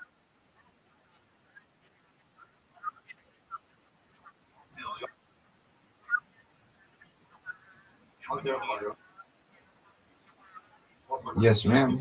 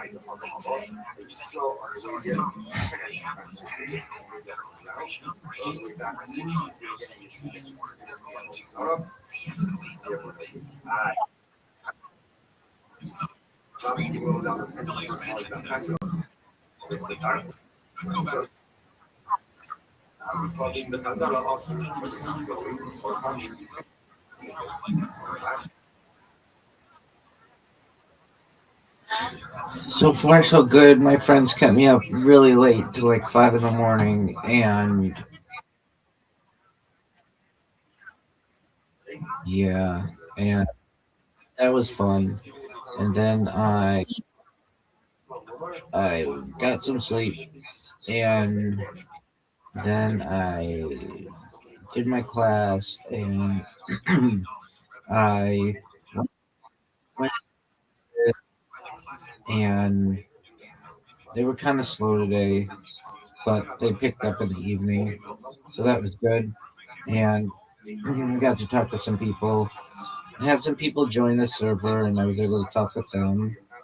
And I was able to have the opportunity to speak in a space this evening with the community that I'm in, and they were really nice. So far, so good. Have you been on your app recently? Have you been on your app recently since your birthday? Me. Oh, cool.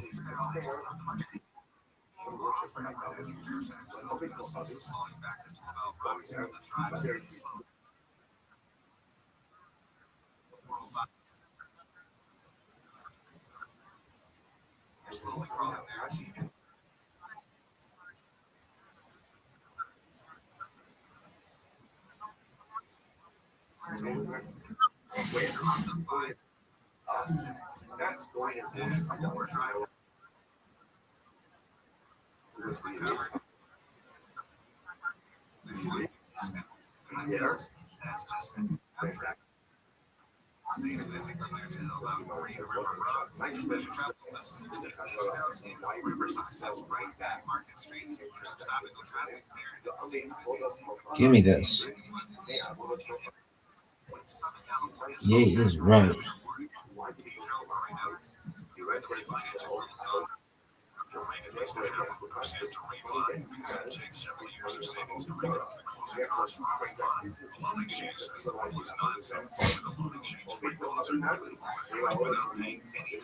Oh, that's so good.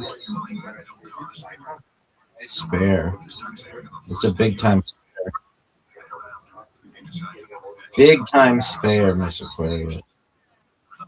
Big time spare. Give me this. That's what I needed. I've gotten a spare on every shot, every frame.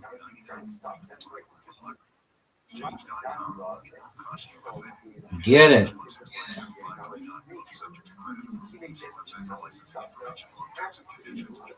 Get those two. No doubt.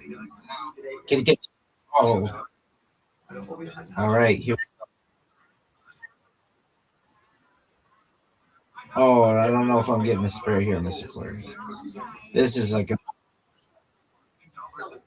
Get it. And I did. Miss Aquarius, 5 spares. 5 spares in a row, Miss Aquarius.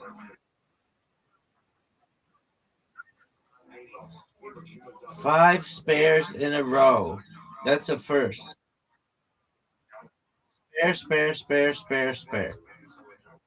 Oh man, I can't believe I got that last one. All right. Miss Aquarius, you win. I win, you win. Undefeated in friendship. You are on 192. Let's make it 190. 193 for you, girl.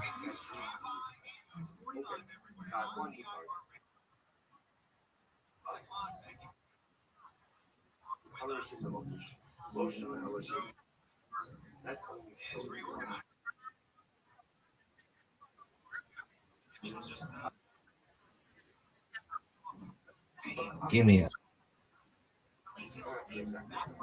Your allergies.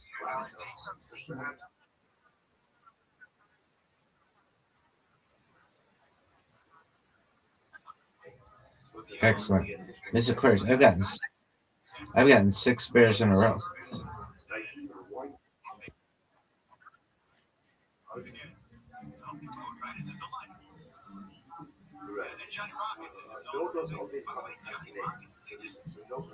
Beautiful spare.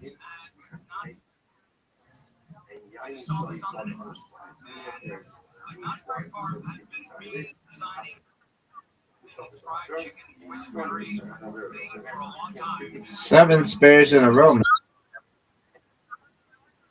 7 spares in a row.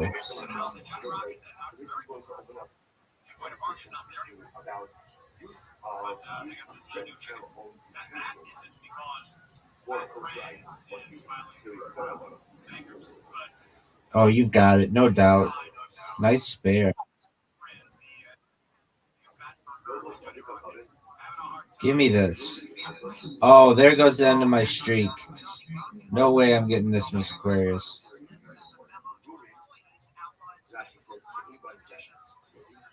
There's the end of my streak.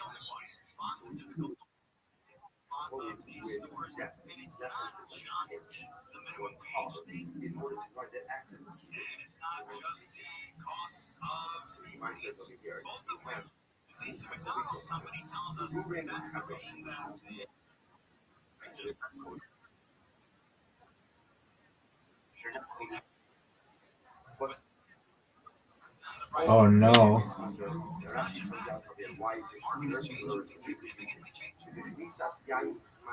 Ooh. So the assumption is that he can actually chapter 1 that entire like center of society. Get it, Miss Aquarius. All but two. All but two.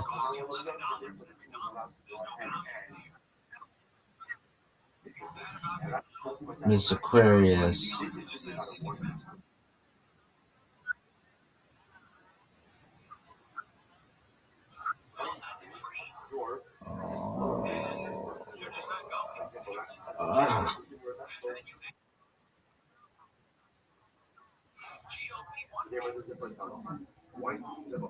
I'm thinking that you made it pretty close. You did not make it easy. And I undefeated in bowling. Undefeated. Yes, ma'am. All righty.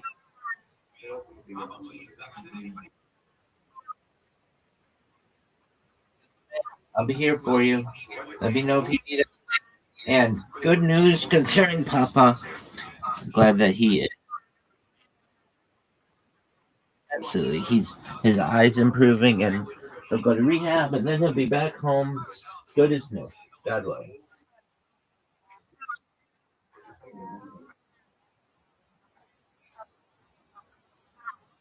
Do you have a plan of when you're going to see him?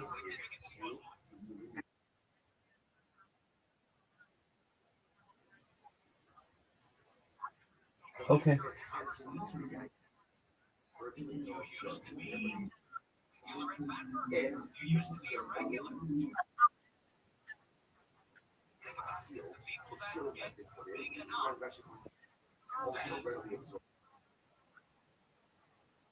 Yes, ma'am.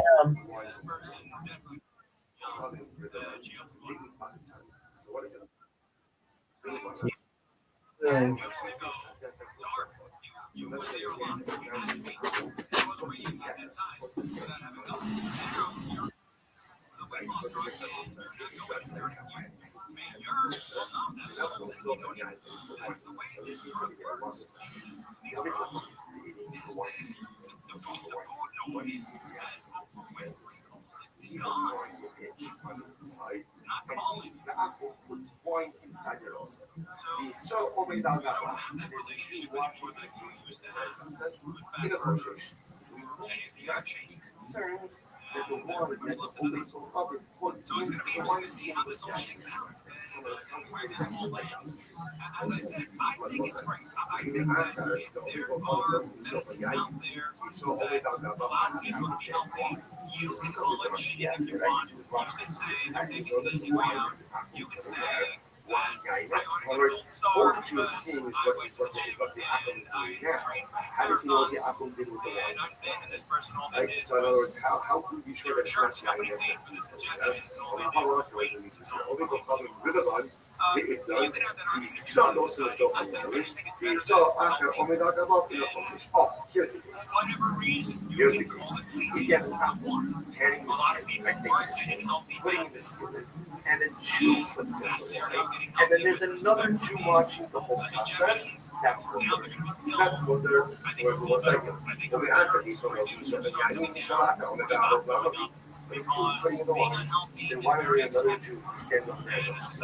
Why do I need a Mashkiach Jew to oversee the work of the first Jew? Yoma Agav, here the message of that. Because since ultimately in Israel is busy, right?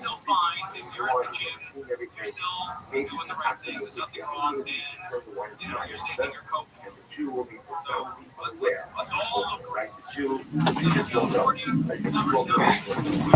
Myself, just to engage therefore, again, Mashkiach overseeing it. So essentially, Israel does not. So the Amor is getting the height, he's putting in the seal inside. The Jew is adding the wine, and then there's a Mashkiach, another Jew on top of this whole process to ensure that when the first Jew is busy pouring with this other stuff, that the Amor doesn't play around with the just making it together.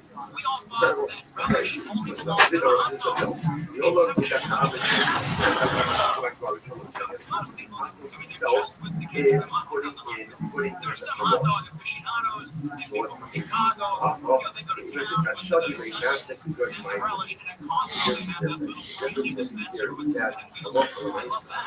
Since the wine is being poured essentially again around the same time as the seal, therefore when that wine itself is going to be flushed,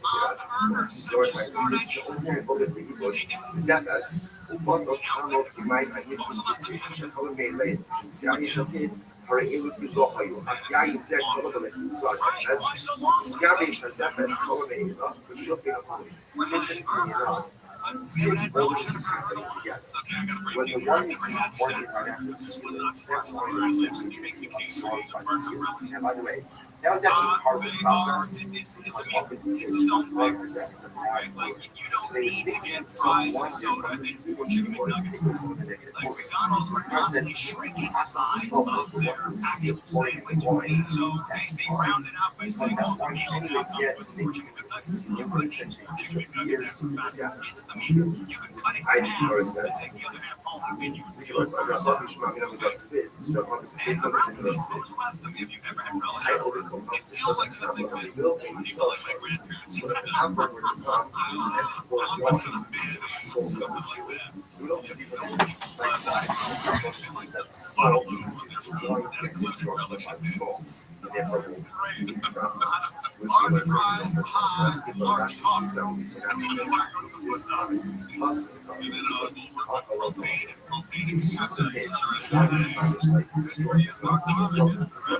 so it's essentially not existing. As opposed to the one that gets absorbed by the salt, the one is still there, albeit it will be absorbed into the food by the salt, but it's still there. This is part of the water. That also shows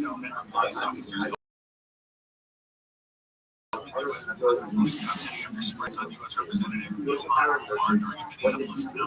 He went ahead and took some wine skins, took some wine from separated stuff, and he went ahead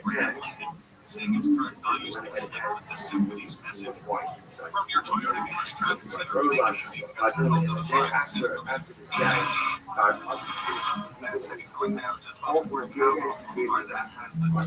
He's kind of started. He's actually still now, what did he start to do?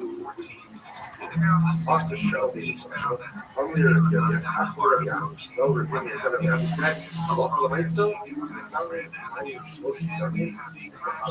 so let's say this is the five class. So, a lot of myself, it's asking you what you do. You fill up the ones, you fill up the skins with water for 3 days in the Aron Florida. This report is sponsored by Make It Up. Sorry for Aron names. So again, so this is spark great learning experiences in your classrooms today. At makeup.org. Leave it there for 24 hours. Sitting watch after 24 hours doesn't have to be exactly at 24 hours, at least 24 hours, then change the water for at least another 24 hours. 73 hours later, hopefully again, I don't know passion. Now, I'm off my myself this because of this, but it is all usable in situations where we know how rapidly the absorption is minimal. The absorption is minimal. Let me give you for example, summer may, honey may be done. Honey may be done. Now, we assume over here that the rock this only refers to, for example, like Jewish ones. In other words, in this case over here, where the wines came from nowhere, they were bad. They're stolen ultimately again by this guy by Adi. And therefore again this isn't just bad, it's just minimal. So it's only this kind of case where it's the majority of absorptions are close absorptions, the minimal number of absorptions or minority absorptions are macro absorptions. That's where this cascade process works. About to go low. Where the majority of absorptions will be from him. Natural, whether ultimately again, it's how we utensils, their utensils, ultimately again. So we're not going to go and we know this thing, we only see it as one instance, that is something else that I want to absorption is a little bit less. Kind of low, but my jobs low. Rashi, Roshim, and those actually whether it's one thing, whether it's other utensils, again,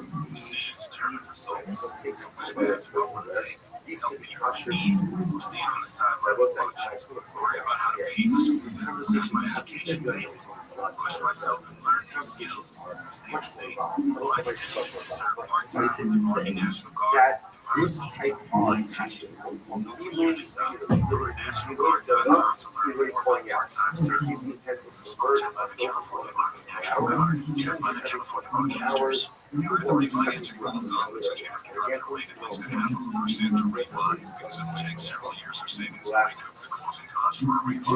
Generally, try glasses with the tip. Glass is fundamental focus on different glasses.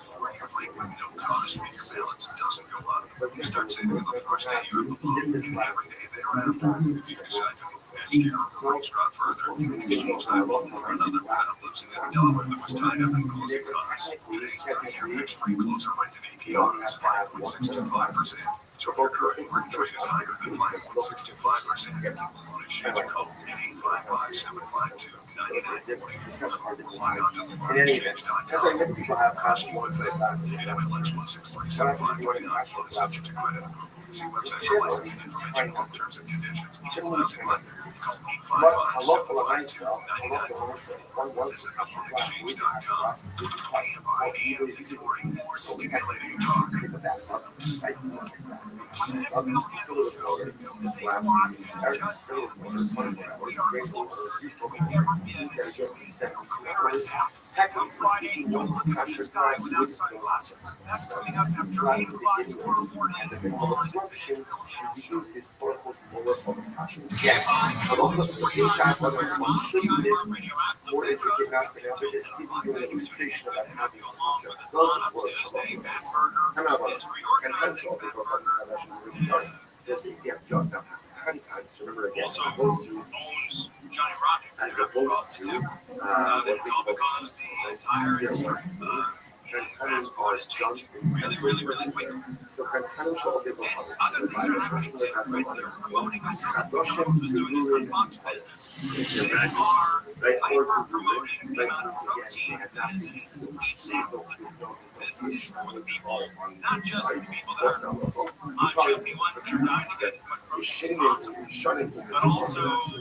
once ultimately again it's always great used or the reason that grocery prices are coming down in North America, prices are coming down in reason that's happening is still those in the category. So interestingly enough, well, look who it is. My favorite San Francisco 49ers friend. How are you, big dog?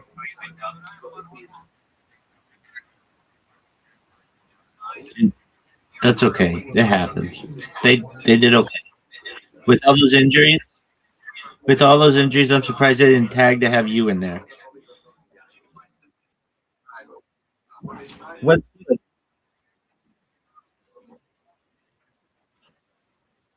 Oh, I know. That was so funny to me. You're like, we've got him right where we want him, and I was like, all right, we're down like 14 points or something. Yeah. Yeah. Yeah, it was like 24-7 or something, maybe 24. 24-3, because they didn't score a touchdown, right?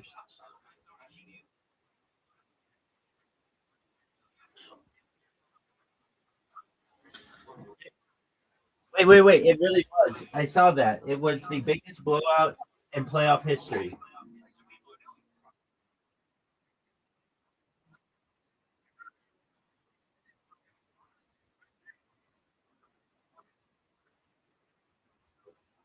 That's okay. Rams are out as well. So they're officially eliminated the state, and they look like they're gonna get their asses handed to them.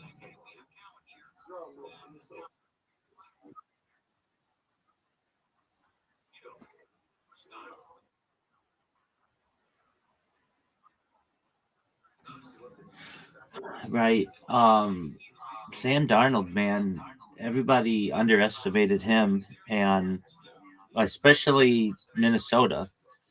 Anybody who thought that they had him pegged in Minnesota were completely incorrect.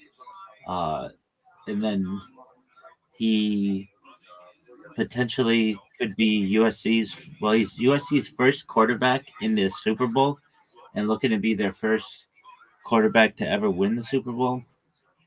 Drake May, I think probably is going to be the MVP, but they've had a really easy schedule. Have you seen their schedule to get to the Super Bowl?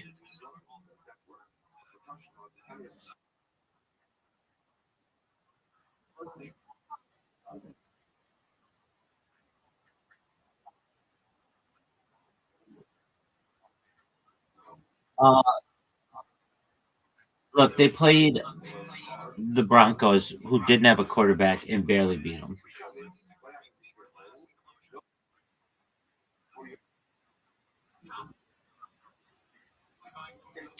Right. Okay, so let me look at the Super Bowl line right now. I'm not exactly what it is. 4.5.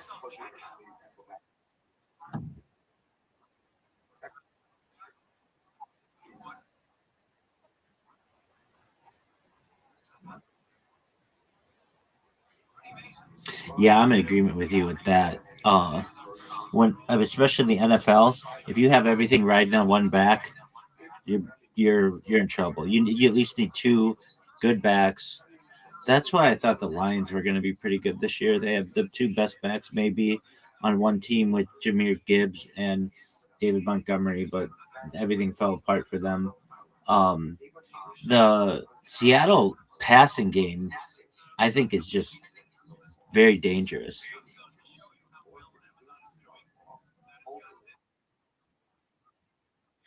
Right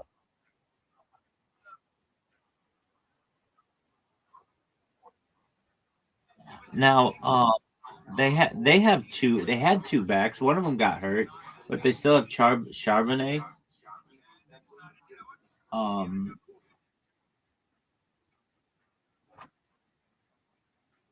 that's right, right at the end too, or like maybe third quarter, but it was in the second half. Yeah, yeah. What are your thoughts on the San Francisco practice facility and that electrical generator thing?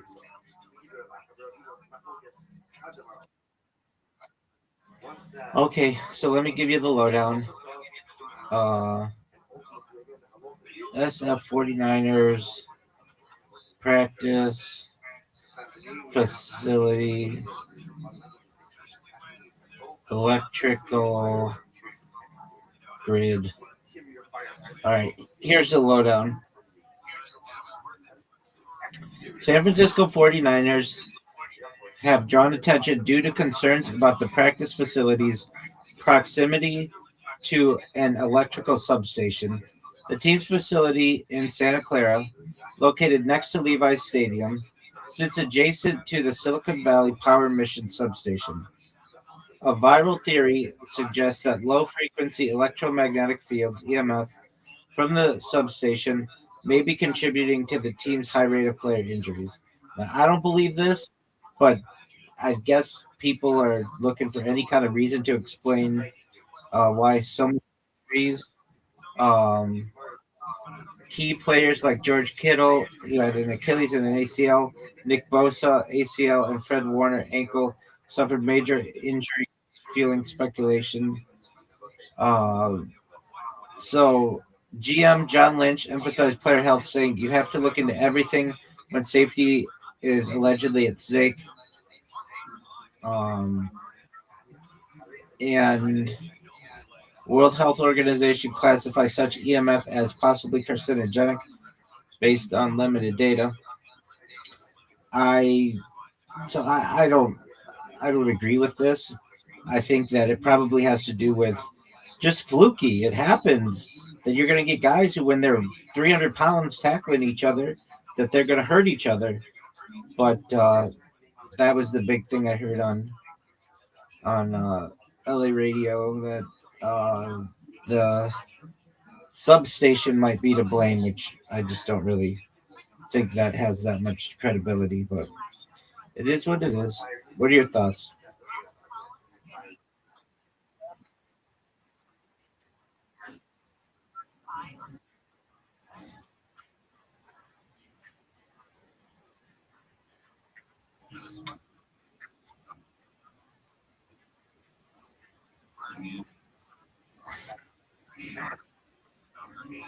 Yeah, I get that. Right. For sure. 100%. Um, do you like the ownership?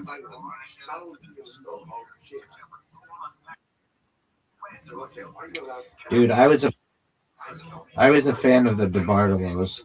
I thought they ran that place like a mafia.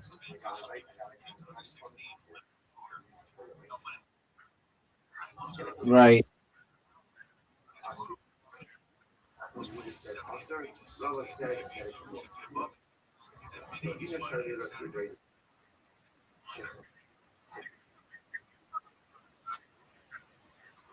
Absolutely, my friend. Keep it high. There's always next year, as they say.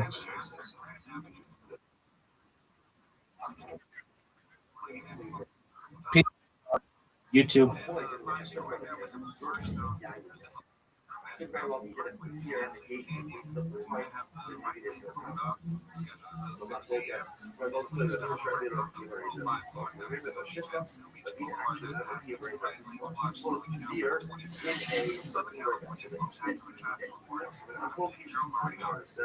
Also, what do they have?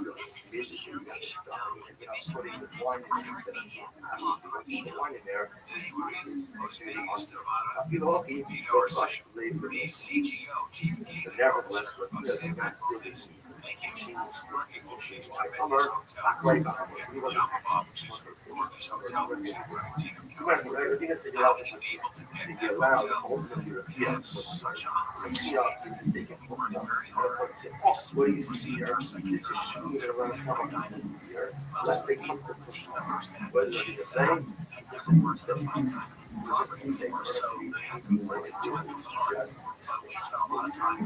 Because they social family, so wants you to achieve the goals, but because it's right, because it's right for the guests, it gets reward us with lots of that, and profits. What's happening? Listen to CEOs you should know on the radio. Find control, and you just not include someone to find power to speak with you. What are using it to create a better you? In our third podcast, Mind Games, we're going to find out. Sometimes you just have to the premise is your mind is a curse, and you just never got the gift. But once you crack the code, anything's possible, for better and for worse. Open your free iHeartRadio app, search Mind Games, and listen now. So what happened? So these contractors had these actually say over here, he had these he bought it from the Gentile, and the Gentile had used it for Yayin essence.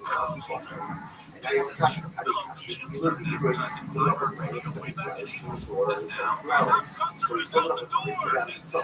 How can they burst? It's like, well, I got $1 dollars in burst. I'm going to have I said to him, I'm not letting this be all. So essentially said, now, you limited these items that's for each focus on the road. So you'll never be able to use them. Even though we have water on our river, I went to the shoe shop. The rabbis only say it's full of water. They didn't say I believe it is. Okay, so you just leave it out. You just leave it out. So if you have it, if you have that, it's another person. Now, again, what we're going to do is this thing. Last year, guys, you get to the sun like this. Or it just happens to leave it in the sun. It's not a easy thing. It's tomorrow. The point is that we have to be even closer, be a little bit more careful with what you're doing. I don't think you have to soak in water, but you didn't have to do it. So we'll say it's interesting because either way, that you have to do this. Either it's giving you closer, that you feel was, or closer, that you need to be more intentional in your musicians. Why do you have the sun? Right?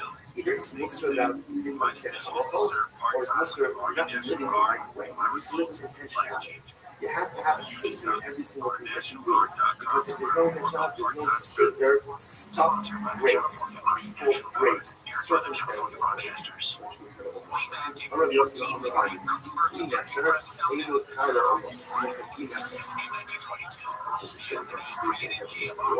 doesn't have most of these slaves. Can't get the addresses.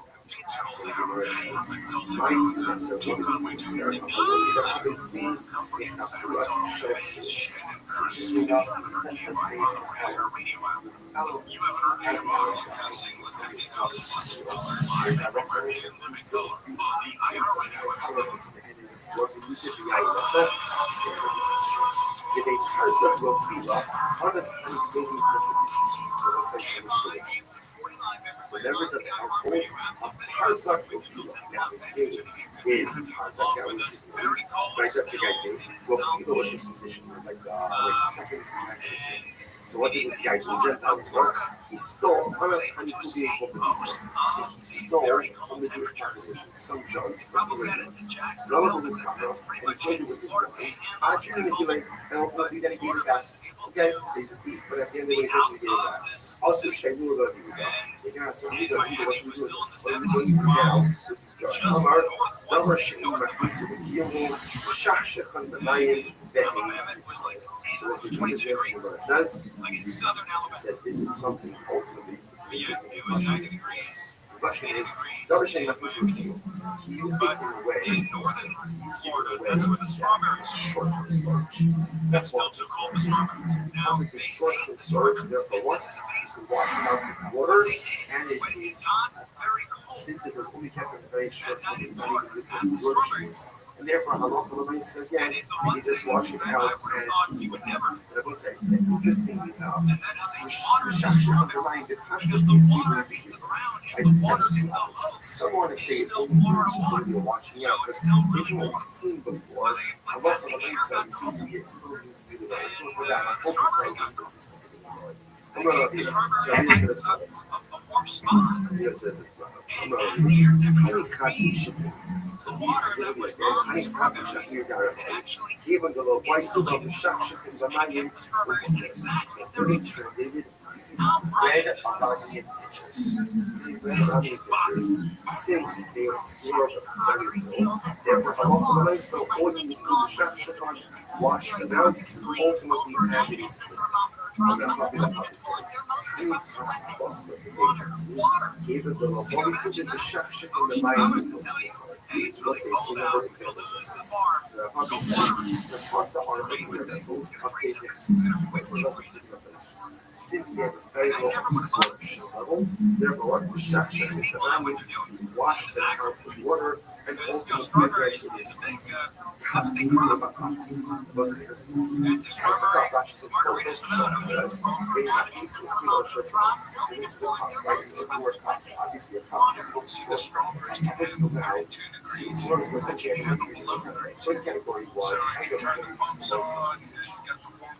Those things have like become popular again. Those are like the silver bullets and shit. You're even seeing like a lot in South Dakota, like people are getting like fish houses, like super nice fish houses. They gotta like use them as RVs too. You know, you go like, yeah, you put it on the ice, dude. So you can like, oh yeah. So I got a cousin who lives in Minnesota. He does concrete work during the summer, and then he's laid off during the winter. Like he works his fucking ass off. Like one of my favorite people.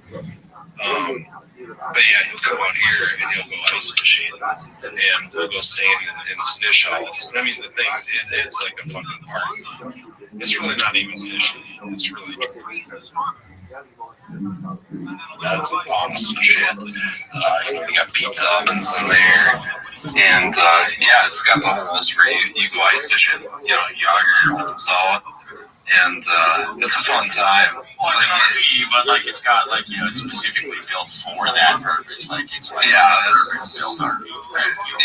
it's a quarter of the size of an RV, but it's like super comfy. Like you can spend $30,000 on one of these things easily. You know, more. Like I heard fish house, right? I'm thinking like this guy told me house club, you know, like there's a lot of folks here who just like, it's a vessel. Like yeah,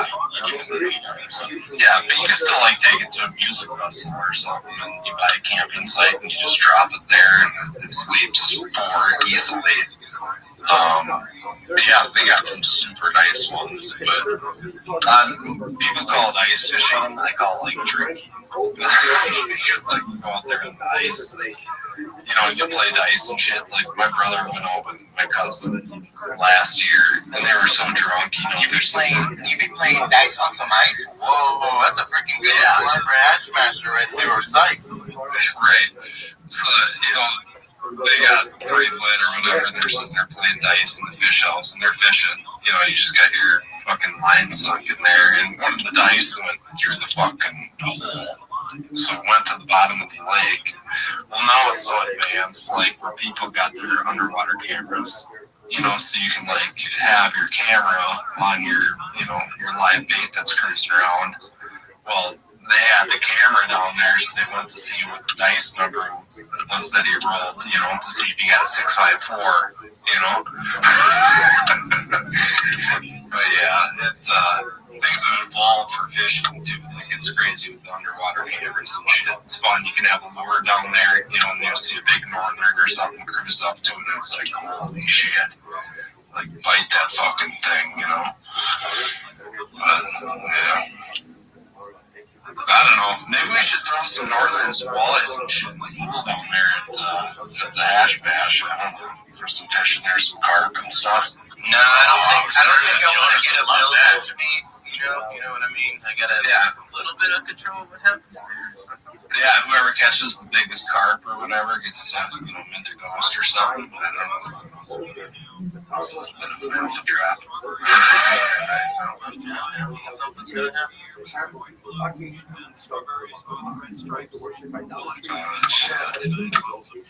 Yeah, no, I'm looking forward to it. It'll be fun. It'll be fun to get together with everybody and just like chill and talk and have a good whatever. Let's see if we can have a speaker up here. See the new speaker up there?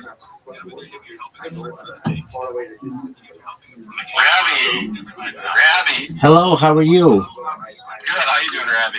Every day is a holiday, every meal's a feast. I was just listening to your discussions on fishing. It's fascinating where technology takes us.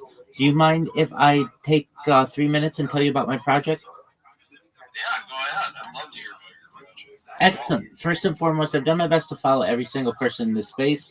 If you can, I'd appreciate the follow back. I follow everyone back, so if you want a free follow back, send me a follow. I'm Rabbi Rothschild. If you don't know who I am, you will. I stream my life 24 hours a day, 7 days a week, 365 days a year for world peace. I've been doing so for more than 4 years.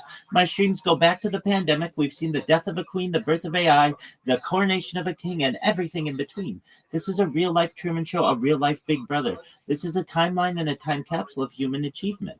In the 1990s, Bill Gates coined the phrase content is king, and I'm making it true today.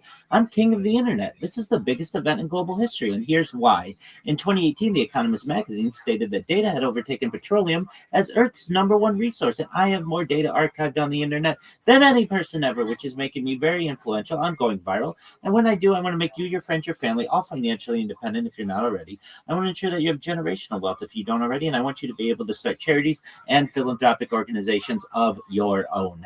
I'm unlike any influencer you're ever going to meet. I'm not live on one YouTube stream nor 2 YouTube streams. I'm live on over 20 simultaneous YouTube streams 24 hours a day. You can view my life in 360 degrees. I even have a ceiling cam.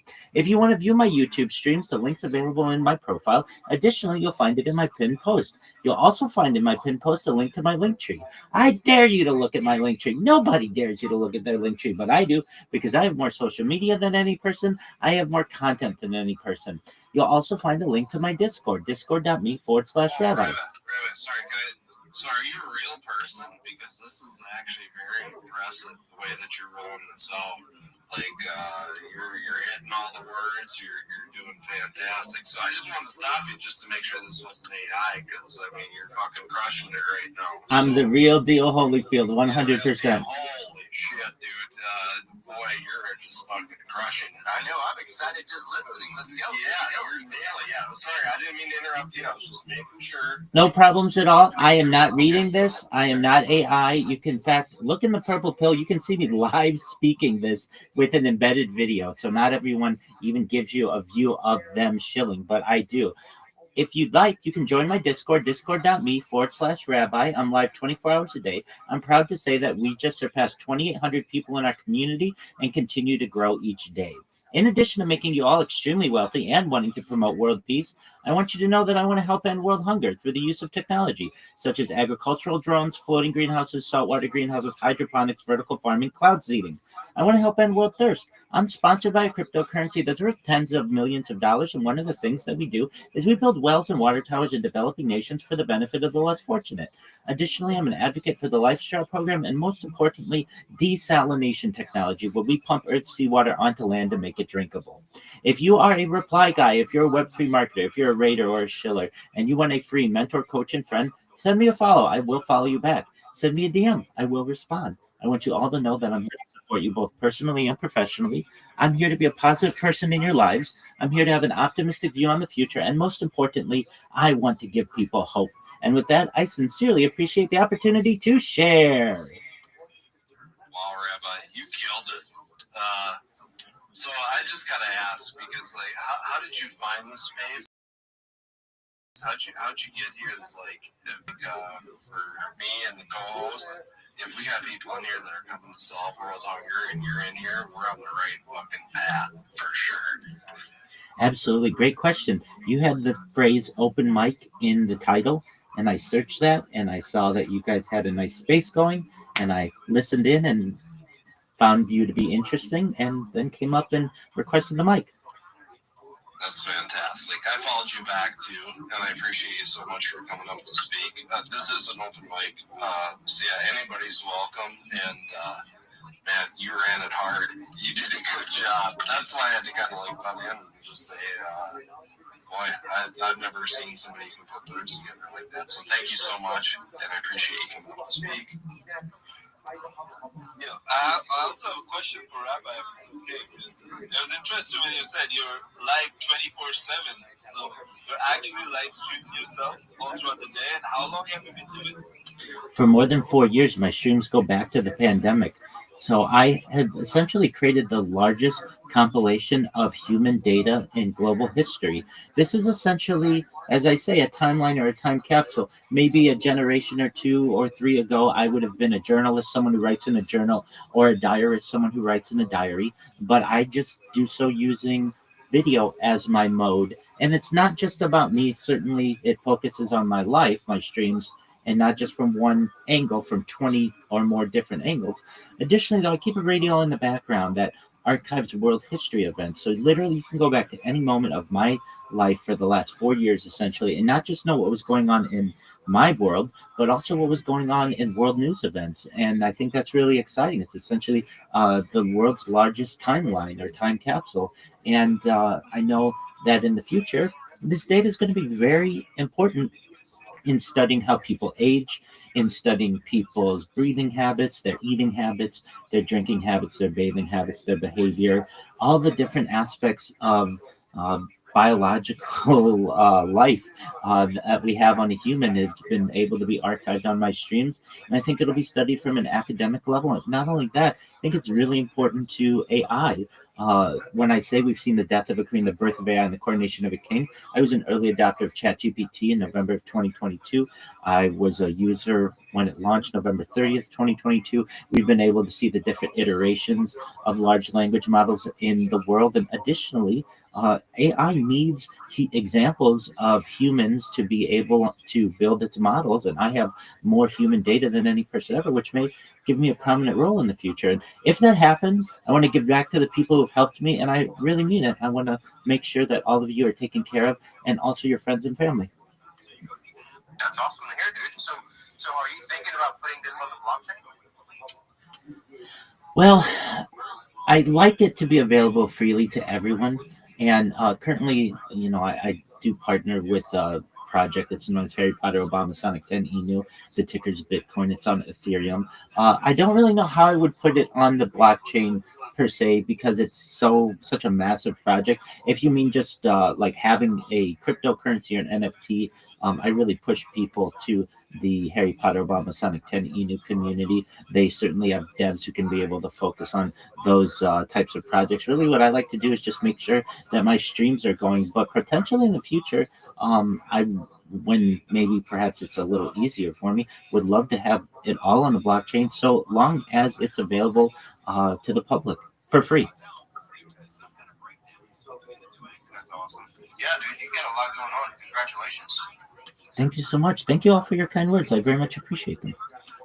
Yeah, no, I appreciate you coming up and speaking. And where are you from? Are you from the States, or where are you from? Absolutely. I'm based out of Los Angeles, and I've streamed as far north as Santa Barbara, as far south as San Diego, as far east as the desert and mountains, as far west as the Pacific Ocean.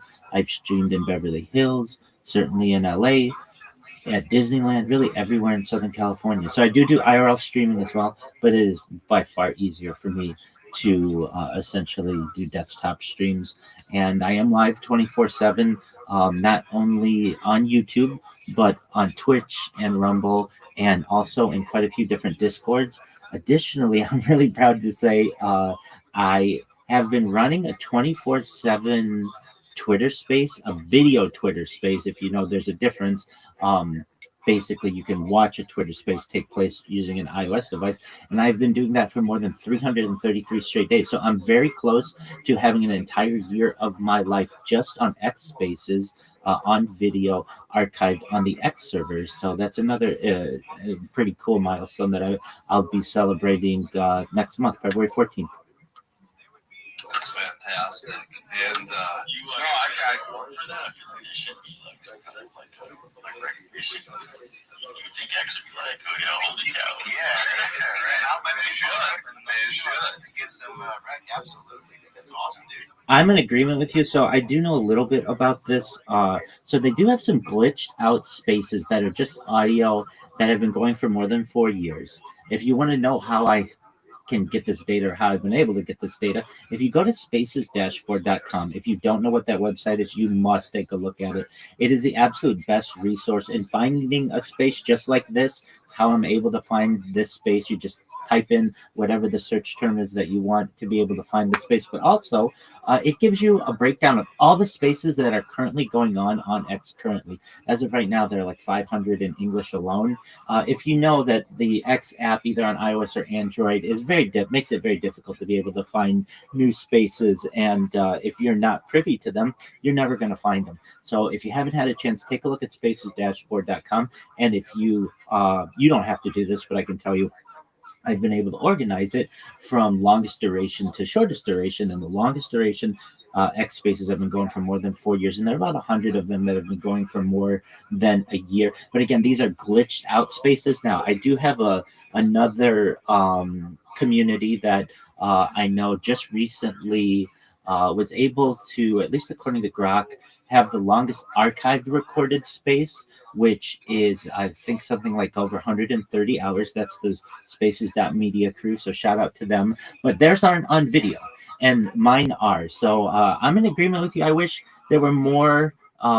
Basically, I don't want to say I don't need accolades, but I just want people to know that there are those of us who are spending a lot of time on X Spaces, and wish we had some way to verify some of these statistics, but currently there's not. So everything basically has to either be asked to Grok or potentially just through community notes or word of mouth. But yeah, I think it's really cool that basically I have an entire year of my life that is available to everyone on X, not just on YouTube, not just on Rumble and some other places, but right here on X. And that I've been doing these spaces now. It's not one continuous space. Every 24 hours I have to restart it. That's just due to the constraints of having an iOS video space. The video, in order for it to save, needs to restart every 24 hours. But I think it's a really cool achievement that we are closing in on next month. And so perhaps in the future, people won't just be watching me on YouTube and on Rumble,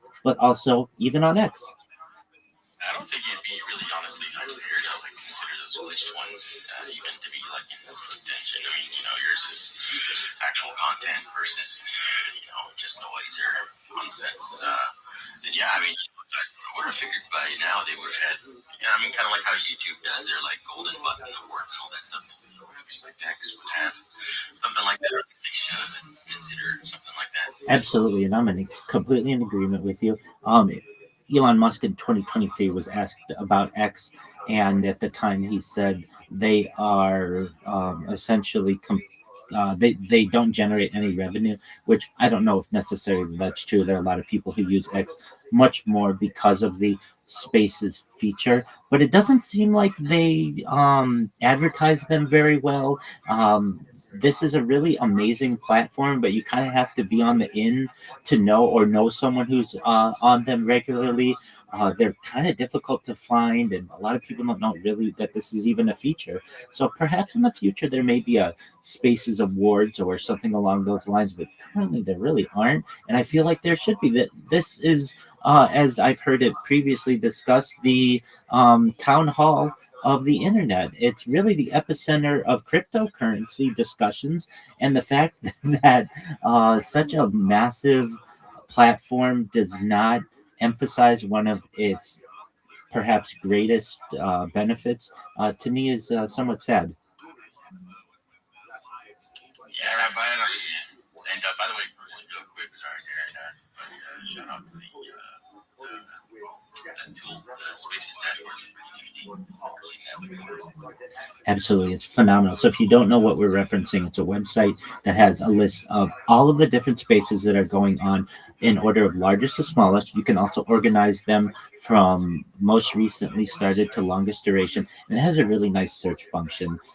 It also gives you a lot more metrics on spaces and the hosts. It will tell you the combined followership of all of the people who are speakers in a given space. It will also, you can click on one of the hosts and it will show you every single space that they've hosted in the entirety of their account. It's incredible that this website exists and that X doesn't have the same type of features integrated within the app, that we have to go to a third party to be able to get this information. But if you haven't checked it out, it's spacesdashboard.com. It's just an amazing resource to be able to find interesting conversations such as this one.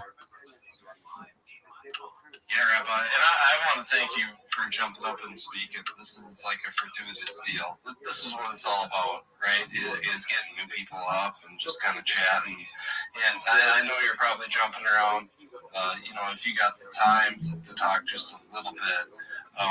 One of the things that you hit on was world hunger, right? I think one of the most sad things in the world, or like something that draws from me, is like kids who are hungry, right? Like that is one thing that pulls at the heartstrings.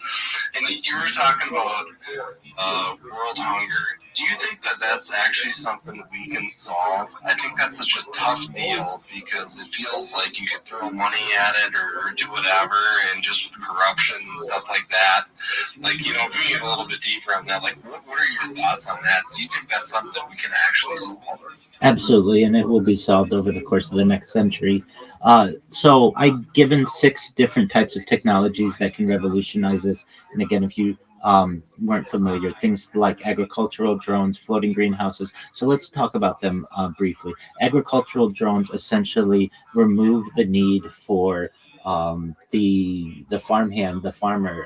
Everything can be harvested, and perhaps insecticide or even any type of labor intensive management of crops can be done through drones. It's already being done in some areas. And this is something that if we incentivize companies to be able to build agricultural drones, it will be much easier for us to be able to get more food, more nutrients, certainly larger harvests from our current 2-dimensional acreage. The second thing that I mentioned is so agricultural drones, floating greenhouses. So especially in areas where real estate is really tight, floating greenhouses are something that essentially imagine just like almost like a very large dinghy where you can actually put a greenhouse on the water. It can be temporary, and you can grow crops in an area like Hong Kong or Manhattan or other really high demand real estate areas so that people can have fresh foods and don't have to have it necessarily shipped in. I also mentioned saltwater greenhouses. If you're not familiar with these, essentially there's a way of using salt water to be able to water crops through the removal of salt from that water. I also mentioned vertical farming. If you're not familiar with vertical farming, it's essentially either using a building to be able to have crops. So think like a large grow house vertically in the air, or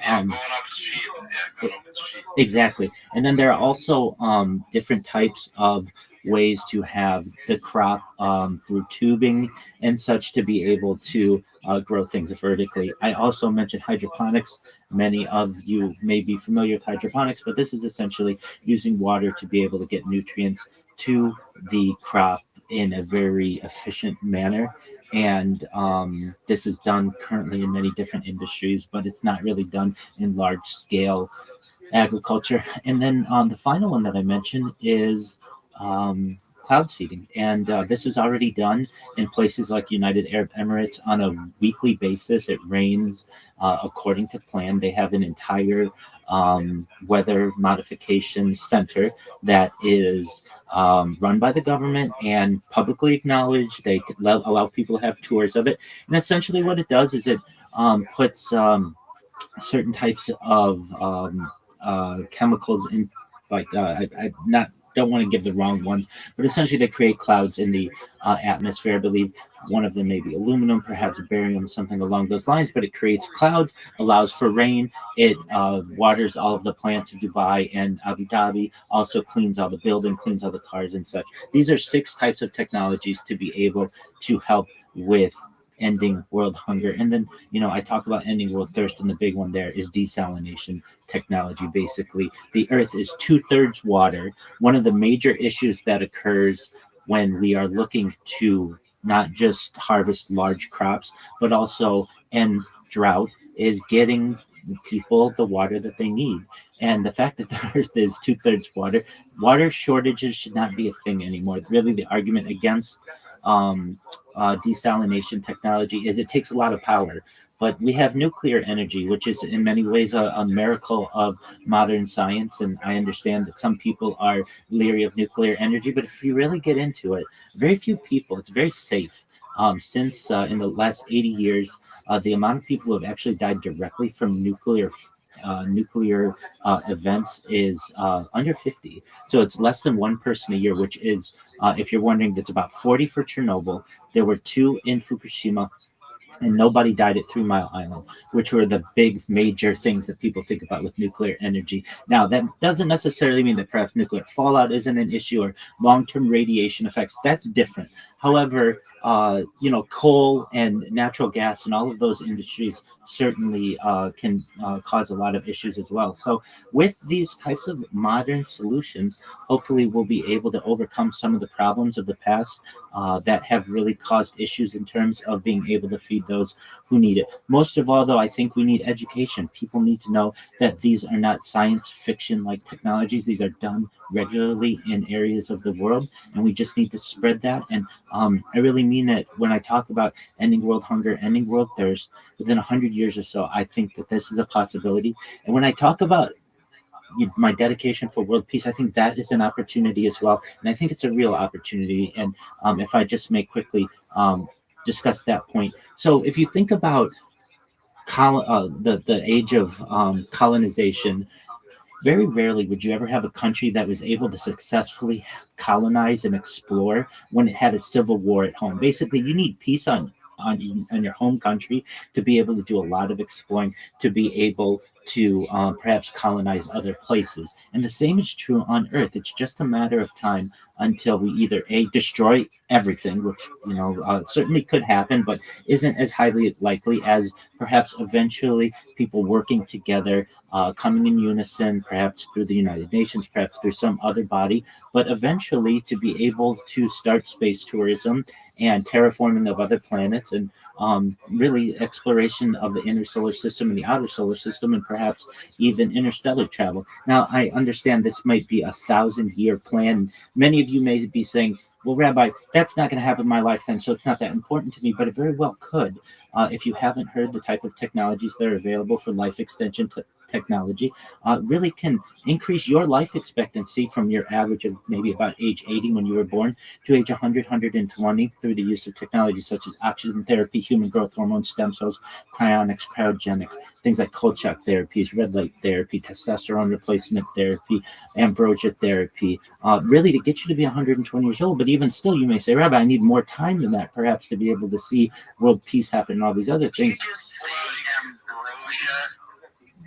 Yes, I did. No, Rabbi. No, you nailed it. I agree on so many things that you said. I'm sorry to cut you off. I said when you're speaking, I want to jump into, but even with nuclear energy, all I've learned about it, I think it's fantastic until it's like a striking point or something like that. You know what I mean? When it comes to wars and stuff like that. But Rabbi, I wanted to give SES a chance. Yeah, let's welcome our guest. Yeah. I wanted to point out to Rabbi that desalination is not very good. The thing is, we're looking at atmospheric water generation systems which use high voltage current to ionize water particles and then changing the temperature differential to pull it out. And it uses a lot less energy, and it can be done passively, okay? Whatever you want to use to be able to get people water, I'm absolutely an advocate of. I know at least in California, we use desalination. It is perhaps not as efficient as it could be, but it's currently being used. About 10% of all of the water that is used from a freshwater point of view is used through desalination. And many countries rely on this as well. And we're just at the early stages of it. So I'm not necessarily saying this is the only solution. This is just one of the solutions that we can use to be able to perhaps not only provide clean water to people and end droughts, but also ensure that we have more nutrients for the foods that we eat. I don't think you should promote adrenochrome either. I'm not promoting adrenochrome. Essentially, you can use ambrosia. You can use ambrosia therapy with your own blood and be able to use it in times when you need. That doesn't necessarily mean that it has to come from other people. That's what ambrosia therapy is. There are other versions of it that certainly can go down different theories where you get it from other people. But no, you can essentially pump your own blood and have it stored and be able to re-inject it in yourself when you need. And certainly at an older age, this might be something that may be beneficial, a beneficial treatment to some people. Wasn't Hillary Clinton using like adrenochrome or something? Or is that just like myth or something? I don't know. I don't mean to stir up the space or something, but there was like a big Hollywood deal where, they were scaring children and, kind of murdering them to get, because that's when you get the adrenochrome, was when they're scared. That's when it like perks up and stuff like that. But, I don't know. Maybe that's something we shouldn't talk about because I like to hold future space and I don't want to get banned. Have you guys heard about any of that stuff? I think we need to move on to the next subject. You guys got another good topic, but yeah, no, I'd love for to end world hunger and stuff like that. And I think Rabbi, it wasn't more than a couple of years ago where somebody called out and said, "Hey, Elon Musk, you're the richest person in the world. Why don't you solve world hunger?" And he said, "Okay, well, map it out for me, dollar by dollar, where every dollar is going to go, and I will absolutely do it." But the problem was nobody can actually do it because there's just so much corruption. If somebody said, "You know what, I'm gonna send $1 trillion to solve world hunger," unfortunately, people get a hold of that money and they go bonkers, right? They're like, "Well, these people don't deserve it," or "I'm the person that was first in line that arranged all this shit." And it never goes exactly where it should. Young blood transfusion, like ambrosia therapy. People feel that they're entitled. Young blood transfusion, like ambrosia therapy, but your own blood. And it's tough to figure that stuff out. I feel like it's always going to exist, even though we try to solve it. That's kind of my stance, to be honest with you. People are greedy. People are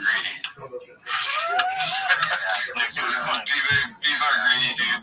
That's where I'm at with it. People get pretty damn greedy when they get a big check. That's the way I feel.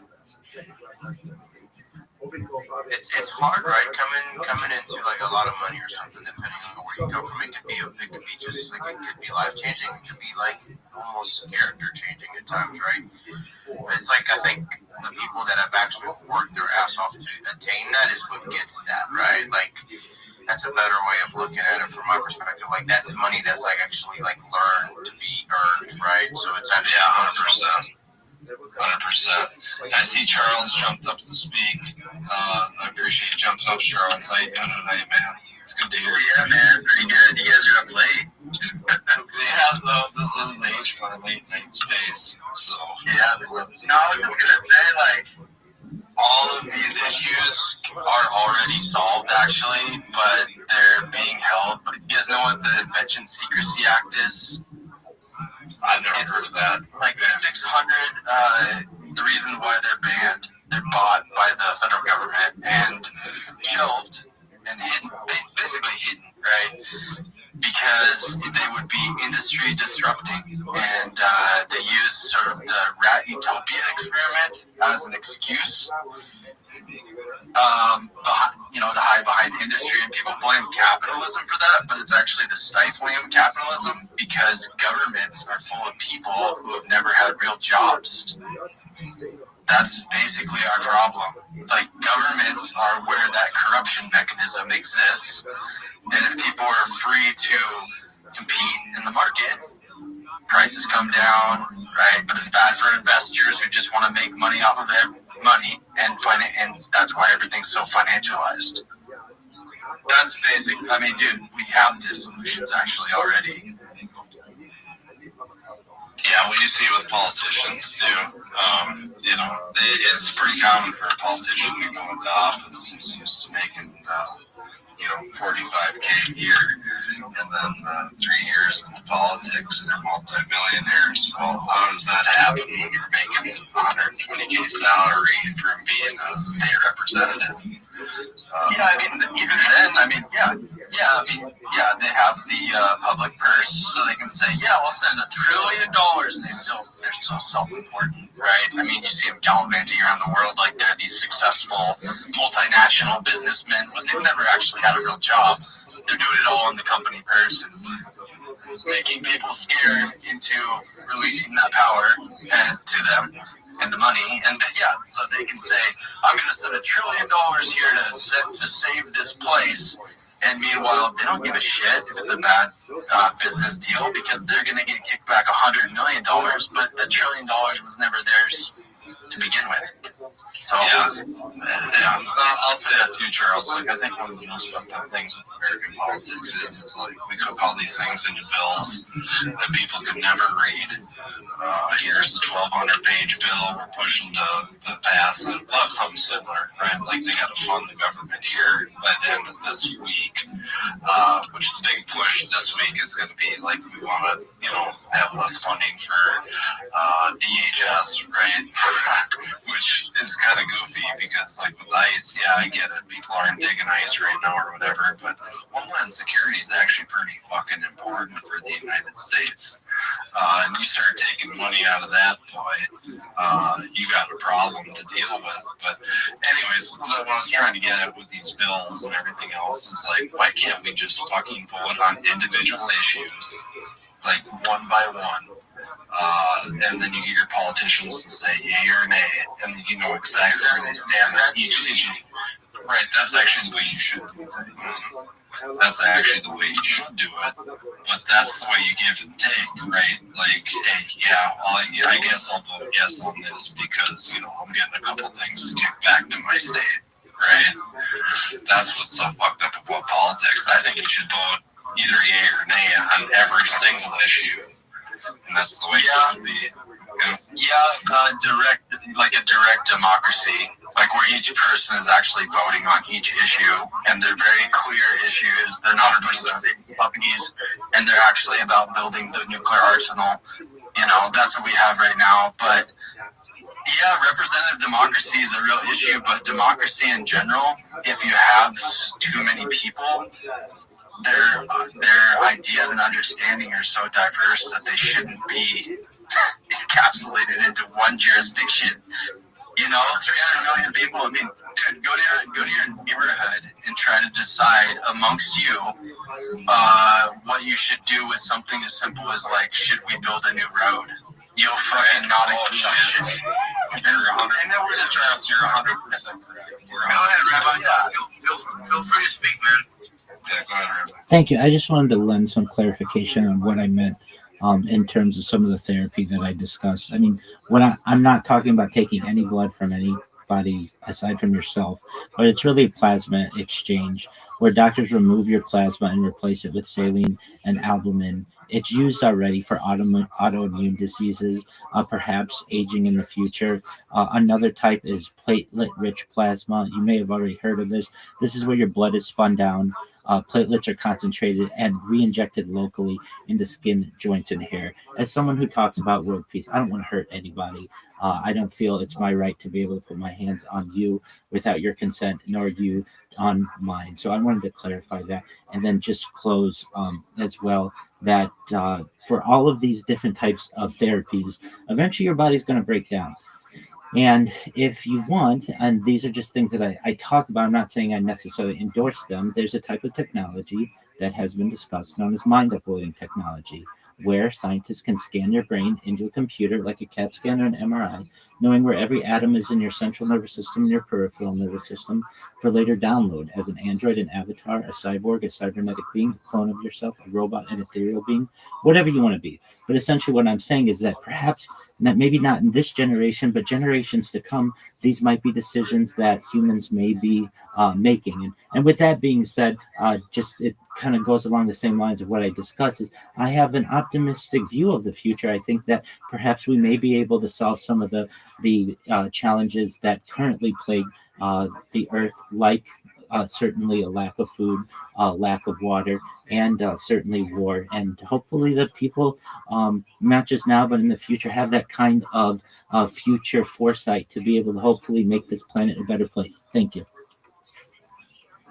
No, you nailed it. And this is like an open forum. I mean, we're just up here talking and, having fun and debating a little bit. So there's no apology needed for any of that type of stuff.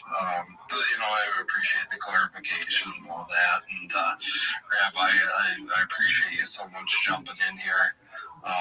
It's fantastic that you come into the space and chat with us. And, yeah, we're just here shooting the shit, dude. I mean, this is an open forum, and I guess I like just listening to him, and like actually like seeing him like talking to us. That's pretty unique. I'm kind of digging this, dude. Like, you should join us more often. 100%. We'd love to have you anytime. So thank you so much for jumping in. Thank you so much. Well, I have followed everybody in the space, and next time you guys have a space, I will make sure to check that notification, like, repost, and maybe get some other people in here as well. And just really want you to know how much I appreciate your openness, and just hope this is the start of a really great friendship with all of you. Thank you again for the opportunity to be here. Yeah, you're welcome anytime, man. Thanks for jumping up. I appreciate it. What a bunch of nice guys.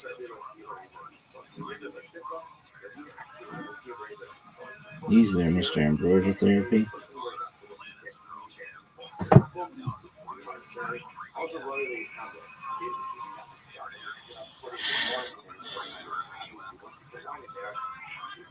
Is platelet-rich plasma perhaps a type of ambrosia therapy?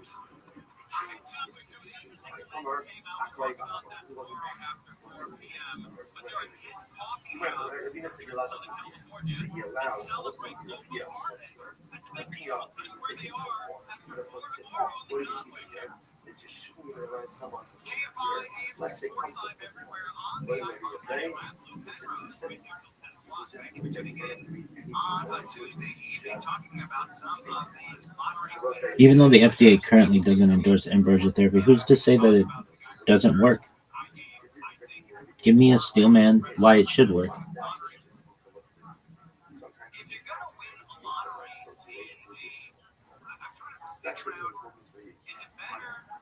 Aging may be driven by more bad signals and damage. One just hypothesis in aging biology. Aging isn't just accumulated damage, it's accumulated, actively maintained by circulating signals. Okay.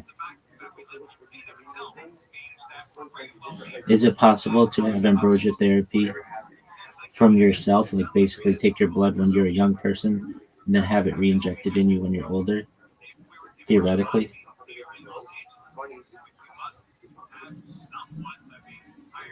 Theoretically, yes, it's a kind of an idea. There comes with big biological and practical caveats. Let's stay in theoretical conjecture. Well, the idea of research in the area.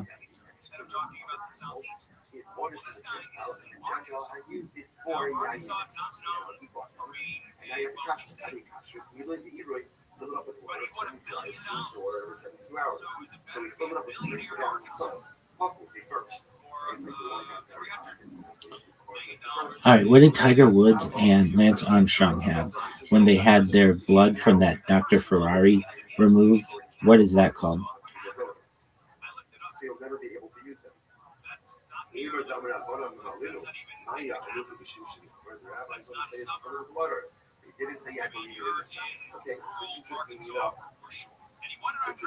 Blood doping.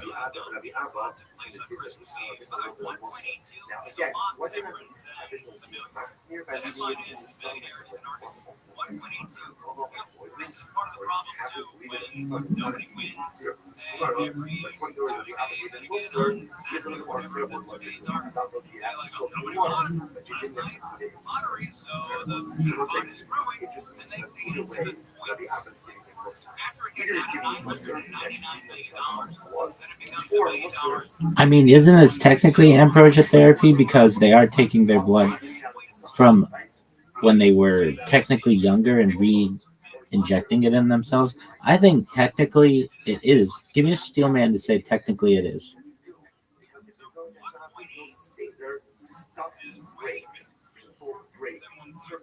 Pure steel man, not ethics, not does it. Yes, you actually can if you define ambrosia therapy by mechanism, not intent. Here's the strongest tech. I love steel man. First, define ambrosia therapy at its most abstract. Strip away branding type. And ambrosia therapy is heterochronic blood exposure, introducing blood components from a biological state earlier into a later biological state after physiology. Yeah, fuck yeah.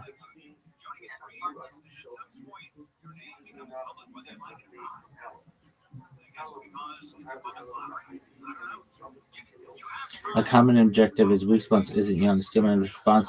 Aging is continuous, not stepwise. There's no biological threshold where young. At 6 month delta is still real biological delta.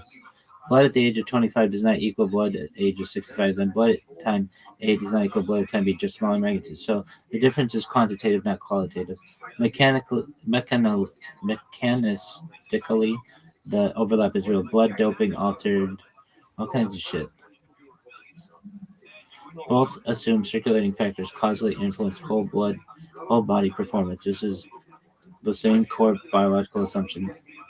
Intent does not equal mechanism. A very strong technical term. Blood doping's goal is performance. Ambrosia's goal is rejuvenation. But blood doping is an existing proof that re-infusing earlier blood can change systemic outcomes. The cleanest stillman phrasing. If you wanted to defend this in a technical way, the text formation is autologous blood doping is a degenerate, short interval form of ambrosia therapy, differing only in temporal distance and targeted outcome, not in underlying principle. Where the stillman is to stop, to stay honest. Even granting all of the above, the effect size is tiny compared to decades of heart plasma. RBC focused transfusion does not equal signaling focused plasma. Performance enhancement does not equal tissue rejuvenation.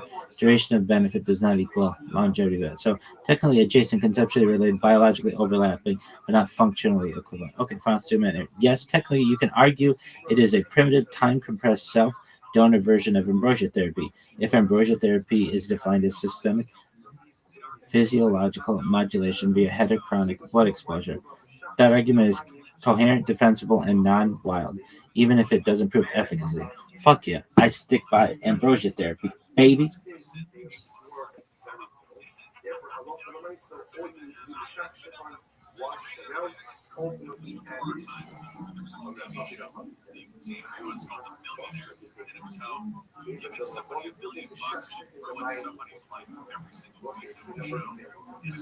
Yeah, bitch.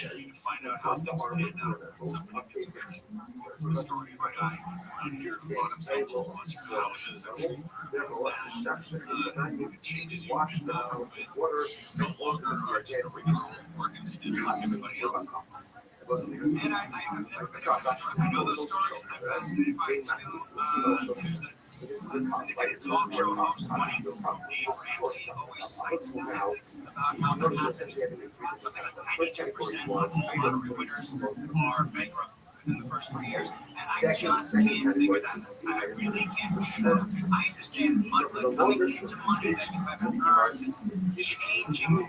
I understand that. But we call it kismet in Turkish. I have heard that before. We all heard that term, kismet, yeah? And kismet, it's beautiful. Yeah. So I'm gonna, oh my god, this girl is basically, I'm fanatic of her, and she is non-rich. Like, she does this badass cameos that, she creates chaos in silence. That's what she is, and I respect her so much, and she reminds me of you a little bit, Miranda, and I think it will suit on your soul so much. Aww. They just kicked me out. Why? Because they're bitches.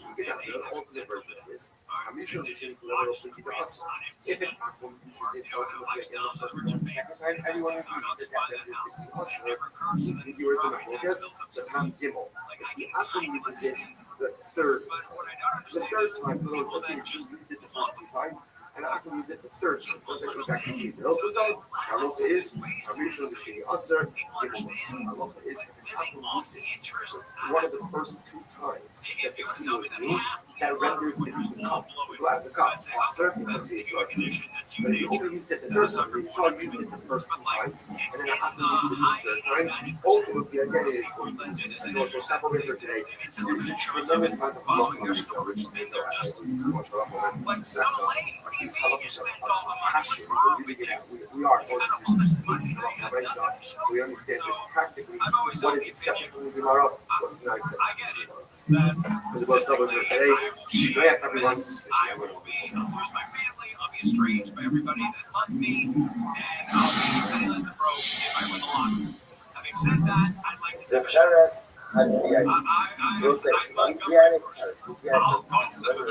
This was one of the items mentioned that the Jew Rashi says over here, Able ViralRabbi also this is these are the things. So every day comes that you cannot use, and there's a lot of stuff I know you cannot use, and you can't get benefits from it. And one of these items was this Teres Patriatic. That was Patriatic, but it's my Patriatic. So what is this Patriatic person, right? It's actually related to it. Teres, so I'm trying to explain this usually refers to the everywhere of the emperor in Caesar. So since the emperor again, from an influence perspective, because the emperor again was under Hey, Joe Rogan.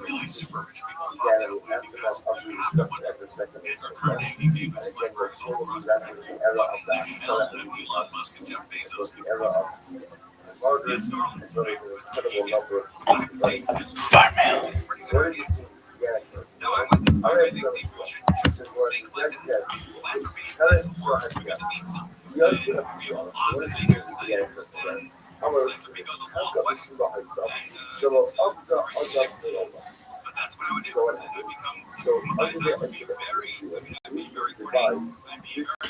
what is this mean? What is that thing called? Soil that was never worked before. So the idea that Chappelle Show. Go ahead and plant. Hey, Joe Rogan. Go ahead and plant. You would make from it